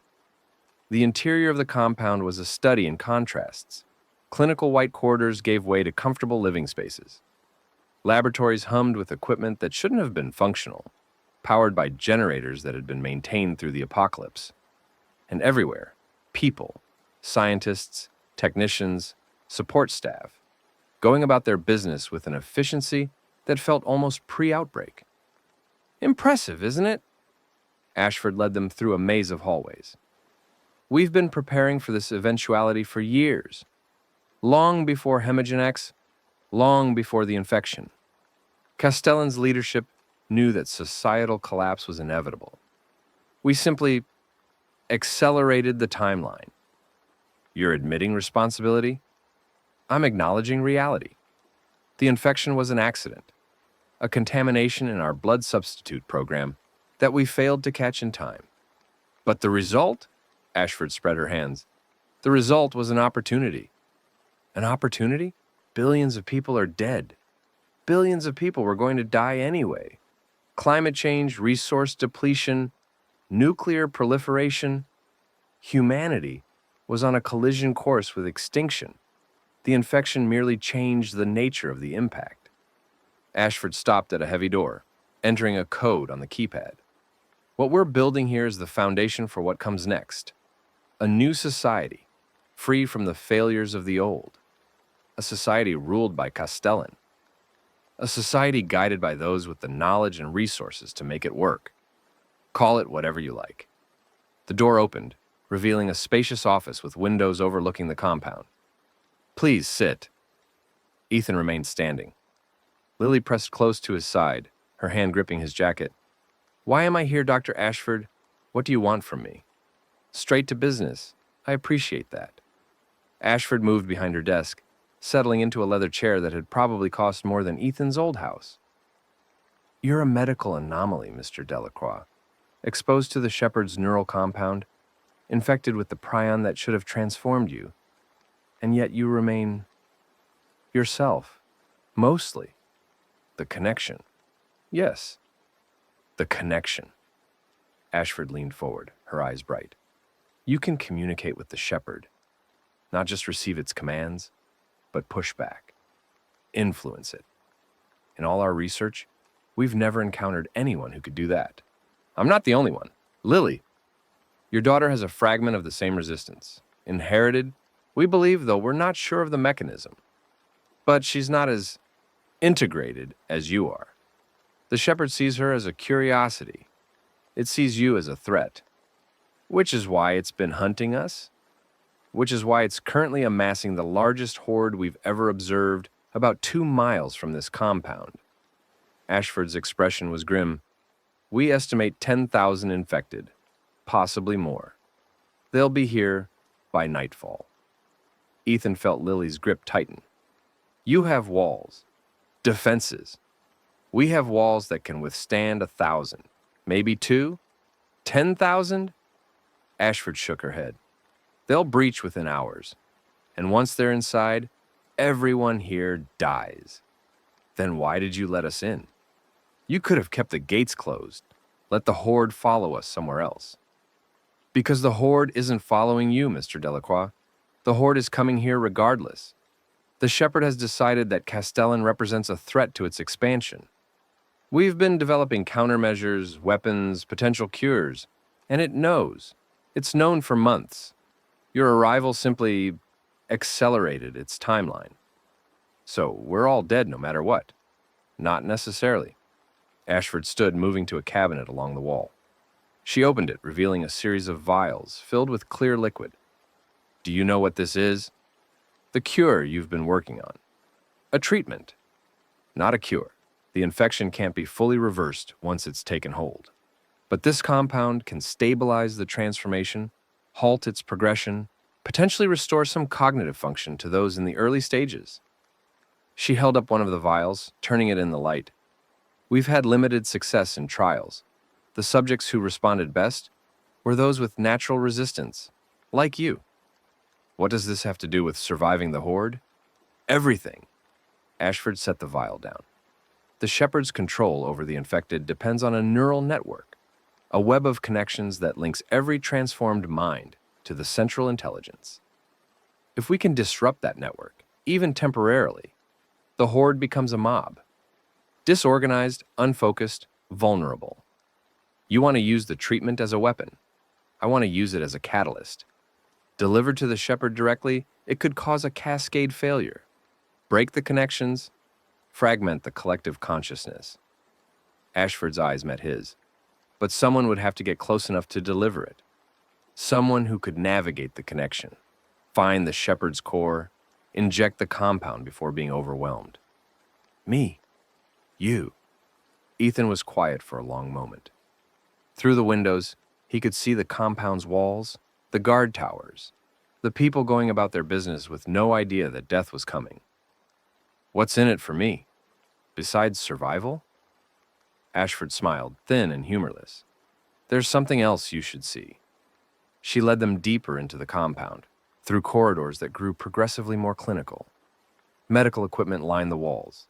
The smell of antiseptic grew stronger, and at the end, a heavy door with a small window. Before you ask, she's alive, barely. We've kept her in stasis, studying her unique response to the infection. Ashford entered a code. I think you'll want to see this for yourself. The door opened. The room beyond was a hospital suite, filled with monitors and IV stands and the soft beeping of life support equipment. A bed dominated the center of the space, and in the bed, eyes closed, breathing shallow but steady, Marguerite. Ethan's legs nearly gave out. His wife, his dead wife, the woman he'd mourned for years, whose memory he'd carried through every horror and hardship since the world ended. She was alive. How? His voice was barely a whisper. She was at Castellan Memorial when the outbreak began. One of our nurses. When the initial panic subsided, we evacuated everyone who showed resistance to the infection. Medical staff, researchers, anyone who might be useful. Marguerite was among them. But she's infected. Stage 2. The transformation stalled before completion. Similar to what happened with you. We've been maintaining her in a controlled environment, studying the mechanism of her resistance. Ashford moved to the bedside, checking one of the monitors. The treatment could help her, potentially restore her fully. But we've never had enough of the compound to risk a full dose. You're saying you can cure her? I'm saying we can try. If the treatment works on the shepherd, disrupts the network, we'll have confirmation that a larger scale application is viable. Your wife would be the first recipient. Ethan stared at Marguerite's face.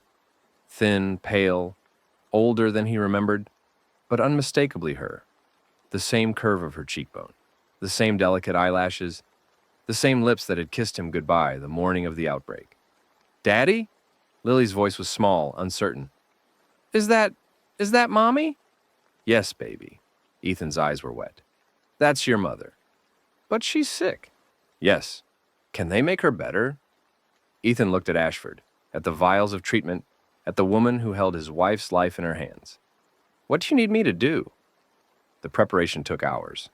Ashford's team fitted Ethan with a specialized delivery system, a harness containing multiple vials of the treatment compound, designed to inject directly into the shepherd's neural tissue.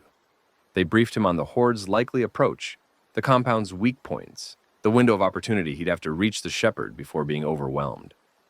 Through it all, Ethan felt strangely calm. The panic, the grief, the desperate hope.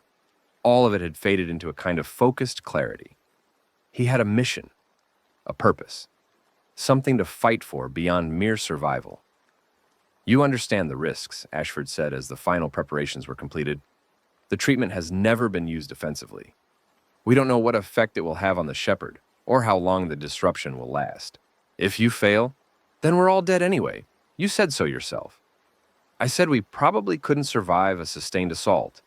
Probably isn't, certainly. I'll take my chances. They were in the compound's armory, surrounded by weapons and equipment that would have been impossible to acquire anywhere else. Rome was there, along with Diana and a handful of Ashford's best soldiers. The others, Lily, Keisha, the rest of the survivors from their convoy, had been taken to a secure bunker beneath the main building. You're really going to do this, Rome said. It wasn't a question. I don't see another option. There's always another option. We could run, find somewhere to hide until the horde passes, and leave everyone here to die, including Marguerite. Ethan shook his head. I've run enough. It's time to fight. You might not come back. I know. Lily would be alone. She'd have you, and Diana, and everyone else who's made it this far. Ethan met Rome's eyes. Promise me. If I don't make it, promise me you'll take care of her. Rome was quiet for a long moment. Then he extended his hand. I promise. They shook, and something passed between them, an understanding that went beyond words. Whatever happened next, they'd face it as brothers. Mr. Delacroix. One of Ashford's soldiers approached. They're coming. The horde just crested the northern ridge. Ethan took a deep breath, let it out slowly. Then let's not keep them waiting. The view from the wall was apocalyptic. The horde spread across the prairie like a gray tide. Thousands upon thousands of infected moving in terrible unison. They came from the north, the east, the west. An encirclement that left only the southern approach open. But that was no comfort. The shepherd was herding them, directing them, using them to probe and surround and eventually overwhelm. And at the center of the mass, Visible even at this distance, something massive moved. The shepherd itself. Ethan had seen it before, in glimpses, in visions, in the terrifying connection that linked his mind to its. But seeing it in person was different. The creature was enormous, 8 feet tall at least, its body a twisted amalgamation of muscle and corruption. It walked upright, almost human, but wrong in ways that made his eyes hurt to look at. My God, Diana breathed beside him. God has nothing to do with that thing. The compound's defenses opened up. Automated turrets, riflemen on the walls, everything Ashford had available. Infected fell in waves, their bodies piling up, creating obstacles that the ones behind had to climb over. But the horde kept coming, relentless, endless, driven by a will that didn't care about casualties. The southern gate, Rome said. That's your exit point. We'll hold as long as we can, create a corridor for you to move through. What about extraction? If the plan works, we'll find you.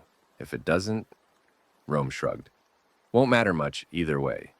Inspirational. I try. Rome clapped him on the shoulder. Good luck, brother. Give that thing hell. Count on it. Ethan descended from the wall, moving through the chaos of the compound's interior. Soldiers ran past, taking up positions. Civilians hurried toward shelters, the air filled with the sounds of gunfire and screaming and the distant, terrible howl of the shepherd calling its horde. The southern gate was defended by a squad of Ashford's best, professional soldiers in body armor, armed with automatic weapons. They'd create a path through the infected, buy Ethan enough time to reach the shepherd, or they'd die trying, either way. Ready? The squad leader asked. No, but let's do it anyway. The gate opened. The world became a blur of violence. Infected swarmed from every direction, drawn by the noise, the movement, the scent of living flesh. The soldiers cut through them with disciplined efficiency. Short bursts of fire, coordinated movements, cover and retreat and advance. Ethan ran at the center of their formation, protected but not passive, his knife finding throats and eyes when the infected got too close. The shepherd was maybe 300 yards away now. He could feel its attention, its vast alien consciousness, pressing against his mind. You come to me at last. The voice was everywhere and nowhere, echoing through the connection. I knew you would. You cannot resist the pull. I'm not here to join you. Then why? To fight? You cannot defeat me. I am millions. I am the future. The future is overrated. The shepherd laughed, a horrible sound that reverberated through Ethan's skull. Such defiance, such spirit.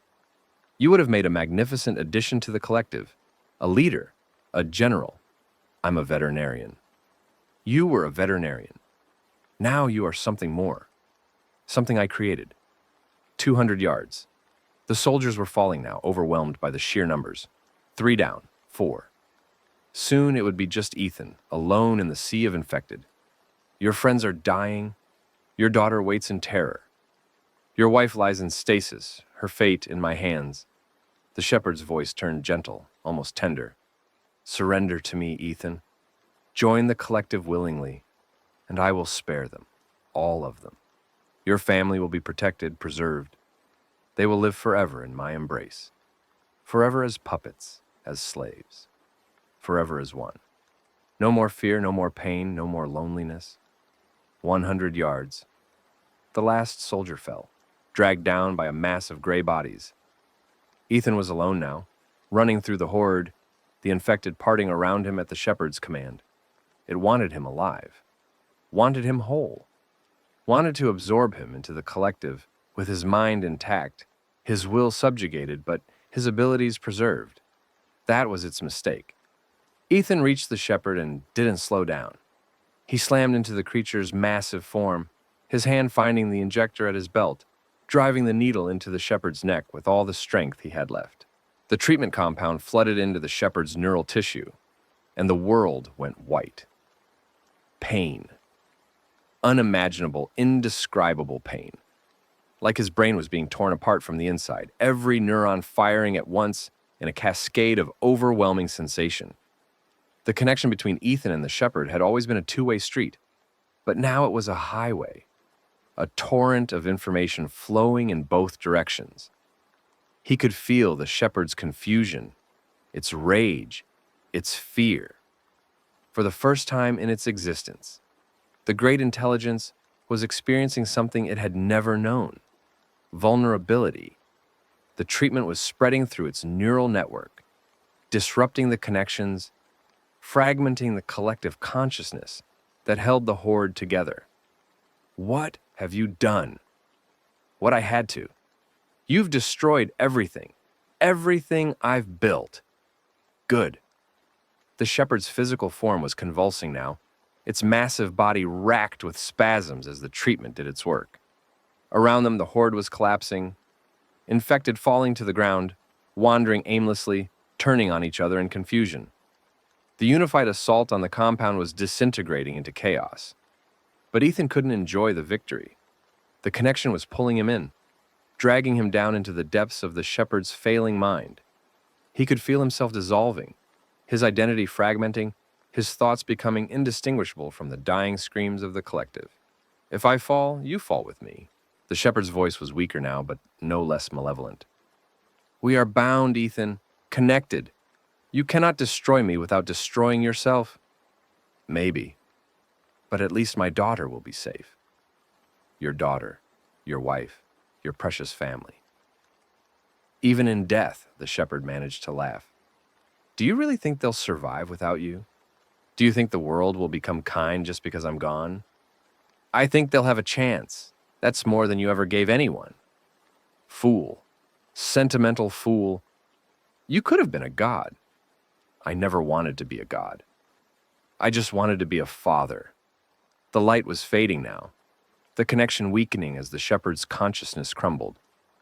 Ethan could feel himself falling into darkness. And then, someone caught him. Daddy, Daddy, Lily's voice cutting through the void.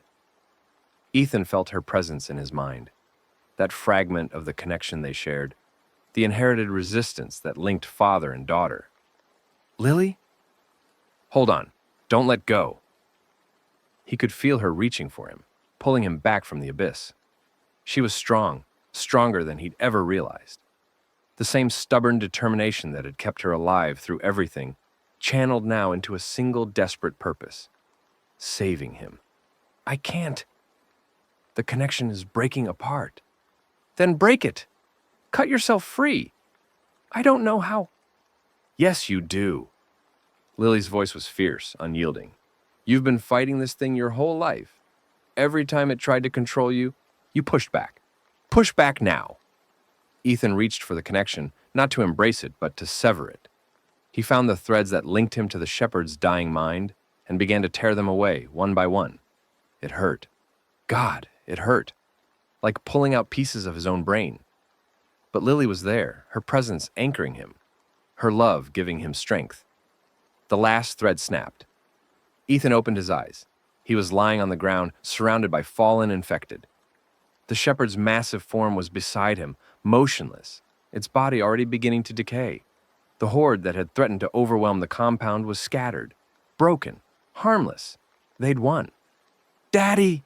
Lily was running toward him, her face streaked with tears, her body moving faster than he'd ever seen it move. She threw herself into his arms, nearly knocking him back down. You're alive! You're alive! Just barely. His voice was hoarse, his body aching everywhere. How did you get out here? I followed the connection. When I felt you falling, I had to... She was sobbing now, clinging to him. I couldn't lose you. Not after everything. You saved me. We saved each other. That's the deal, remember? Ethan held his daughter tight, feeling the warmth of her body, the desperate strength of her grip. Around them, the sounds of battle were fading. The compound's defenders were emerging from the walls, picking their way through the fallen infected, staring at the shepherd's corpse with disbelief. Is it dead? Rome's voice, somewhere behind them. It's dead. Ethan didn't have the energy to turn around. The connection is broken. The network is destroyed. And the horde? Lost, confused. They'll scatter eventually. Some might recover, become dangerous again. But the collective intelligence, the thing that made them an army, It's gone. Rome was silent for a moment. Then, good, because we've got wounded inside, and I don't think Ashford's people would appreciate fighting off another wave. Dr. Ashford, the treatment, she's already working on it. Your wife was the first recipient. Full dose, just like she promised. Rome's hand found Ethan's shoulder. You should probably be there when she wakes up. The walk back to the compound felt like a marathon. Ethan's body was broken, bruises everywhere, cuts that would need stitching, and exhaustion that went bone deep. But he kept moving, Lily supporting him on one side, Rome on the other. Through the gates, through the courtyard, through corridors filled with wounded and dead and survivors who stared at him with something like awe. Ashford met them outside the medical suite. Mr. Delacroix, you're alive. Disappointed? Surprised. The neurological feedback from severing a connection that strong should have killed you. She studied him with clinical interest. Perhaps there's more to your resistance than we understood? My daughter helped. Yes, the inherited factor. Ashford's gaze moved to Lily. We'll want to study that further, when there's time. There won't be time. Ethan met her eyes. After today, we're done. Lily and I, we're leaving. Finding somewhere quiet, somewhere safe. No more experiments, no more studies. Mr. Delacroix? Non-negotiable. Ashford looked like she wanted to argue, but something in Ethan's expression must have convinced her, because she simply nodded. Very well, but you might want to delay that departure. She stepped aside, gesturing toward the door. Your wife is awake. The room was the same as before, same monitors, same equipment, same antiseptic smell. But the woman in the bed was sitting up now, her eyes open, her expression confused but alert. Marguerite. Ethan? Her voice was hoarse, uncertain. Is that really you? It's me. He moved to her bedside, taking her hand. It was warm now, not cold, the skin pale but alive. I'm here. I had the strangest dreams. Months and months of dreams, all confused and dark, and... She shook her head. What happened? Where are we? We're at a research facility. You've been sick for a long time, but they gave you a treatment. You're going to be okay. Sick with what? Ethan hesitated. How did you explain the apocalypse to someone who'd slept through it? How did you tell your wife that the world had ended, that billions had died, that everything they'd known was gone? There was an outbreak, an infection. It changed people, made them dangerous. He squeezed her hand. But you survived. You're one of the strongest people I know. Marguerite's eyes moved past him, finding Lily hovering in the doorway. Is that... Her breath caught. Is that Lily? Mommy? Lily stepped forward, her voice small. Oh, baby. Marguerite's eyes filled with tears. You're so big. You're so grown up. I missed everything. Lily ran to the bed, throwing herself into her mother's arms. Marguerite held her tight, sobbing, rocking back and forth. Ethan watched them, his own tears flowing freely, feeling something he'd thought was lost forever. Hope. The recovery was slow. The treatment had saved Marguerite's life, but it couldn't restore what the infection had taken. Her memories of the past 3 years were gone, wiped clean by the prion's assault on her neural tissue. She didn't remember the outbreak, the evacuation, the months of stasis. Everything after leaving for work that final morning was simply blank. In some ways, it was a blessing. She didn't have the trauma that the rest of them carried, the horrors they'd witnessed, the losses they'd endured. Marguerite was spared all of it. But it also meant she was a stranger in her own life. Tell me about it, she asked one evening, sitting with Ethan on the compound's roof. Below them, the survivors were rebuilding, clearing the infected bodies, repairing the damage, creating something new from the ruins. Tell me what I missed. Ethan didn't know where to begin. The fall of society, the hordes, the shepherd and its collective consciousness, the friends who'd died, the battles they'd fought, the impossible choices they'd made. It was hard, he said finally. The hardest thing either of us has ever done. But Lily... He looked at his daughter, visible through a window below, laughing at something Keisha had said. Lily was incredible. She kept me going when I wanted to give up. She became someone I never imagined she could be. She's so different from the little girl I remember. She is, but she's still ours.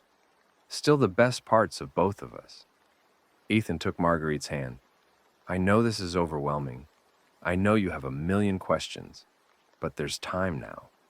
Time to learn, to adjust, to figure out what comes next. What does come next? I don't know, but I was thinking. He hesitated. There's a place in the Flint Hills, an old farmhouse, surrounded by nothing but prairie. Defensible, sustainable, far from anywhere the infected might congregate. I thought maybe we could make it home. Home, if you want. We could start over, build something new, try to be a family again. Marguerite was quiet for a long moment, staring out at the darkening sky. I don't remember loving you, she said finally. I know I did, you've told me, and I can see it in how you look at me, but I don't remember the feeling. It's like reading about someone else's life. I understand. Do you? She turned to face him. Can you really be with someone who doesn't remember your wedding, your first kiss, the day our daughter was born? Can you love someone who's essentially a stranger, wearing your wife's face? Ethan reached out, touching her cheek gently. You're not a stranger. You're Marguerite. The same woman who convinced me to stay when I wanted to run, who gave me a reason to keep fighting, who raised the most amazing child I've ever known. His voice was thick. I fell in love with you once. I can do it again. And if you can't, then at least we'll have tried. That's what family means. Sticking together even when it's hard, especially when it's hard. Marguerite studied him for a long moment. Then, slowly, she smiled. You've changed too. You're not the man I remember. The world changed me. Lily changed me. He smiled back. Is that okay? I think it might be. She leaned against him, her head finding his shoulder. Tell me more, about everything that happened. I want to understand who you've become. They sat together as the stars came out, and Ethan began to tell the story of the end of the world. A month later, they left Castellan. The compound had stabilized by then. The defenses rebuilt, the treatment being produced in larger quantities, the survivors organizing into something resembling a functioning community. Ashford had offered them a place there, a role in the new society she was building. Ethan declined. We've had enough of fortresses and walls, he told her. Enough of fighting for survival every day. It's time for something different. The world outside is still dangerous. The world's always been dangerous. We've just gotten better at handling it. The convoy that left the compound that morning was larger than the one that had arrived. Rome was there, along with Diana, Keisha, and a handful of others, who'd decided to throw in their lot with the Delacroix family. They'd found vehicles, supplies, weapons, everything they'd need to make a new start in the Flint Hills. Lily rode in the lead truck with her parents, Gerald the elephant still clutched in her arms. The stuffed toy was falling apart by now, its fur worn bare, its seams threatening to split. But she refused to let it go. It's the last thing from before, she explained when Ethan asked. The last piece of who I used to be. You don't have to hold on to the past. I know, but I want to remember. Even the hard parts. She looked out the window at the prairie rolling by. Does that make sense? More than you know. They drove for 3 days, following back roads and trails, avoiding the main highways where infected presence was still unpredictable. The landscape changed gradually, flat prairie giving way to rolling hills, scattered farmhouses appearing among the grassland. And finally, on the third afternoon, they reached their destination. The farmhouse was exactly as Ethan remembered it from his scouting runs months ago. 2 stories, wraparound porch, a barn in the back and fields stretching in every direction. It needed work. The roof leaked, the well pump was broken, the fences had fallen into disrepair. But it was solid, defensible, home. It's beautiful, Marguerite said softly. It's ours. They unloaded the trucks, distributing supplies, claiming rooms, beginning the process of turning a ruin into a refuge. Rome took charge of the perimeter, old habits dying hard, while Diana organized the work crews. Keisha set up a medical station in what had been the dining room. Everyone had a role. Everyone had a purpose. And as the sun set over the Flint Hills, painting the sky in shades of gold and crimson, Ethan stood on the porch and allowed himself to feel something he'd almost forgotten existed: peace. The following weeks were hard, but good. They fixed the roof, repaired the well, rebuilt the fences. They planted gardens in the cleared fields, scavenged supplies from abandoned towns, established trade with other survivor communities that were beginning to emerge across the region. Slowly, steadily, they created a life. Marguerite adapted better than Ethan had expected. She threw herself into the work of the homestead, learning new skills, forming new relationships, building an identity that wasn't defined by memories she couldn't access. She and Lily grew close again. Not the relationship they'd had before, but something new, different, perhaps even stronger. She asked about the before sometimes, Lily told Ethan one evening. What she was like, what we did together. What do you tell her? The truth. The good parts, mostly. The birthday parties and the bedtime stories and the way she used to sing when she thought no one was listening. Lily was quiet for a moment. She cried when I told her about the singing. She said she still does it sometimes, but she didn't know where it came from. Memory's a strange thing. Sometimes the body remembers what the mind forgets. Yeah, Lily leaned against him. Do you think she'll ever really remember? Like, actually remember? I don't know, baby. The doctors say probably not. The damage was too extensive. But she's still mom, right? Ethan looked across the field, where Marguerite was helping Diana repair a fence section. She was laughing at something, head thrown back, shoulders shaking, and for a moment, she looked exactly like the woman he'd married. Yeah, he said, and she's still mom. The first anniversary of their arrival came and went.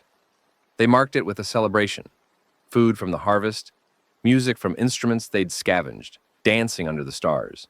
The community had grown by then, other survivors drifting in, attracted by word of a safe haven in the hills. 20 people had become 30, then 40. More hands to work, more mouths to feed, but also more life, more laughter, more hope. Rome gave a speech that night, standing on the porch in front of the gathered crowd. A year ago, most of us didn't know if we'd survive another day. We'd lost everything: homes, families, the world we knew. All we had was each other and the stubborn refusal to give up. His eyes found Ethan in the crowd. I've followed a lot of leaders in my life: coaches, captains, commanders, good ones and bad ones. But I've never followed anyone I respected more than the man who brought us here. Ethan Delacroix isn't a soldier or a politician or a hero out of some old story. He's just a guy who loves his family and refused to let the end of the world stop him from protecting them. Rome, Ethan started to protest. Shut up, I'm not done. Rome grinned. The point is, we're here because of him, all of us. And we're going to keep being here, keep building, keep growing, keep fighting for something better. Because that's what he taught us. That's what his family taught us. That survival isn't enough. That we have to live. He raised his glass. To the Delacroix, to the homestead, to everyone we've lost and everyone we've found, and everyone who's going to come after us. To the future, the crowd echoed. Ethan drank, his eyes wet. Later, when the celebration had wound down and most people had drifted off to sleep, he found himself on the porch again, staring up at the stars. Can't sleep. Lily settled into the chair beside him. She was 15 now, tall and lean, her childhood softness replaced by the wiry strength of someone who'd survived things no child should have to face. Just thinking. About what? Everything, nothing. No, he smiled. How did we get here? A year ago we were running for our lives. Now we're this. We fought, we survived, we got lucky. Lily pulled her knees up to her chest. That's how it always works. When did you get so wise? I had good teachers. She was quiet for a moment. Do you ever miss it? The fighting, I mean, the running? God, no. Why would I miss that? I don't know, it's just... Sometimes I feel like I don't know how to live when there isn't something trying to kill me. Like the fear became so normal that peace feels wrong. Ethan understood. He'd felt the same thing. The restlessness, the hypervigilance, the way his body tensed at every unexpected sound. The trauma didn't disappear just because the danger had passed. It gets better, he said. Not all at once, not completely, but better. You learn to relax again, to trust that tomorrow will come. Promise? Promise. Lily leaned against him, her head on his shoulder, the way she'd done when she was small. I love you, Daddy. I love you too, sweetheart. More than all the stars in the sky. They sat together in the darkness, father and daughter, survivors of the apocalypse. And somewhere in the night, an owl called, and the world kept turning. The second year brought new challenges. A harsh winter killed half their livestock and forced them to ration carefully until spring. A group of raiders tested their defenses, probing for weakness, before being driven off by Rome's security force, and the infected, scattered and disorganized though they were, still posed a threat. Occasional encounters that reminded everyone that the danger had diminished, but not disappeared. Through it all, the homestead endured. Lily turned 16 and began training with Diana and Ernest. Combat, tactics, leadership. She had a gift for it, Rome said. A natural ability to assess situations and make quick decisions. Within a year, she was leading scouting parties of her own. Marguerite found her calling in the gardens. She had a talent for growing things, coaxing life from the difficult Kansas soil. Under her care, the homestead's food production tripled, then quadrupled. They had enough to trade with neighboring communities, enough to share with newcomers who arrived with nothing but the clothes on their backs. And Ethan learned to be something other than a survivor. He taught the children, not just reading and writing, but the old skills that had almost been lost. Animal husbandry, basic medicine, how to build and repair and create. He became the person people came to with problems, disputes, questions about how to move forward. Not a leader exactly, but something close. You're good at this, Marguerite told him one evening. They were in bed, the lamp low, the house quiet around them. At what? Building things. Not just physical things, structures and fences and all that, but communities, families, hope. I'm just doing what needs to be done. That's what makes you good at it. You don't need recognition or glory. You just see what's needed and you do it. She rolled over to face him. I'm glad I ended up with you. Even though you don't remember choosing me? Even so. Maybe especially so. She smiled. I get to fall in love with you all over again. Not everyone gets that chance. Ethan pulled her close, breathing in her scent, feeling the warmth of her body against his. I love you, Marguerite. I love you too, Ethan. For the first time and forever. The third year brought Penny's breakthrough. The little girl, not so little anymore, almost 10 now, had been with them since the earliest days of the homestead. She was one of the children they'd rescued from the garden, traumatized and silent, communicating only through gestures and drawings. Ethan had worked with her patiently, day after day, never pushing, always supporting. He'd learned to read her drawings, to understand what she was trying to express through images when words failed her. A relationship had formed, not quite father and daughter, but something close. Then, one morning during breakfast, Penny looked up from her plate and said, Dad! The table went silent. What did you say? Ethan's voice was barely a whisper. Dad!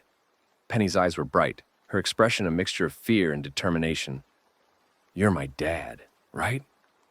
The tears came before Ethan could stop them.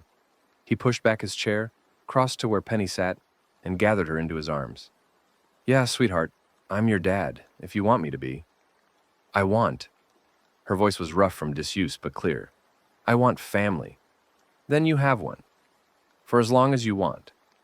Later, Dr. Chen, who'd rejoined them after Castellan, bringing her medical expertise to the homestead, tried to explain what had happened. Selective mutism is usually a response to trauma. The mind protects itself by refusing to speak. But given enough time, enough safety, enough love, she shrugged. Sometimes the walls come down. Will she keep talking? Probably. The breakthrough is usually permanent. She might struggle with certain situations, certain topics, but the basic ability to communicate should stay. Ethan looked across the room, where Penny was showing Lily her latest drawing, a picture of the farmhouse surrounded by stick figures representing everyone who lived there. She's going to be okay. They're all going to be okay, Chen said, because of what you've built here. This isn't just a settlement, Ethan. It's a family. The biggest, strangest, most wonderful family I've ever seen. Year 4 brought visitors. They arrived in a convoy of vehicles, clean, well-maintained, flying flags that marked them as representatives of something larger. The Continental Council, they called themselves, a governing body that had formed from the merger of major survivor settlements across the former United States. Their leader was a woman named Eleanor Cross, silver-haired and sharp-eyed, who'd been a university professor before the world ended. "We've heard about what you've accomplished here," she told Ethan, over dinner in the farmhouse's main room. "The homestead has become something of a legend, a model for what survivor communities can achieve. We're just trying to live our lives, and that's exactly what makes it remarkable." Eleanor leaned forward. "The council is trying to rebuild civilization. Not the old way. We've learned too much for that. But something new, better, more sustainable. We're looking for people who can help us do that." "What kind of help?" "Leadership, experience, the wisdom that comes from surviving what you've survived."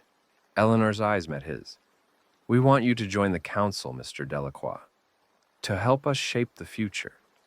Ethan was quiet for a long moment. "I've had enough of leadership, of fighting and strategizing and making impossible decisions.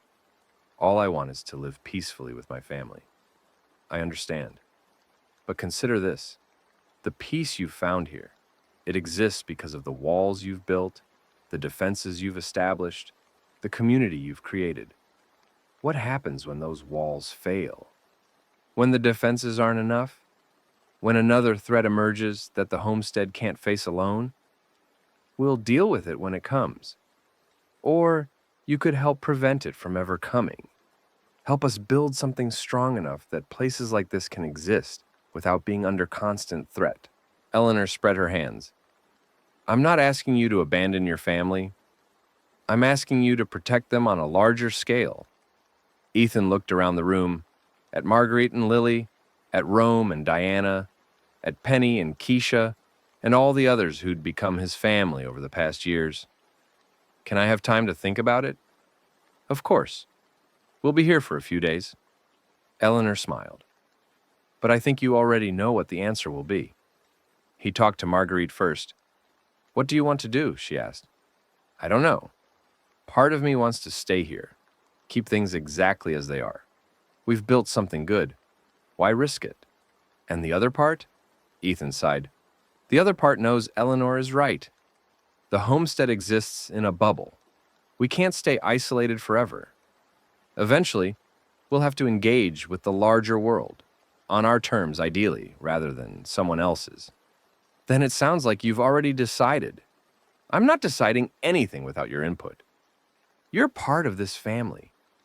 Your opinion matters." Marguerite was quiet for a moment, her eyes distant. "When I woke up, after the treatment, I didn't know who I was. Everything I'd been, everything I'd done, it was all gone, just blank." She met his eyes. "You gave me back my life. Not the old life, but a new one, a better one. Whatever you decide, I'm with you. Even if it means leaving the homestead?" "The homestead isn't a place, Ethan. It's us. It's our family. Wherever we go, that comes with us." He pulled her into a hug, feeling the familiar warmth of her body, the steady beat of her heart. "I love you." "I love you too. Now go talk to our daughter. She'll want to know what's happening." Lily's reaction was unexpected. "You should do it," she said immediately. "Really? I thought you'd want to stay here." "I do want to stay here. This is home, but..." She hesitated, choosing her words carefully. "I've been thinking a lot lately, about what we've built, what it means, what happens next. And I keep coming back to the same conclusion. Which is, we can't just survive. We have to build, create, pass on what we've learned to the next generation." Lily's eyes were bright, determined.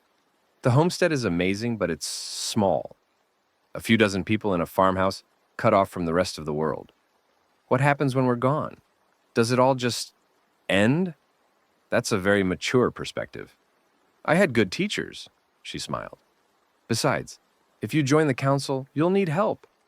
Someone to handle things here while you're away. Someone you trust. Are you volunteering? I'm 19, Dad. I've been helping run this place for years. I think I can handle it. Ethan looked at his daughter, this incredible young woman who'd survived the apocalypse, faced down monsters, and come out the other side stronger than anyone had a right to be. When did you grow up? Somewhere between fighting zombies and saving the world, Lily grinned.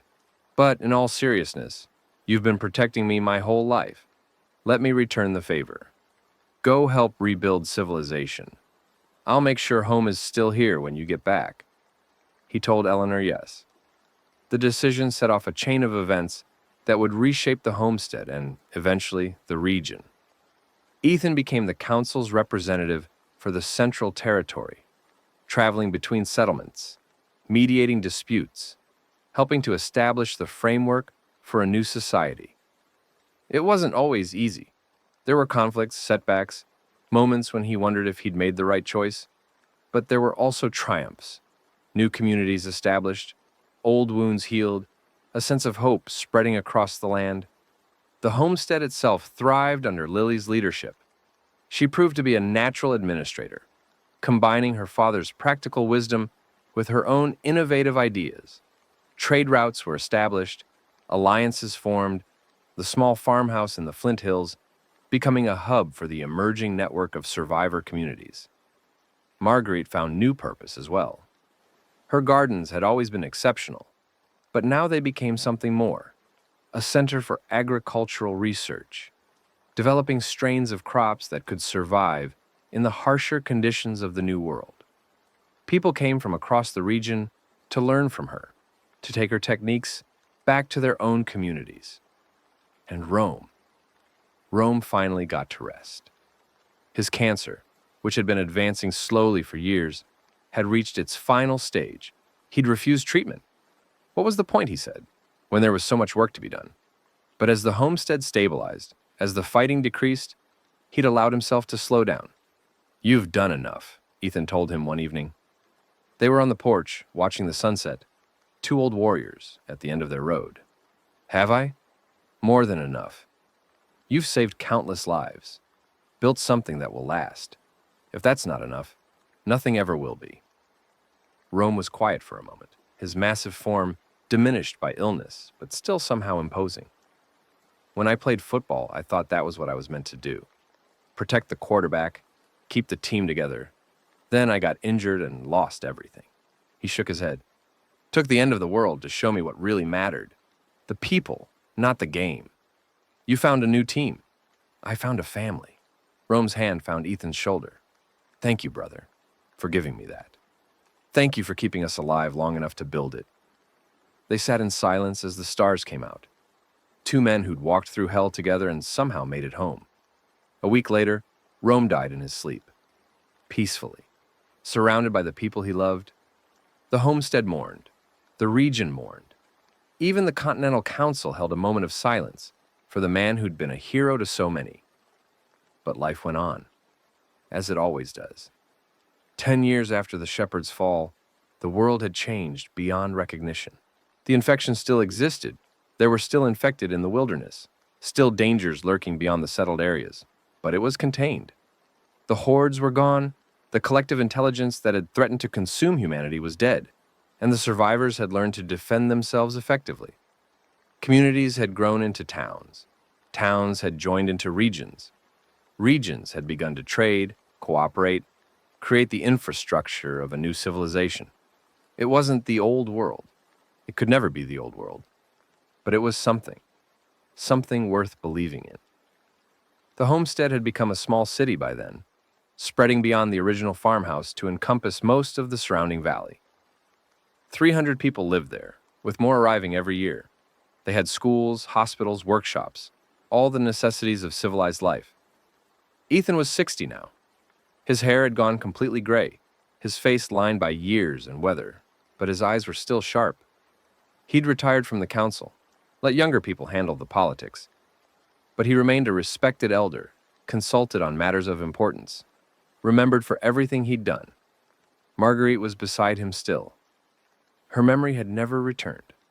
The doctor said it never would. But she'd built a new life, full of new memories.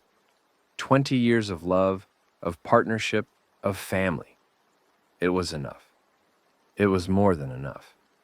Lily had grown into the leader everyone had always known she could be. She ran the homestead with a blend of her father's wisdom and her own innovative vision, constantly pushing to make things better. At 29, she was married now, to a man named Marcus, who'd arrived as a refugee and stayed to build a life. They had a daughter of their own, a curious, bright-eyed girl named Hope. "Grandpa!" Hope came running across the yard, her dark hair flying, her smile wide.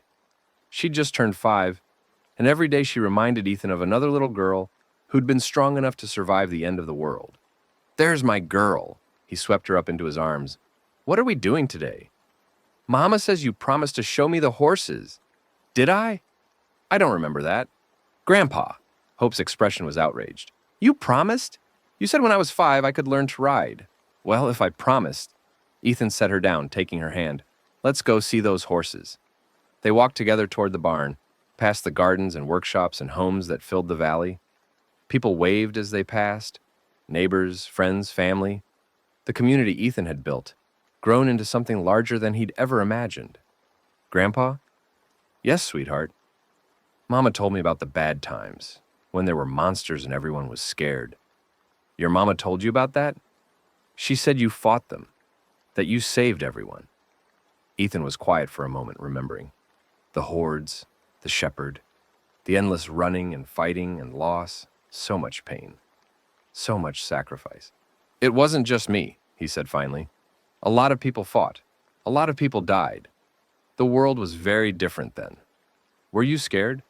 "All the time. Everyone was scared. But you kept fighting anyway? What choice did we have?" He squeezed her hand.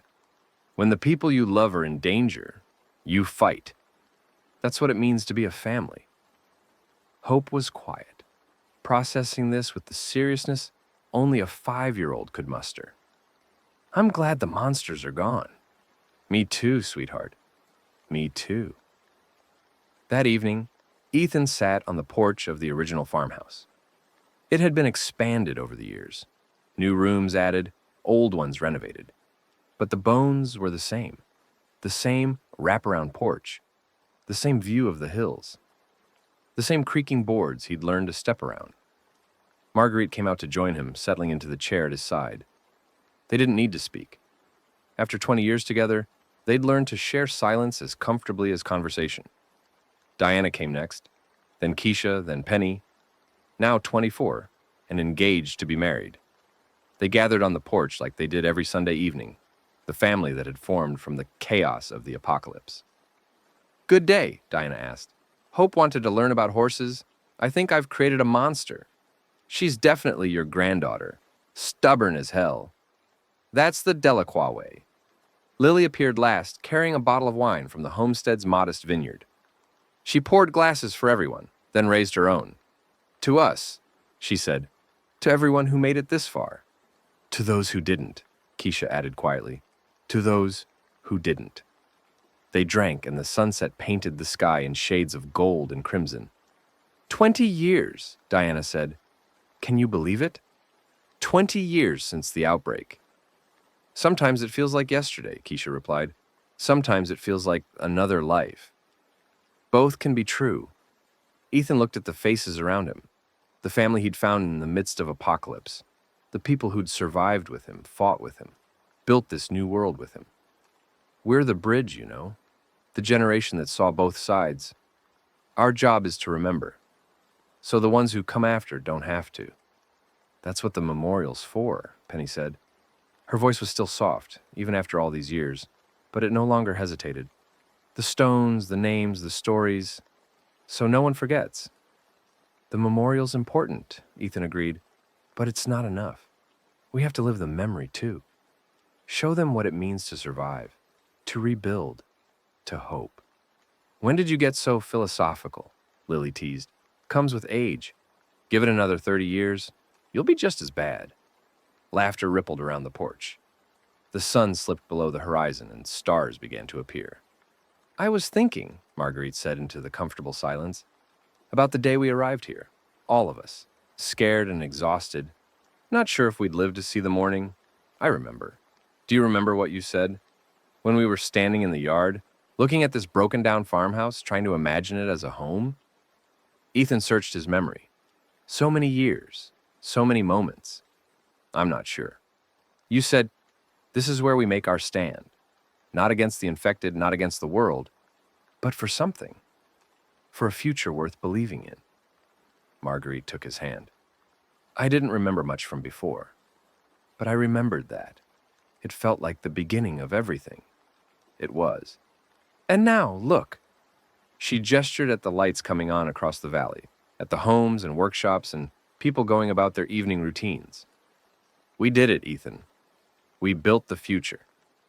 He followed her gaze, taking in the community they'd created. 300 lives, intertwined and interdependent. Gardens and schools and hospitals. Children growing up without fear. Love flourishing in the ruins of the old world. It wasn't perfect. Nothing ever was.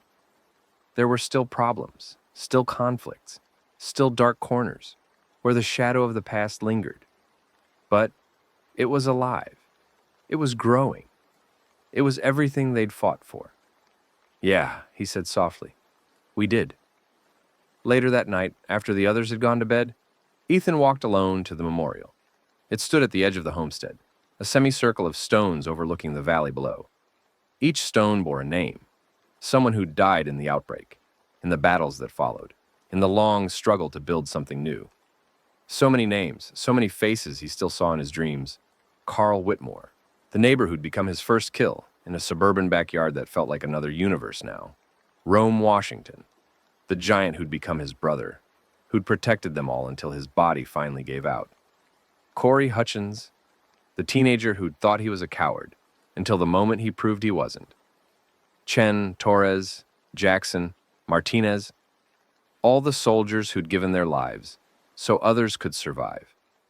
And at the center of the memorial, the largest stone of all, Dorothy Fontenot, beloved grandmother. She got Lily to safety, that was all she ever wanted. Ethan knelt before the stone, tracing the letters with his fingers. We made it, he said quietly, just like you wanted. Lily's safe. She's strong. She's everything you hoped she'd be. The stone didn't answer. Of course it didn't. But somehow, Ethan felt Dorothy's presence anyway. Her fierce love, her stubborn determination, her willingness to sacrifice everything for her granddaughter's safety. Thank you for giving me the chance to be her father. He stayed there for a long time, surrounded by the ghosts of everyone who'd brought them this far. Then he stood, dusted off his knees, and walked back toward the lights of the homestead. Morning came bright and clear. Ethan was up before dawn, as always.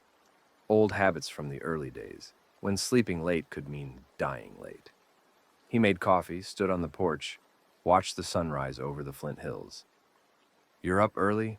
Lily joined him, her own coffee steaming in her hands. She'd inherited his early morning tendencies, along with so much else. Couldn't sleep, too many thoughts. Good thoughts or bad thoughts? Mostly good, actually, which is strange. I've spent so many years expecting the worst that I'm not sure what to do with optimism. Welcome to the future, Dad, Lily smiled. It's allowed to be good sometimes. I'm learning that. He took a sip of his coffee. How's Hope? Still asleep. She'll be up in an hour, demanding breakfast and adventures. Lily's expression softened. She reminds me of how I used to be, before everything. Full of wonder, full of questions, not yet afraid of what the answers might be. She's lucky. She gets to grow up in a world where the answers aren't always terrible. Because of you. Because of everything you did. Because of everything we did. All of us. Ethan set down his cup. I've been thinking about writing it down.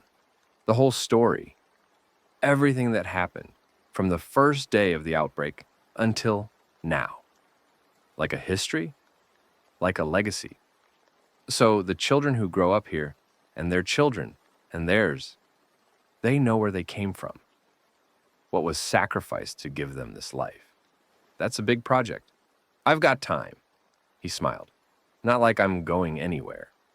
Lily was quiet for a moment. Then, I'd like to help, if you want. I'd like that too. They stood together in the growing light, father and daughter, survivors and builders. Dad? Yeah?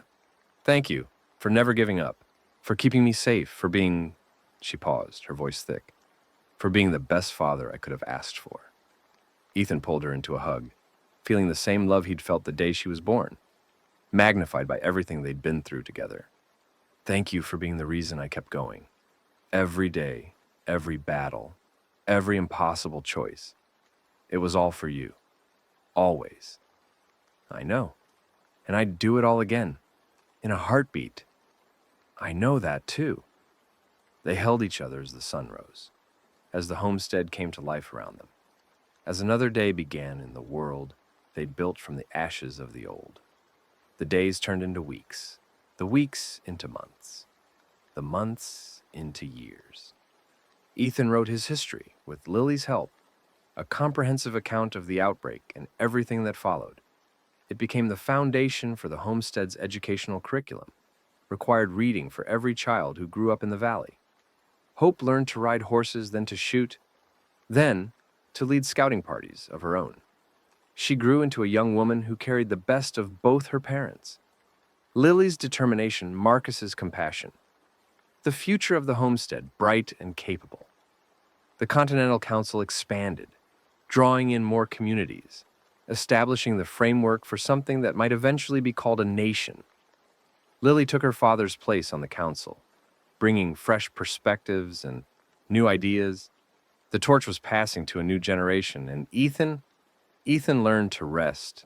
It didn't come naturally. Even after everything, part of him was always waiting for the next disaster, the next threat, the next fight. But slowly, gradually, he taught himself to trust the peace they'd built, to believe that the world could be kind, even after so much cruelty. He spent his days in the garden with Marguerite, teaching his grandchildren the old skills, telling stories of the before times to anyone who'd listen. He became the homestead's historian, its memory, its connection to a past that was rapidly becoming legend. "Do you have regrets?" Marguerite asked him one evening. They were in their bedroom, the same room they'd claimed decades ago, worn now but still home. "Some, the people I couldn't save, the choices I had to make." He was quiet for a moment. "There was a man at the garden, a cult member. He was surrendering when I shot him. I never told anyone, but I killed an innocent person to get to you, to get to Lily." Marguerite took his hand. "That was a long time ago. Does that make it better?" "No, but it makes it part of the past. Something you've carried, learned from, been changed by." She squeezed his fingers. "You're not that man anymore, Ethan. You're who you became because of him." Is that enough? It has to be. It's all any of us have. He pulled her close, breathing in her scent, different now from the woman he'd married, but somehow still the same. She was right. The past couldn't be changed, only learned from. "I love you," he said. "I love you too, for the first time and always." They slept, curled together as the moon rose over the Flint Hills. The end, when it came, was peaceful. Ethan was 83. His body had been failing for months. Heart trouble, the doctor said. Nothing they could cure, but nothing that needed to be rushed. He had time to say goodbye. His room was crowded with people in those final days. Lily and Marcus, Hope and her children, Keisha and Penny, Diana and all the others who'd become family over the decades. They came to share memories, to laugh, to cry, to be present as an era closed. "You're hovering," Ethan said to Lily on what turned out to be his last morning. "I'm being a good daughter." "You've always been a good daughter. The best." He reached for her hand, his grip weak but sure. "Promise me something. Anything. Keep building. Keep hoping. Keep being the person you've become." His eyes were wet. "I'm so proud of you, Lily. So proud of everything you've done." "Dad, no, let me finish. When your mother died, the first time, when I thought she was dead, I didn't know how to go on. Then I found you, and you gave me a reason, a purpose. Everything I've done, everything I've become, it's because of you. I could say the same about you. Then we're even, he smiled. Take care of your mother. Take care of Hope. Take care of this crazy family we've built. I will, I promise. Good. He closed his eyes. That's all I ever wanted. To know my family would be safe. That something good would outlast me. Dad? But he was asleep. Or maybe something more than sleep. He died that evening, surrounded by the people he loved, in the house he'd made into a home. Peacefully. Quietly. With no fear. They buried him on the hill overlooking the homestead. The whole community came. Hundreds of people, many of whom had never met him personally, but had grown up with his story. They stood in the morning light, silent and respectful, as Lily spoke the words that needed to be said. My father was not a hero. He would have been the first to tell you that. He was a veterinarian, a husband, a father, an ordinary man who was given extraordinary circumstances and did the best he could. Her voice was steady, but tears tracked down her cheeks. He taught me that survival isn't enough, that we have to live, really live, even when the world is falling apart. He taught me that family is what you make it, not what you're born into. He taught me that hope isn't something you have. It's something you create. She looked at the assembled crowd, the community her father had built, the future he'd fought for. Ethan Delacroix is gone, but what he built, what he believed in, what he passed on to all of us, that lives forever, in this homestead, in this community, in everyone whose life was touched by his. She placed her hand on the simple stone marker. Rest now, Dad. You've earned it. We'll take it from here. Life went on, as it always does. Lily led the homestead for another 30 years, growing it into something that would have amazed her father. A city, almost. 10,000 people, spread across the valley and the hills beyond. A beacon of hope in a world that was still healing. Hope raised a family of her own. Her children grew up with stories of their great-grandfather, the veterinarian who'd helped save humanity. They learned to ride horses and grow gardens and face challenges with courage. The Delacroix legacy, continuing into a new generation. And Marguerite lived to be 97. She spent her last years in the garden she'd created. Surrounded by the flowers and vegetables she'd coaxed from the Kansas soil. When she died, she was buried beside Ethan on the hill overlooking everything they'd built together. Their stones stood side by side, simple markers for extraordinary lives. Ethan Delacroix, beloved husband and father. He never gave up. Marguerite Fontenot, Delacroix, beloved wife and mother. She bloomed where she was planted, and below them, added later, a shared epitaph. Together they survived together, they rebuilt together forever. 100 years after the outbreak, a young girl climbed the hill at sunset. Her name was Lily, like her great-great-grandmother. She had dark hair and bright eyes, and that same stubborn determination that had been passed down through generations. She was 12 years old, the age the first Lily had been when she'd watched her father walk into the shepherd's horde, and she was struggling with the weight of her heritage. Why does everyone expect so much from me? She'd asked her mother that morning. I'm just a kid. I'm not some hero from the old stories. No one expects you to be a hero, her mother had replied. They just expect you to try, to be good, to be brave, to do the best you can. That's all anyone ever expects. Now the young Lily stood before the weathered stones, looking at names that had become legends.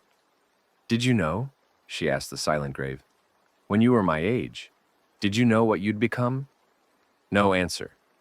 Just the whisper of wind through the grass, the distant sounds of the city below. Mom says you were scared all the time, that everyone was scared and you kept going anyway. She sat down cross-legged, chin in her hands. I'm scared too, of all the expectations, of not living up to your name. A bird called somewhere in the distance. The sun continued its descent. But I'm also excited. Like there's so much I could do, so much I could be. The world's not scary anymore, not like it was for you. I can go anywhere, do anything. And it's because of you, because of what you built. She reached out, touching the stone that bore her ancestor's name.